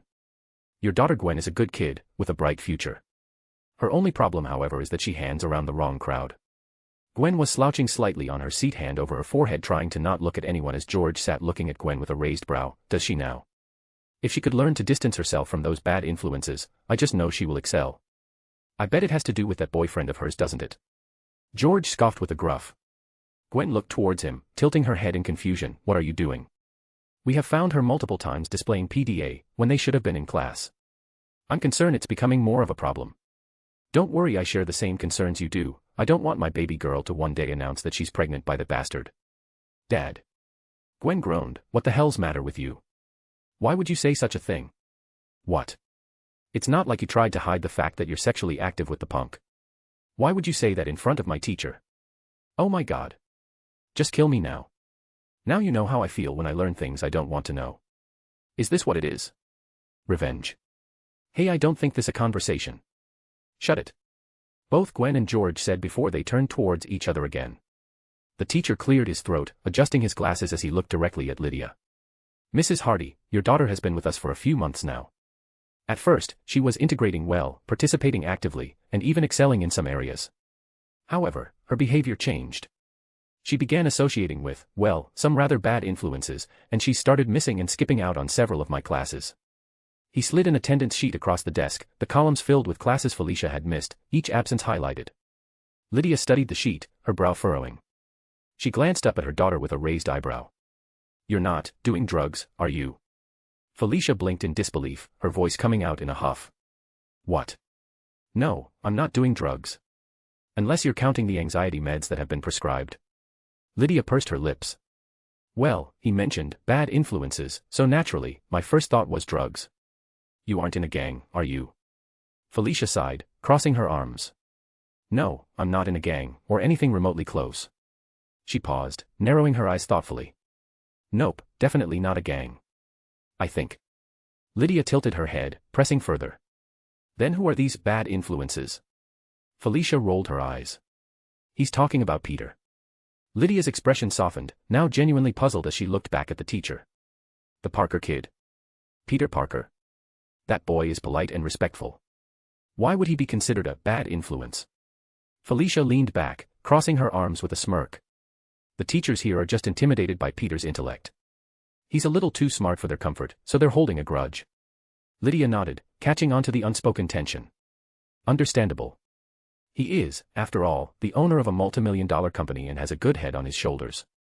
Felicia, you could learn a thing or two from him. She shot her daughter a meaningful look. Turning back to the teacher, Lydia's voice turned icy. You, however, should be ashamed. You're a grown man, envious of a child's capabilities. With a dismissive wave, she stood, gathering her bag over her shoulder. She turned to Felicia with a nod. Come on, honey. Let's go. This has been an utter waste of time. Felicia's eyes sparkled with a triumphant glint as she followed her mother out, secretly pumping her fist. Yes, crisis averted. As they walked out, Lydia's voice broke through her relief. I may have cut this meeting short, but don't think you're off the hook, young lady. When I'm back from work, you and I will be discussing every one of those absences. I know they're real. Felicia's grin faltered. Oh no. My bad luck strikes again. Norman Osborne glanced at the teacher with a slight scoff. I'm not here about attendance. I'm more concerned with my son's academic performance. How are his grades? As long as he's scoring at the top of his class, he can skip as much as he likes. Harry's heart skipped a beat. Could it be? Am I off the hook too? The teacher handed Norman Harry's report card, the grades gleaming with perfect scores. Norman's brows lifted in surprise. All 100s. You've improved. Harry rubbed the back of his neck, a bit bashful. Yeah. I've been studying a lot lately. I want to be ready to help with the company. A rare, genuine smile crept onto Norman's face as he clasped Harry's shoulder. With grades like these, I might have to retire sooner than expected and see how you handle things. Harry chuckled, but his amusement wavered as he felt his father's hand tighten, his expression growing distant, almost determined. I have to help him, Norman thought to himself. Seeing how hard he's working, I can't deny him the future he deserves. The future he deserves. Unknown to Harry, he'd just reignited his father's passion, a passion to secure his son's legacy, no matter the cost. Meanwhile, in a different classroom, Felix slumped forward, his face buried in his hands as he groaned softly. Why can't someone just end this for me? On either side of him sat his parents. His father, a distinguished-looking man with silver blonde hair and a neatly trimmed silver beard, wore an immaculate suit with legs crossed, exuding an air of authority. His mother, a poised woman with chestnut brown hair tied in a tight ponytail, donned a smart pencil skirt and blazer. The teacher looked at them, clearly uncertain. Mr. and Mrs. Petterson, I can't say much about your son yet, since he's only been with us for a week. However, his behavior. It's concerning. He's been falling asleep in class regularly and has been snapping at anyone who disrupts his naps. Felix's father gave him a stern look. Son, we've talked about your sleeping problem. Felix groaned in exasperation, rolling his eyes. Ugh, why are you doing this, Dad? Felix's mother offered the teacher an apologetic smile. I'm so sorry, but Felix has a mild case of narcolepsy. No matter how early he sleeps, he's still tired in the mornings. The teacher's demeanor softened, her voice tinged with understanding. Oh, I had no idea it was so serious. He never mentioned it. Felix's father nodded gravely. As you can see, he's rather embarrassed by his condition and prefers not to discuss it. Understandable, the teacher said kindly. Shall we proceed with reviewing his grades and upcoming academic goals? That would be much appreciated, his mother said with a nod, her voice laced with feigned concern. Once the meeting concluded, the three of them exited the classroom. Felix sighed in relief as they walked down the hallway. Then he glared at his parents. I hate both of you, he muttered darkly. At that, his parents shared a mischievous look, and in an empty corridor, both reached into their pockets, pulling out small, pen-like devices. With a quick flash over their faces, they reverted to Peter and Felicia, both wearing victorious smirks. Felicia nudged Felix with a laugh. Just checking in to see how my son was doing in school. Felix opened his mouth to retort, but the soft beep from Peter's watch caught his attention. Peter scanned their surroundings, then flicked his watch on. Yes. A hologram of Arya flickered to life, her voice calm but urgent. Craven is about to land shortly.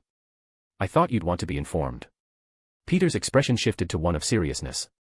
Thanks for the heads up, Arya. Felix's eyes lit up with a smirk of his own. Can I come? Peter grinned. Hope you brought your suit. Never leave home without it. That's my boy. +5 advanced chapters on patreon.com/shadow_d_monarch3. Chapter 204, Chapter 204, Craven the Hunter. Third person's POV. At a secluded airstrip under the bright sky, a sleek, high-tech jet glided down onto the tarmac with practiced grace. Its engines hummed softly as it came to a stop, and the hatch opened with a smooth, hydraulic hiss.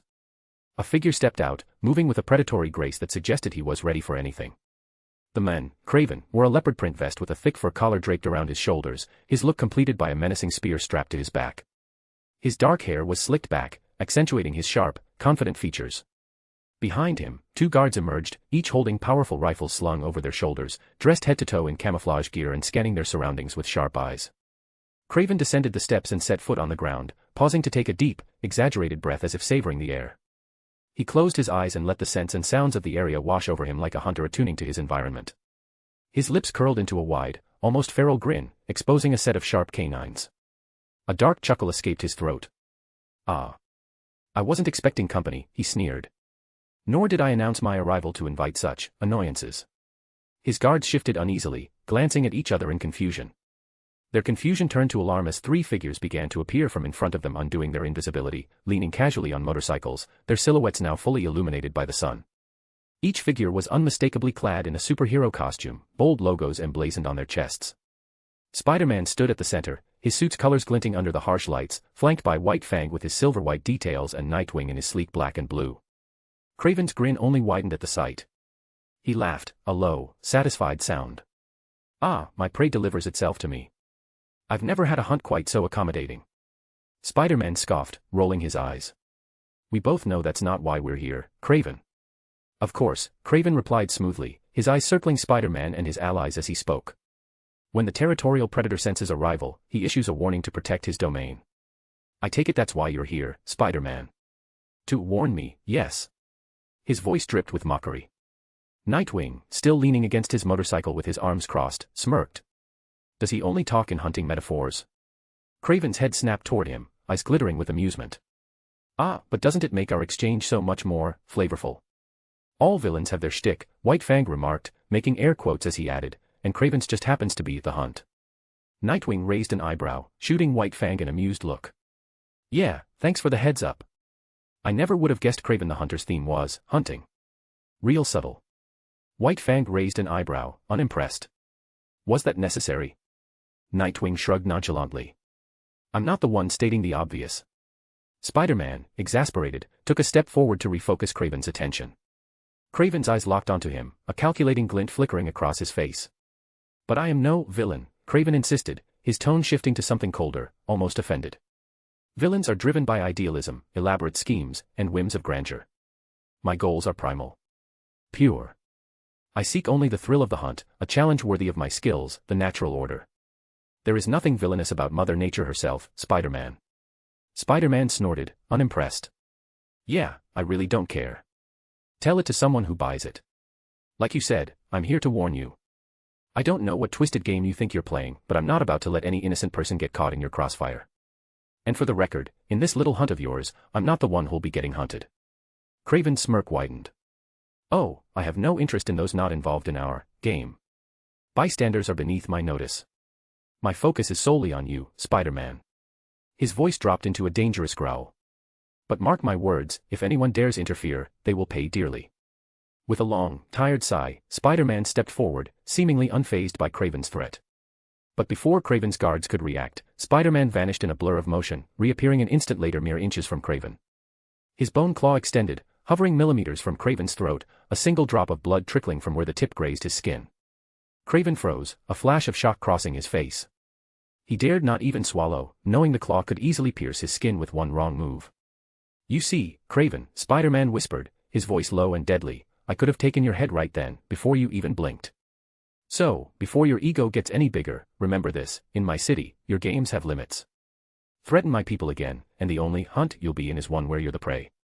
The guards were about to fire, but in a blur of movement, both Nightwing and White Fang dispatched them with swift, calculated strikes, leaving them unconscious on the ground. Spider-Man retracted his bone claw, letting it slide back under his skin. I'll put it in terms you might understand, Kraven.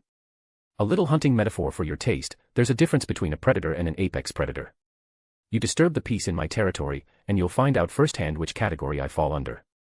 For a moment, silence hung in the air. Then, to everyone's surprise, Kraven chuckled, a deep, unsettling laugh that sent a chill down their spines. You talk a good game, Spider-Man. But I've studied you. You don't kill. You're no predator. You're a herbivore through and through. Spider-Man smirked, mounting his bike and firing up the engine. Even herbivores kill when cornered, Kraven. Just because they don't eat meat doesn't mean they aren't dangerous. Come on, guys. Nightwing did a quick wheelie as he turned his bike toward Kraven, a challenging grin on his face. Just so you know, Kraven, he called over the roar of the engine, there's more than one king of the jungle in this city. With a final smirk, he dropped his bike's front wheel back down and sped off after Spider-Man. White Fang offered a knowing nod, then let out an actual tiger's roar that echoed around the airstrip before he too revved his engine and followed the others, leaving Kraven standing alone in the gathering dusk. Kraven watched them go, his hand drifting to the small spot on his neck where Spider-Man's claw had grazed him. He touched the droplet of blood and lifted his thumb to his mouth, tasting it. His eyes flashed with exhilaration, and he let out a low growl. As their taillights vanished, Kraven traced his fingers across the thin line of blood on his neck, his eyes dark and glittering with a newfound hunger. He licked the blood from his thumb and chuckled darkly to himself. So, the spider has fangs after all. This will be fun. As Spider-Man, Nightwing, and White Fang sped away from the airstrip, Nightwing called out over the roar of their motorcycles, so are we really just going to let him walk? Spider-Man nodded grimly, keeping his eyes on the road ahead. You already know why we can't. Legally, he's covered his tracks. He hasn't done anything we can act on yet, and he's got permits for the weapons he's carrying. He's smart, been playing this game for years. This meeting was just to warn him and make sure his target's set on us.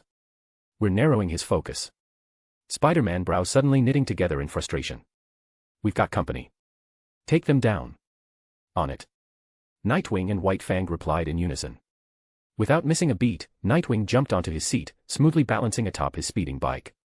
Reaching into his utility belt, he pulled out two sleek, blue batarangs shaped like his emblem. In a fluid motion, he threw them in opposite directions. The batarangs soared through the air, striking seemingly empty spots that suddenly glitched, revealing two cloaked drones. Red lights blinked on each batarang before both drones erupted into sparks, falling in shattered pieces from the sky. Nightwing casually dropped back into his seat, humming a tune as if nothing had happened. White Fang, meanwhile, released the handlebars, his claws extending and glowing with a fierce blue light. With a quick swipe of each hand, he unleashed plasma arcs that homed in on another set of cloaked drones, tearing through them with explosive accuracy. He grabbed the handlebars again, maintaining speed and grinning. Nightwing turned to Spider-Man, picking up their conversation as if they hadn't just destroyed high-tech surveillance. So, does this mean we have to wait until someone actually gets hurt before we can step in? Spider-Man's tone was calm, but there was an edge of frustration. I get it, man. I feel the same way. But we'll keep him in our sights. That's why I'm calling a meeting with everyone, so we can stay alert. Want to handle the honors? Nightwing's eyes lit up with a grin. Are you serious? A code yellow. Yeah. It's time to make everyone aware, we hadn't had an actual meeting in a while. Nightwing pumped his fist in excitement, tapping a small screen on his bike. Arya, come in. You there? Arya's voice replied coolly through his earpiece as she appeared on a small screen. I'm here. What's up? Call a meeting, Nightwing said, trying to sound serious but his excitement slipped through. We've got a code yellow in progress, potential future danger. I repeat, code yellow. Let everyone know. Arya chuckled faintly. Heard you the first time, Nightwing. I'll notify the team. Nightwing's cheeks colored slightly as he muttered, just do it. A yellow light blinked on Spider-Man's watch, confirming the alert. Spider-Man nodded with satisfaction, knowing the team would get the message and go to the meeting space. A code yellow was meant to raise awareness, a signal to everyone that they were dealing with a potential threat and to keep their eyes sharp. White Fang glanced over at Spider-Man, smirking. Can we talk about how Nightwing called himself the King of the Jungle back there? Spider-Man let out a laugh. No way, really. Nightwing threw them a wounded look. Oh, come on. It made sense. I got injected with the KOJ serum, it's practically my birthright to say that. You'd have done the same, if not worse. Spider-Man and White Fang laughed, the tension of the encounter with Kraven melting away as they sped down the road. +5 advanced chapters on patreon.com/shadow_d_monarch3. Chapter 205, Chapter 205, Code Yellow Meeting. Third person's POV. Location, Spider Cave. Inside the base, a large, rectangular table dominated the room, displaying a detailed hologram of New York City suspended in midair. Around the table, various heroes were seated in comfortable leather chairs, each with a nameplate displaying their superhero alias in front of them. At the head of the table sat Spider-Man, his relaxed yet commanding posture setting the tone for the meeting. On his right side sat Ghost Spider, Spider-Cat, and Firestar, each of them appearing focused and alert. Opposite them were Scarlet Spider, Nightwing, and Bruce Banner, who shifted uncomfortably in his chair, eyeing his own name tag, Dr. Banner/Hulk. Seated on his armrest, Betty Ross observed the scene with a mix of curiosity and amusement. Leaning casually against the wall behind Spider-Man, White Fang rested beneath the spider logo, his gaze sharp as he listened to the conversation. Bruce sighed, breaking the silence with a note of discomfort. Why am I here? He muttered, his tone tinged with self-doubt. He glanced around, a bit out of place among the costumed heroes. I'm no hero. Not like the rest of you. Spider-Man shot him a quick thumbs up. Because you're part of the team, obviously, he replied cheerfully, as if the answer was self-evident. Betty raised her hand, an amused smile playing on her lips. Team leader, I have a question. Spider-Man snapped his fingers in her direction, giving her the spotlight. Go ahead, Betty Ross. What exactly is Code Yellow? Why did you gather all of us here? Betty's brows knitted together in curiosity. Great question. Code Yellow means we've got a villain in town, Spider-Man explained, his voice growing more serious. But we can't act against them yet because they haven't done anything overtly criminal. So, this meeting is to set up surveillance and be ready. If they make a move, we'll be there before things get messy or people get hurt. Bruce nodded slowly, his frown softening with understanding. So it's a meeting to establish precautionary measures. Spider-Man grinned. Exactly. Then there's Code Green, which covers minor threats where attendance is optional. Code Blue is a debrief to share intel and updates. Code Red means we've got an immediate threat, a villain attacking directly with potential for major casualties. And then there's Code Black, the end of the world stuff, where if we don't act fast, it's game over. Betty's eyes widened in shock. Code Black. Why is that even an option? A deep sigh echoed from White Fang, who shook his head with a smirk. You'd be surprised how many times there's been a Code Black has been initiated in the past, in the future. But it's a past for me, so it's past, technically, right? Bruce ignored White Fang's musings and scratched his chin thoughtfully. What criteria do you use to define someone as a villain? Ghost Spider leaned forward. Take Kraven, for example. With a quick command, she summoned an image of Kraven onto the hologram, his intense gaze and hunter's gear casting a menacing silhouette on the table. He's one of many on a list of villains we monitor, who we get from an alternate version of us. Arya here, she gestured to their AI companion, who nodded in confirmation, helps us keep an eye on them. Bruce raised an eyebrow, skeptical. Alternate version. Wait a minute.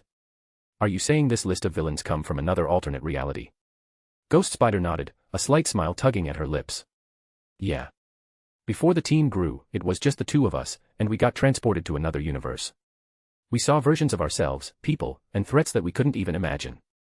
Arya pulled up holographic images from their journey as Ghost Spider explained, showing alternate versions of heroes and villains, some familiar and others terrifyingly foreign. Bruce's face grew pale as he leaned forward, both hands on his head as if holding onto the remnants of his reality. The concept of the multiverse. It changes everything. There could be an infinite number of us out there. Across the table, Spider-Cat crossed her arms, rolling her eyes. Yeah. I'm still mad I made it onto that villain list in one reality. I mean, apparently, I'm some cat burglar called Black Cat in another world. Really? And my dad's legacy too. Makes me cringe just thinking about it. What I'm most pissed off about is that I totally see myself doing exactly that. Nightwing tapped the table, his expression serious as he redirected everyone's focus. Can we get back to the reason we're here? Kraven. He's likely setting traps across the city to hunt us down.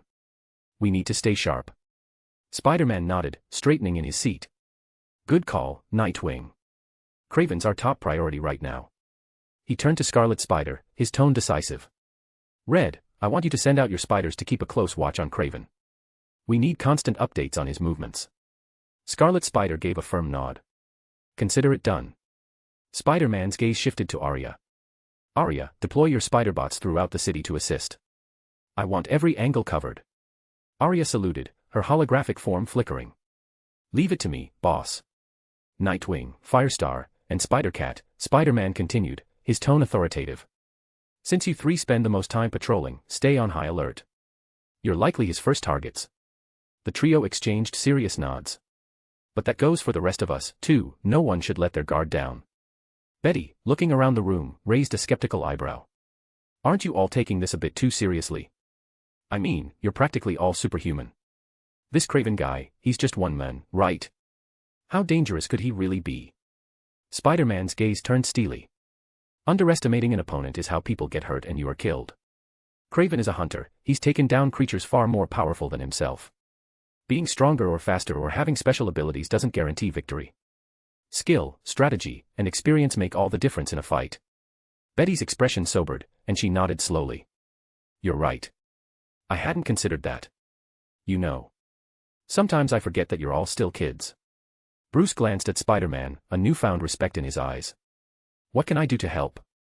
Spider-Man rubbed his chin thoughtfully. Well, I'm working on a plan with Parker Industries to expand the city surveillance network. We could use some high-quality cameras. Think you could design something for us to sell to the city? Bruce blinked, surprised.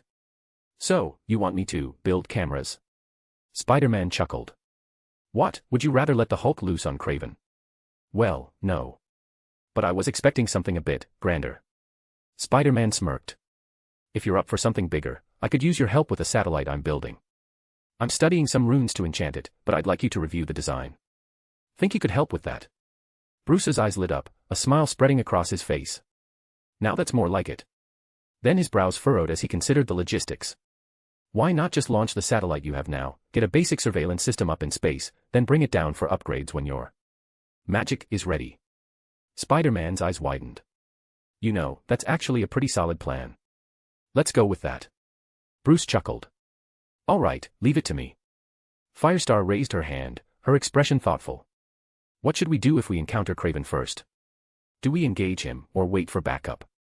Spider-Man took a moment, scanning the room before answering. If he isn't attacking, I want you to keep a close watch on him and avoid engaging. But if he does attack, try to handle it yourself. However, if he proves too difficult, don't hesitate to call for backup. Firestar nodded, absorbing his instructions. Just then, Betty raised her hand, her tone a bit hesitant. Could I be of any use to you guys? No offense, but I don't want to just hang around and depend on everyone else without pulling my weight. A few of the team exchanged encouraging smiles. Spider-Cat leaned forward, intrigued. Do you have any skills we could use? Betty's face brightened with a hint of pride. Well, I've been around weapons my whole life thanks to my father, so I'm actually a pretty good markswoman. Spider-Man placed a thoughtful hand on his chin. I think I've got an idea, though I'm not sure Bruce is going to like it. Bruce's brow furrowed slightly. What is it? Spider-Man sighed, glancing between Betty and Bruce. For both your safety and ours, I was thinking Betty could act as a double agent. If she's close to Ross, she could report back on any plans he's cooking up against us. Both Bruce and Betty's eyes widened. Are you out of your mind? Bruce exclaimed, his expression darkening. Spider-Man raised a hand to calm him. I wanted to suggest this to both of you first, so you could think it through. Bruce, no one understands better than you how obsessed Ross is with you, and not in a good way. But he trusts his daughter. He'd never suspect her. And if he did, I doubt he'd actually harm her. No way. Absolutely not. I'm not putting her in any danger, Bruce said, shaking his head firmly. Betty's expression softened, but there was a resolve in her eyes. Don't I get a say in this? As much as I dislike my father, Spider-Man has a point. My father would never see this coming. And besides, I could keep an eye on him, maybe even keep him from doing anything reckless. Bruce turned to her, his face a mix of anger and concern. It's still too dangerous, don't you get it? If something went wrong, you could be killed. Betty raised an eyebrow, crossing her arms. Being with you is dangerous, too, but I'm here anyway. Bruce looked visibly hurt, but before he could respond, Betty gently placed a finger over his lips. I didn't mean that in a bad way, Bruce. What I'm trying to say is, I'm not afraid of danger. If I were, I wouldn't be with you in the first place. The last thing I want is for you to keep worrying about my safety. Spider-Man nodded, his tone reassuring. And this wouldn't be immediate. You'd have time to train and would be given tools to protect yourself. Betty glanced between them, her voice steady. I just want to be clear, one of the reasons I left my father was because of his need to control me. I understand that you're worried about me, Bruce, but I also want to have a say in how I can contribute. Bruce let out a small grumble, still clearly uneasy. We'll discuss this later, just the two of us. Betty nodded in agreement. That's fine. As long as we come to a decision together, I'll be okay with it, even if the answer ends up being no. Spider-Man looked around the room, meeting each team member's gaze. Is there anything else anyone wants to go over? The group glanced at each other, exchanging small shakes of their heads. All right then, Spider-Man said, slamming his hand down like a gavel with a sense of finality. Meeting adjourned until further notice. +5 advanced chapters on patreon.com/shadow_d_monarch3. Chapter 206, Chapter 206, Peter and Felicia, 2, Slight R18. Third person's POV. A week and a day later on a Saturday afternoon. Peter sat cross-legged on the floor at the foot of Felicia's bed, while she lay sprawled across the bed, one arm lazily reaching down to toy with his hair. They shared the quiet, soft light of the movie on the screen, casting flickering shadows around them. Peter leaned back to look up at her, his brow arched in curiosity. Are you sure you want to spend our time together indoors? He asked, a gentle smile tugging at his lips.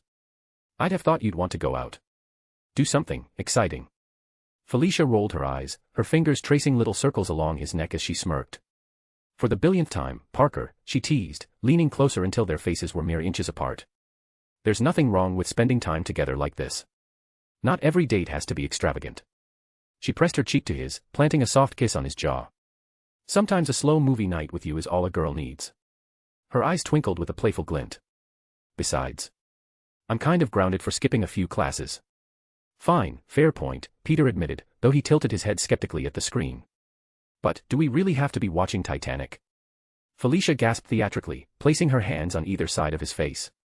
First of all, you've never seen it before, which is insane. It's a must-watch. And second, she added with a grin, it's the ultimate date movie.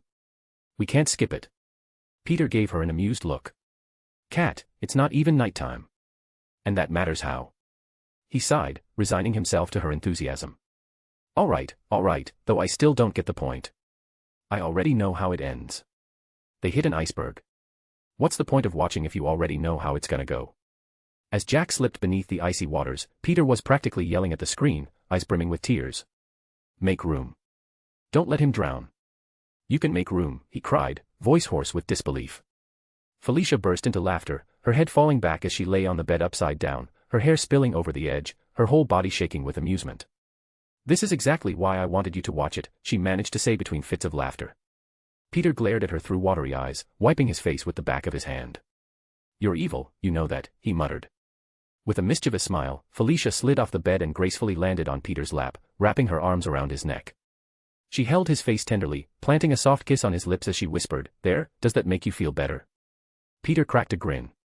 All I'm really tempted to say now is, paint me like one of your French girls, but I don't think that would make any sense here. Felicia snorted, her laugh ringing out as she shook her head. No, I don't think it would, but points for trying. She leaned in to kiss him again, lingering a moment longer this time before drawing back. And what does this make you want to say? Peter's grin widened. That I'm the king of the world. Oh, you sly dog, she chuckled, her lips hovering barely an inch from his. Peter slipped his hands around her waist, pulling her closer. Spider, actually. A sly spider. Felicia rolled her eyes, though the smirk on her face betrayed her amusement.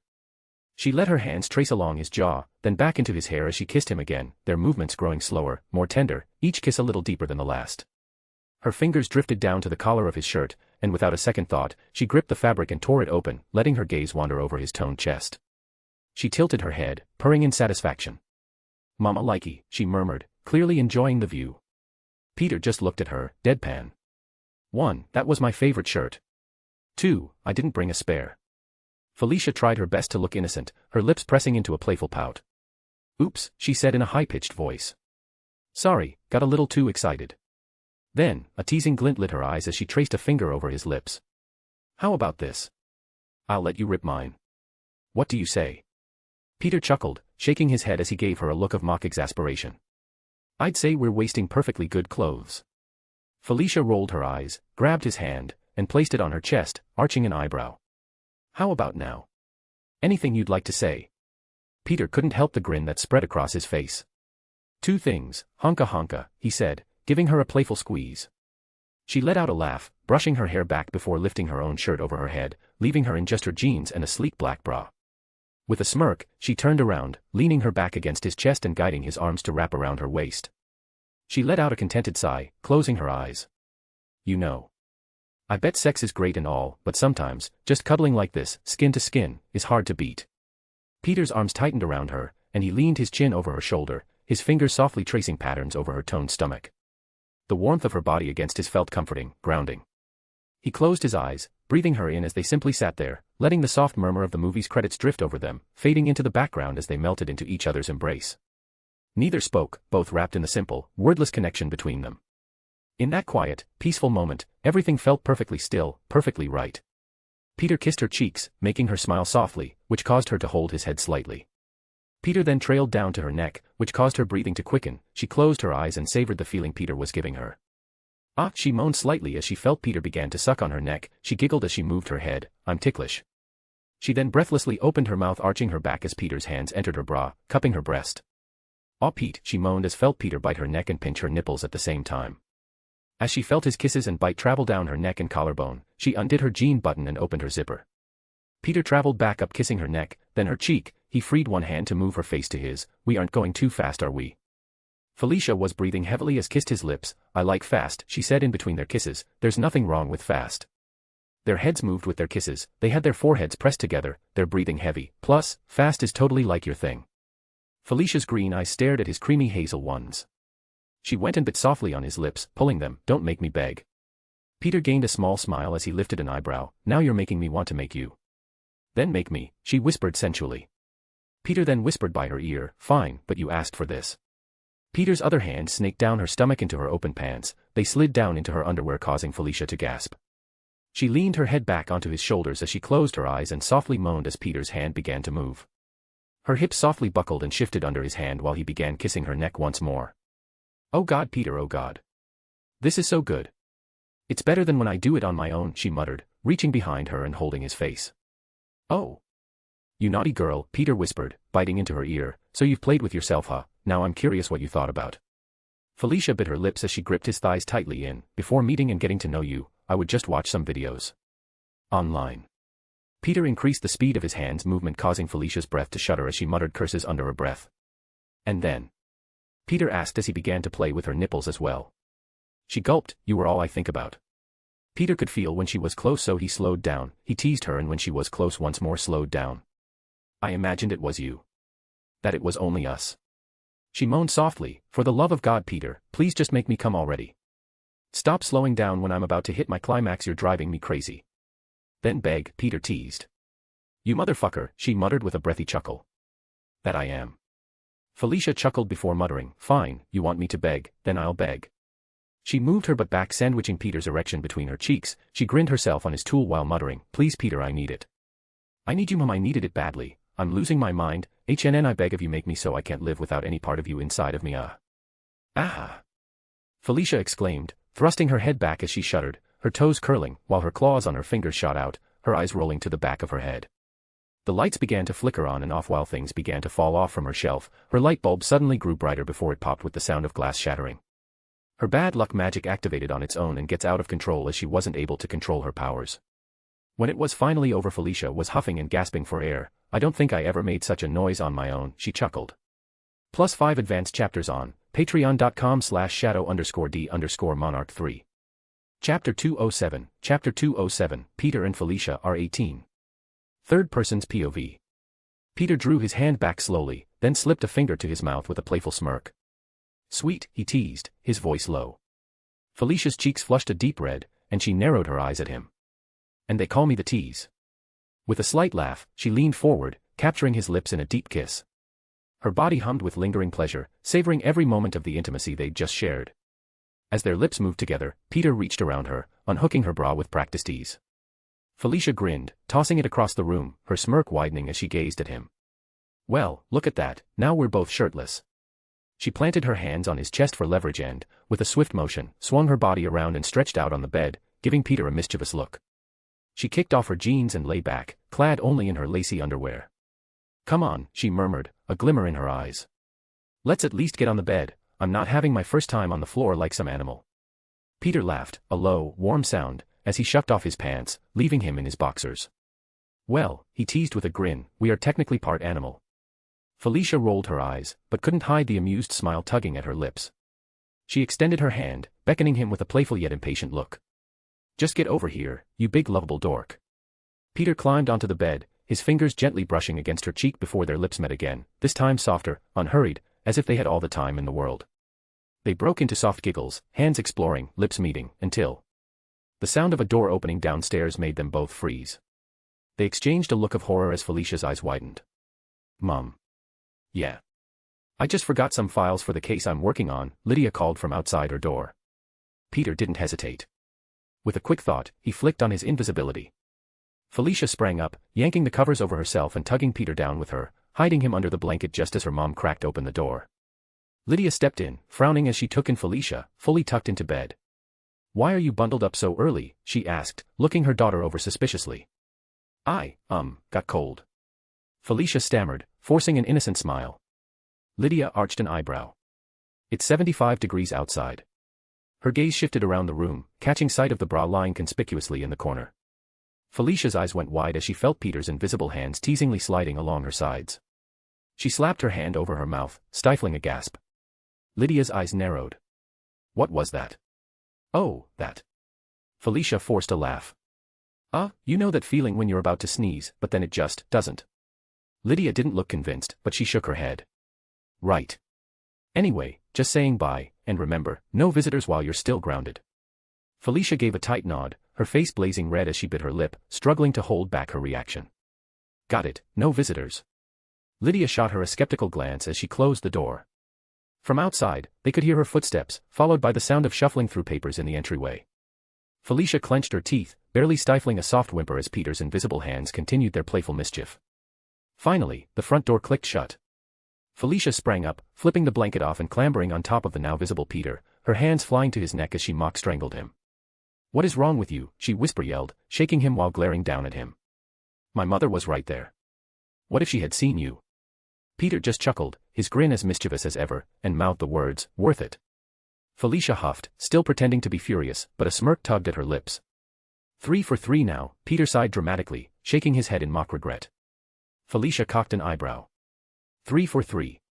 Peter nodded. "You're the third person I've almost been caught with in action."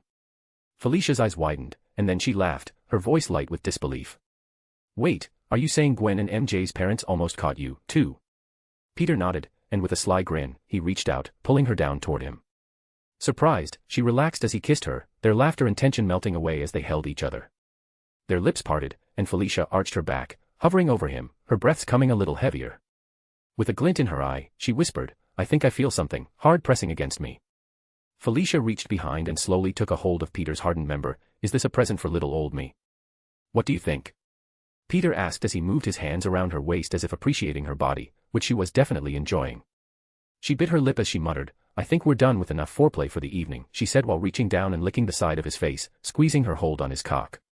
He chuckled and smiled, but then she felt him move a hand, grabbing her ass, making her squeal, her eyes widening. She let out a giggle, and her cheeks turned pink. She moved her hands down and fished his cock from his boxers and slowly began to stroke him. She then slowly moved down towards her and started to grind on his cock with her damp black lingerie. Peter groaned and grabbed her hips, grinding back against her. He watched her move up and down his cock, and he smiled, moving his hands down her legs, his fingers running through her smooth thighs. She let out a quiet breath as her body rocked back and forth, her eyes closing. She moved her hands along his chest, tracing his muscles. She moved her hands, feeling his chest, and leaned forward, pressing her body against his. She felt his hands move along her sides, and she moaned as his hands explored her. She felt a wave of heat rise to her cheeks as he ran his hands down her body. Felicia's heart raced, and she let out a breathless gasp. Peter's cock rubbed between her legs, and she moaned, moving her hands along his chest. She pressed her face into his neck, inhaling his scent, and then whispered, "I can't take this anymore. I never wanted anyone so badly before." She reached down and shifted her underwear off to the side, pressing both of their privates together. Felicia moaned as she felt the heat of his cock directly on her pussy lips, her body trembling. "Oh fuck, it feels good," she whispered and began to grind on him. She closed her eyes and moved her head back, moaning softly, feeling her wetness coat his cock. Peter grabbed her hips and started to push his dick inside her, making her squeal. She bit her lip, and her face flushed as she felt her walls stretch. Luckily, due to her training, her hymen was broken, but that didn't mean it didn't feel weird having her insides invaded for the first time. She let out a quiet moan as her body shivered, feeling the pressure on her walls, and her heart thudded in her chest. "Aya," she cried and started to thrust her hips, slowly, pushing him further and deeper inside her. "Oh God, it's so big, you're stretching me, oh fuck." She moaned, moving her hips faster. Peter grunted and started to meet her thrusts, driving his cock further inside her. He moved his hands and squeezed her ass, and she moaned, arching her back, feeling her pussy stretch. Peter grunted and pushed his cock deeper, and Felicia gasped, her body tensing, feeling him stretch her. "Oh my God, yes, harder." "I want it harder, Peter." He pushed her further, making her groan. Her walls tightened around his cock, and her breathing quickened, her hands gripping his shoulders. Her eyes rolled back, and her mouth opened wide as she arched her back, moaning and grunting. She closed her eyes and moaned, feeling her juices running down her legs. "Ah, that's it. Fuck me harder." "Yes." She cried and thrust her hips faster, feeling his cock push deeper. Her body shook, and she clenched her jaw, gritting her teeth. "Oh God. Oh God." She yelled and her whole body went rigid, her hands digging into his shoulders, her pussy convulsing around his dick as she was still sensitive from her first orgasm. He growled and pulled her down, driving his cock deep, her pussy tightening around him, her body shaking as she orgasmed. "Oh my God, that's it." "Yes." Her juices gushed around his cock, and her body quivered, her eyes rolling back. She gasped, her body going limp, her hands slipping from his shoulders. He pulled her down and drove his cock deep, holding her hips as he grunted. Felicia's heart raced, and she closed her eyes, gasping. She fell back and panted, her body shivering. "God, that was amazing. I now know why MJ calls you a tiger," she said, looking at him with lust.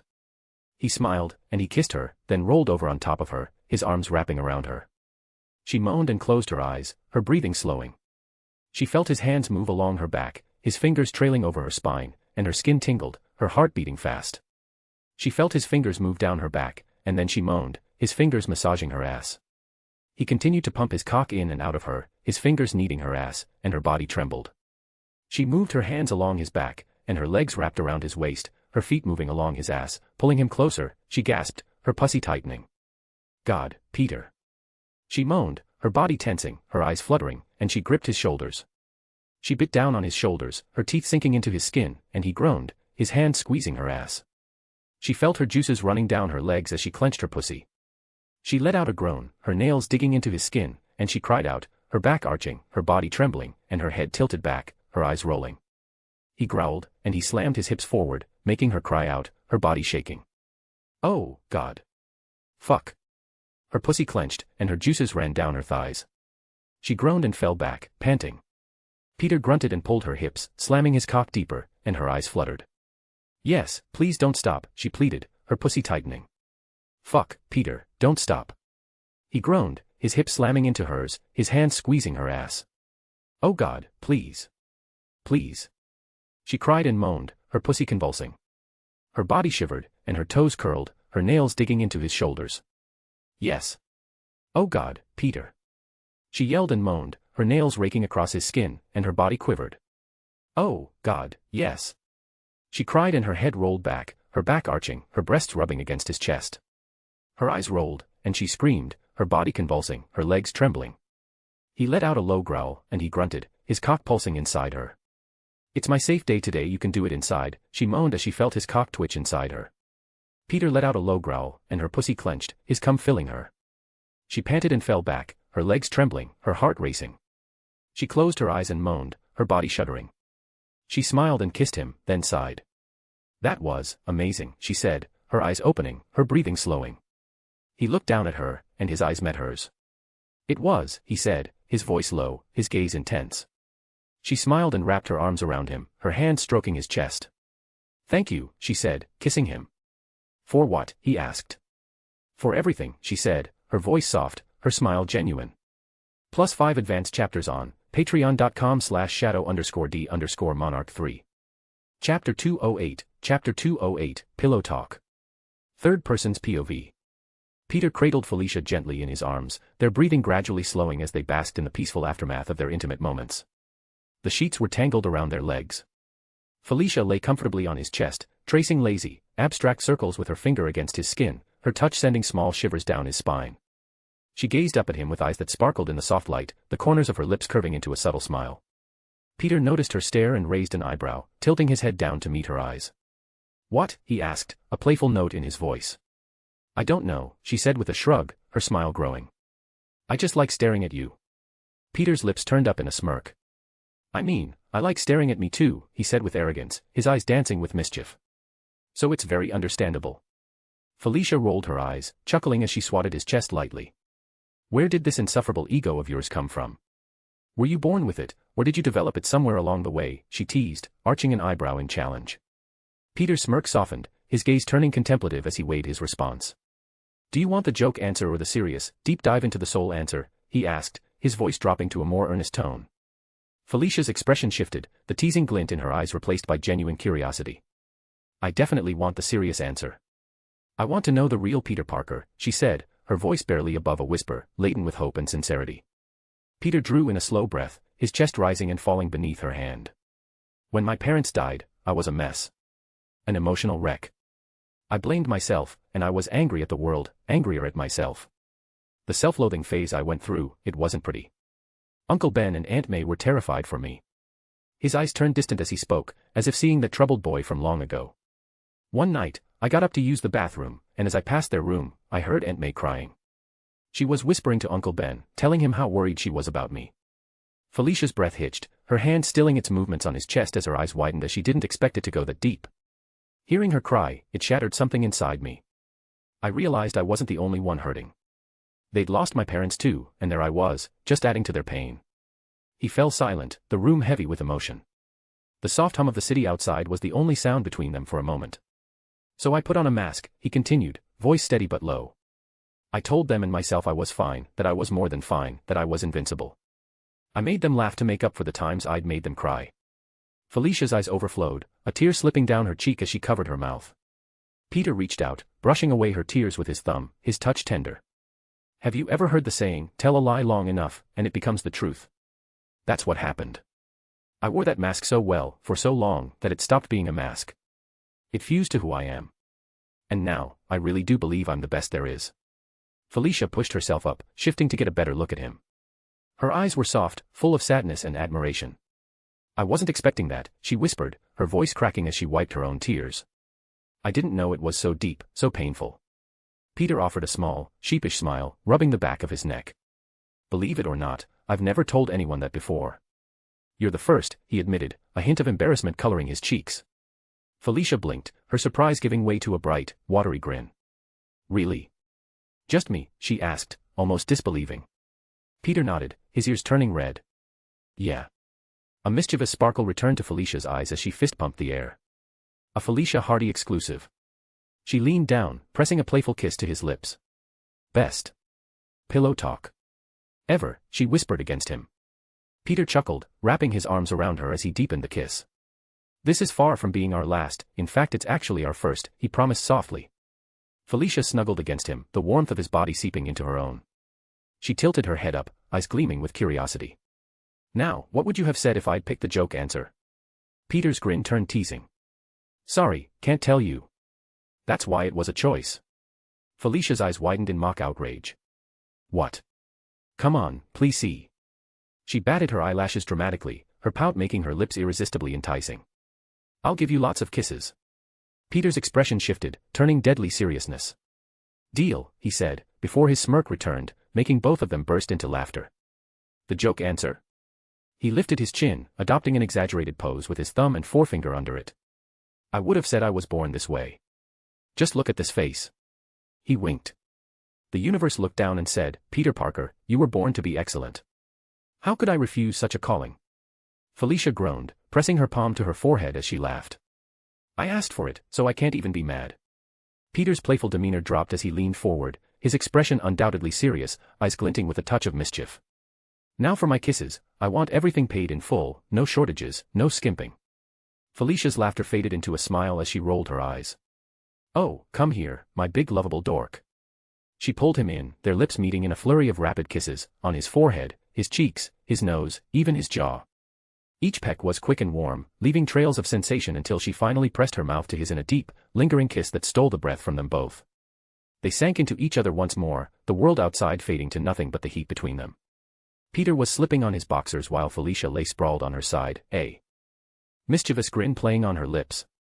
She propped her head up on one hand, her silver hair cascading like a shimmering waterfall down her bare shoulder, eyes glinting with mischief. As Peter reached for his pants, a sudden impulse overtook Felicia, a gleam of playfulness flickering in her eyes. Without second-guessing, she raised her hand and swung it down in a sharp, playful smack across his behind. Smack. The sound echoed through the quiet room. Peter froze, his eyes widening in disbelief. He slowly turned to look at Felicia, one hand cradling the stung cheek with a look that screamed, "Have you lost your mind?"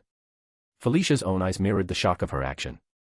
She let out a squeak, yanked the blanket up, and hid beneath it like a child caught in mischief. Her muffled voice quivered with a mix of embarrassment and laughter. I didn't mean to. I'm sorry. Peter's brows knitted together, a sly grin spreading across his face as he prowled toward the bed. Oh, you didn't mean to, huh? He lifted the blanket and dove in, fingers dancing on her sides in relentless tickles. I'll show you, I didn't mean to. Felicia burst into a fit of giggles, writhing beneath the sheets as she gasped for air. Ah ha ha ha. I'm sorry. Ha ha ha. No one, ha ha ha, told you, ah ha ha, to have such a, hee, fat ass. Peter paused, feigning offense, and Felicia's eyes welled up with mirthful tears as she shook her head. He leaned back, catching his breath and smirking at her flushed face. I think you've learned your lesson, he said playfully. Felicia sucked in a few deep breaths, her chest rising and falling rapidly. Duly noted. Next time, I'll be more gentle, she teased, the corner of her lips tugging upward. Peter rolled his eyes, chuckling as he bent down to press a lingering kiss on her lips. The touch was warm and familiar, leaving them both momentarily breathless. He stood and pulled on his pants, walking to the window where a soft breeze flowed in.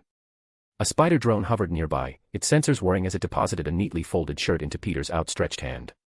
He tugged it on and turned to face Felicia, giving her a casual two-fingered salute. Bye, love you, he said, before diving backward out of the window, disappearing into the dusk with a shimmer of invisibility. Felicia exhaled softly, a tender smile blossoming on her face as she hugged her pillow and rolled onto her back. I love you too, she whispered into the quiet room. Her expression hardened, eyes narrowing as a new determination sparked within them. "That ass is mine," she muttered. "I'll sink my teeth into that literal ass, even if it's the last thing I do." As Peter swung through the city, the cool wind ruffling his hair, the sun now setting over the skyscrapers, casting long shadows on the streets below, he decided to make a quick stop at the lab for a final check-in before calling it a day. He uncloaked himself upon landing and stepped inside, his hands tucked into his pockets. A familiar voice, crisp and sweet, greeted him. "Welcome, Father, Arya," the AI system chimed, her tone carrying a touch of warmth. "Hello, sweetheart," Peter responded, smiling. "Where is everyone? Would you like a full report on all active time clones, or just those present in the hideout?" Arya's digital hologram flickered in the air beside him. Peter chuckled. "Just those inside." Arya's projection blinked before listing the occupants. Mommy Gwen is in her lab working on new products for Parker Industries, Mama MJ is overseeing the Daily Bugle's online portal, Miss Betty is training in the VR chamber, while Dr. Banner is collaborating with Uncle Harry in the testing room. "Thanks, Arya." Peter gave her a nod before heading down to the testing room. He found Harry in the center of the lab, his eyes sparkling with excitement. Bruce was hunched over a console, running diagnostics. Harry spotted Peter and beamed. "Oh, Pete. Just in time." Peter raised an eyebrow, intrigued. "What's going on?" Harry waved him over. "Stand next to Bruce. You're going to love this." Peter joined Bruce, exchanging a glance with the doctor, who simply smirked. Harry tapped a button on his utility belt, then vaulted off the ground with a graceful flip. In a heartbeat, a sleek machine zipped across the room, catching Harry midair. It hovered beneath him, its glossy black and blue surface gleaming with the Nightwing emblem. Peter's jaw dropped as Harry stabilized on the hoverboard-like device. "You've got to be kidding me. Did he seriously create the Green Goblin's glider?" Harry laughed, the thrill of success radiating from him. "I call it the Nightwing." He paused, eyes wide with pride. "Get it? Night-wing. And I'm flying." Peter's surprise gave way to a grin. "Impressive work, Harry. You and Bruce outdid yourselves." "Thanks, man," Harry said, his chest puffed up with pride. "It's powered by a hover tech system we perfected and has electromagnetic connectors to keep me glued in place during high-speed maneuvers."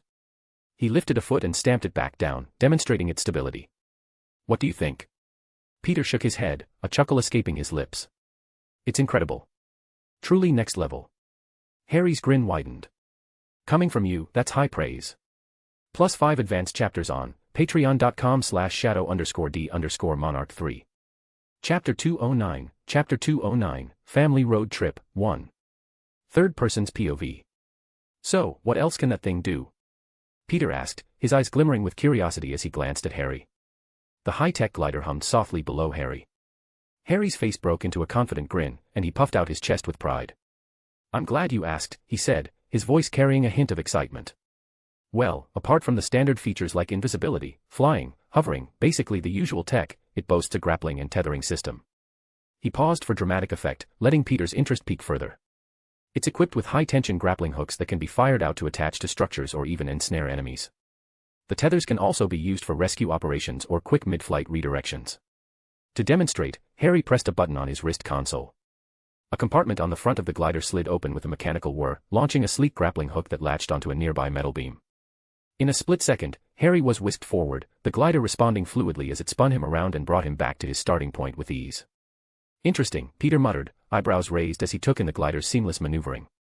"Oh, that's just the beginning," Harry continued, his eyes alight with enthusiasm. "It also has miniature railguns." At his command, 2 side compartments of the glider unfolded, revealing the small but powerful weapons. In a blink, they emitted quick bursts of red, laser-like concussive rounds that dissipated into the air. These are non-lethal, of course, designed to incapacitate targets without causing permanent harm. And before you ask, they're synced with my mask for targeting, pinpoint accuracy with minimal effort. Peter nodded, watching in fascination as Harry's hands moved expertly over the glider's control panel. The next feature was showcased with a flick of Harry's fingers. "Holographic display projectors," Harry said. A thin beam of light shot out, conjuring a 3D image of a city map. "Great for tricking enemies or sharing information with allies on the fly," he added with a sly grin. The projection flickered out of existence as quickly as it had appeared. "Not to mention the gyroscopic stabilizers," Harry continued, "which keep me steady during sudden shifts in direction or momentum." He jumped off the glider and retrieved his phone from his utility belt, holding it horizontally. With a few taps, the Nightwing soared into the air, twisting and spinning with acrobatic precision. "Remote command mode," Harry announced, a note of reverence in his voice. I think I'm falling in love with this thing, he sighed, a wistful smile crossing his face.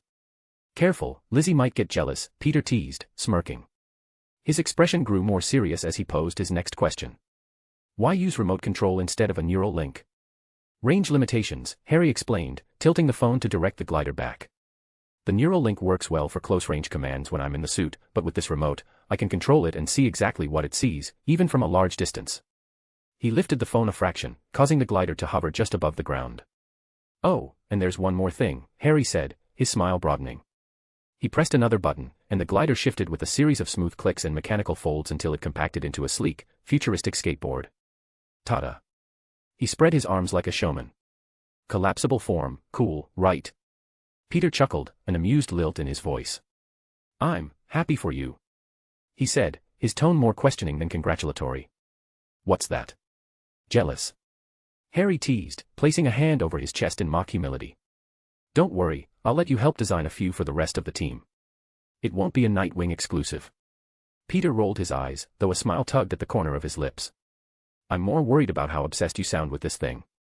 Just keep it as a Nightwing special, like you don't use the spider legs. Your call, Harry said with a playful shrug, scratching his cheek thoughtfully. Actually, I was thinking of taking it out for a test run. You cool with that?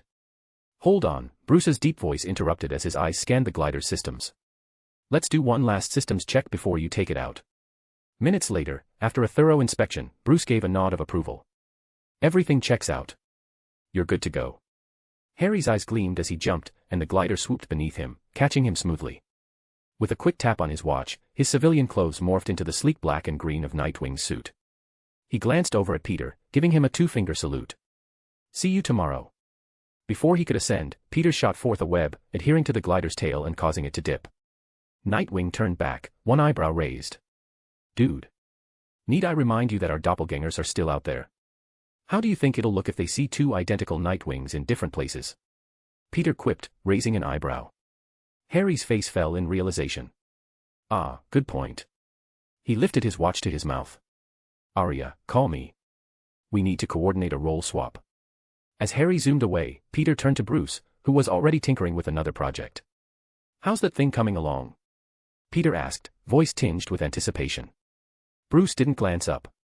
Which thing? Weaponizing my girlfriend or the satellite? Peter winced. Still mad about that, huh? And I meant the satellite. Bruce sighed, putting down his tools for a moment. I'm not mad, exactly. I'm not about to Hulk out or anything. Just a bit bitter. She and I talked, came to an agreement, but it does mean more time apart while she's on a dangerous mission.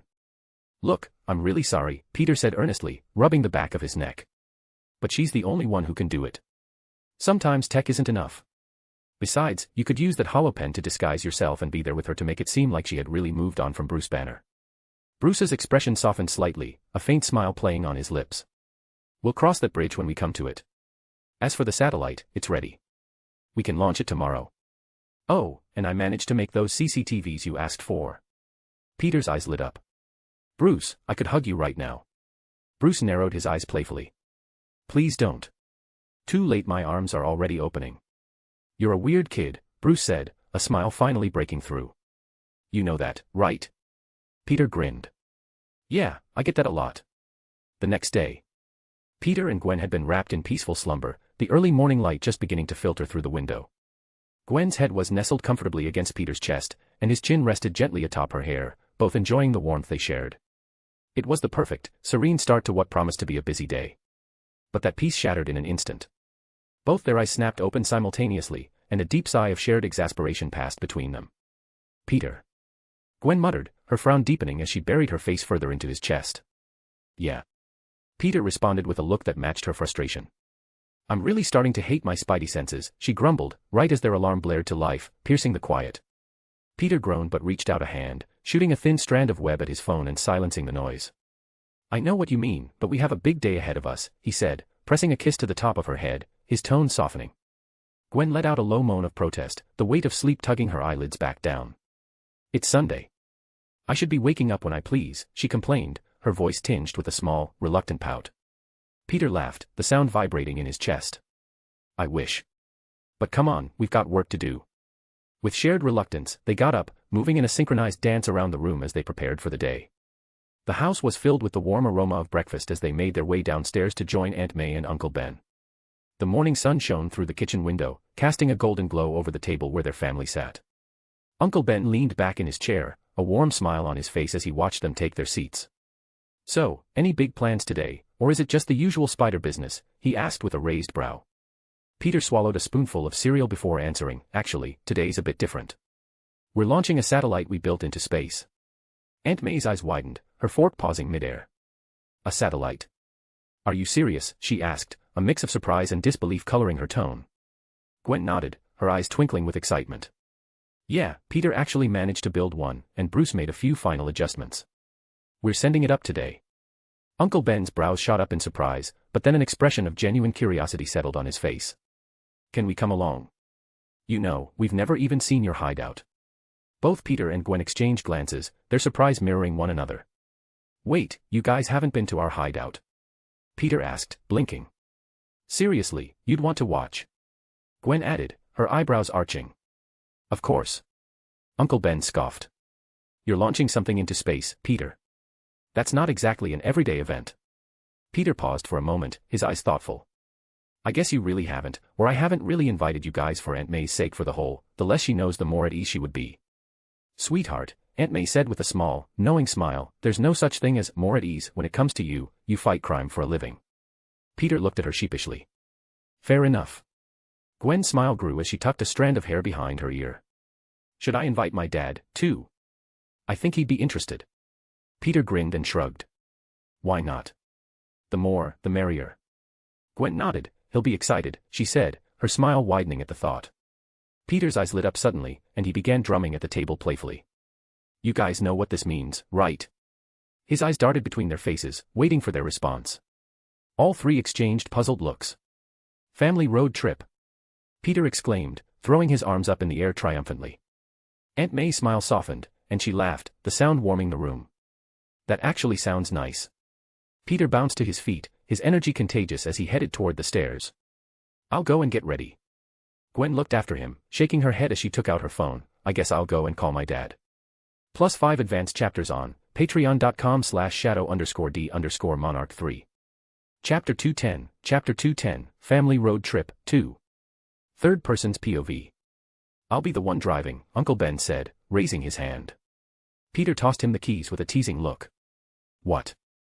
You don't trust me to drive?" "I trust you to go unnecessarily fast," Uncle Ben scoffed as he caught the keys with one hand. As they headed out, they found MJ waiting for them, one hand in her sweater pocket. "Yo." She raised a hand in greeting. After properly saying hello to Aunt May and Uncle Ben, she walked over to Peter and kissed him on the cheek before they all got into the car. Peter sat in the middle between Gwen and MJ, while Uncle Ben drove with Aunt May in the front. They drove up to Gwen's house and found George Stacy waiting out front. To make room, Gwen sat up and moved onto Peter's lap while MJ shifted to the middle, and George sat next to her. "Hey, father-in-law, it's been a minute, hasn't it?" Peter said teasingly. George gave Peter a deadpan look, then glanced at Gwen on Peter's lap. "You didn't come home last night." "I was, over at Peter's," Gwen said, blushing and looking away, unable to meet her father's eyes. "I figured as much." "Imagine coming home from work and not seeing your daughter when you go to tuck her into bed," George replied. Gwen glared. "I'm 15, almost 16. I don't need to be tucked into bed."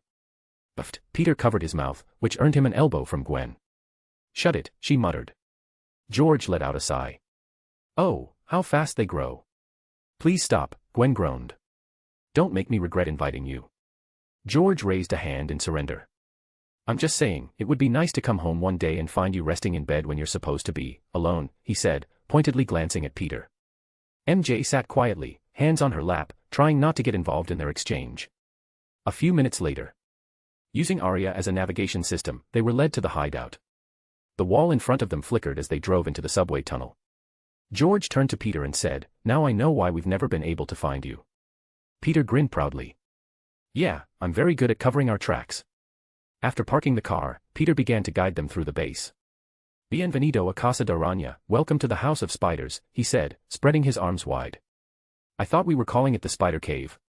MJ asked, tilting her head in confusion. "I'm just throwing names out there to see which one sticks," Peter explained.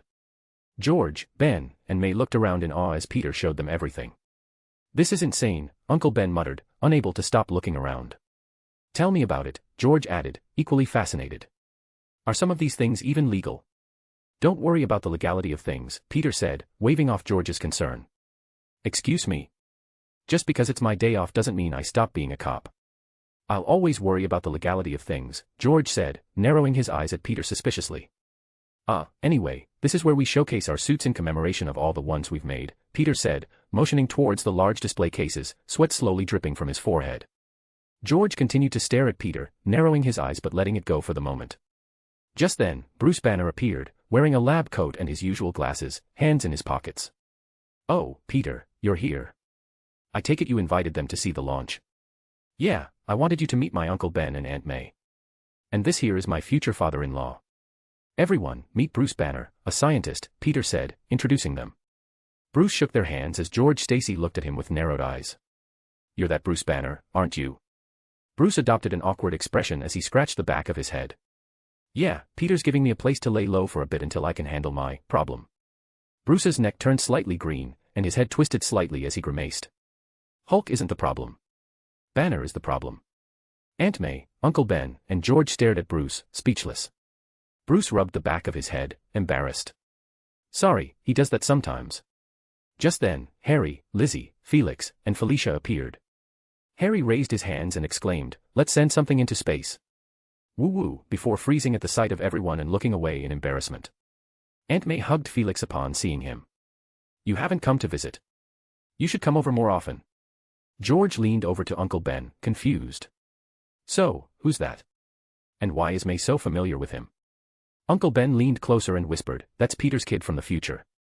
"Huh?" George asked, eyes wide. "As in Gwen's and Peter's kid from the future?" "Yeah, no. More like Peter and the girl next to Felix," Uncle Ben said with an awkward expression. "What?" George growled. "I'll explain it later," Uncle Ben said, exasperated, thinking, "Peter, I'm going to actually kill you for putting me in this situation. What's everyone standing around for?" "Let's go see that satellite," Peter said smugly, marching ahead and trying to ignore the conversation he'd overheard between Uncle Ben and George. Peter led them to a room where a short but thick blue and red satellite rested on a large table. Uncle Ben tilted his head in confusion. "Isn't it kind of small to be a proper satellite?" Aunt May nodded in agreement. "When you mentioned building a satellite, I was expecting something larger."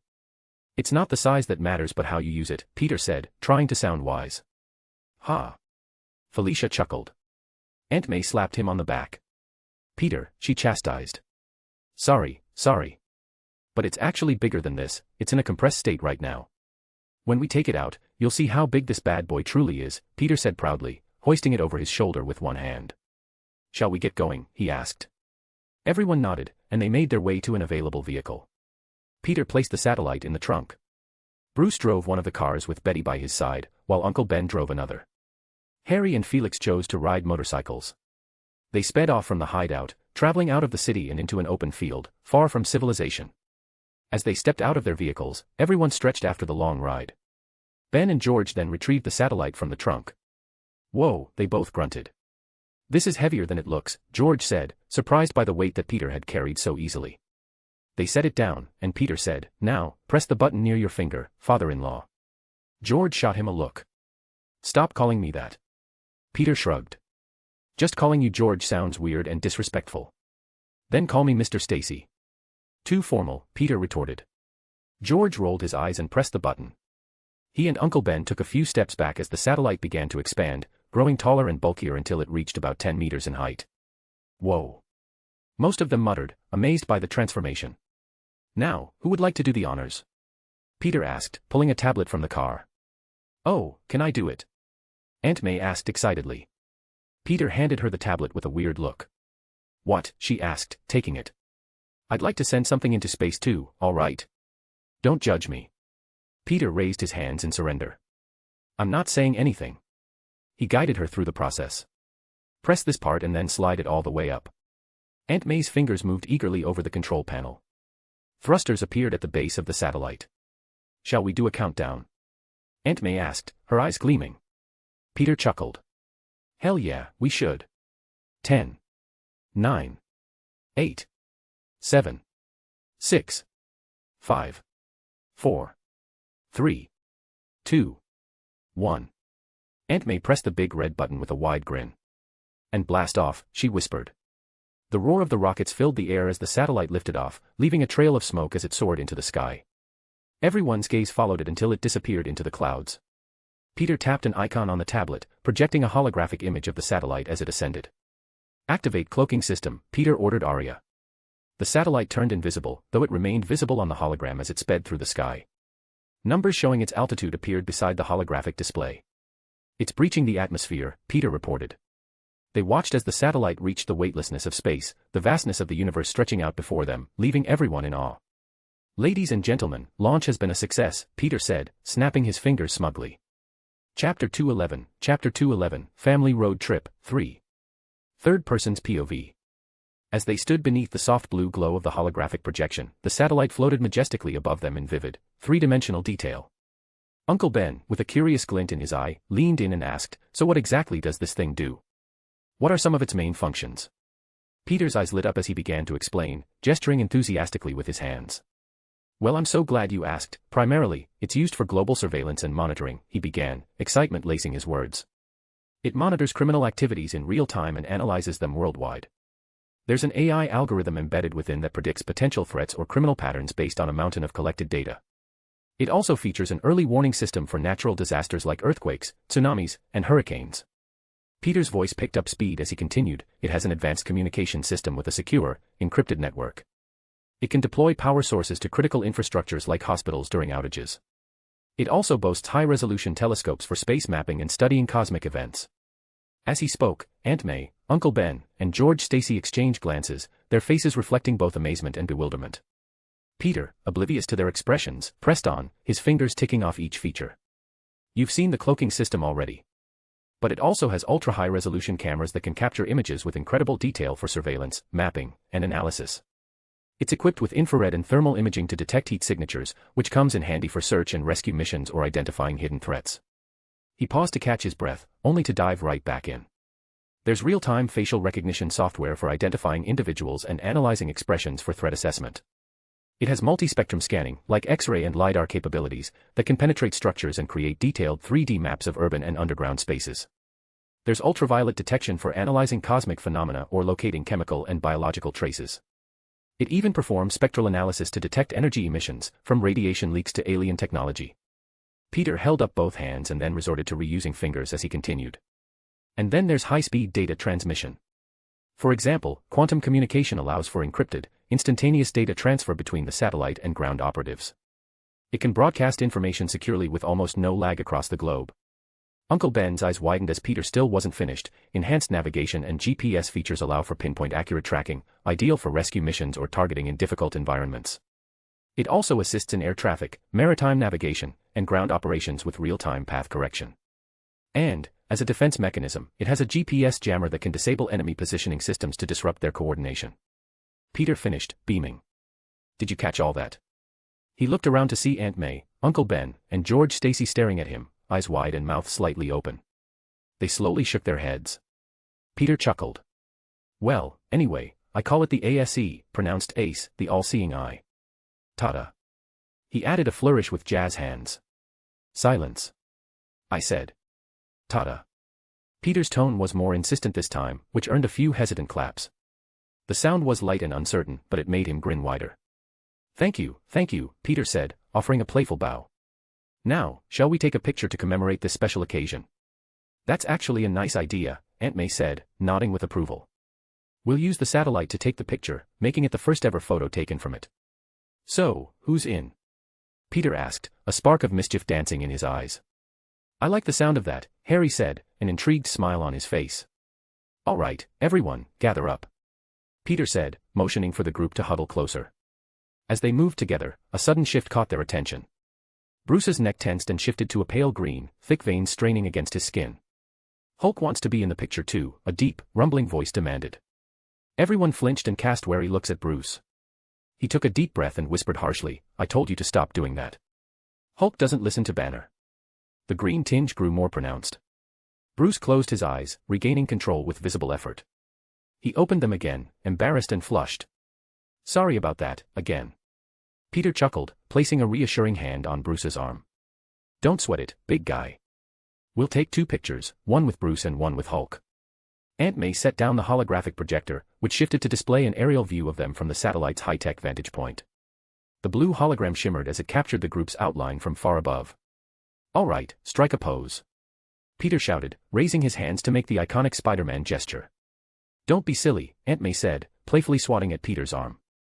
Hearing her, Gwen, MJ, Felicia, Harry, and Lizzie all sheepishly dropped their arms after mimicking Peter's pose, exchanging glances to make sure Aunt May hadn't caught them. Peter shared a grin with Harry, who leaned forward with his hands resting on his knees. Peter slung an arm over Harry's shoulder, both of them smirking like they were sharing an inside joke. The rest of the group settled into position. Aunt May stood close to Uncle Ben, both of them smiling warmly. Betty beamed as she pressed her cheek against Bruce's arm, her smile full of cheer. George Stacy laid a protective hand on Gwen's head, her expression deadpan but softened by a hint of affection in her eyes. The satellite above captured the scene as the group posed, a moment frozen in time. Once they confirmed the photo had been taken, Peter turned to Bruce with a mischievous smile. All right, your turn, big guy. The Hulk wants his photo op. Bruce Banner, ever reluctant, let out a low groan. He removed his glasses, handing them to Betty with a resigned sigh. The group instinctively stepped back, their eyes wide with anticipation. Peter stood his ground, excitement bubbling in his veins. Bruce took a breath, spreading his arms as if to embrace the inevitable. All right, big fella, let's do this. The transformation was as dramatic as ever. Bruce's body contorted, muscles swelling, and skin shifting to a deep, vibrant green. The fabric of his clothes changed and grew against his growing frame. The ground trembled as Bruce completed his shift into the Hulk, who now loomed over the group, eyes glowing with an intense emerald light. When the metamorphosis finished, the Hulk sat down with a heavy thud, the impact sending ripples through the earth and making a few of them stumble. Hulk's immense chest heaved as he looked around, surveying the familiar faces. He yanked off his lab coat and shirt, tossing them aside like ragged paper. His lips split into a broad, toothy grin. Hulk ready for picture, he thundered, flexing his colossal arms and causing the air to quake slightly with his words. I call dibs on the arms. Peter and Felicia shouted in unison, their voices ringing with giddy excitement. Without waiting for further cues, they dashed forward and leaped onto Hulk's flexed biceps, giggling as they balanced on the rippling muscles. MJ and Gwen exchanged amused glances before climbing onto his massive shoulders, their eyes glinting with exhilaration. Meanwhile, Harry and Lizzie, not to be outdone, smirked at each other and clambered up to balance deftly on Hulk's fists, displaying impressive agility. Hulk take picture with friends. Hulk declared, his deep voice booming with childlike joy and a large grin. The ground still quivered as he shifted slightly, making room for everyone.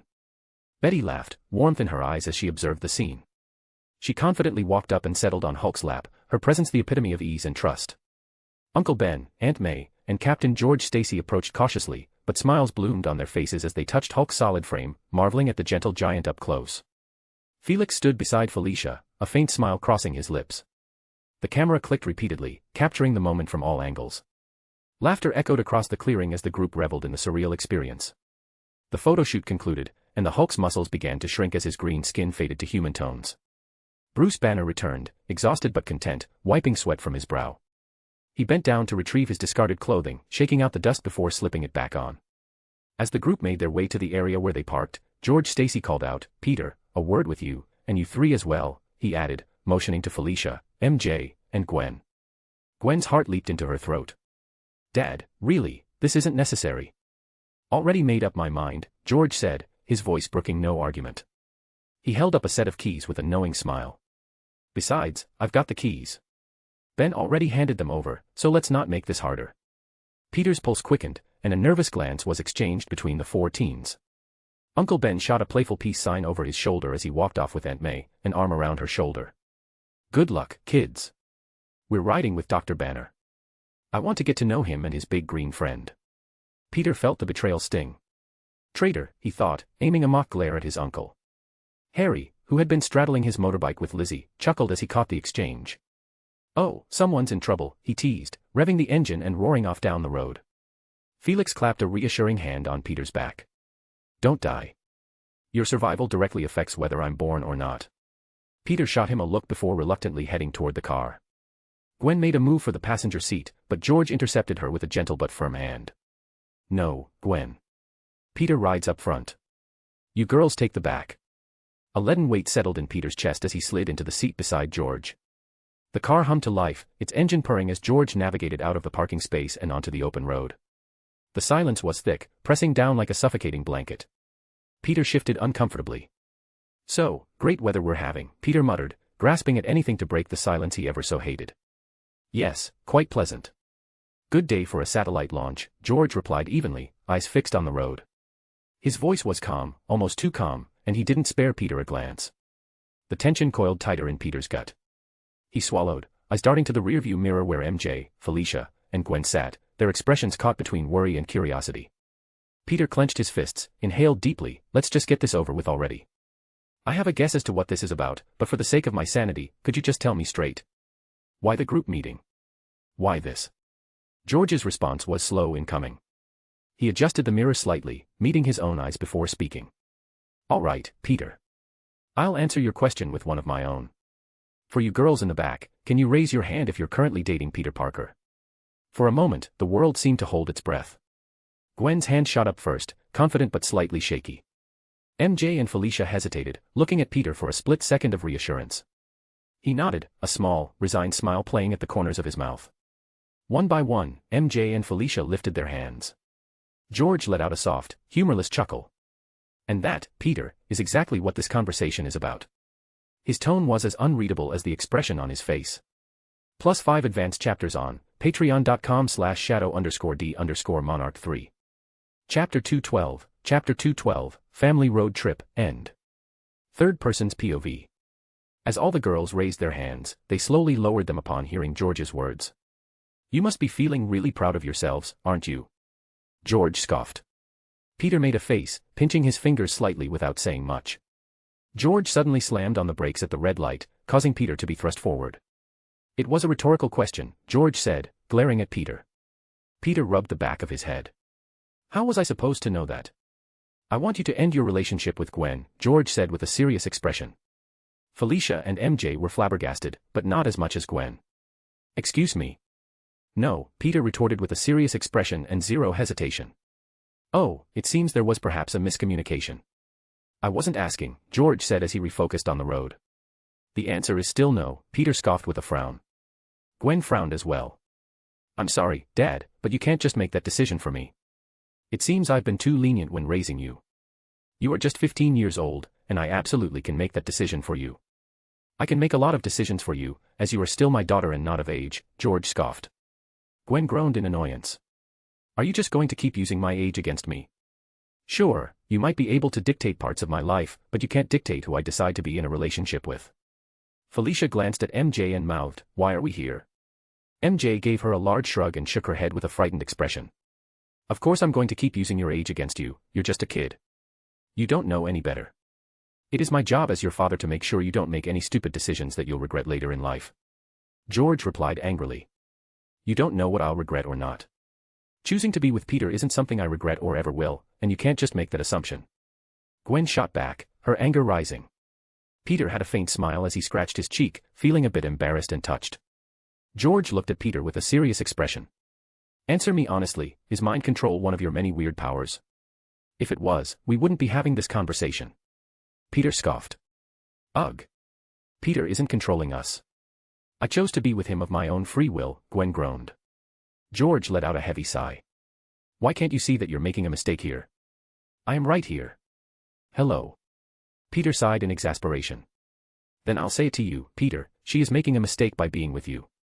All I want is for my daughter to live a happy life, and I don't think she will be happy with someone like you," George said, narrowing his eyes as he looked back at the road. "What, you don't think I love Gwen?" Peter asked, irritation evident on his face. "I won't say that you don't care deeply for her. I know you do. You two practically grew up together. But how could I expect you to love her if you love two other women as well? That's why I believe she'll be miserable with you. This isn't the kind of future I envisioned for my daughter." George squeezed the steering wheel tightly, the metal caving slightly under his enhanced strength until he eased his grip. "Maybe when you have a daughter of your own, you'll understand. Gwen is a very bright girl, she's my pride and joy.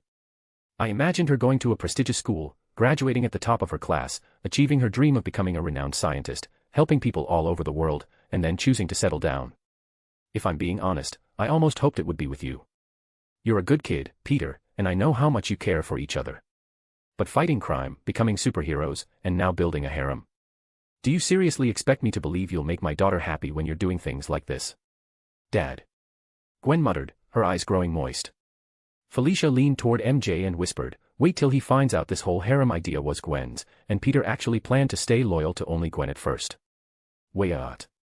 George screeched as they came to a stop sign. He whipped his head around to the back seat. What do you mean this was Gwen's idea?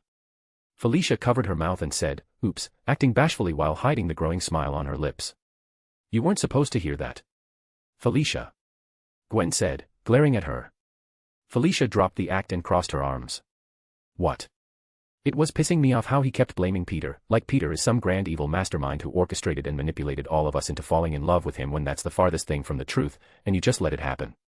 Felicia leaned forward and flicked Peter's ear, making him flinch. And this lovable idiot was willing to be seen as the bad guy to his father-in-law, so Mr. Stacy here wouldn't think badly of his daughter. I was going to tell him. Gwen mumbled. Yeah. When? After he finished chewing out Peter. Or maybe after you tried to convince him to let you keep dating Peter so you wouldn't have to tell him at all. Felicia scoffed. Felicia. MJ sighed, shaking her head. What? Why do you two keep saying my name without following up? Felicia asked, irritated. She crossed her arms again. Peter's my boyfriend too, you know. I hate seeing him villainized when he's not. And if you're worried about what your dad thinks of you, you shouldn't be. Mr. Stacy clearly loves you. A heavy silence fell as they moved through traffic. So this whole thing wasn't your idea? George asked, glancing at Peter, who sat awkwardly, staring at the road ahead. Peter didn't respond, shifting his mouth side to side. Gwen sighed, realizing Felicia had a point. No, it wasn't. He didn't even know MJ was in love with him until I pointed it out and pushed it forward. George sighed as well. And why would you do that? Because MJ's my best friend, and I didn't want her to be unhappy, Gwen muttered. Gwen, honey. For someone so smart, you really seem to lack common sense, George said, shaking his head. What? Gwen looked slightly offended, staring at her father in shock. He scratched his head, then looked at Peter awkwardly. Look, I won't apologize for what I said earlier, not out of pride or anything, but because I still stand by some of it. But I will apologize for assuming you were the bad guy when you weren't. Don't worry, I understand where you're coming from. I wouldn't want my daughter dating someone like me either, Peter scoffed. Peter's expression grew serious as he turned to George. Although it might seem inconceivable to you, I love all three of them deeply. The last thing I want is to make Gwen unhappy, or any of them for that matter. I know I'll make mistakes, but that doesn't mean I'm aiming for unhappiness or that we'll be miserable. I've told them that if they're ever unhappy with our relationship, they shouldn't hesitate to end it. You've met Felix, my son with Felicia in the future. His existence confirms that things can turn out all right, but that doesn't mean I'll relax. I know I have to work hard to make that future a reality. My words alone may not ease your mind about Gwen being with me, but I hope my actions will. George drummed his fingers on the steering wheel for a few seconds before grumbling, now I see how you managed to get all these girls to fall for you, you're good with words, aren't you? Peter smirked, placing a hand on his chin. I'm sure my charming good looks played a part too. George rolled his eyes and sighed, which made the girls chuckle at their interaction. George frowned. All right, I'm giving you one chance with my daughter, punk, only because you took the blame and looked out for her. But just one. Mess this up, and I'll personally arrest you myself. Peter saluted. Sir, yes, sir. +5 advanced chapters on patreon.com/shadow_d_monarch3. Chapter 213, Chapter 213, The Time Lord Returns. Third person's POV. Everyone soon arrived back at the base, the low hum of engines fading as they jumped out of their cars and bikes, their faces etched with determination. An awkward silence hung between George and Peter as they stepped out of their vehicle. Peter hesitated, opening his mouth to dispel the tension, but before he could speak, a synchronized series of beeps pierced the air, 6 in rapid succession. Confusion swept over the group. Peter, Gwen, MJ, Felicia, Harry, and Lizzie instinctively raised their wrists, their communicators glowing a soft blue. The silence broke as Aria's voice, clear and urgent, resonated through the base's speakers. Attention, everyone. While monitoring through the satellite, I detected temporal radiation. It's coming from Times Square. Winston confirmed it, it's identical to the signature emitted by the Time Lord. He's back. Felicia's eyes lit up with a feral glint, her lips curling into a grin that exposed the sharp edge of her canines. Good, she spat, slamming her fist into her open palm with a resounding thud. This time, motherfucker not walking away. Not after what he did to me. Language, young lady, Aunt May's voice cut in from the corner, a touch of sternness in her tone. Felicia winced, glancing sheepishly at her, and mumbled, "Sorry, Aunt May," as she rubbed the back of her neck. Felix, leaning against the wall, crossed his arms with an exasperated sigh. Does this guy know no other locations? New York isn't the only place in the world, for crying out loud. Peter's smirk was quick and confident as he tapped the face of his watch. A seamless transition unfolded as his suit spread over his body, forming the sleek red and blue suit of Spider-Man. "All right, team, it's showtime," he announced. "Let's put our plan into action. Gear up." The others exchanged quick glances, determination mirrored in their eyes as their own suits materialized, sleek, battle-ready, and gleaming under the fluorescent lights. Aye, Captain," they chimed, half joking, half serious, before rushing toward the lab to grab their final gear. Location, Times Square, New York City. The city's heart pulsed with life, but an unnatural stillness seeped into the air as Spider-Man soared above, his wingsuit gliding effortlessly on updrafts. He reached the site first, executing a flawless aerial flip before landing gracefully on the asphalt. Around him, the brilliant neon lights and towering billboards shone brightly. Ghost Spider landed lightly beside him, her white and pink suit catching the glow from the lights. Moments later, Scarlet Spider, Spider-Cat, and White Fang joined, their movements fluid and precise as they spread out to cover the area. From the center of Times Square, a swirling, ominous portal the color of storm clouds cracked and sputtered with energy, drawing a small crowd of spectators who snapped photos and murmured anxiously. Even the usual blare of car horns had died down, replaced by the clicking of camera shutters and the hum of engines idling in place. Spider-Man reached into his utility belt and produced a small, square speaker device. He held it between two fingers, activating it with a tap. His voice boomed over the murmuring crowd. "Ladies and gentlemen, may I have your attention, please," he announced, turning heads his way. He grinned under his mask. "Will the real Slim Shady please stand up? I repeat, will the real Slim Shady?" Before he could finish, Ghost Spider snatched the device out of his hands with a sharp glare. "Not now, you idiot," she hissed, rolling her eyes. Peter winced, rubbing the back of his neck sheepishly. Sorry. Couldn't help it." A few chuckles rippled through the crowd. Ghost Spider sighed and turned to address them. "All right, jokes aside, sorry about that everyone. Now on to the serious matter at hand. We must ask you to please evacuate the vicinity as a dangerous villain is on their way here and could put you all in potential danger." "Is this the same villain you couldn't catch last time?" someone called out, the skepticism clear in their voice. "Oi. Give us a break, will you?" "He's a time-traveling wizard," Spider-Man shot back, throwing his arms out theatrically. "It's not exactly in the handbook." "Yeah, well, try harder," another bystander shouted, smirking. "You have to get it together, Spider-Man. You can't just let villains escape." Another shouted teasingly. "Man, I am trying. Can't you see? I may fail one but I never fail twice now." Shoo, Spider-Man said, waving them off. Right on cue, the two heroes descended from above, their presence commanding and reassuring. Ghost Spider continued, "Nightwing and Firestar will oversee your evacuation. Please clear the area in an orderly manner." One last voice called out from the retreating crowd. "Will this fight be on Instagram?" Spider-Man's grin widened beneath his mask. "You bet. I'll even make it a cool montage." The retreating crowd's excitement softened into a mix of cheers and concern. "Try not to break anything this time," a final voice teased as the square emptied. With the civilians gone, the atmosphere grew tense. Spider-Cat leaned against the hood of a parked car, watching Spider-Man pace. "How is it everyone's so casual with you?" she mused. "They talk to you like you're their buddy." Spider-Man scoffed, crossing his arms. "Because I'm interactive, duh. I respond to their comments, like their fan art. You'd be surprised how much that matters and how much they are." Spider-Cat's ears perked up beneath her mask, eyes wide. "There's fan art of us? Seriously?" "Yup. I even leave comments sometimes." "You should check it out," Spider-Man replied, his mask displaying a smug emoji. Ghost Spider tossed the voice enhancer back at him, her voice stern. "Enough. Get focused. This is serious." "Yes, Mom," Spider-Man and Spider-Cat chorused, rolling their eyes in unison. Ghost Spider gave them a long, deadpan stare. Moments later, Spider-Man's senses flared, the hairs on the back of his neck standing up. The portal pulsed once, twice, and then a figure stepped out. Clad in an elegant suit, complete with a monocle and a top hat, the Time Lord adjusted his attire, a chilling whistle escaping his lips. Well. Were you all waiting for little old me?" he said, his tone as smooth and arrogant as ever. Spider-Man's eyes narrowed. "I see you managed to recover your leg."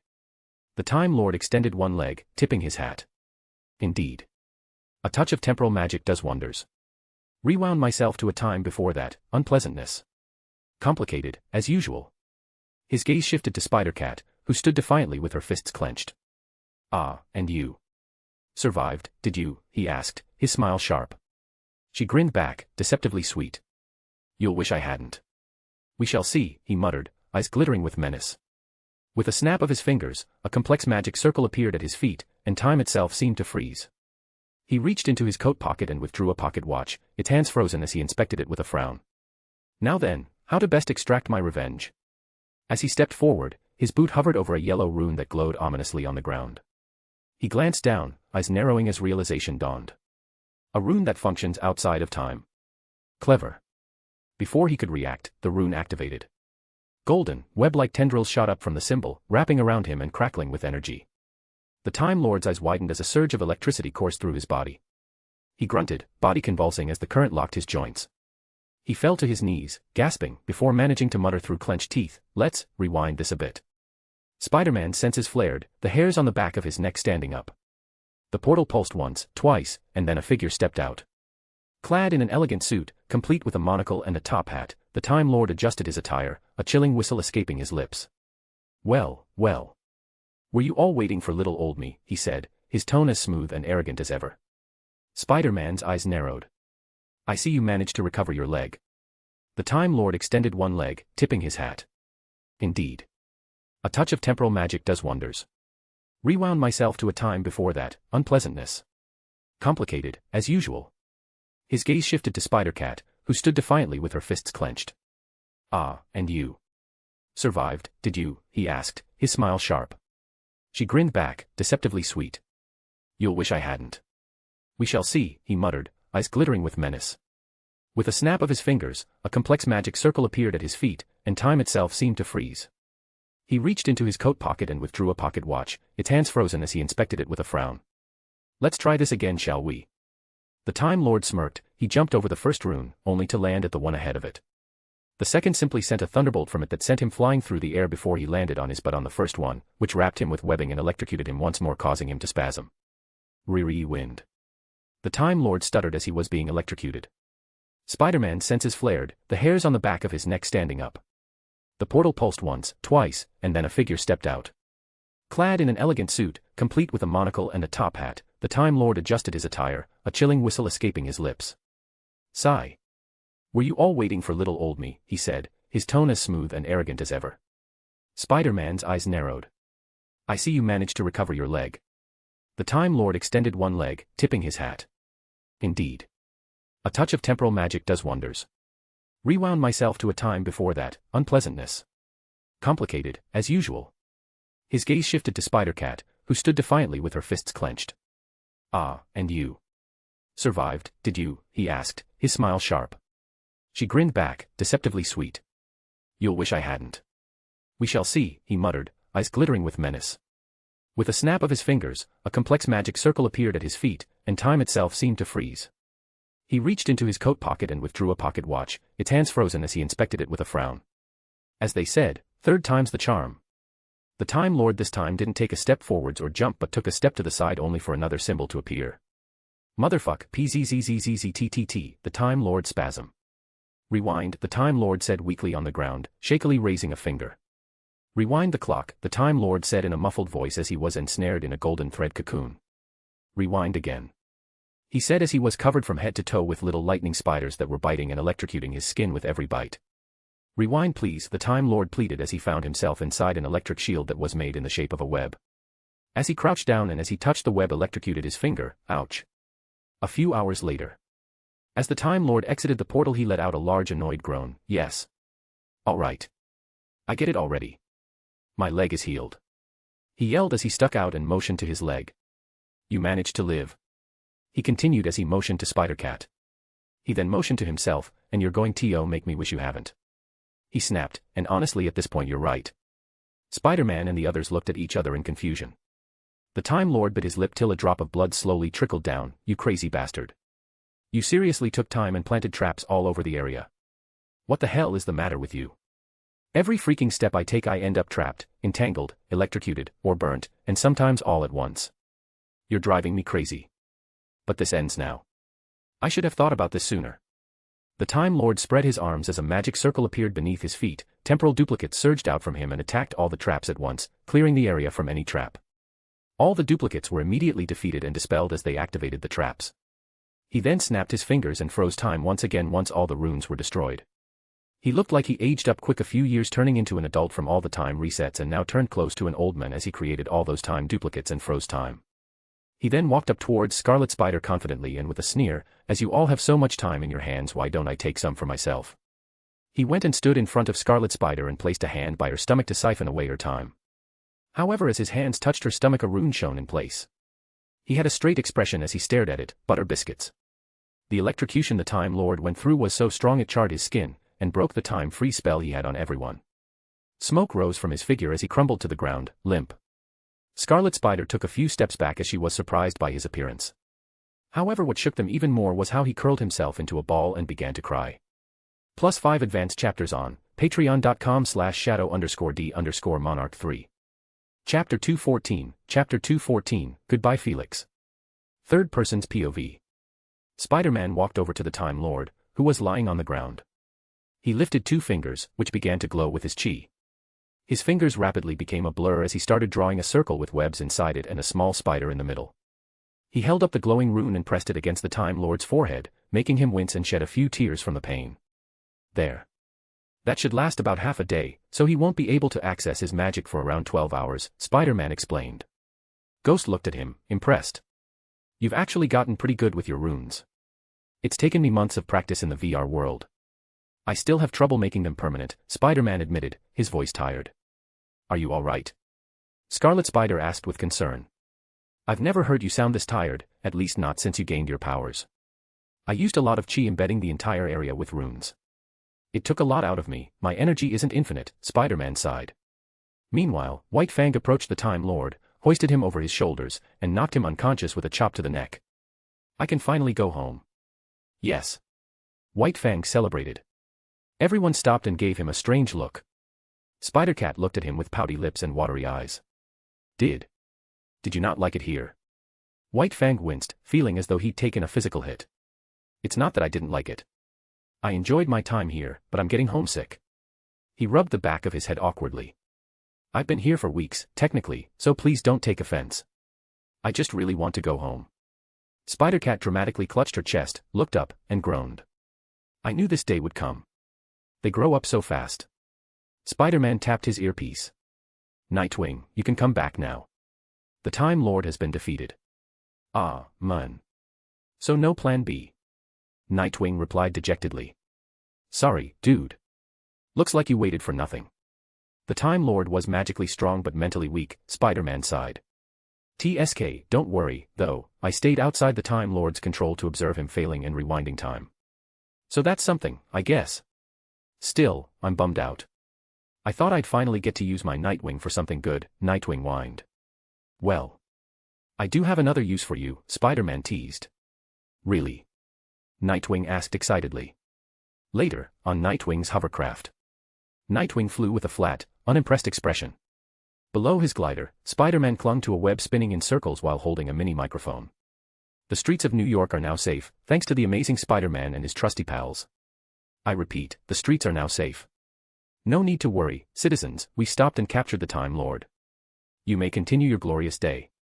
Spider-Man announced theatrically. Dude. I seriously hate your guts right now, Nightwing muttered, rolling his eyes as Spider-Man burst into laughter. Back in the Spider Cave. Aunt May looked at Felix with sadness. Do you really have to go so soon? I'm sorry, but I have a villain to take back. You'll see me again, in the future, Felix said awkwardly.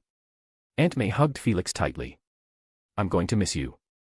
I'd say the same, but you'll still be waiting for me back in my time, Felix teased, making Aunt May giggle. Bruce returned, carrying a blender and a microwave. Here you go, kiddo, for you to call home. Thanks, Felix said as he began setting it up. Uncle Ben looked at Peter with a grin. Would you look at that? He's building a time machine out of a blender and a microwave.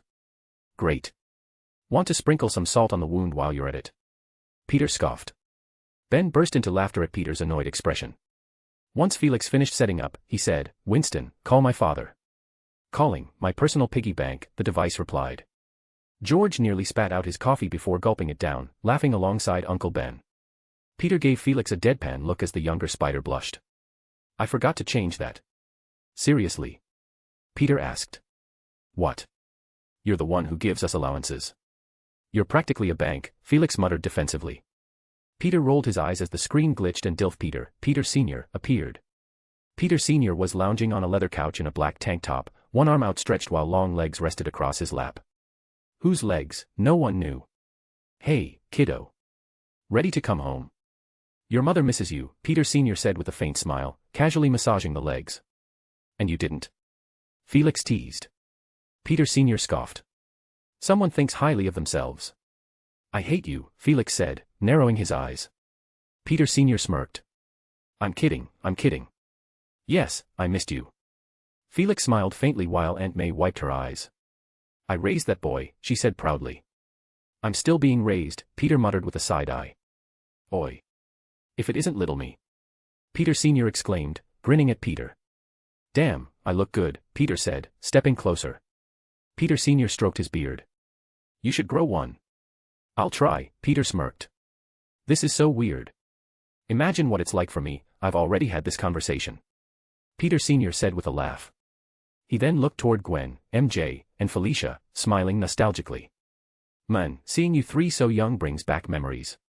Felix then intervened, can you come and pick me up? I already have the Time Lord in custody. HM. Oh yeah, I'll send your sister to pick you up, Peter Sr. said, glancing back at Felix. Felix's face paled as he muttered, what? Are you crazy? Why? And most importantly how? She hates your guts. Huh? Peter exclaimed, looking between Peter Sr. and Felix. I have a daughter who hates me, he asked, a hurt expression on his face. Peter Sr. rolled his eyes. I can't go because I can't interact with my past self, and neither can your other mothers. And although she doesn't like me, that doesn't mean she dislikes your mother or you. She's going because your mother asked her. I could go, a female voice said. They haven't met me yet. Peter Sr. sighed as he turned to the voice. No, you can't, for other reasons, he said, glancing awkwardly at his younger self. Peter, who is that? That doesn't sound remotely close to any of us, and you're being way too intimate for it to be a daughter, Gwen asked coldly. I'm innocent, I swear. I really didn't do anything this time. Peter exclaimed. Don't worry about it. You'll meet her when you meet her, Peter Sr. said awkwardly before turning away. And no more talking from you. Zip, the female voice said, immediately silencing herself. Actually, before anything else, I have a question. Did you seal off my magic? Felix asked, his tone revealing his persistent curiosity, as it's been on his mind since he first found out about it. Peter let out a sigh. I see we're at that part of the conversation. Yes, I did.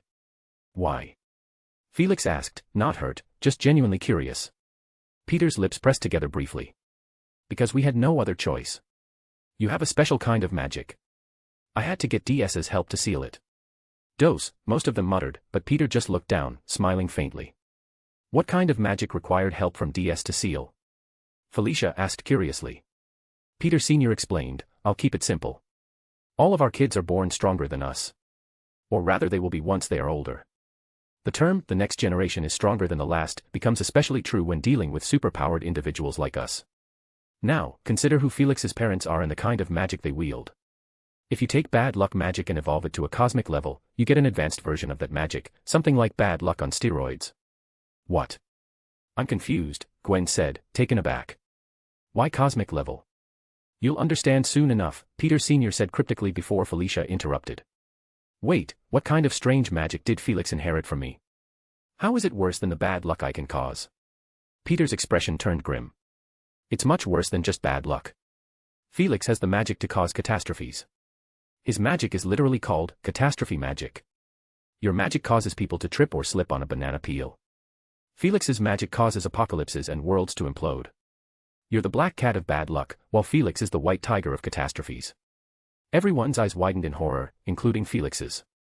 Yeah, just imagine that kind of power in a baby, Peter Sr. said with a scoff as he noticed their reactions.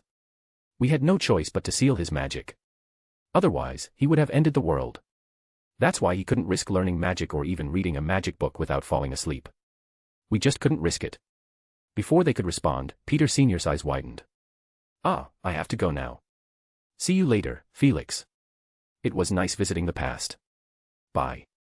He abruptly disconnected the call. Huh. Why did he suddenly leave? Peter asked. I had so many questions. Like tomorrow's lottery numbers. Felix's face paled. Because she's already here. Humph, coward, an icy, disdainful voice scoffed. Everyone snapped their heads to see a woman with straight platinum blonde hair leaning against the wall. She wore a leather jacket, a black blouse, ripped jeans, and thick black boots. A cigarette hung loosely from her lips, and her sharp green eyes showed nothing but indifference and arrogance. You ready to go, little bro? She asked, ignoring everyone else. Kaya, our daughter, both Peter and Felicia exclaimed upon seeing her. She gave them a disgusted look, and they both collapsed in pain. Ugh. That look hurts more than you'll ever know, Peter and Felicia groaned. She turned sharply, following a blur of movement, and locked eyes with Peter, who now stood beside her, frowning. Why are you smoking? He questioned with narrowed eyes. Because I know you hate it, she replied coldly. Peter blinked for a bit as he didn't expect that type of response, he then bowed his head.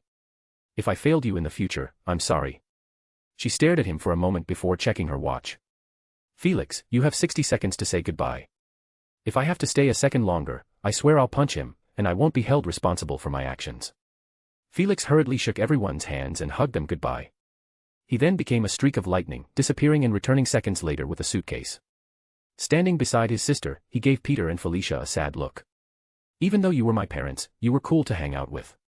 Felicia teared up as she hugged Felix alongside Peter. Ugh. I honestly didn't expect to get so emotional, Peter grunted. I'll be sure to properly give birth to you in the future, Felicia cried softly. Felix hoisted the unconscious Time Lord over his shoulder, grabbed his suitcase, and nodded to his sister. I'm good to go. 59 seconds on the dot. Look at you being punctual for once, she scoffed. She pressed her hand against the wall, and silver lines spread outward, weaving into a giant, shimmering web that formed a gateway. Without a word, she stepped through it. Felix paused at the entrance, looked back, nodded, and followed her. The gateway shimmered before the webbing unraveled, disappearing completely. Peter let out a heavy sigh, his shoulders slumping as he closed his eyes. Everyone could feel the weight of his emotions. Peter. Harry called out worriedly.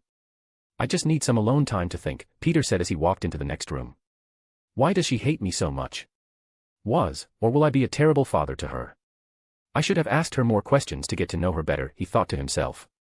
End of Volume 4. A/N, this volume was long AF, this volume starred all the way since Harry and others first became superhero. I'ma be honest, I don't remember much of the good parts in there. Now then, it's time for everyone's favorite game show. What's your favorite part? Mine was Spider-Man vs. The Abomination. I definitely enjoyed writing that. Now leave yours below. P.S.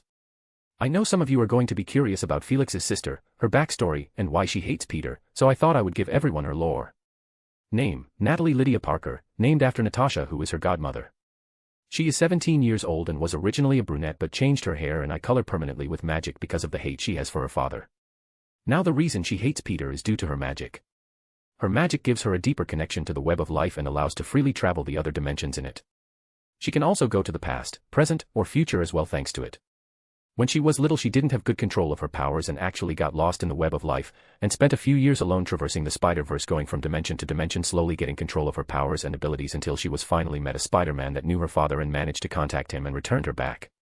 When she turned home, she saw she had new siblings and missed a part of everyone's life, and that it appeared as if Peter didn't bother searching for her. She missed her brother going from an infant to a child and believes Peter didn't look for her and just replaced her with more children and resents him for it. She also dislikes the idea of a harem and thinks Peter is scum for it. I just want to make something clear that some people were confused about when I uploaded this on Patreon. Peter did search for her and through heaven and hell to find her. I made an omake that's in the next 2 chapters of them making up, and people loved it, so look forwards to that. NGL, this might get retconned later on if I think of something better. Plus 5 advanced chapters on patreon.com/shadow_d_monarch3. Chapter 215, Chapter 215, Sick Days. Third person's POV. The next day. Aunt May set down a plate of eggs and bacon on the table, her brow furrowed in confusion.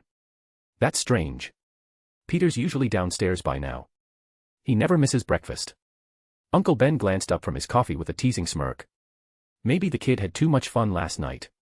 May shot him a sharp look and gave his shoulder a light slap. Don't be gross, Ben. Even if that were the case, Peter would still drag himself out of bed for breakfast. You know how he is. Ben shrugged, a playful grin still on his face. Maybe he's not home. Could be staying over at Gwen's or MJ's place. He'll probably walk through that door any second now, looking for his morning feast. May shook her head, her lips pressed into a thin line. That's not like him. Peter's weirdly punctual when it comes to breakfast, even if he's running late. But this. Her voice trailed off as her eyes narrowed, her expression clouded with worry. This isn't right. Something feels off. Ben raised an eyebrow, leaning back in his chair. May, you do know the kid has superpowers, right? I mean, what's the worst that could happen? I probably shouldn't have said that, Uncle Ben muttered awkwardly. May didn't respond immediately, her gaze drifting toward the stairs. It's not that, she murmured. It's just. I have a bad feeling. Ben tilted his head, puzzled by her tone. What are you getting at? Ignoring him, May stepped closer to the staircase and called out, Peter, honey. Are you up there? You're going to be late for school if you don't hurry. The house fell silent. Ben started to speak again, his tone casual. See. Like I said, he's not even. Clank. Clatter. The unmistakable sound of something heavy hitting the floor and scattering echoed from upstairs. Both of them froze, their eyes widening. Peter. May's voice was sharp with panic as she bolted up the stairs. Ben was on her heels, his playful demeanor gone in an instant. They reached Peter's room, and May flung the door open. The sight inside made her gasp. Peter was sprawled on the floor, his blanket tangled beneath him. His chest rose and fell in shallow, uneven breaths, and his body was drenched in sweat. He wore only a pair of boxers, his pale skin glistening under the morning light. Peter. They both shouted his name in unison, rushing to his side. Together, they lifted him carefully and placed him on his bed. May pressed her hand to his forehead, wincing at the heat radiating from his skin. He's burning up, she said, her voice tight with worry. Ben placed his hand on Peter's forehead as well, his brows knitting together. You're right, but how? I thought he couldn't get sick anymore. A soft chime from Peter's watch caught their attention. I can answer that for you, said Arya, her voice calm yet tinged with concern. May adjusted Peter's arm so the watch faced upward. The small holographic figure of Arya flickered to life, her expression mirroring their worry. Arya, May said, her voice trembling, what's happening to Peter? Why is he so sick? He's never been like this before. Arya glanced at Peter, her digital face etched with unease. It's likely due to the Time Lord incident. Daddy had to use an immense amount of his energy to create the trap for him. His magic is chi-based, directly tied to his life force. That effort left him weakened, which means his metabolism weakened with him, and his body couldn't recover properly. The lack of rest and worry combined with him patrolling last night while still exhausted likely caused his condition to worsen. Is he going to be okay? Ben asked, his voice unusually serious. In theory, yes, Arya replied, though her hesitation didn't go unnoticed. Once his energy replenishes, he should recover. But until then, his fever might persist. Both May and Ben exhaled, their relief tempered by the uncertainty. Thank God, May whispered, tucking the blanket around Peter's damp frame. Ben stood and headed toward the door. I'll call the school, let them know he's not coming in today. Arya gave a small salute. I'll inform the rest about his condition. May nodded, her maternal instincts kicking in as she brushed a damp lock of hair from Peter's forehead. I'll get something to help bring that fever down. She leaned in, pressing a soft kiss to his temple before heading out. Across town, MJ stood in front of her mirror, securing her long red hair into a neat braid. She was just as she was about to finish tying it when her phone buzzed. Picking it up, she frowned at the notification from Arya. Daddy's sick with a fever. What? MJ muttered, her brow furrowing as her hands fell, the braid unraveling. She tapped her watch, summoning Arya's hologram. What do you mean Peter's sick? She asked, her voice laced with concern. Arya quickly explained the situation. MJ's expression darkened with worry. Wasting no time, she webbed her backpack over to her shoulder, and sprinted out of her room, heading straight for Peter's house. Meanwhile, Gwen sat at her kitchen table, a bowl of cereal in one hand and her phone in the other, scrolling through Instagram. She smiled faintly, double-tapping a fan art of Ghost Spider. What did I say about phones at the table? Her father, George, chided from across the room, sipping his coffee and glancing at his newspaper. Seriously, Dad. You're literally reading the news while eating, Gwen countered, rolling her eyes. Don't be a hypocrite. I'm a cop, George said matter-of-factly. Keeping up with the news is part of my job. You, on the other hand. What? How is that even possible? Gwen suddenly shouted, cutting him off. Her phone trembled in her hand as she stared at the message from Arya. Without another word, she rapidly consumed the rest of her cereal and drank its content before putting the bowl into the sink, grabbed her bag, and slung it over her shoulder. Sorry, Dad, emergency. Love you, bye, she called, darting out the door, her voice trailing behind her. Felicia stood beside her mother, her arms crossed, watching her mother adjust her earrings in the hallway mirror. Lydia, dressed impeccably in a tailored navy business suit, exuded an air of authority that was hard to argue with. Come on, Mom.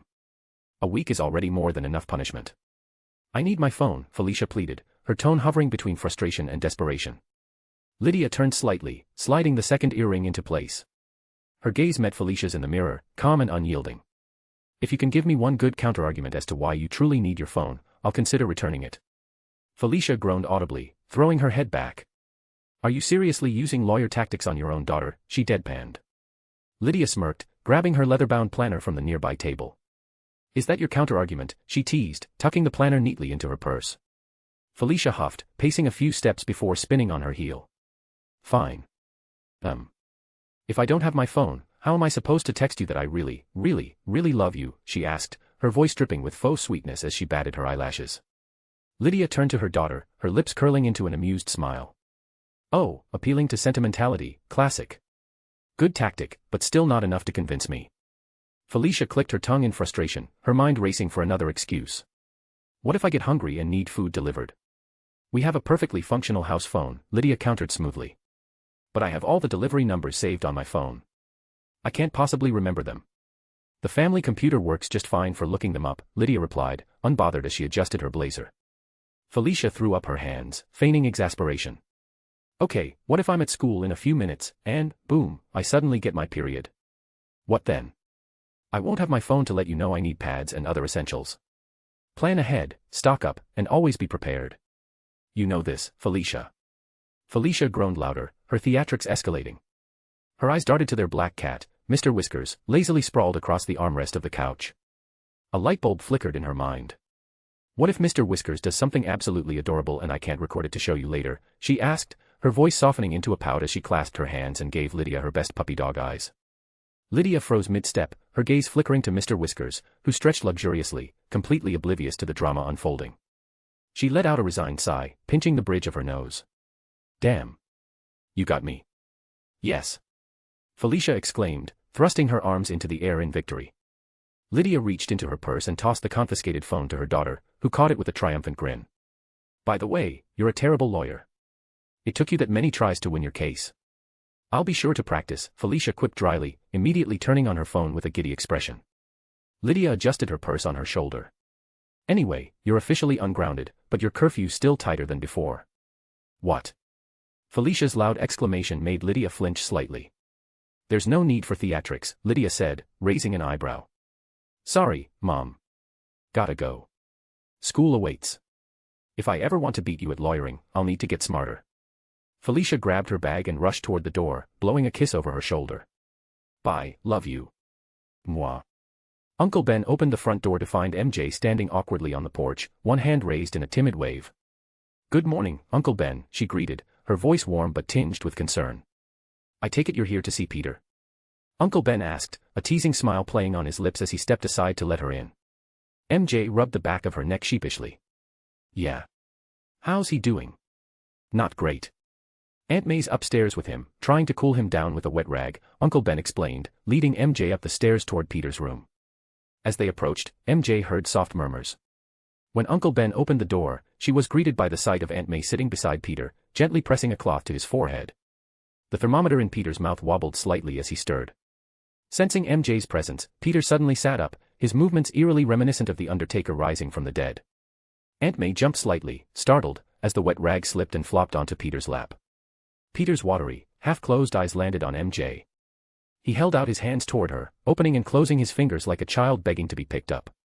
MJ stifled a laugh, setting her bag on his desk. He still likes being babied when he's sick, huh? Aunt May chuckled, shaking her head. Oh, you have no idea.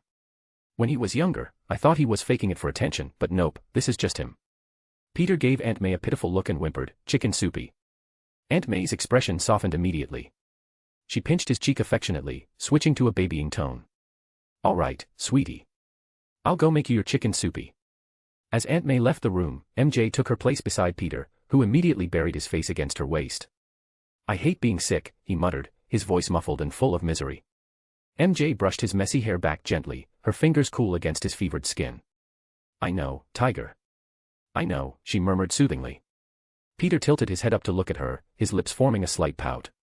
MJ couldn't help but smile, her heart melting a little at his vulnerability. Don't worry, she said softly. Aunt May's chicken soup works wonders. You'll be back on your feet in no time. Peter grumbled something unintelligible but kept his arms wrapped around her like a clingy child. MJ leaned back slightly, her free hand stroking his hair. Honestly, Tiger, you're lucky you're cute when you're sick. Peter responded with a muffled groan, clutching her a little tighter as MJ chuckled. +5 advanced chapters on patreon.com/shadow_d_monarch3. Chapter 216, Chapter 216, Into the Future, make. Third person's POV. Natalie and Felix were walking through a space tunnel, its design resembling intricate webs, in silence. The quiet was finally broken by Felix. You didn't need to be mean to him, you know. Felix said, mustering the courage to speak. Since when was I mean? Natalie asked, glancing at Felix in confusion. Felix gave her a flat look. Don't play dumb with me, Nat. Natalie scoffed. Being mean implies I had the option to be kind to him. Since I don't, I was simply treating him how he deserves. So, I still don't understand what you mean by calling me mean. You might be angry at our father, but that doesn't mean you should take it out on him, Felix said, pointing behind him. He hasn't done anything to deserve the way you treated him. Natalie shot Felix a glare. Don't tell me how I should feel. Whether it's the past, present, or future, he's still the same bastard. You know, I'm getting real sick and tired of you constantly bad-mouthing our father, Felix said, irritation creeping into his voice. Sure, he isn't perfect. He's made mistakes, but who hasn't? Nobody's perfect. At least he tries. Oh my God. Natalie exclaimed, throwing her hands up. I'm so tired of hearing it. You and everyone else praise him like he's the second coming of Jesus fucking Christ. Newsflash, Felix, just because he was a fantastic father to you and everyone else doesn't mean he was a great father to me. That's because you never give him the chance. Felix retorted, his voice rising. Do you think he doesn't try? You just won't let him. Every time you come home to visit Mom and everyone else, you ignore him and leave again for months. He has to ask Mom how you're doing, what you've been up to, and if you're eating well. He already had his chance to be a father, and he failed. Natalie shot back. There are no do-overs, no second chances, no going back in time. There was a time when I needed a father more than anything, and he wasn't there. I've lived most of my life without one, and guess what? I managed perfectly fine. I didn't need him then, and I don't need him now. Perfectly fine? Felix asked, his voice dripping with disbelief. You call this perfectly fine? You're angry all the time. You take out your anger on everyone else. You don't hesitate to kill, to end a life. You're just the poster child for mental health, aren't you? Natalie's eyes turned into slitted pupils as fangs elongated from her mouth. Smaller eyes began to appear around her main ones, and tears formed in all 8 of her eyes. I'm so sick of everyone telling me how I should behave, act, or feel, she snarled. Everyone claims to understand how I feel but then tells me to forgive him. If they truly understood, they'd know I can't. Do you know how it feels to be stuck and lost in this godforsaken place for years, with no one around? To cry out for my father until my voice went raw, only to have no one answer. To constantly be in danger, in unfamiliar places. Do you know why I kill, why I end lives so easily? Because I had to survive. It was either them or me. And yet, no one has ever told me my reasons for hating him are valid or justifiable. Liar. Felix roared, his voice echoing like a tiger's growl. His eyes glowed a sparkling blue, sideburns grew along his face, and fangs protruded over his lips. Black marks appeared on his cheeks. There's one person who has justified your hate. Someone who said your feelings are valid and that you have every right to feel the way you do. Want to know who that is? Our father. Your dad. He understands your hate for him better than anyone else. Felix said, pointing a clawed finger at Natalie's chest. Do you know why he's never asked for your forgiveness? Because he thinks he doesn't deserve it. He believes you have every right to hate him. He can't even look you in the eye, not because he's scared of you or your wrath, but because he's ashamed. Every time he sees you, he sees the daughter he failed to protect. So don't you dare say no one understands you. He understands more than anyone else because he constantly asks himself what you must be feeling and enduring. Tears streamed down Felix's face. You weren't the only one affected by your disappearance, all right? Sure, you had it the hardest, and I'm sorry, sister. I truly am. What you went through is unimaginable. But don't think for a second you were the only one suffering. Felix wiped his tears. Damn it. Just take me home. I'm done with this conversation. He undid his transformation and walked ahead. Natalie threw her cigarette to the ground, stomping on it as she wiped her eyes. She followed Felix in silence. As they reached their destination, Natalie hesitated before whispering, "How do you know what he felt during that time?" Felix didn't look back as he replied, "I'm the youngest. When everyone else wanted independence, I stayed by his side. I followed him everywhere, trying to walk in his footsteps. Sometimes, we'd lie down and sunbathe. He'd fall asleep, and I'd hear him muttering your name." Natalie bit her lip until it bled, though the wound quickly healed. She licked the blood away, opened the web of life, and stepped out. They arrived in front of a large house. Felix walked toward it without saying another word to his sister. He entered without looking back, not waiting for her to follow. Natalie shook her head, turned back around, and was startled to find a woman with long, straight purple hair, purple lipstick, and eyeliner, wearing tight jeans and a purple blouse that showcased her prominent and mature features. However, her most striking feature was the purple gem on her forehead. Natalie narrowed her eyes with a frown. "Arya. What are you doing here? We need to talk," Arya said, looking slightly uneasy. "No thanks. I've already had one conversation today, and I'm not in the mood for another," Natalie said with a straight expression, turning to the side and beginning to walk away. "I saw your conversation with him through Winston," Arya said, letting out a sigh. Natalie's steps faltered. She looked up and let out a tired sigh. "God, you're so freaking annoying. There's no privacy in this goddamn family. Please," Arya said, pleading. "Fine, but not out here in the open," Natalie said as she opened another passageway toward the web of life. Arya floated slightly off the ground and followed her inside. They stood in the same space where Felix and Natalie had just been. "I'm giving you 5 minutes," Natalie said. "As I heard your discussion with Felix, it made me realize the reason you're unwilling to forgive our father is that you don't know the lengths he went to while searching for you. That, and because he told me not to tell you. You're disobeying him. You. That's a first, your CPU must be fried," Natalie scoffed. "Yes, I am disobeying his orders. He didn't want me to tell you because he didn't want to force you to forgive him. But you never gave anyone the time or chance to tell you since you always shut the conversation down right away," Arya explained with a straight expression. Natalie frowned. "What, so you're forcing me to forgive him now?" "No, I'm giving you a chance to understand the kind of person your father is." Natalie scoffed. "What's there to understand? That bastard." Arya immediately interjected with a frown. "The one you keep calling a bastard is the same man who almost sold his soul to Mephisto to get you back." "What?" Natalie muttered, the color draining from her face as her eyes widened. "You're lying." Natalie stuttered, still processing what she'd heard. "If you think our father didn't try to find you during the years you were missing, you're a fool. He searched through heaven and hell to bring you home. He went to Doctor Strange and tried a locator spell, but because your connection to the web of life made you indistinguishable from it, you were impossible to find. Father almost drove himself mad trying to find ways to locate you. Until he couldn't take it anymore and forced Doctor Strange to send him to Mephisto." "Forced him?" Natalie muttered, her brow furrowing. Arya nodded, opening her palm to display a holographic video of the event. "Yes. This almost destroyed their friendship, but Doctor Strange respected the lengths Peter was willing to go to in order to bring you back and sent him to meet Mephisto." The hologram changed, and Natalie stood frozen, her trembling eyes filling with disbelief. Peter appeared haggard, his beard untrimmed, with bags under his eyes. He suddenly dropped to his hands and knees, slamming his head against the red ground, blood soaking his forehead. "Mephisto. I implore you. I know you have the strength and power to summon anyone from the multiverse into your dominion. If you can return my daughter to me, my soul is yours." Natalie's horrified expression deepened as tears streamed down her face, her hand moving to cover her mouth as a small sob escaped her mouth. "Please tell me he didn't. Please tell me this wasn't why I found my way back home." Arya sighed and shook her head as the scene changed again.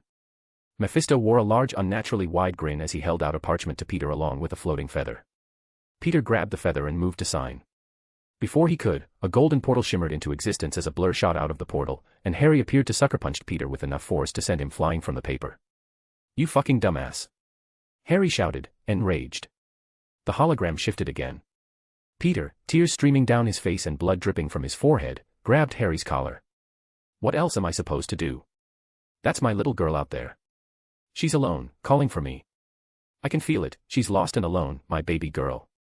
What else am I supposed to fucking do?" All Natalie wanted was to know that her father tried everything he possibly could to find her, that he didn't just simply abandon her after trying once and giving up on her. It didn't matter if he failed, all that mattered was that he tried everything he could. And seeing Peter's state and hearing his word, Natalie collapsed to the ground, sobbing. "Daddy," she cried. Arya sighed at the sight of her sister. "Your mother was the only one who was able to persuade him not to give himself to Mephisto. Throughout the years you were missing, his only comfort was knowing you'd met him in the past." The hologram shifted once more, showing a younger Peter tossing and turning in bed, muttering, "Will I truly become such a bad father? Even on your recent visit, the way you treated him. Our father was so worried about what he might have done to you that he literally made himself sick with worry." Arya showed an image of Peter, cheeks red and breathing unevenly. "So if people keep asking you to forgive him, it's not because they don't understand how you feel. It's because they understand his feelings too. It hurts to see the person he was willing to sacrifice everything for hating him so much." Natalie stood abruptly and ran, opening the web of life to return to the street where she had dropped Felix off. She burst through the door to find Peter and Felicia welcoming Felix home. They froze, looking at her in confusion and concern. Peter immediately stepped forward, frowning at her tear-streaked face. "What's wrong? Are you okay?" Without a word, Natalie rushed forward and tackled Peter into a hug. Everyone stared in disbelief as Natalie sobbed into Peter's arms. "Daddy," she cried. Peter's eyes widened, then grew moist as he hugged her back protectively. "It's all right. I've got you. Don't worry. I've got you. I won't let you go." It wasn't just an insurance to her but to himself as well. +5 advanced chapters on patreon.com/shadow_d_monarch3. Chapter 217, Chapter 217, Magic Training. Third person's POV. Gwen appeared at the doorway of Peter's room, her steps light but deliberate. Leaning casually against the doorframe, she observed the scene inside with a raised eyebrow. MJ sat beside Peter's bed, holding a steaming bowl of soup and wearing a bright, almost teasing smile. "Say ah," MJ coaxed, gently waving the spoon in front of Peter's face as if she were trying to feed a toddler. Peter, however, turned his face toward the ceiling, his expression stubborn and distant, pretending she wasn't even there. MJ chuckled softly, undeterred. "All right, here comes the choo-choo train." "Chugga chugga," she said, playfully mimicking the sound of a train as she moved the spoon closer. Reluctantly, Peter opened his mouth, allowing MJ to feed him the spoonful of soup. He chewed lazily, his lips quirking in a small, fleeting smile. "What in the world are you doing?" Gwen asked, finally breaking the silence, though her tone carried an undercurrent of amusement as she tried to stifle a laugh. MJ glanced over her shoulder at Gwen, her head tilting innocently. "What does it look like I'm doing?" "I'm nursing Peter back to health." "Nursing?" Gwen repeated, arching a brow as she stepped into the room. "More like babying, if you ask me."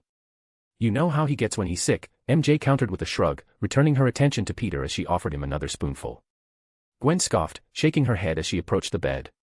"Yeah, and I also know how you get. You always turn all maternal on him."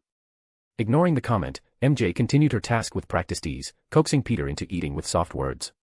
Meanwhile, Gwen leaned closer, brushing her bangs aside and pressing her forehead gently against Peter's. He's burning up," Gwen muttered, pulling back slightly. She placed her hand over his forehead, her touch growing noticeably colder. Peter exhaled a long, contented sigh, his body relaxing visibly. "Ah," he murmured sleepily, sliding deeper under the covers. His lips curled into a faint, lazy grin as he mumbled, "Thanks, my little ice cube." MJ stifled a laugh, barely managing to hold it in, while Gwen's eye twitched in irritation. "If he weren't so sick, I'd punch him for that," Gwen muttered, though there was no real bite in her words. MJ smirked, lifting another spoonful toward Peter's mouth. "And yet, here you are helping him." Gwen rolled her eyes before turning toward the window. "Open it." "What?" MJ asked, pausing mid-motion as she wrestled with Peter, who now wasn't letting go of the spoon and had it trapped in his mouth. "Just do it," Gwen said with a note of exasperation. Sighing, MJ set the bowl down on the nightstand and crossed the room. Unlocking the window, she pushed it open, letting in a crisp breeze. Almost immediately, a pale hand appeared on the sill, followed by a familiar voice. "Thanks for opening up," Felicia said, effortlessly pulling herself up and swinging into the room with feline grace. "I was just about to knock." Landing lightly on the floor, she turned toward the bed, her sharp eyes softening. "Hey, Pete. You hanging in there?" Peter cracked one eye open, his gaze hazy. "Hey, kitty," he muttered, his voice thick with exhaustion. Felicia froze mid-step, her lips parting in surprise. "Kitty," she echoed, glancing between Gwen and MJ for an explanation. MJ smirked, while Gwen sighed. "When Peter's sick, he reverts to, well, this," Gwen said, gesturing toward the bed. "You mean a child," Felicia clarified, crossing her arms. "You're a child," Peter mumbled, pouting slightly before closing his eyes again.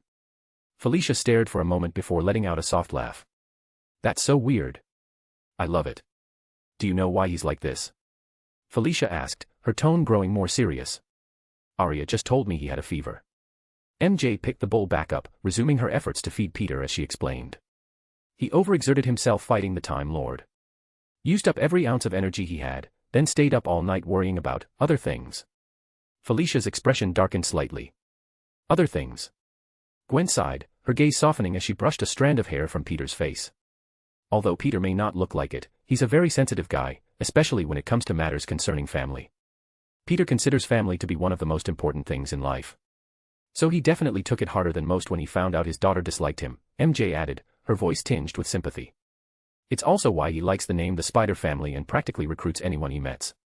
Felicia leaned back against the windowsill, her arms crossed. A faint smile tugged at her lips. A big family man too. Can he get any hotter? Peter groaned softly, his voice barely above a whisper. Please, not any hotter. I'm already dying.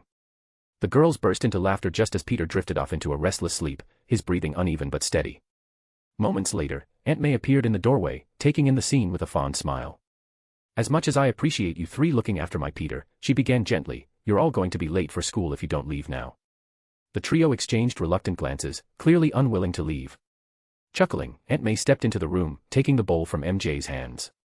Don't worry, I'll take care of him. Ben will drive you. Now off you go. With heavy sighs, the girls gathered their things and left the room, shooting Peter one last wistful glance before Aunt May ushered them out. Closing the door softly, she turned back to Peter, smoothing the blanket over him. You really know how to pick them, don't you? She murmured with a smile, placing the bowl on the nightstand before slipping out quietly. Scene changed, Camartage. A few hours later. Felicia and Gwen stood facing each other in the training yard, their crimson robes billowing slightly in the faint breeze. Both had their hair tied back in ponytails, revealing focused expressions etched across their faces. Their postures radiated readiness, and the tension in the room was palpable. In positions. Magic at the ready. Remember, this duel is purely magical, the Ancient One ordered, her tone calm yet commanding. She stood to the side, her fan covering her mouth and nose, only her sharp eyes visible as they flicked between the two combatants. Gwen took a deep breath and flicked her wrist, summoning a vibrant blue aura that spiraled outward like smoke before solidifying into intricate magic circles around her forearms. The runes shimmered, pulsating with energy. Felicia, in contrast, leaned forward slightly, stretching her arms out. With a quick motion, she conjured two large silver magic circles, one in each palm, their surfaces glowing with a metallic brilliance. Begin. The Ancient One's voice rang out like a bell, and the duel commenced. Gwen was the first to act, thrusting her hands forward to unleash her magic. But as her energy surged, the magic circle around her wrists began to flicker erratically, unstable and chaotic. Oh dear, your magic's becoming unstable. How terribly unlucky, Felicia remarked with a sly grin, holding her shimmering magic circle steady in front of her. You're such a cheat, Gwen grumbled, frustration lacing her voice. Gritting her teeth, Gwen timed the flickering carefully. As her magic stabilized for the briefest of moments, she thrust her fist forward, sending a concentrated blast of chi hurtling toward Felicia like a streak of lightning. Felicia waved her free hand, and just as the blast was about to reach her, it dissipated harmlessly into the air. Tisk, TSK. Your attack fizzled out. How unfortunate. You really should put more power into it if you wanted to reach me. You're so annoying, Gwen muttered, rolling her eyes. She darted to the side in a blur of motion, moving out of range of Felicia's magical influence as she recalibrated her attack. Once her magic had stabilized, Gwen began punching the air rapidly, each strike releasing a streaking blast of blue energy toward Felicia. Felicia smirked as she flipped backward with cat-like agility, narrowly evading each blast. Wherever Gwen's attack struck, icy spikes erupted from the ground, creating a jagged forest of frozen obstacles. Gwen growled in determination and formed a new magic circle in front of her hands. With a sweeping motion, she unleashed a continuous ray of ice magic, freezing everything in its path as it chased Felicia. Felicia nimbly flipped and twisted in the air, dodging the icy beam until she launched herself skyward in a graceful arc. Gotcha, Gwen whispered, clenching her fist. A magic circle materialized on the ground beneath Felicia, and with a sharp upward motion, Gwen summoned a colossal ice spike aimed directly at her opponent. Felicia's eyes narrowed as she reacted instantly, conjuring a silver magic circle below her. From it, multiple glowing spheres of magical energy shot forth, bombarding the ice spike until it shattered into glittering shards. However, as the icy debris rained down, Felicia activated another spell. A shimmering circle formed in her palm, altering the probabilities of the battlefield so that when the shards exploded it would turn into mist encasing the battlefield. The shards dissolved into a dense, icy mist that blanketed the area. The explosion of mist caught Gwen off guard, a silver sphere of pulsing energy hit Gwen, pushing her backward. She coughed as she tried to orient herself. What? I should have sensed that. Felicia's magic had disrupted the chances of Gwen sensing her and her attacks, and Gwen could only rely on sound to detect the incoming barrage of silver energy spheres. She dodged them with fluid movements, but her frustration was mounting. A blue magic circle formed beneath Gwen, encasing her in a sphere of ice for protection. The mist swirled around her, but she was already formulating a plan, as explosion after explosion shook the sphere of ice. She's messing with my ability to sense her attacks. Clever, Gwen muttered, a small smile tugging at her lips. But she doesn't know who she's dealing with. Gwen broke the protective barrier around her and leapt into the air, performing a graceful flip that carried her above the mist. Twisting midair, she descended rapidly, her fist surrounded by glowing blue magic circles. She smashed her fist into the ground with explosive force, sending an icicle shockwave rippling outward. The impact cleared the mist, revealing Felicia frozen mid-action, encased from head to toe in glistening ice. Gwen straightened, flipping her ponytail back with a triumphant smirk. Who's the unlucky one now? The ice around Felicia began to crack, her silver aura flaring as she broke free with a frustrated growl. Dusting off her robes, she muttered, "Can't win every bet, I suppose." Silver energy flared around her hand as she prepared her next spell. But the odds are still stacked against you. Gwen responded with a confident grin, summoning a new magic circle. From it, an elegant sword of ice materialized in her hand. She twirled it effortlessly before settling into a fighting stance. "I've fought with the odds stacked against me before, this is nothing new," she replied, her eyes gleaming with determination. The two continued attacking one another, disrupting their attack, and sending barrages of ice everywhere that painted the entire training ground in blue. Chapter 218, a week from now. Third person's POV. The next morning. Peter sat up in bed, groaning softly as he rubbed his face with his hands. The faint light streaming through the window cast soft shadows across the room, highlighting his disheveled appearance. His voice was muffled by his palms as he muttered, "I'm so freaking pathetic. How could I have possibly ended up sick? Come on, man." The words lingered in the still air, but Peter froze mid-thought. A strange, prickling sensation crept down his spine, like an itch he couldn't quite reach. Slowly, he lowered his hands and turned his head sharply toward the window. His brows furrowed in confusion as his gaze scanned the empty space outside. "What the hell?" Peter muttered, shaking his head before glancing at his watch. He raised it toward his mouth. "Aria. Am I being monitored?" Aria's holographic form blinked into existence above the watch, her expression a mix of curiosity and mild concern. "Monitored? Ah, yeah. Isn't that, like, my entire job?" she quipped, tilting her head. Peter shook his head, his tone tinged with unease. "No, not by you. It feels like someone else is watching me. I can't explain it. It's weird." Aria's playful demeanor shifted instantly, her expression growing serious. "Give me a second. I'll initiate a perimeter sweep using the advanced surveillance engine. Stand by." The hologram disappeared, and for the next 30 seconds, the room fell eerily silent. Peter's uneasiness grew with every passing second, his fingers tapping against his blanket. Finally, Aria reappeared, her tiny form looking puzzled. "No signs of anyone nearby," she reported. "I even considered Craven, but he's still busy setting up his mansion across town." Peter frowned, crossing his arms as he leaned back against the headboard. "So, what? I'm just imagining things." "No, it feels real, but I can't pinpoint it. It's like static in my head." Aria hummed thoughtfully, her tone softer now. "Maybe your body's just overreacting because it's not used to being sick. It's pretty rare for you, after all." Peter sighed, shaking his head. "That's not it. I feel fine, better than fine, actually. Whatever it is, it's annoying. Keep an eye on me and anyone around me, Aria." "High surveillance mode." Aria saluted with a mischievous grin. "Yes, father. High surveillance activated. And don't forget, happy recovery." Peter snorted, his lips quirking into a smirk.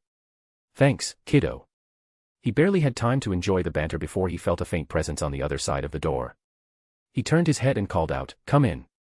The door creaked open, revealing Aunt May with her fist half raised, poised to knock. She lowered her hand with a small smile. "Hey, sweetie. How are you feeling? Need another bowl of chicken soup?" she asked in a sing-song, babying tone. Peter groaned, throwing his head back dramatically. "Ugh. I'm fine, Aunt May. I'm already recovered." Her eyebrows lifted in surprise. That quickly? Oh, right. She made exaggerated air quotes. Superpowers. Peter squinted at her, deadpan. Why do you sound almost disappointed? Aunt May sighed, leaning against the doorframe. No reason. It was just nice having someone to fuss over for once. She turned to leave, pulling the door closed behind her.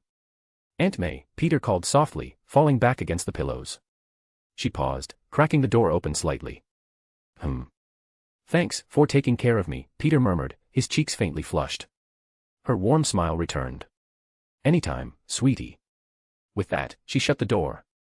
Peter let out a long sigh before throwing off the covers. Time to get moving, he muttered, heading for the shower to start his day. After school. The rumble of a motorbike engine filled the air as Peter and Gwen waited at a red traffic light. Peter sat behind her, the wind ruffling his hair despite the helmet perched on his head. I can't believe people are still moping about Felix leaving, Peter said with a shake of his head, his voice tinged with amusement. Gwen, who was steering, chuckled softly. You should have seen it yesterday when the teacher broke the news. Some of the girls were practically in tears. Peter scoffed, glancing over her shoulder. Was it the ones who kept glancing back at his seat every 5 minutes? Yup, Gwen confirmed, her lips curving into a faint smirk. It's like he's destined to be a player, just like his dad. Peter puffed out his chest mockingly. Oi, I didn't choose the harem life. The harem life chose me. Gwen rolled her eyes, giving him a playful shove with her elbow. You really have to stop saying that. It's embarrassing. The light turned green, and they sped off, weaving through the busy streets toward their part-time job. Once they arrived, the pair walked into the building and headed in separate directions. Just before Gwen could disappear down a hallway, Peter called out. Hey, I never did ask, what exactly do you work on with Susan? Gwen paused, turning back with an eager glint in her eye. Mostly biology experiments. We're researching potential cures and studying the biological components of various life forms. For example. Already lost interest, Peter interrupted, waving a dismissive hand as he turned to walk away. Gwen's eyes narrowed. Before Peter could take another step, she launched herself onto his back, locking her arms around his neck and wrapping her legs around his waist. Ugh. Peter made a choking sound as he went and tried to pry her arms off. You bastard. What's the whole point of asking me if you were just going to lose interest? Gwen exclaimed with a pissed-off expression. I was joking. I was joking. I'm interested in your biology project. I'm interested in your biology project. Peter said with a large gargle. Fimp. Your scientific study. I'm interested in your scientific study. Peter gasped, finally managing to pry her arms apart. Hearing the commotion from the lab, Reed, Ben, and Susan exchanged curious glances before stepping out to investigate. The sight that greeted them was, to say the least, amusing, Gwen choking Peter out with a pissed-off expression. Susan smirked, crossing her arms. What did you do this time, Peter? Gwen didn't miss a beat. This idiot right here, she said, tightening her hold slightly to make Peter squirm more, asked me what I was working on. He acted all curious, so I started explaining. Halfway through, he turns around and says he lost interest. Can you believe him? The three exchanged knowing glances, their expressions a mix of exasperation and amusement. Reed shook his head, sighing. Peter, you really don't know when to keep your mouth shut, do you? He turned to walk away, waving dismissively. Just don't get blood on my lab floor. Traitor. Peter gurgled dramatically, flailing toward Reed's retreating back. I thought we were brothers. Don't leave me here with this monster. Ben chuckled, crossing his massive arms. Kid, you're only digging yourself deeper. Best to just ride it out. He, too, turned away. Susan rolled her eyes, still watching the two of them. All right, you two, that's enough. Drop the act. Ah, both Peter and Gwen groaned in unison as Gwen reluctantly released him, hopping off his back. Peter straightened up, rubbing his neck while grinning sheepishly. Susan tilted her head, amused. It's good to see you're feeling better, Peter. Gwen told us you were sick yesterday. You should have seen her, she couldn't even focus on her work. Susan. Gwen exclaimed, her face flushing as she spun around to hide her embarrassment. Peter chuckled softly, his smile growing warmer as he glanced at Gwen. Well, I didn't know I worried you that much. Thanks. Gwen huffed, muttering something unintelligible, before walking briskly toward her workstation. Peter watched her go before turning back to Susan. Hey, where's Johnny? I'd have thought he'd be the first one here. Susan sighed, running a hand through her hair. He's out. On a date. Peter snorted. Of course he is. He stretched, turning toward Reed and Ben. Well, I guess I'd better get to work. As Peter entered the portal lab, his eyes widened at the sight of the towering structure dominating the room. The portal was massive, nearly reaching the high ceiling, with intricate cables snaking outward like a mechanical web. It just looks absolutely beautiful. Peter sighed as he put a hand by his chest while looking up towards it. Reeds chuckled, I know what you mean, our work these past few months are coming into fruition. I can't be any more excited. Do you guys know when we're going to be finished with it? Ben asked curiously. Peter and Reeds looked at each other with a grin. Next week, they both said, a little giddy. Peter started pressing his fingers together as he asked, hey, do you mind if some of my friends come and watch it together? Reeds asked with a raised brow, only to see Peter behave like a kid asking his parents for permission to invite his friends over to sleep over. Only for Reeds to realize that Peter was in fact still a kid, having been working with Peter and seeing how smart he is had made Reeds forget Peter's actual age. Reeds rubbed his chin slightly. How many and how much do you trust them? Peter's face turned serious as he held up 4 fingers. I trust them with my life, Peter said without hesitation. They're Gwen's and I best friends. I wanted to show them what we've been working so hard on. Peter said, rubbing the back of his neck slightly. Reed's eyes then widened in realization slightly. Well, this achievement is as good as yours as it is mine. I know that if I was in your position I would have wanted Ben, Johnny, and Susan to witness it as well. So sure, you can invite your friends to come and witness the portal's first activation process. Peter pumped his fist excitedly. Yes. Peter exclaimed before nodding graciously. Thank you. Reeds chuckled as he patted Peter's shoulders. You have nothing to thank me for, now let's go and add the finishing touches. We don't want to lag behind in our estimation. +5 advanced chapters on patreon.com/shadow_d_monarch3. Chapter 219, Chapter 219, Upgrades, 1. Third person's POV. 4 days later. Felicia stood beneath the hydraulic press, her arms raised as her face strained with effort. Give me a number, Pete, she exclaimed. Peter let out a low whistle. A good 120 tons. Look at you go. Way more than what my max was. Felicia released the press as the weight decreased, rolling her shoulders and cracking her neck with a sigh. It's probably making up for the lack of other abilities it gave me, she scoffed. She then glanced at Peter with a smirk. Does that mean I'm going to be stronger than you? Ha. Babe, have you forgotten I can enhance my strength past my normal limit? I'll still be able to pin you down, Peter replied with utter confidence. Felicia let out a soft purr, sauntering up to him sensually. She placed a finger under his chin and ran it along his jaw. I like the sound of that, she murmured, leaning in and locking lips with him. MJ watched from nearby, her expression unamused. If you hornballs could keep it in your pants for half a second, it's my turn. Felicia broke the kiss with a teasing lick of Peter's lips and stepped aside, flashing MJ a mischievous grin. No need to be jealous. MJ rolled her eyes and stepped under the press to begin her test. Felicia leaned her head on Peter's shoulder, her voice dripping with mockery. Go on and try to beat my score. MJ huffed. Just watch. I'll blow your score out of the water without breaking a sweat. A few seconds later. I've reached my limit. What's my score? MJ asked confidently. Well. MJ pressed when Peter didn't answer, his gaze shifting away.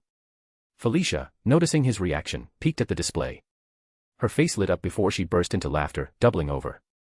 Buffed, ha ha ha ha ha. You said you wouldn't break a sweat, but the best you could do is 80. That's 40 tons off the mark. Ha ha ha. MJ's eyes narrowed, a purple outline forming around her irises. Slap yourself, she commanded coldly. Without hesitation, Felicia raised her hand and slapped her cheek. She glared at MJ, holding her stinging face. What the hell was that for? MJ glanced away with a pout, muttering, for laughing at me. Cracking her neck, MJ turned to Peter, frustration etched on her face. Why is my limit so weak? It doesn't make any sense. Think of it like a video game, Peter explained. You've got a mage build.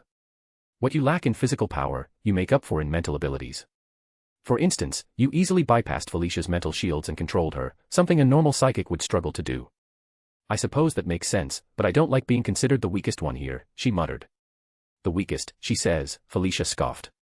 How humble of you. MJ ignored her, turning back to Peter. So, upgrade time. Peter nodded. Upgrade time, he said, raising his watch to his mouth. Gwenipa, darling, you can bring the SSS now. Call me that again, and I'll punch you in the throat, Gwen's voice retorted. Peter smirked smugly. Felicia and MJ exchanged wary looks, but Peter shrugged. Threatening each other is our love language. Felicia tilted her head thoughtfully. Do we have a love language? Teasing each other, Peter replied without hesitation. Fair, Felicia admitted. MJ also glanced at Peter curiously. He smiled and kissed her temple. Small acts of affection and food. That earned a bashful smile and a chuckle from MJ. Moments later, Gwen appeared, holding 3 vials, with Lizzie walking beside her, hands in her back pockets. Finally. Took you long enough to max out, Lizzie said, shaking her head. Felicia and MJ looked at Lizzie, confused. Gwen explained, she was waiting for you two to reach your peak so all 3 of you could take the serum together. What? Why? Felicia asked. Lizzie scratched her cheek. We became heroes around the same time. It's an act of solidarity. I was eligible a while ago since I'm purely human. Maxing out my physique took months without regenerative powers like you two. Felicia and MJ nodded in understanding. Felicia then ruffled her hair until it was a mess, shot a web from her web shooter to her bicep, wrapped it around her arm, and held the end in her teeth. She tilted her head to the side, pulling the web taut as she presented her arm to Gwen with a crazed look. All right, hit me. Drug me up. Peter collapsed to the floor, laughing uncontrollably. He was on all fours, tears streaming down his face as his cheeks flushed bright red. Gwen rolled her eyes. I've upgraded them so they're ingestible orally now. Oh. Felicia muttered, fixing her hair before flashing a sly grin. Lucky for me, I'm an expert on that dot. MJ and Lizzie turned crimson at the implications. Peter stood, wiping tears from his eyes, as they each took a vial and opened the caps. They exchanged glances, raised the vials in a mock toast, and drank them. Felicia smacked her lips. It tasted kinda sweet. Was that strawberry? I got watermelon, Lizzie said, licking her lips. MJ wiped her mouth with her thumb. Cherry for me. Seconds later, all 3 collapsed. Peter caught Felicia and MJ before they hit the floor, while Gwen grabbed Lizzie. As they carried the girls to the resting quarters, Gwen asked, apart from testing their abilities after this, you've got something else planned, don't you? Peter nodded, carrying Felicia and MJ over his shoulders. I had Arya stockpile anything cool she found while the satellite's been up. We'll check it out together. What did she find? Gwen asked curiously. Peter shrugged. No idea. I wanted it to be a team experience. Gwen smiled, nodding in understanding. 2 hours later. Peter and Gwen were sitting in the main lobby of their base on a couch. Gwen was sitting on Peter's lap facing his direction, she had her hands wrapped around his head, both of them kissing passionately. Peter had his hands around her thighs pulling her closer. Until they heard Arya's clearly embarrassed voice, I don't mean to interrupt but the others have awoken. Gwen paused her head back in annoyance and let out a heavy sigh, and just when it was getting to good part 2. Gwen looked back down towards Peter, caressed his cheek and gave him a peek on the lips, let's go ahead. She said before giving him another and getting off. As she got off and turned around Peter drew his hand back as his brows furrowed in concentration. Don't even think about it.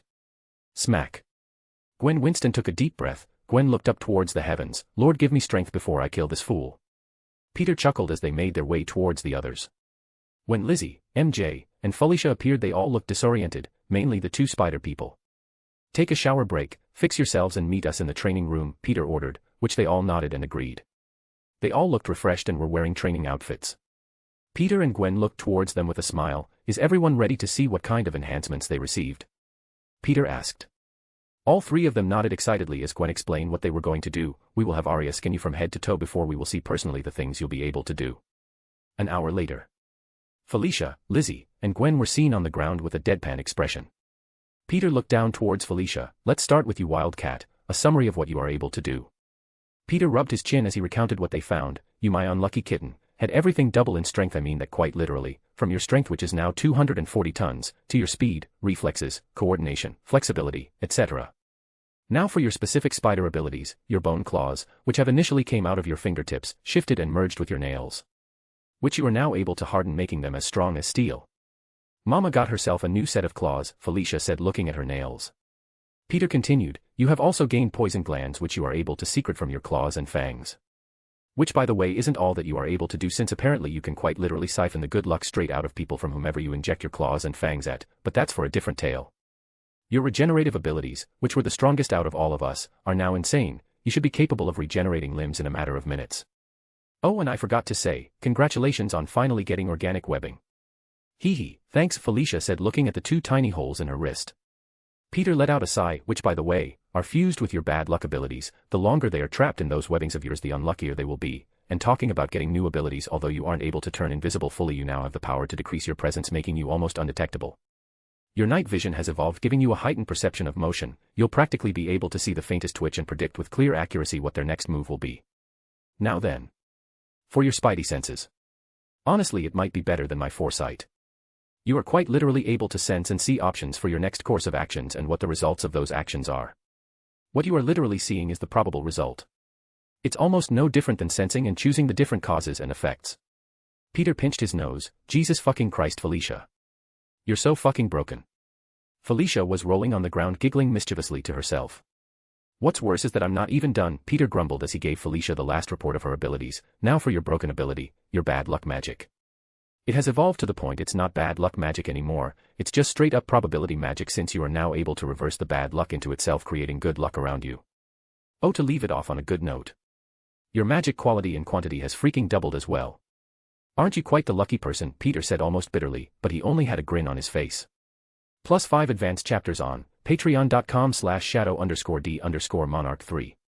Chapter 220, Chapter 220, Upgrades, 2. Third person's POV. Damn, I'm good, Felicia said smugly. Can I even be stopped now? Felicia. Peter called out to her slowly in a warning tone.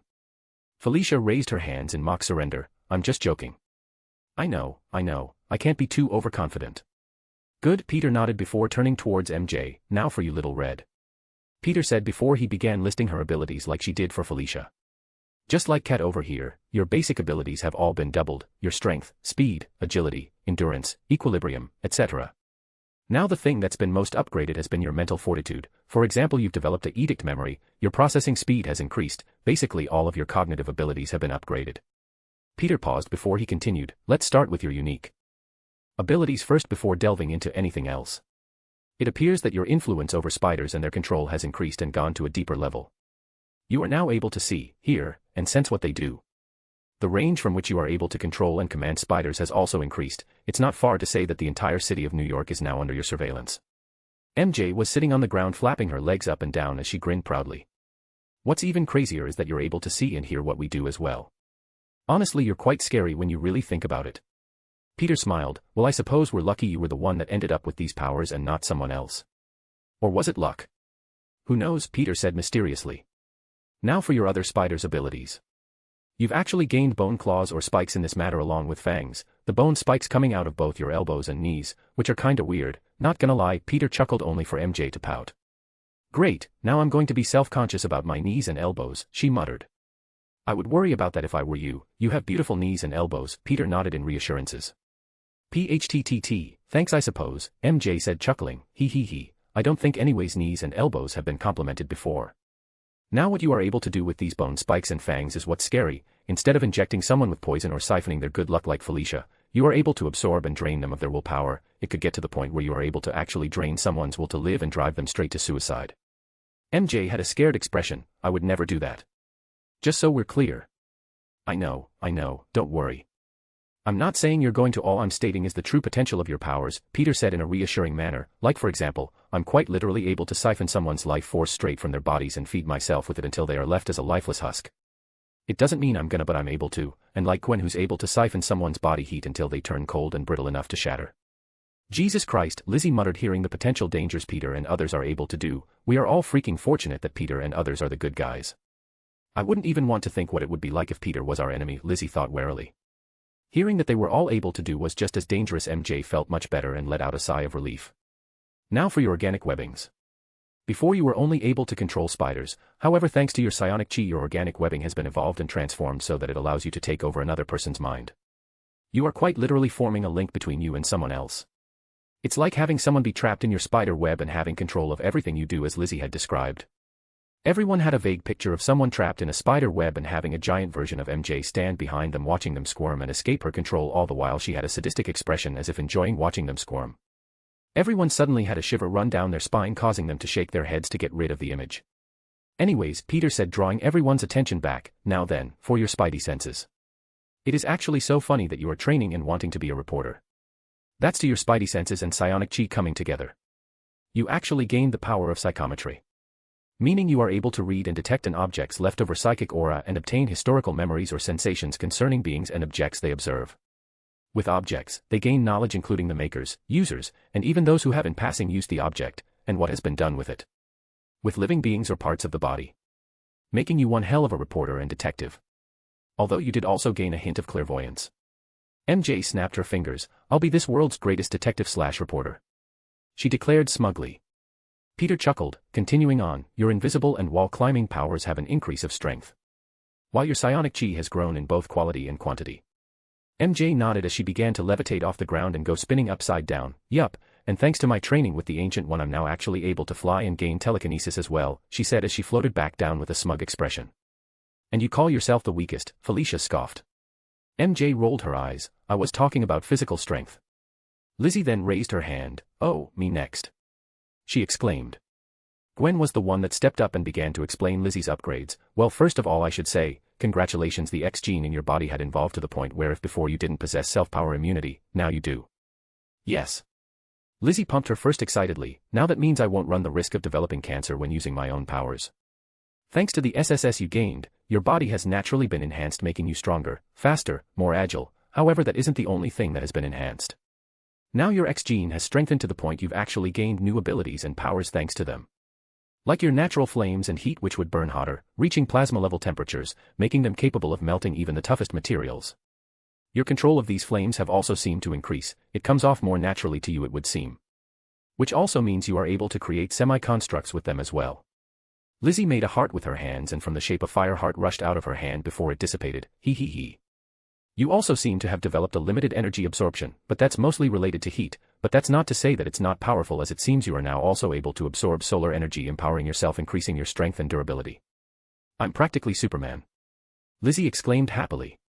Remember, I said limited. There's only so much energy your body will be able to handle. If you absorb too much your body might start to break down, Gwen warned her, making Lizzie freeze.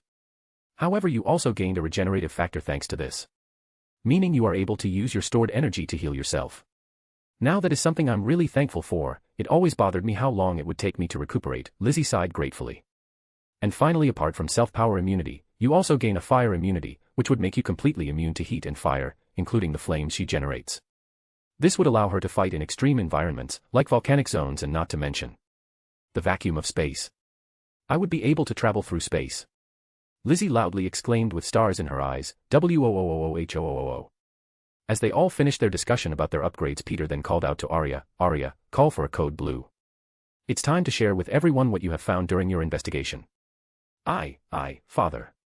Arya responded excitedly as she wanted to share what she found. Their watches suddenly gained a blue glow. Chapter 221, Hidden Civilization, 1.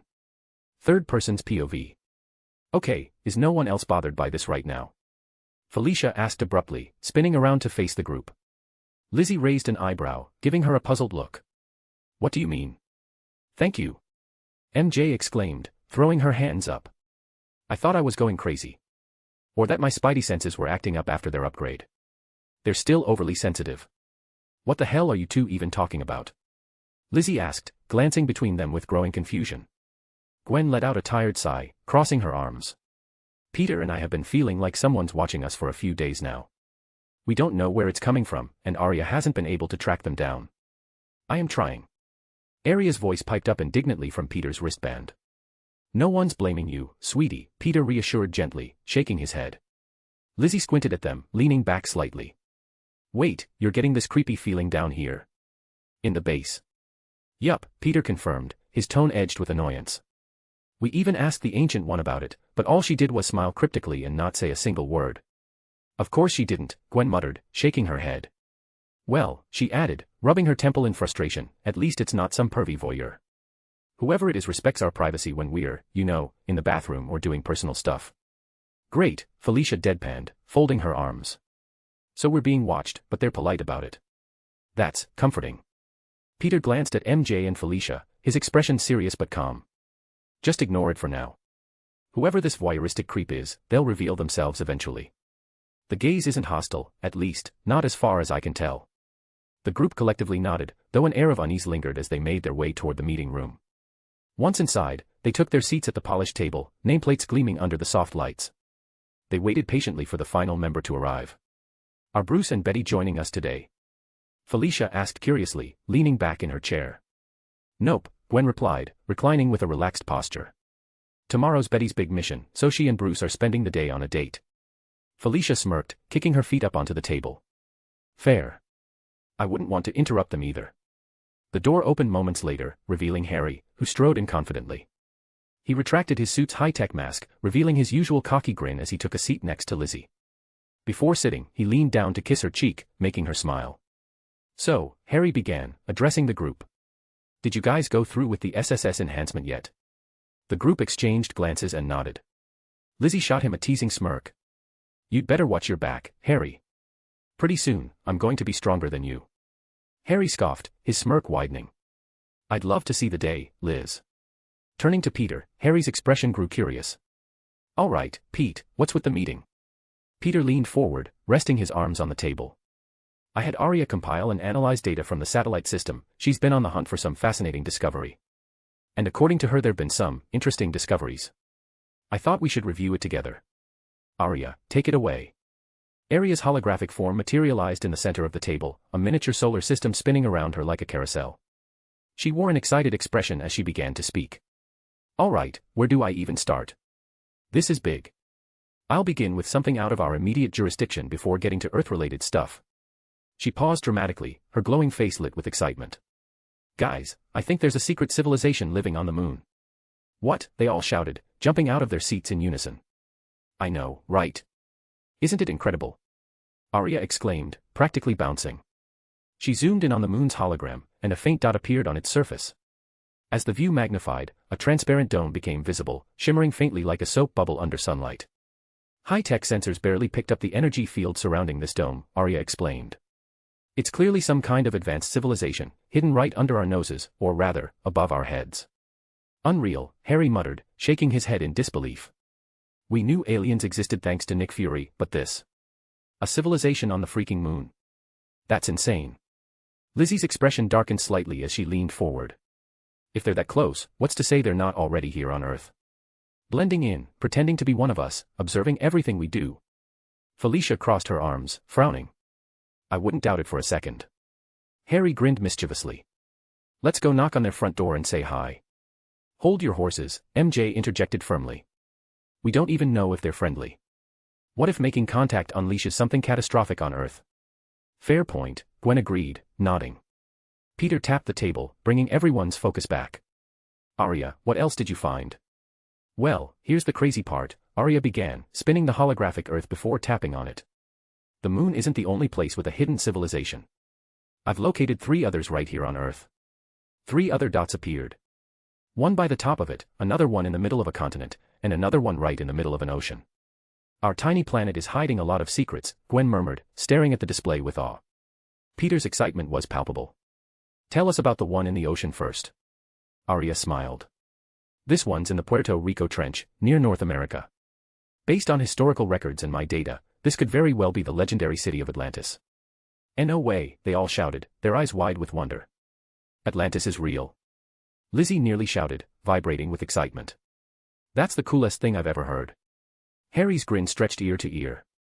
I just want to dive down there and explore it. Imagine what we could learn from their culture. Gwen looked equally fascinated, her scientific curiosity kicking in. An underwater civilization, their biology must be incredible. How do they survive? Are they like us, or are they entirely alien in physiology? Oh, the possibilities. Easy, Gwen, Felicia teased, smirking. You're drooling. What's next? What's next? To think there are 2 other civilizations like this. MJ exclaimed, her excitement practically radiating as she leaned forward in anticipation. Arya spun the globe hologram with a flourish, her finger stopping on another location. This one, she began, is in Africa. More specifically, Wakanda. At first glance, it appears to be just another tribal community, blending seamlessly with the natural environment. But. She paused dramatically, it's a facade. A brilliantly executed one designed to deter outsiders from investigating further. The group leaned closer, intrigued by the revelation. Arya smirked, puffing out her chest and planting her fists on her holographic hips.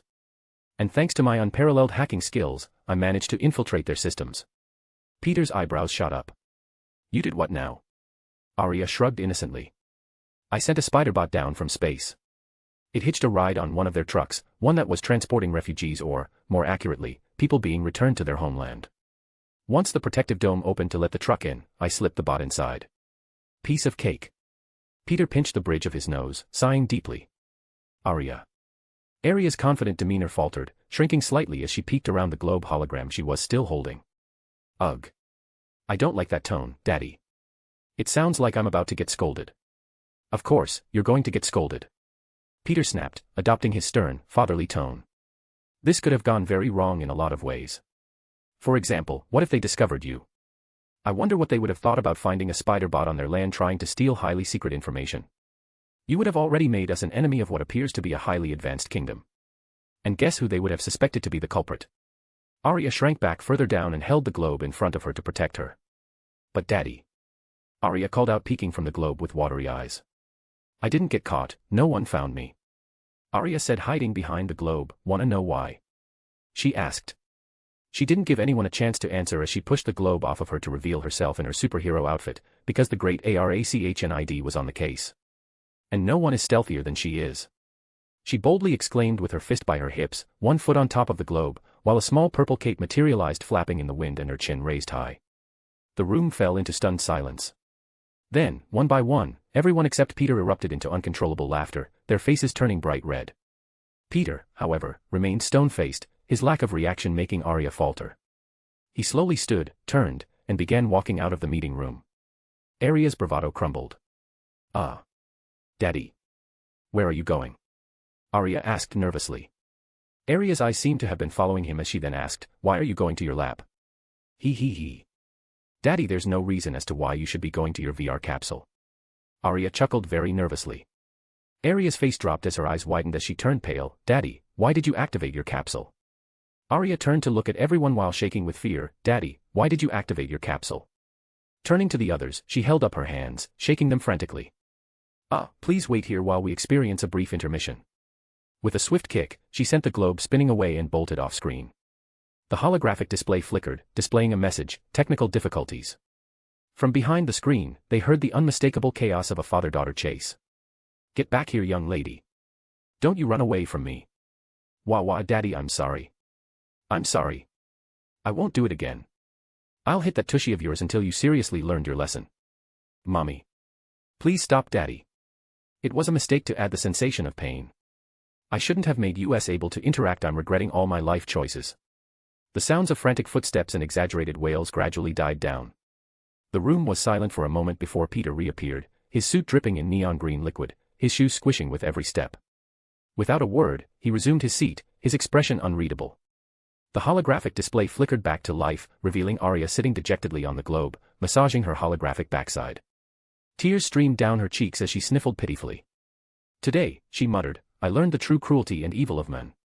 +5 advanced chapters on patreon.com/shadow_d_monarch3. Chapter 222, Antarctica, 1. Third person's POV. Peter used his chi to dry up the liquid that was surrounding his body from going inside the VR capsule. My ones and zeros. Arya cried slightly in pain, rubbing her backside. Gwen shook her head as she let out a sigh. So what did you find? I take it since you haven't said anything that there's no bad news, right? So what did you discover? Well, I cross-referenced some information from what we had from S.H.I.E.L.D., Arya began as she went back to normal and stood by the globe. Wakanda is built around a meteor called With, is the source of the special vibranium, which is one of the main things used in the creation of Captain America's S.H.I.E.L.D. Wakanda practically built their civilization around this metal. It's thanks to this metal that they've reached where they are in technological development. So what exactly is this vibranium? Felicia asked with a raised eyebrow. Although I said it's a metal, it's more of an element with unique properties that make it unlike anything else found on Earth. Vibranium has an extraordinary ability to absorb, store, and redirect kinetic energy. Imagine hitting something, and instead of shattering or denting, the energy from the impact is absorbed entirely into the material. That's what makes Captain America's S.H.I.E.L.D. so remarkable. It doesn't just block attacks, it neutralizes their force. Arya paused, glancing at her captivated audience before continuing. But that's just the tip of the iceberg. Vibranium isn't just durable, it's versatile. Wakandan have harnessed its properties to power their cities, develop advanced medical technology, and create incredibly strong but lightweight armor. It's also a key component in their stealth and cloaking systems, which makes Wakanda practically invisible to the outside world. That's incredible, Harry muttered. If we had that type of metal or rather element, we would be practically invulnerable. Pretty much, Arya agreed. But it's also extremely rare. The Wakandan meteor is the only known source of vibranium, and they've guarded it fiercely for centuries. That exclusivity is part of what makes their civilization so advanced and why no one's been able to replicate their technology. Gwen leaned forward, her curiosity piqued. And what else did you find in Wakanda? Besides vibranium, I mean. Arya smiled knowingly. Well, you know how we're considered the protector and guarding of this city. Well, Wakanda has one as well. They are referred to as the Black Panther. How they came to be is really fascinating. There's the heart-shaped herb, which grows exclusively in Wakandan soil. It's infused with vibranium radiation, and it's what gives the Black Panther their enhanced abilities, strength, speed, reflexes, heightened senses, and even a spiritual connection to an ancestral plane, which could be one of the many planes the Ancient One has taught you all. There are also vibranium-based nanotechnologies, like their combat suits, which are stored in necklaces and can deploy instantly. And then there's their archives. Wakanda has records of historical and scientific data that predates most of the world's known history. It's practically a treasure trove of knowledge. Felicia let out a low whistle, her gaze sweeping across the group. No wonder they're so secretive. If half the world knew about what they're sitting on, it'd be absolute chaos. Exactly, Arya said, her tone measured and firm. Their secrecy is completely understandable, given the circumstances. The Black Panther, huh? Lizzie muttered, her brows furrowing as she leaned back in her chair. What is it with everything being animal-themed these days? MJ tilted her head, curiosity gleaming in her eyes. Is vibranium really only found in Wakanda? That kind of metal seems too revolutionary to be so scarce. If it came from space, shouldn't there be more out there? A smirk tugged at Arya's lips as she crossed her arms. Caught on, have you? To Wakanda's knowledge, they possess the only source of vibranium on Earth. But they're mistaken. She paused for dramatic effect, savoring the intrigue brewing in the room. Thanks to the radiation sensor Dr. Banner and I integrated into the satellite system, I discovered traces of other vibranium deposits. It seems more than one meteorite landed on this planet. Harry's eyes lit up, his inner engineer and mechanic practically salivating at the possibilities. Peter, sitting beside him, mirrored the same spark of excitement, though his mind was already racing with potential applications. Wait, Gwen interjected, her brows knit together. If there are other sources of vibranium, why isn't it more well-known or widely distributed? Arya tapped the table, and a holographic map flickered to life. Small purple dots appeared, forming a line across the expanse of the Atlantic Ocean. Because it's here, she said, her voice dropping for emphasis. At the bottom of the ocean. Harry shot up, his hand thrust into the air. I call dibs. The room turned to him, their expressions a mix of amusement and confusion. Harry's cheeks flushed crimson as he slowly sat back down. Clearing his throat, he added, I call dibs on the mission to dive down and retrieve it. Exploring the ocean floor and recovering something as incredible as vibranium, it sounds amazing. Peter smirked. Harry, I was going to send you anyway. You've got the axolotl and lizard DNA. You're literally built for this. Harry looked down, pumping his fist discreetly. Yes, he whispered to himself before standing again. Arya, prep the jet. We're retrieving that meteorite. Before he could take another step, Lizzie grabbed his shoulders and eased him back into his chair. Easy there, adventurer. Arya hasn't even revealed all of her exciting discoveries yet. Harry blinked, his excitement briefly giving way to curiosity. Wait, what could possibly top diving to the bottom of an unexplored ocean? As Harry was still rather young, it hasn't been very long since he's become a superhero, so he had strived for an adventure. Especially one of his own, like when Peter and Gwen went towards another universe. And he believed this was his. So he was rather impatient to get started. Arya smirked, spinning the holographic globe until it stopped over the Arctic. What I'm about to show you is less of a hidden civilization and more of an undiscovered realm, she began, pausing for effect. Her fingers tapped a few keys, and a new image materialized. Deep under the Arctic ice lies a prehistoric ecosystem, untouched by time. Dinosaurs and other creatures thought to be extinct are still alive and thriving there. What? The group shouted in unison, their voices echoing in the room. Dinosaurs. Gwen repeated, her voice rising in astonishment. Arya nodded, her expression one of quiet satisfaction. That appears to be the case. Harry let out a long breath, shaking his head in disbelief. Okay. I take back what I said earlier. Dinosaurs absolutely top an ocean dive. This is next level. The room erupted into a flurry of excited voices as everyone began talking over one another, theorizing and debating what this discovery could mean. Peter clapped his hands together, the resulting shockwave silencing the room. All eyes turned to him, some glaring in irritation. Listen, Peter began firmly. Talking over each other won't get us anywhere. Arya's given us a lot of incredible information today. Let's focus and decide what to pursue first. The group exchanged glances, silent for a moment before nodding in agreement. For now, Peter said, his tone thoughtful, let's put the vibranium on hold. If it's been sitting at the bottom of the ocean for thousands of years, it's not going anywhere anytime soon. Harry opened his mouth to protest but closed it with a sigh, nodding reluctantly. Atlantis can wait too, Lizzie chimed in. We don't have the proper equipment or enough intel to navigate underwater civilizations effectively. The group nodded again, narrowing their focus. That leaves Wakanda and the prehistoric realm, Gwen pointed out. Do we really want to alert Wakanda that we're aware of them? MJ asked. They'll want to know how we found out, and that could lead to complications we're not ready for. Once again, the group nodded in agreement. Felicia grinned. That only leaves one option. The smirks on everyone's faces were practically contagious as they stood in unison. We're going to see dinosaurs, they exclaimed, voices filled with excitement. Arya, prep the jet. Peter ordered, his enthusiasm showing. Arya saluted theatrically. Aye aye, abusive father. Peter froze, slowly turning to face the AI with a raised brow. Arya coughed awkwardly. I mean. At once, my lovely daddy. Oh, my, you're looking very handsome today. Peter rolled his eyes, exhaling deeply. Just get it done, Arya. The group erupted in laughter, the room buzzing with energy as they prepared for their next great adventure. Chapter 223, Antarctica, 2. Third person's POV. Can I drive? Gwen asked eagerly, brushing a stray strand of her platinum blonde hair aside as they finished packing the essentials for their mission. Her eyes sparkled with anticipation, her excitement impossible to miss. Peter shrugged, a small smirk tugging at his lips. Sure, go ahead, he said casually. Yes. Gwen cheered, pumping her fist in triumph. She had been itching for a chance to pilot the jet, and now her wish was coming true. The sleek jet sat waiting for them, its matte red surface shimmering faintly under the dim lights of the hangar. The rear hatch was already lowered, the glowing interior inviting them inside. One by one, the group filed in. MJ immediately claimed the co-pilot seat beside Gwen, grinning as she adjusted her headset. The others settled into the passenger seats, Peter and Felicia on one side, while Harry and Lizzie took the opposite row. Each clicked their seatbelts into place as Gwen and MJ began flipping switches on the control panel. Everyone buckled up. Gwen asked, her voice calm yet commanding as she adjusted the oversized headphones on her head. MJ grabbed the microphone attached to her headset and grinned mischievously. Ladies and gentlemen, this is your captain speaking. Please keep your hands and feet inside the vehicle at all times.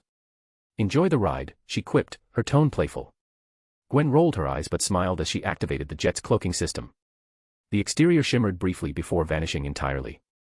With a steady hand, she eased the throttle forward. The jet glided silently out of the hangar, its engines humming softly. As it ascended into the sky, it pierced through the cloud cover with precision, finally igniting its thrusters in a controlled burst of energy. Would we be able to keep one? Harry asked, his voice almost sheepish as he broke the tranquil silence. Lizzie turned to him with a puzzled expression. Keep what? A dinosaur, Harry said matter-of-factly. You know, if we find one we really like. Peter grinned immediately. Absolutely.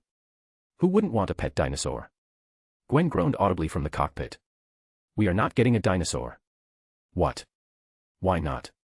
Peter whined, his voice taking on a childish tone as he leaned forward in his seat. Because you won't take care of it, and I'll end up having to, Gwen said with an exaggerated eye roll. Plus, we already have enough responsibilities as it is. Boo. Both Harry and Peter shouted towards Gwen, they both had a thumbs down while their other hand cupped around their mouths, boo.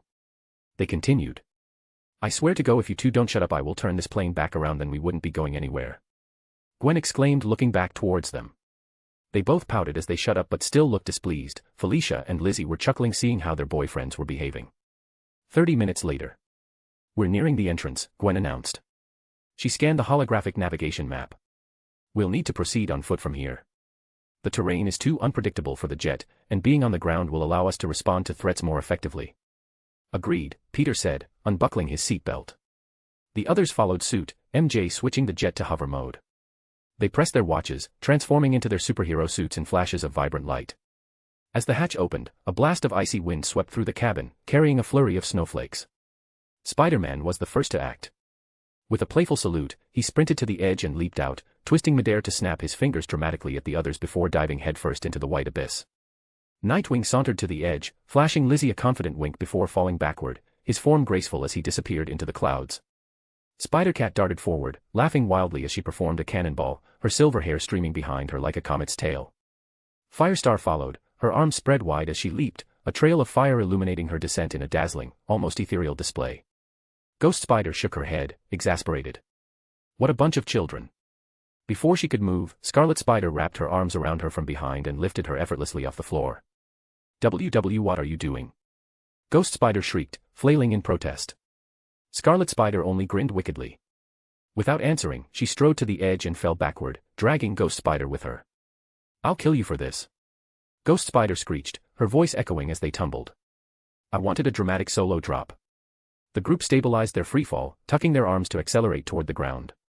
One by one, they deployed their wingsuits, performing flips before landing in the snow with practiced ease. Firestar floated down last, steam hissing from the ground beneath her fiery aura. Immediately, the freezing cold bit into their skin, save for Ghost Spider and Firestar, who seemed unaffected. Nightwing didn't hesitate to wrap her arms around Firestar and let out a content sigh. Much better, he said affectionately. Firestar was just smiling as Nightwing hugged her. Spider-Cat didn't care that Nightwing was also hugging Lizzie and went and hugged her as well, pressing her face next to hers. I feel so loved. Firestar giggled, squeezing both of them affectionately. Come on, everyone, group hug. I'll warm you all up. S-Star, Scarlet Spider stammered through chattering teeth, see could you just, make a warm breeze or something. Firestar sighed dramatically. Fine, ruin my moment. With a small flourish, she unleashed a gentle wave of heat, melting the snow beneath her feet and filling the air with steam. Satisfied sighs followed as the group basked in the warmth. After thanking Firestar, Spider-Man called out, Arya, show us the way to the entrance. A holographic figure appeared, pointing northeast. Coordinates indicate the entrance lies near 69 degrees 30 minutes south, 68 degrees 30 minutes west, Arya said crisply. The group set off, their suits blending seamlessly into the icy terrain as they approached the volcanic region that hid the gateway to the prehistoric realm. As they moved closer to the entrance to the Savage Lands, the air seemed to change. The biting cold of the Antarctic region began to dissipate, replaced by a humid warmth that carried the scent of vegetation and life. It was almost as though they had stepped through an invisible barrier, leaving the icy tundra behind. The first sight of the Savage Lands left everyone utterly speechless. Towering trees with lush, green canopies stretched endlessly into the sky. Giant ferns blanketed the ground, their vibrant green hues contrasting sharply against the red and black volcanic rocks scattered about. Rivers of molten lava flowed sluggishly in the distance, their glowing streams casting a surreal orange glow against the jungle's thick mist. And then, there were the dinosaurs. A herd of towering Brachiosaurus moved slowly through the clearing ahead, their massive necks swaying as they plucked leaves from the treetops. A group of smaller velociraptors darted between the bushes, chirping and chattering to one another. Farther away, the unmistakable silhouette of a Tyrannosaurus Rex roared, its thunderous call shaking the very ground beneath their feet. Spider-Cat was the first to break the silence. No. Freaking way. It's like Jurassic Park on steroids, Harry said, his voice filled with awe. They all walked through the prehistoric lands for a few miles, observing everything around them. Ghost Spider took a cautious step forward, her gaze fixed on the Brachiosaurus as one of them bent its head down to drink from a crystalline lake. This is beautiful. How does a place like this even exist? Spider-Man took the lead and began walking ahead of everyone as he looked all around him. I honestly don't know how to answer your question. I'm effectively speechless. Spider-Man quickly moved his hand to the side of his face and caught the spear that was thrown at him. Spider-Man slowly moved his head to find a man with long blonde hair standing on top of one of the trees. He wasn't wearing much expected for a fur pelt that was around his waist. All of their heads snapped towards the man, and stared at him with their mouths agape. Lizzie let out a mutter that was heard due to how quiet everyone was. Is that Tarzan? +5 advanced chapters on patreon.com/shadow_d_monarch3. Chapter 224, Chapter 224, Savage Lands, 1. Third person's POV. Holy moly. That might actually be Tarzan, Spider-Cat muttered under her breath. Her voice carried a mixture of awe and disbelief as they all stood frozen, staring at the blonde-haired man before them. The stranger stood tall and unashamed, his minimalistic attire revealing a physique sculpted by years of survival in the wild. Spider-Man cleared his throat, stepping forward with exaggerated confidence. Do you understand the words that are coming out of my mouth? He asked, enunciating each word slowly, as if speaking to a child. The man's expression shifted, his eye twitching in clear irritation.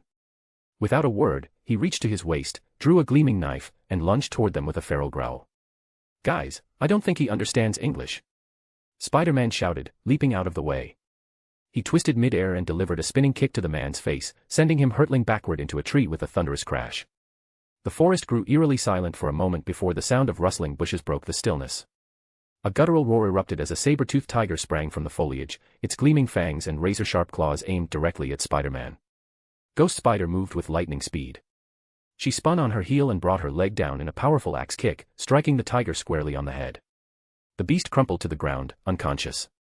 Zabu, the man roared in anguish, his voice thick with fury. His eyes burned with hatred as he turned toward them, gripping his knife tightly. He prepared to charge, but Spider-Man's next move brought him to a standstill. Spider-Man, still holding the spear he'd picked up earlier, took a deep breath. His muscles rippled visibly beneath his suit as he drew the weapon back. With a mighty throw, the spear tore through the air, whistling past the man's cheek. The sound of trees splintering and crashing to the ground echoed behind him. The man's eyes widened in horror as he turned to witness the destruction. A trail of toppled trees and torn earth stretched far into the distance, ending with the spear embedded deeply in a massive trunk. A single red line appeared on his cheek, a shallow cut from the spear's razor-sharp edge. The man slowly turned back to Spider-Man, his expression a mixture of shock and disbelief. "Now. Do. You. Speak," Spider-Man began, his voice smug. He was cut off by a sharp smack to the back of his head from Ghost Spider. "You idiot," she shouted, glaring at him. "Ow. What? You're ruining my intimidating atmosphere." Spider-Man protested, rubbing the back of his helmet. "That doesn't mean you have to destroy the ecosystem." Ghost Spider snapped. "This is probably a natural land reservoir. Do you realize how many endangered species might live here?" Spider-Man shrank slightly, mumbling, "Oops," as the realization hit him. Clearing his throat awkwardly, Spider-Man turned back to the men. His mask displayed a sheepish emoticon. "So, are you mute?" The man sighed and closed his eyes. "No. I'm not mute." "He speaks," they all exclaimed in unison. "And in English." The men ignored their surprise, walking past them to kneel beside the unconscious tiger. He gently stroked its fur, his expression softening with concern. "Don't worry," Ghost Spider reassured him. "He's only unconscious. I didn't cause any permanent damage. He'll wake up in a few minutes." The man nodded silently, setting his knife aside as he effortlessly lifted the massive tiger into his arms. Without another word, he turned and began walking away. The group exchanged glances before scrambling after him. "So, Tarzan, what's your actual name?" Spider-Man asked. "Khazar," the man replied without looking back. "Lord of the Savage Lands." "Wow," Nightwing muttered, barely containing a chuckle. "Even his name screams Tarzan." Khazar raised an eyebrow, glancing over his shoulder. "You're from the outside world, aren't you? You speak the language of the lands beyond." Yeah," Scarlet Spider replied. "And I guess we haven't introduced ourselves yet." One by one, they listed their hero names. Khazar's lips twitched into a faint smirk. "Odd names. We don't want to hear that from someone called Khazar," Spider-Cat shot back, crossing her arms. Khazar ignored her, continuing his trek through the dense jungle. After a while, he turned to face them, his expression puzzled. "Why are you still following me?" "This is our first time here," Spider-Man said sheepishly. "You're the only person we've met, so we thought, maybe you could show us around." "I'm busy," Khazar replied curtly. "Doing what, exactly?" Nightwing asked. "Hunting for food," he answered bluntly. "Oh." They shuffled awkwardly. Firestar hesitated before speaking. "So, you hunt animals here and just eat them?" Khazar stopped and turned, his brow furrowing in utter confusion. The incredulous look on his face made Firestar blush furiously, hiding behind Nightwing in embarrassment. Khazar turned to Spider-Man and asked, deadpan, "She's not the brightest of your group, is she?" "Shut up." Firestar retorted, peeking her head out still bright red, "It's just that from where we're from we don't have to witness the death of the animals in front of us, so I'm not really used to that, and that's really the last thing I want to see." "It's one thing seeing meat hot and ready in front of you, it's another to see it butchered," Firestar said, explaining the reason for her earlier question. Khazar scoffed, his tone both dismissive and pitying. "You're pampered. Civilization has made you soft. Out here, there's no illusion of comfort, no convenient detachment. The sooner you accept that, the easier it will be. We have different rules in these lands, rules which help us survive, rules which have kept me alive until now." There was a pause as the atmosphere grew heavy with Khazar's words. As he let them digest what he just said, he continued, "It's either kill or be killed. These lands are unforgiving, a single second of hesitation is all the time a predator would need in order to finish you off." "I see." Firestar muttered, feeling slightly uneasy. Now this is what I like to call a moral dilemma. Spider-Man stated, we are in a completely different society where the laws and rules of engagement are completely different to one another. Show. Khazar said reproachingly. Spider-Man put a hand to his chest and looked at Khazar looking offended. Which made Nightwing chuckle. It looks like we finally managed to find someone to get him to shut up, he muttered, which earned a few chuckles. However, that also gained him a reproachful glare from Khazar. And a glare from a being who has spent the majority of his life hunting and killing in the wild in order to survive was nothing short of intense, making Nightwing shrink back as well. Khazar carefully set Zabu down and gestured for the group to stay back. Drawing his knife from his waist, he crouched low, his movements fluid and predatory. The others watched in silent awe as he stalked forward, every muscle in his body coiled like a spring. With their enhanced senses, the group spotted his target, a large, three-horned yak-like creature grazing in the distance. It resembled a triceratops, though its thick fur betrayed its mammalian nature. Khazar moved with calculated precision, each step purposeful. Just as he was about to pounce, Ghost Spider darted forward, placing a firm hand on his shoulder. Khazar glared at her, his eyes blazing, but Ghost Spider didn't back down. She pointed beneath the creature's shaggy fur, drawing his attention to a pair of small, wobbly legs tucked beneath it. Khazar's expression softened as he realized what she was pointing out. He sheathed his knife and rose to his full height. Turning to Ghost Spider, he nodded respectfully. Thank you. For what? She asked, tilting her head. Khazar glanced back at the mother and her cub. One of the rules of this land is to never hunt an animal with young. Taking the parent would doom the offspring, leading to unnecessary suffering and disrupting the balance. What? Spider-Cat asked, taken aback. It is why I also expressed my gratitude for stopping me. Khazar began with his explanation. If I had killed that beast, I would have had to kill the young one as well. Most of the girls looked towards Khazar horrified, but Spider-Man and Nightwing understood immediately. The young wouldn't be able to survive on its own, it would have starved for weeks without its caregiver, before finally succumbing to death. So I would have had to put it out of its misery so it didn't suffer, Khazar said looking towards Ghost Spider gratefully. Would you have really done that? Scarlet Spider asked, her lips shifting uncomfortably. As I also previously stated, the wild is unforgiving. It cares not of your circumstances. If you are young and have no help you would be killed, Khazar said before he smiled faintly, sensing Zabu waking up. Zabu picked up his head and licked Khazar's face, making him chuckle. Zabu jumped down from his arms and Khazar knelt down and scratched his ears. Take me for an example, the only reason I've been able to survive for so long in these lands is because I had help since I was young. Khazar pressed his forehead towards Zabu and smiled. The only reason I am alive today is all thanks to Zabu's great care. Although the topic earlier was a morbid one, they couldn't help but smile seeing how affected Khazar and Zabu were towards one another. +5 advanced chapters on patreon.com/shadow_d_monarch3. Chapter 225, Chapter 225, Savage Lands, 2. Third person's POV. Spider-Man and the others sat on top of a tree, watching Khazar hunt with keen interest.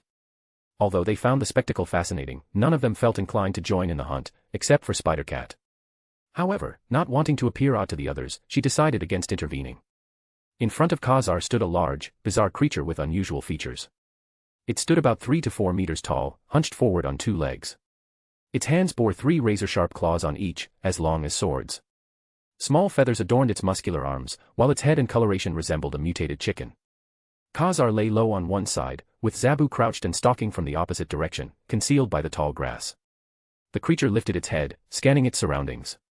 Seizing the moment, Khazar sprang into action. Knife in hand, he sprinted toward the beast. The creature snapped its head toward him and let out a guttural roar, raising its claws to attack. As the creature slashed at him, Khazar dove into a roll, skillfully dodging the attack while closing the distance. Without hesitation, he plunged his knife deep into the creature's thigh, pushing it further with his palm. Blood splattered as Khazar cut a large gash, causing blood to flow uncontrollably. The creature let out a scream of agony and stumbled backward before spinning to face Khazar, who now stood holding his blood-soaked knife. Khazar flicked the blood off the blade, flipped it in his hand, and held it close to his face, gesturing for the creature to come at him. The creature growled threateningly before charging wobbly toward Khazar. It was exactly the opportunity Zabu had been waiting for. With the creature entirely focused on Khazar, it didn't notice Zabu leaping toward it. Using the creature's arm as a springboard, Zabu launched itself at the beast's neck, ripping out a large chunk before jumping away. The creature let out a blood-curdling scream, slashing wildly at empty air. Blood gushed from the gaping wound, weakening the creature further. Khazar and Zabu worked in tandem, taking turns inflicting injuries until the beast could barely move. Finally, its head slumped to the ground. Its breathing was labored, its eyes drooped, and its life was fading. Khazar, catching his breath, approached the creature and plunged his knife into its skull, ending its suffering. Its eyes closed for the last time, it was dead. Good work, Khazar said, nodding toward Zabu. Zabu grunted in acknowledgement, nodding back as if to return the sentiment. Khazar then turned toward Spider-Man and the others. You carry it. If you're joining us for lunch, you'll need to pull your weight. I don't feed freeloaders. I suppose that's fair. Spider-Man muttered as he walked toward the carcass. Are we really going to join him for lunch? Firestar asked hesitantly, staring at the dead creature with apprehension. Nightwing shrugged before he placed his hand on her head and rubbed it affectionately. It couldn't hurt to see what it's like. You don't have to eat it if you don't want to, but it's worth learning about the culture and how he survives here. Firestar nodded, relieved she didn't have to eat it. She smiled, feeling more at ease with her boyfriend by her side. Spider-Man lifted the massive creature effortlessly with one hand, hoisting it over his head. This is pretty heavy. I'd say it's over 5 tons, give or take. Khazar and Zabu just stared at Spider-Man's nonchalant posture as he carried it, both of their faces twitching slightly. The two of them having spent so much time together that their thoughts were becoming one as they thought, you say it's heavy, but you're carrying it like it's nothing. How do you normally transport your food? Scarlet Spider asked curiously, doubting Khazar or Zabu could carry something this large. We usually hunt smaller animals, Khazar explained. But since we have uninvited guests, we went for something bigger. If we hunt more than we can carry, we leave it for the savage land to digest, feeding it back into the ecosystem. They all nodded in understanding, gaining insight into Khazar's way of life, a life that respected and maintained balance with the wild. Khazar led them toward his camp, the massive carcass inevitably attracting other predators. Among them was a dinosaur, an ankylosaurus.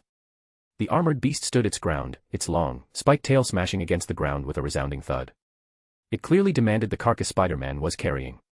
I call dibs, the group shouted simultaneously, raising their hands. Everyone stopped and glared at one another. Rock. Paper. Scissors. Say. Shoot. Khazar and Zabu looked at the strange group in disbelief, their jaws slightly agape. The game ended with everyone throwing paper, except Scarlet Spider, who shot scissors. Yes, she exclaimed triumphantly. Cheater, the others muttered, glaring at her. I bet she read our minds, Spider-Cat scoffed. Yeah, I thought we agreed not to use powers for stuff like this. Ghost Spider added, crossing her arms in annoyance. Scarlet Spider rolled her eyes. I didn't read your minds. This game is all about psychological warfare. When everyone says, rock, paper, scissors, the first instinct is to throw the last thing said, scissors. But knowing that, you all changed to rocks, then you all knew that everyone else must also know that and chose paper at the last moment. I just stayed one step ahead. Spider-Man clicked his tongue. This is why I stopped playing this game. Too many sweats. Scarlet Spider, standing a few feet away, smirked mischievously. She placed 2 fingers on her lips, blowing a kiss in his direction before pivoting with a theatrical flourish toward the impatient ankylosaurus stomping nearby. Come on, Tiger, don't hate the player, hate the game, she teased, snapping her fingers as she strode away with a confidence that turned heads. Spider-Man stood there, slightly dazed, for a moment before glancing back at the group. His voice broke the silence. I can't be the only one who found that incredibly attractive just now, right? The others rolled their eyes in synchronized exasperation, refusing to validate his commentary. Seeing that they weren't giving in to what he was demanding, but actually dared have audacity to approach it, the ankylosaurus let out an angry huff and slammed its spiked tail even more roughly and began to charge towards the Scarlet Spider, kicking up dust. Is she going to be all right? She doesn't seem to possess any weapons, is she as strong as you? Khazar asked Spider-Man. She doesn't have a weapon because she doesn't need one. She is the weapon, Spider-Man smirked. Scarlet Spider got into a martial arts stance, the ankylosaurus lowered its head to heat but here with his armor-plated head, but that was a mistake. Scarlet Spider brought her fist down rapidly right on top of its head. A resounding crack reverted through the field, the ankylosaurus eyes widened as it staggered backwards shaking its head, only for all of its head plating to fall completely off its head. It let out an angry moo-like roar, its eyes burning with hatred as it charged towards Scarlet Spider once more, this time as it got closer it spun around and tried to whack her with its tail. Scarlet Spider, instead of dodging it, caught it with both hands. She slid back slightly due to the momentum, but she slammed her feet down and stuck to the very ground. It tried to move its tail, trying to move it again, only to find out that it couldn't and something was holding onto it tightly, not letting it go. Scarlet Spider grinned as she slowly began to move, the ankylosaurus moving as well against his will. They started moving in circles until they started to pick up speed. The ankylosaurus moo roared once more, but this time it sounded anxious. It tried to plant its feet still on the ground, but it soon became unable to even feel the ground. The Scarlet Spider was rapidly spinning in circles, swinging the creature around and around and around. to the point they both became a blur. Spider-Man and the others had an amused look, while Khazar and Zabu looked more fearful than anything as that Ankylosaurus was way heavier than the creature Spider-Man was holding, and here was a girl treating it as a pet, like it weighed nothing. All they heard from the creature was a crying and fearful moo as its limbs were flailing about, its eyes spinning in circles. It's time to do something your kind has never done before. You'll be the first of your kind to ever do it, Scarlet declared as she spun. She then let out of the Ankylosaurus, which sent it flying and swishing through the skies. Go, you beautiful creature. Take towards the skies. Fly high. Scarlet skidded to a stop and put hand over the top of her eyes to block the glare from the sun. The mooing grew more distant as the creature grew smaller and smaller as it traveled until it was a single speck, and it was gone. One small step for creatures. One giant leap for dinosaur kind, Scarlet Spider said tearfully, giving it a military salute send-off. The others joined in, pressing their fingers by their temples in salute as they stood upright. They all then began to chuckle, while Khazar looked at them horrified. What kind of monster am I inviting into my home? Khazar let out a sigh. Shall we get going then? Khazar asked, wanting to get this over with quickly. The others agreed and began following Khazar as he led the way. It wasn't long, maybe a couple minutes later they reached a cave blocked off by leaves. Khazar then stopped as he called out, Shauna, come out, I've brought home some guests. They then heard a woman's voice from inside, Guest. Is that why you took so long? I was starting to get worried. From the cave emerged a woman that could only be described as a seductress. She had long, wavy, luscious blonde hair as she was practically naked except for a leopard-spotted fur bra and brown loincloth. She was tall and proportionate, her body appeared slim and well-trained, evident of her strength and survival out in the wild. Both Spider-Man and Nightwing let out a low whimper as they saw her. Firestar went and punched Nightwing in the shoulders, while the rest of the girls went and punched Spider-Man. Spider-Man and Nightwing just turned towards each but didn't say anything. Both were trying to suppress their laughter as they both knew they were thinking the same thing. Shauna looked at them with a raised eyebrow, putting a hand by her hips. What weird dressed guest you brought? Like you're one to talk, they shouted. +5 advanced chapters on patreon.com/shadow_d_monarch3. Chapter 226, Chapter 226, Savage Lands, 3, unedited. Third person's POV. What tribe are they from? I don't think I've ever seen one as strange as these, Shauna said, looking at them weirdly, especially at Spider-Man and how easily he seems to be carrying that carcass. They're not from a tribe, they're from the outside world, Khazar informed her as he looked towards the Spider-Man. You can see it down now. Which Spider-Man did, and it made a large thud as it hit the ground. Shauna looked taken aback. What? They're from there. Shauna then looked at them even weirder as she asked, then what's with the ridiculous outfits? Is this the modern trend up there? No, we're merely superheroes, Firestar said, puffing her chest proudly. Both Khazar and Shauna stared at them before Shauna looked towards Khazar. What weird people did you bring into our home? I've been wondering that myself for a while, but I don't believe they're lying. They possess unnatural strength, Khazar said. Shauna looked at the carcass, then at Spider-Man and the rest before muttering, I see. She then proceeded to ask, if you are superheroes as you claim to be and are from the world above, what could possess you to come here? Mostly an adventure. We've learned that this world is much bigger, with a lot more secrets than we initially thought, and decided to explore it. This became one of our stops. When we got here, he attacked us, and wandered around since, Spider-Man said. Shauna nodded as she gained the gist of the situation. I've been wondering, where are you two from? Spider-Cat asked, I get the feeling that you two aren't just people that were born here. Are you two stuck here or something? Shauna smiled at the question and shook her head. Well, I actually used to be a veterinarian from the outside world. I became bored with my everyday life. I just couldn't keep living in such a monotone way and watch to escape from society. So I went on a trip, ended in Antarctica and ended up here, where I was away from the confines of society and was free. They then turned towards Khazar as they were also curious. Seeing their curiosity, Khazar remained silent for a few seconds before Scarlet Spider said, You don't have to tell us if you don't want to, we're just being nosy. It was my father that found this land. Khazar began, and as he did, Shauna went inside to acquire some tools. He was a nobleman and scientist from England. He had done some research that led him to the discovery of this place. However, some people had found out about the research and began to chase after him. He brought me here, to keep ourselves safe. Unfortunately, when we arrived, we ran into a tribe of Manape. They murdered my father, and just when they were about to kill me off as well, Zabu appeared and saved my life, and I've been with him ever since. I even got the name Khazar, which means son of tiger in English, Khazar said with a look reminiscent of when he was just a small boy. We're sorry for your loss. We shouldn't have asked, Ghost Spider said awkwardly, expressing her condolences.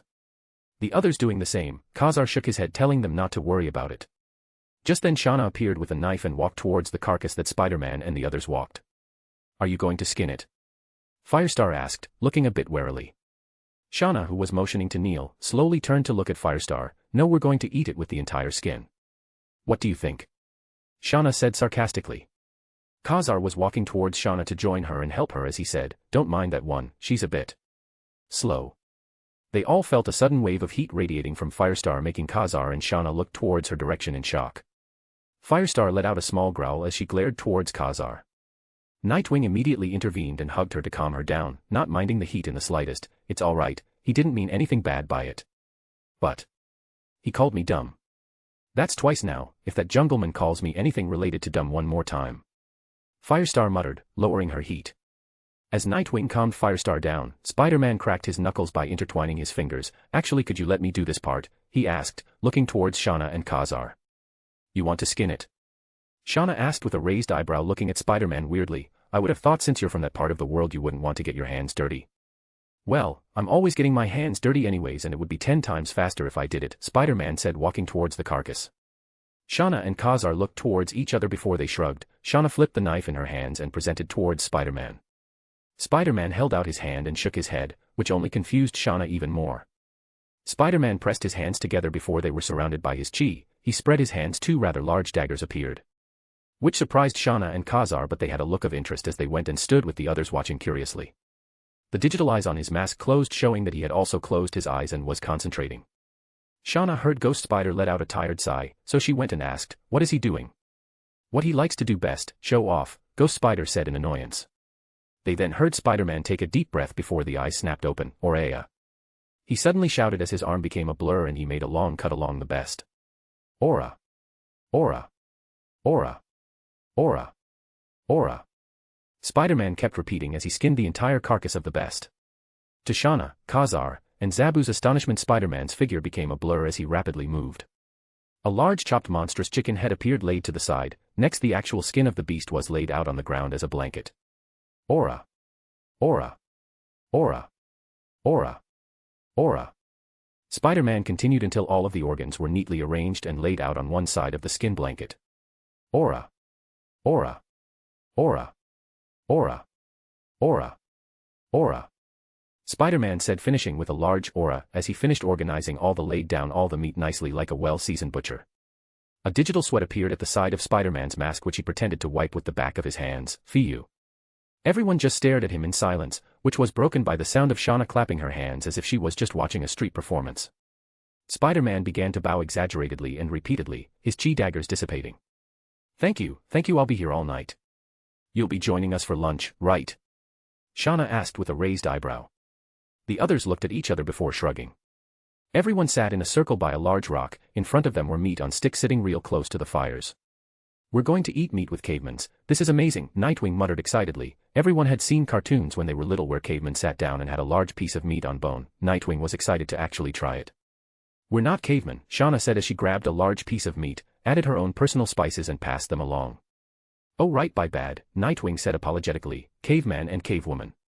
The gender wasn't the issue, Shauna said, rolling her eyes.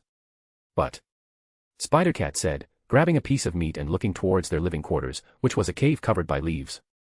Shauna scoffed, we're still not cavemen, the ones most fitting for the names are the man-ape tribe. They're your typically brutish, club-wielding, stereotypical caveman. Everyone then had a piece of well-done cooked meat. Even Firestar, who was at first apprehensive, was holding a piece of her own. Spider-Man's mask shifted over so that it would only reveal the bottom half of his face, while Ghost Spider grabbed her mask and lifted it to her nose so her mouth was exposed. They all took a bite and immediately juices squirted right out from it. The meat practically slid off the bone, steam rising from where they bit it. The blow as they chewed due to how hot it was, but they soon melted due to the taste. Oh my god, Firestar said as she dug in, why is this so good? Shauna looked proud. That's because of the sauce and spices. It's an original blend using ingredients from this place. I'm glad you all seem to like it. As they all happily contained themselves, Ghost Spider asked curiously, you guys mentioned the man-ape tribes, but what other kinds of tribes are there here? We can't really say. Khazar said, shaking his head, the Savage Land is a very large space that is home to many different kinds of races and tribes, so there isn't a specific number to give you. For example, Khazar continued, there are swampmen that live in the swamp region of the Savage Lands, there are zebra people, people with wings and feathers that appear like angels, a tribe of beings that appear to be a mix of men and pterodactyls, the list goes on and on. Khazar finished explaining, giving them a rundown, while they gulped down all of that food like savages themselves. +5 advanced chapters on patreon.com/shadow_d_monarch3 Chapter 227, Savage Lands, 4. Third person's POV. There was a large stack of bones as they all patted their stomachs with content looks. Who would have thought we'd enjoy a 5-star meal all the way out here? Nightwing said with a sigh. Shauna and Khazar looked at them oddly. You all sure can eat, huh? Shauna teased. Spider-Man rubbed the back of his head in slight embarrassment. Because of our powers, we have a high metabolism, which means we need to eat a whole lot more. Zabu, Khazar's saber-toothed tiger, was seen contently chewing and scraping his long saber teeth along a large bone. Khazar then stood up from where they sat and headed back inside. A second later, he returned with a spear slung across his back. Are you all ready? He asked suddenly. Ready for what? Firestar asked, looking at Khazar with an odd gaze. For your tour, Khazar said, tilting his head in confusion. Wasn't that the entire reason you've been following me like lost little cubs? They all exchanged glances, communicating through MJ's psychic link. Since they wanted to explore the Savage Land, who better to guide them than one of its longtime residents? They picked themselves up off the ground, dusted themselves off, and agreed. Thank you, they all said, appreciating his willingness to help them. Khazar grunted in response, while Shauna stood up and dusted off her hands. I'll come along as well. It could be fun, not to mention, I'd really like to get to know you all better. You seem like an interesting bunch. Shauna retrieved her spear and a set of hunting tools she used for protection. Once everyone was ready, they began their journey through the Savage Land. As they trekked through the forest, they talked and got to know one another. So tell me, Shauna asked, are you all really superheroes where you're from? Like, do you save people from burning buildings, stop robberies, all that sort of thing? Oh yeah, Spider-Cat answered. All the time. We've stopped heists and fought a couple of supervillains too. Shauna showed genuine interest in their lives as heroes and wanted to ask more questions. However, she wasn't the only one curious. Ghost Spider was particularly fascinated by the wildlife. Does this place have any medicinal herbs? Ones you wouldn't normally find in our world, she asked Shauna. There are quite a few, actually, Shauna replied. But you have to be careful with them. If you don't mix them properly with other herbs, you won't be creating medicine, you'll be making poison. Ghost Spider nodded thoughtfully. I know. I'm the biologist/scientist of the group, which is why I'm asking. I was thinking maybe I could take a few seeds or plants back and grow them myself. There could be plants here that hold solutions for long-standing medical problems that still don't have cures. I see. Shauna nodded in understanding.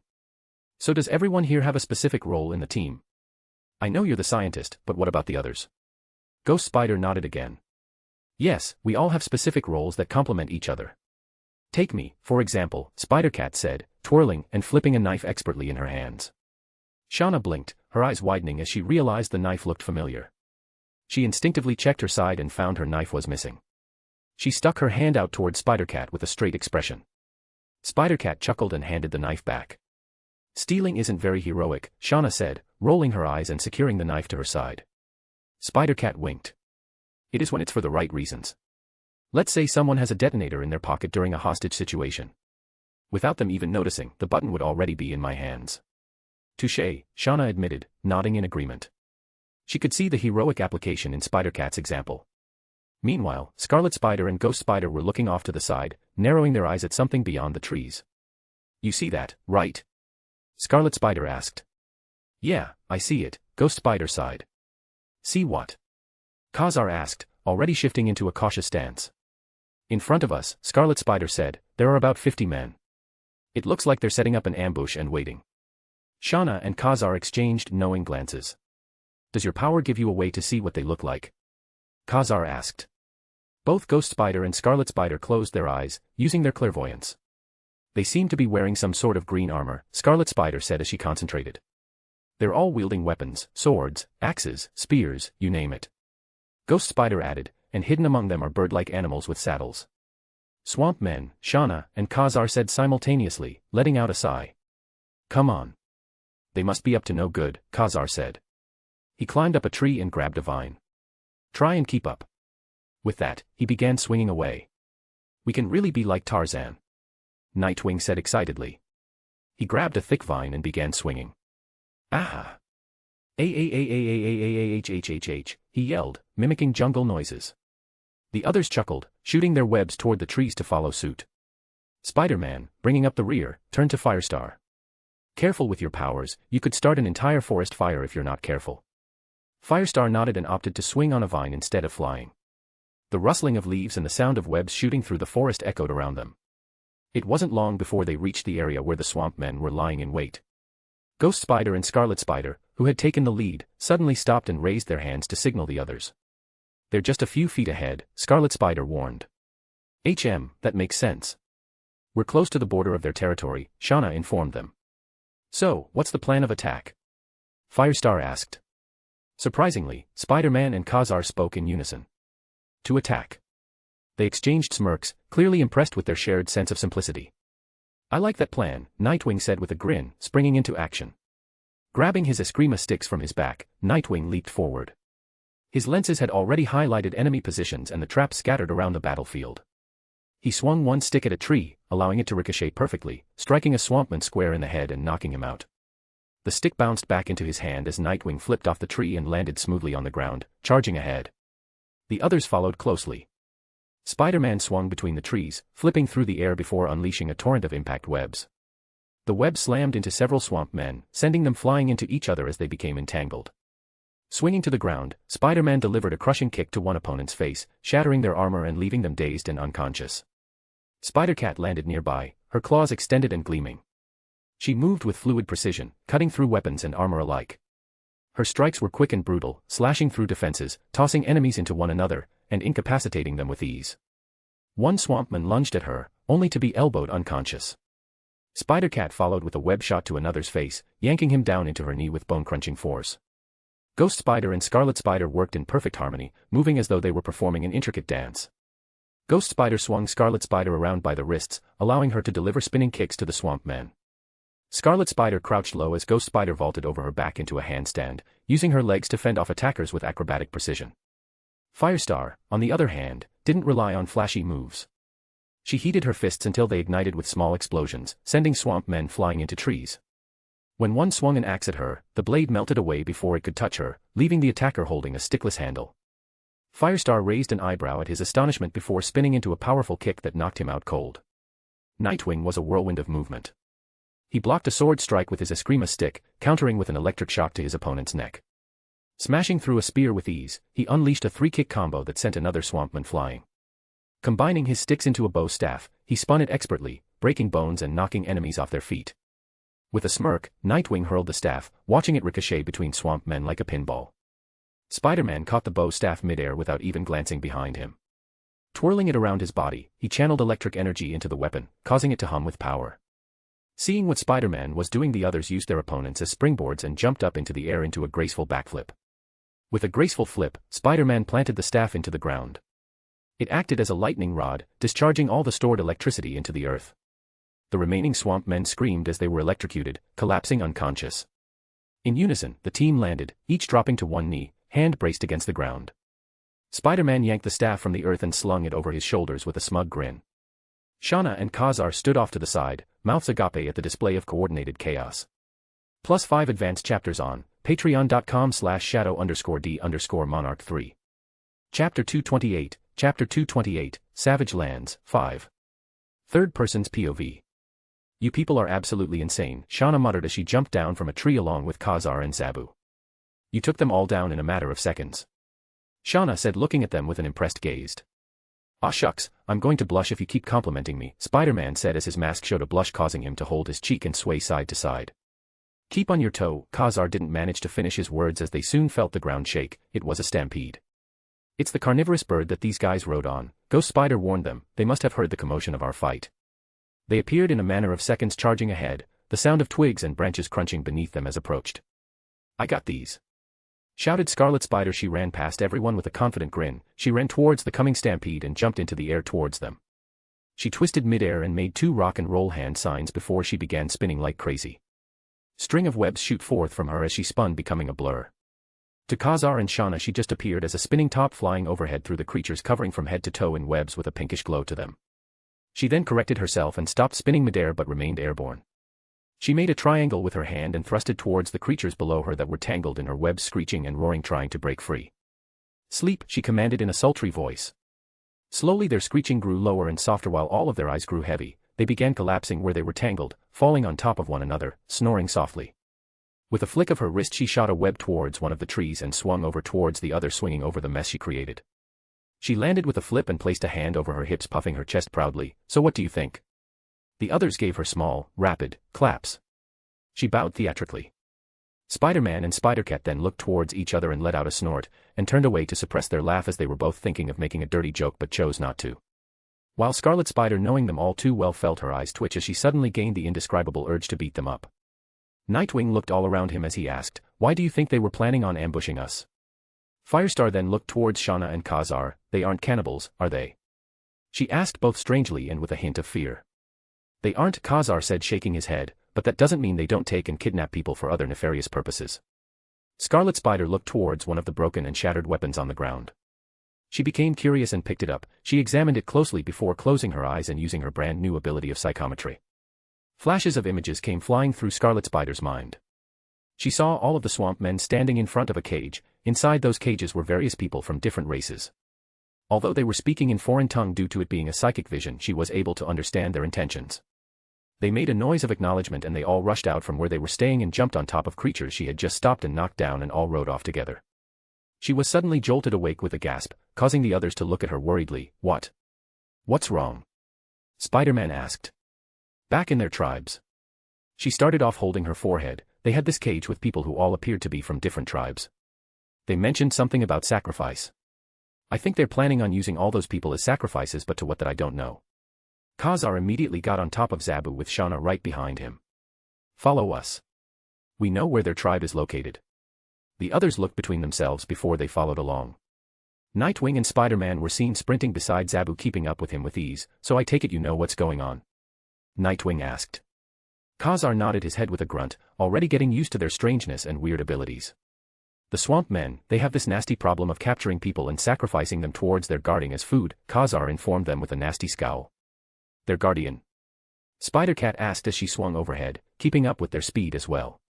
"Yes, their guardian," said Shauna, "a Tyrannosaurus Rex."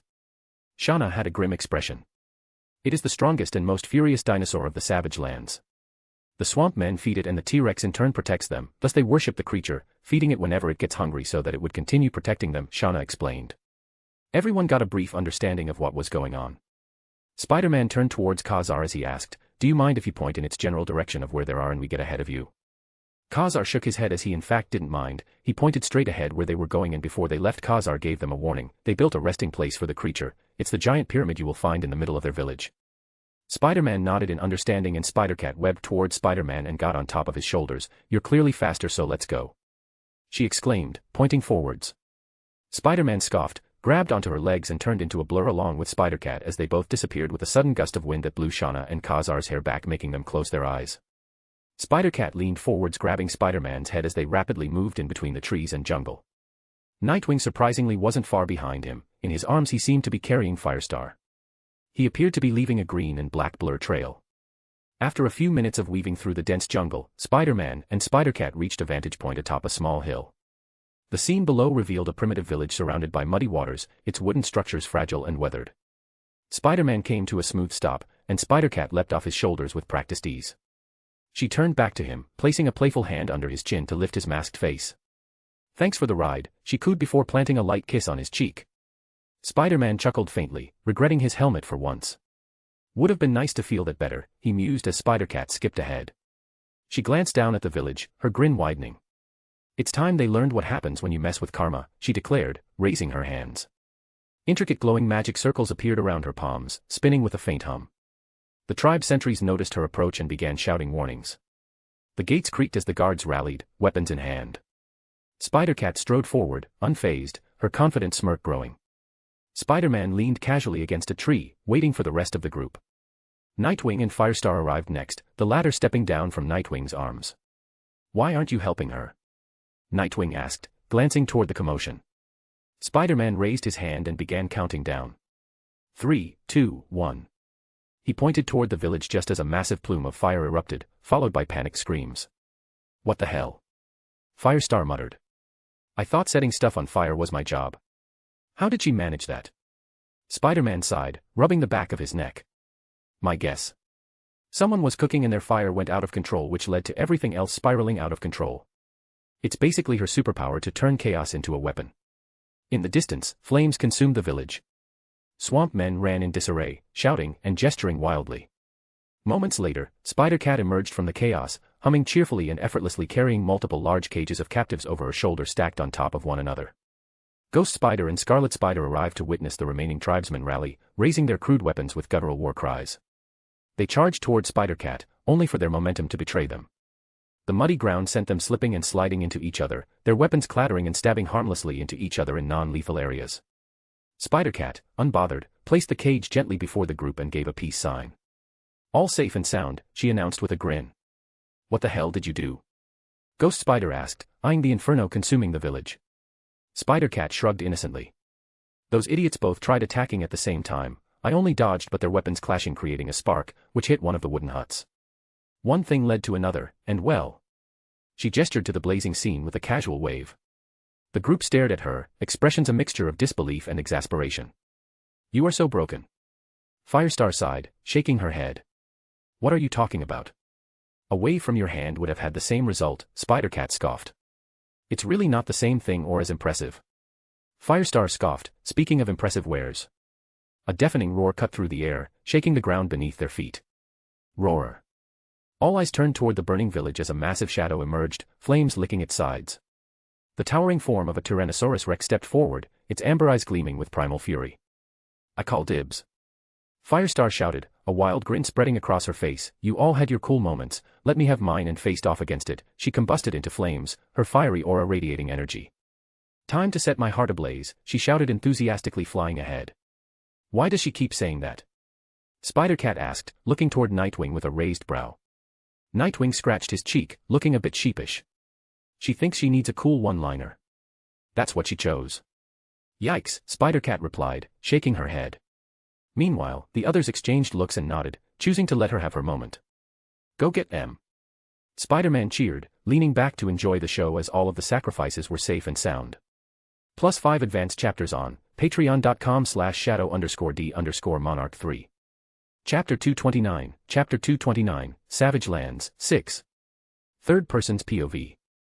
Firestar soared toward the massive T-Rex thrashing in the center of the burning village. The pyramid that had once been its shrine lay in ruins, likely destroyed by the creature as it reacted to the rising smoke and heat. Spotting Firestar's approach, the dinosaur unleashed a thunderous roar, a primal declaration of its dominance as the king of the tyrant lizards. Firestar wrinkled her nose in disgust. Ugh. Ever heard of mouthwash, mister? She quipped, her voice ringing with disdain. Her hands began to glow as she gathered microwave emissions in her palms. The T-Rex charged, jaws wide and teeth glinting menacingly, but before it could reach her, Firestar thrust her hands forward. A searing beam of heat erupted from her palms, slamming into the dinosaur. The impact detonated in a fiery explosion, launching the beast backward, far from the village. The T-Rex landed in the swamp with a guttural, pained roar, water splashing in all directions. It scrambled to its feet, shaking off the blow, and swung its massive tail through the swamp water in a desperate attempt to extinguish the flames surrounding Firestar. But Firestar charged through the watery attack unscathed, the swamp water evaporating as it neared her. In a flash, she cocked her fist back, her body radiating intense heat, and delivered a devastating punch to the T-Rex's snout. Her strike unleashed an explosive force that sent the creature stumbling backward. This time, the dinosaur managed to hold its ground, planting its massive feet firmly in the mud. It spun with surprising speed, its powerful tail whipping through the air in a bid to swat Firestar out of the sky. But Firestar was quicker. She darted around the beast, her movements a fiery red-orange blur as she unleashed a relentless assault, each strike chipping away at the T-Rex's defenses. From a distance, Khazar and Shauna arrived astride Zabu, skidding to a halt as they took in the scene. The Swamp Men's village lay in ruins, smoldering from the chaos. They saw that the sacrifices were now safe beside Spider-Man and the others all stacked together looking both worried and confused as they were still in their cages. Wait, you're already done? Shauna asked, her tone laced with exasperation as she glanced between the wreckage and Firestar. Why am I even still surprised at this point? And why are they still imprisoned? Khazar asked with a frown. Huh. Spider-Man muttered, confused, before realizing the situation. Right, sorry, he said sheepishly, rubbing the back of his neck. The group sprang into action, jumping up to unstack the cages and free the captives. We got distracted by Firestar. Nightwing admitted, tearing the door off a cage with one hand. The captives inside yelped in fright. Nightwing softened his expression and offered them a reassuring smile. I know you can't understand me, but everything's going to be all right now, he said gently, motioning with his hands. Though they didn't understand his words, the captives recognized his intentions. Slowly and cautiously, they began to step out of their cages. Nightwing pulled out a wingding, his customized version of a batarang. The sudden movement made the captives flinch. Raising his hands in a calming gesture, Nightwing pointed to the ropes binding their hands. Meanwhile, Spider-Man used a chi blade formed from his fingers to slice through the bonds. The captives sighed in relief, their expressions shifting to gratitude as they rubbed their reddened wrists. Tears filled their eyes as they looked at Spider-Man. Turning to Khazar, who was watching Firestar from atop Zabu, Spider-Man called out, "Hey, you speak their language, right?" Khazar nodded, glancing at him curiously. "Do you need me to say something to them?" "Yeah, but first, I want to ask you something." "Depending on your answer, I'll need you to tell them," Spider-Man said. "Could you guide us to their tribe and help us deliver them home?" "What? Why would I do that? They know their own way back." "You'd just be wasting everyone's time," Khazar replied with a scoff. Spider-Man met his gaze seriously. "As you've said, the Savage Lands are unforgiving. It doesn't care what they've just been through. They could be attacked or captured by another tribe. I just want to make sure they get home safely." Khazar studied Spider-Man for a moment before letting out a resigned sigh. "All right. But know this, it could take all day. You won't have time for the proper tour you wanted." Spider-Man chuckled, shaking his head. "I don't mind. And I'm sure the others won't either. Besides, visiting other tribes is a tour in itself," he said, flashing a peace sign. Khazar sighed again before addressing the captives in the Savage Land's native tongue, explaining Spider-Man's intentions. The captives listened and expressed their gratitude with nods and murmurs of approval. Spider-Man watched intently, instructing Arya to record and decipher the language for him to learn later. They turned their attention to Firestar, who was still battling the T-Rex. She used her flames to boost her propulsion, tackling the massive creature with immense force. The T-Rex roared in surprise as it felt its feet leave the ground. It clawed desperately at Firestar, but its arms were too short to reach her. Higher and higher she ascended, breaking through the clouds. Once above the clouds, Firestar released it and streaked away in a trail of orange light. Hovering above the falling creature, Firestar shouted, "Although you are merely a beast surviving on your wild instincts. All those people who have been previously unwillingly sacrificed still need someone to avenge them." With her fist glowing intensely with heat and fire, Firestar shot downward like a fiery comet. "May this be your retribution so all those souls could finally rest in peace knowing that they have been avenged," she declared, her voice echoing through the sky. Her fiery punch struck the T-Rex square in its abdomen. The force sent the beast hurtling downward, breaking the sound barrier as it fell, a blur of brown and red. Splash. Boom. The T-Rex crashed into the swamp with an earth-shaking impact. Muddy water surged in a massive wave, extinguishing the fires that had consumed the village. The shockwave sent the swamp men flying backward. Everyone braced themselves as the shockwave swept past. When the dust settled, they looked up to see Firestar floating atop the unconscious T-Rex. Her fiery red hair blazed like an inferno, her disguise amplifying the effect. The star emblem on her chest and her mask glowed a brilliant orange, her entire body still wreathed in flames. "That's my girl," Nightwing shouted, thrusting his arms upward in celebration. "Ha ha ha. That's my girlfriend right there. Man, I am one lucky guy." The others glanced at Nightwing, struggling to suppress their laughter as he puffed his chest out proudly. Firestar, who was flying closer, heard Nightwing's enthusiastic shouting. Her face turned as red as her hair as she descended and extinguished her flames, landing gracefully beside the group. "I can hear you, you know," Firestar muttered, clearly embarrassed. Nightwing winked at her. "I know, I was just letting everyone else know how amazing you are." Firestar covered her cheeks with her hands, swaying bashfully from side to side. "Oh, you." Spider-Cat, standing nearby, placed a finger by her mouth and made an exaggerated gagging motion toward Spider-Man. Spider-Man chuckled and shook his head. "You two can flirt all you want later, but for now, we've got to focus on getting these people back home safely." Nightwing and Firestar nodded in agreement. Khazar began leading the group toward the nearest tribe, with Spider-Man and Ghost Spider covering the left flank, Scarlet Spider and Spider-Cat taking the right, and Nightwing and Firestar watching the rear, where the two could be seen holding hands. "This feels like an extravagant date," Firestar whispered with a shy smile. Nightwing chuckled softly. "I mean, considering how crazy our lives are, I'd say most of our dates are extravagant." And so soon Spider-Man and the others lead the human-beast mutates to their tribes. When they arrived at their village, their chiefs expressed their immense gratitude towards them for bringing their lost tribe members back towards them. They had been protected from the wild creatures and dangers of the savage land, like pterodactyl that tried to dive down and capture them. Even some of the plant lives were wild and carnivorous.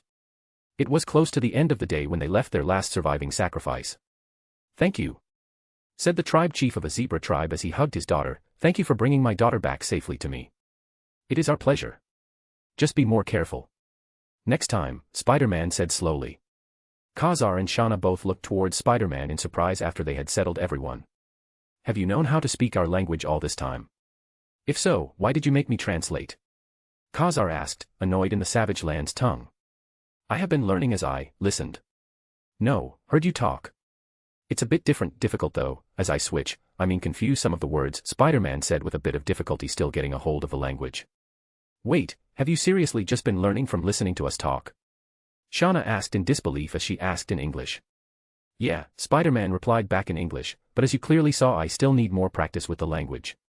"That's incredible," Shauna said, impressed. "Honestly, it's probably more impressive than your powers." "Oh, stop it," Spider-Man replied with a playful grin. "If you keep flattering me, I might just fall in love with you." That earned him a playful beating from Spider-Cat, Scarlet Spider, and Ghost Spider. As the group bantered, the sound of something zipping through the air caught their attention. Turning toward the noise, they spotted a small spider bot hovering toward Spider-Man. A familiar voice crackled from the bot's speaker. "Daddy. Daddy. You've got to see this. You won't believe what I found. Daddy." Shauna muttered, her eyes wide with surprise. Khazar also stared at the hovering machine, puzzled. "What is it, Arya?" Spider-Man asked, rubbing his shoulders where the others had playfully smacked him. "I was exploring the Savage Land and mapping the area," Arya's excited voice continued. "And I found a cave. Inside, there's a massive vibranium mine." "What?" The group shouted in unison, except for Khazar and Shauna, who looked at each other in confusion. Vibranium?" Shauna asked, clearly unfamiliar with the term. Spider-Man exhaled sharply. This just got a whole lot more exciting. +5 advanced chapters on patreon.com/shadow_d_monarch3. Chapter 230, Savage Lands, 7. Third person's POV. "Well, when I say it's vibranium, it's not. It is and it isn't," Arya began, speaking slowly as though trying to find the right words. "What?" Nightwing asked, his curiosity piqued. He hesitated, unsure if he should feel excited or concerned, particularly if this meant his underwater adventure might be at risk. "I'm sorry to interrupt, but I have so many questions right now," Shauna interjected, holding up a hand. 1. What is that thing? 2. Did it just call you Daddy? And 3. What is vibranium? Spider-Cat answered quickly, raising a finger with each response. 1. A spider-bot controlled by an AI. 2. The AI was created by Spider-Man, so she calls him Daddy. 3. Vibranium is a rare metal that absorbs vibrations, hence the name. There. Now you're caught up. Shauna nodded, impressed by Spider-Cat's efficiency. "You may proceed," she said with a small wave of her hand. Spider-Man turned back to Arya. "You were saying?" "So, I found this thing, it's vibranium, but it's not," Arya explained, her tone measured. Meanwhile, the spider-bot accompanying her waved its front legs side to side in sync with her words. "What do you mean, it's vibranium, but it's not?" Ghost Spider asked, tilting her head. "Well," Arya began, "when I was flying around and exploring the Savage Lands, this Ankylosaurus suddenly came flying out of the sky and nearly crushed this spider-bot. As I dodged, it slammed into a nearby wall. The impact created deep cracks in the surface, and I detected both familiar and unfamiliar radiation seeping through them. I squeezed through the cracks and discovered a mine filled with a glowing, silvery blue metal. For comparison, Wakandan vibranium has a dark purple glow. My scans identified it as vibranium, but it was completely different from what we know. It's the complete opposite. It can absorb vibrations like the vibranium from Wakanda, but it also has this special property, it releases its own." Arya paused, her tone serious. "As I explored further, I noticed my systems were malfunctioning.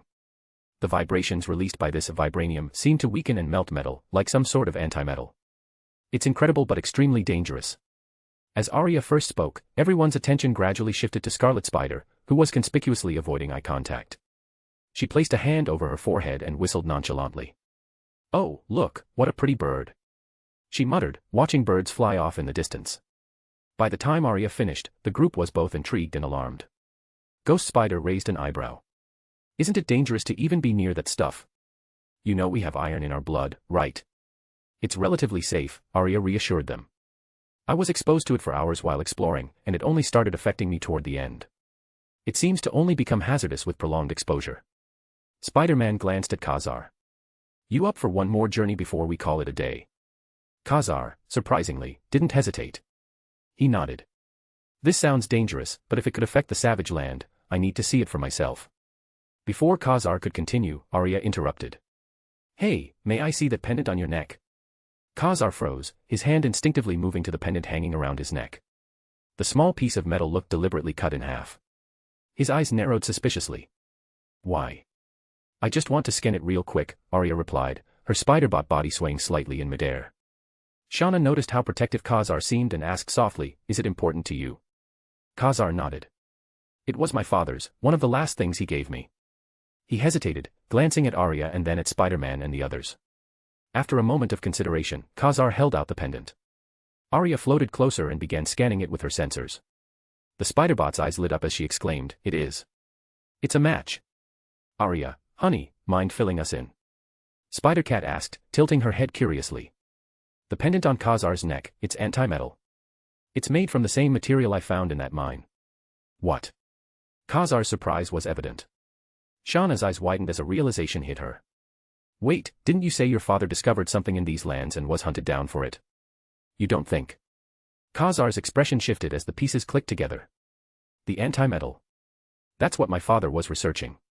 Determination filled his voice as he turned to Spider-Man and the others. Please, take me to this mine. I have to see it. This might be my only connection to my father. Spider-Man nodded. Arya, lead the way.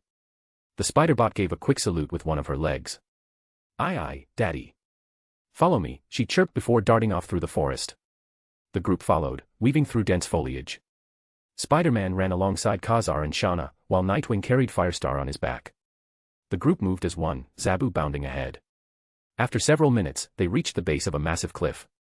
The wall bore deep cracks and a jagged dent, remnants of the Ankylosaurus's impact.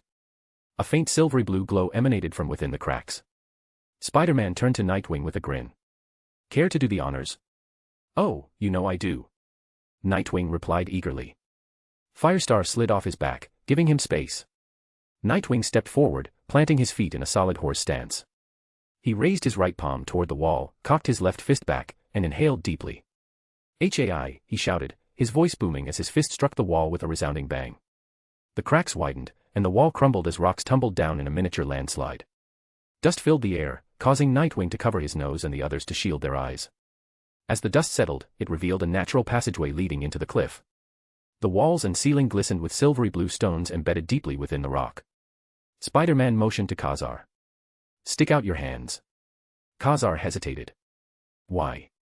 Just trust me, Spider-Man said with a faint smile. Reluctantly, Khazar extended his hands. Spider-Man pressed his web shooters, wrapping Khazar's hands and fingers securely with webbing. Then, Spider-Man shot a line at one of the glowing stones, yanking it free. He held it up, its weight evident in his grip. It's heavy, but it'll do. He placed the stone carefully into Khazar's web-covered hands.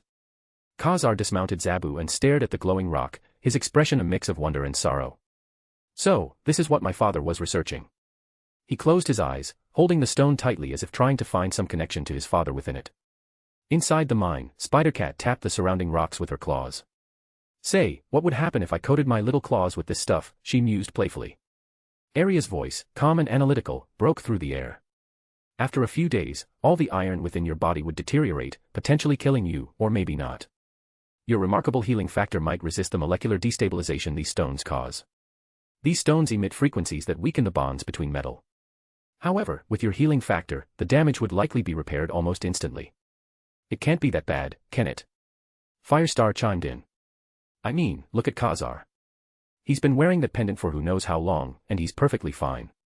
No melting or anything. You know, for once, Star here has a point, Spider-Cat teased.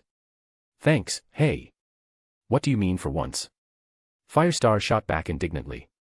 Arya, seemingly ignoring the banter, muttered thoughtfully, I see.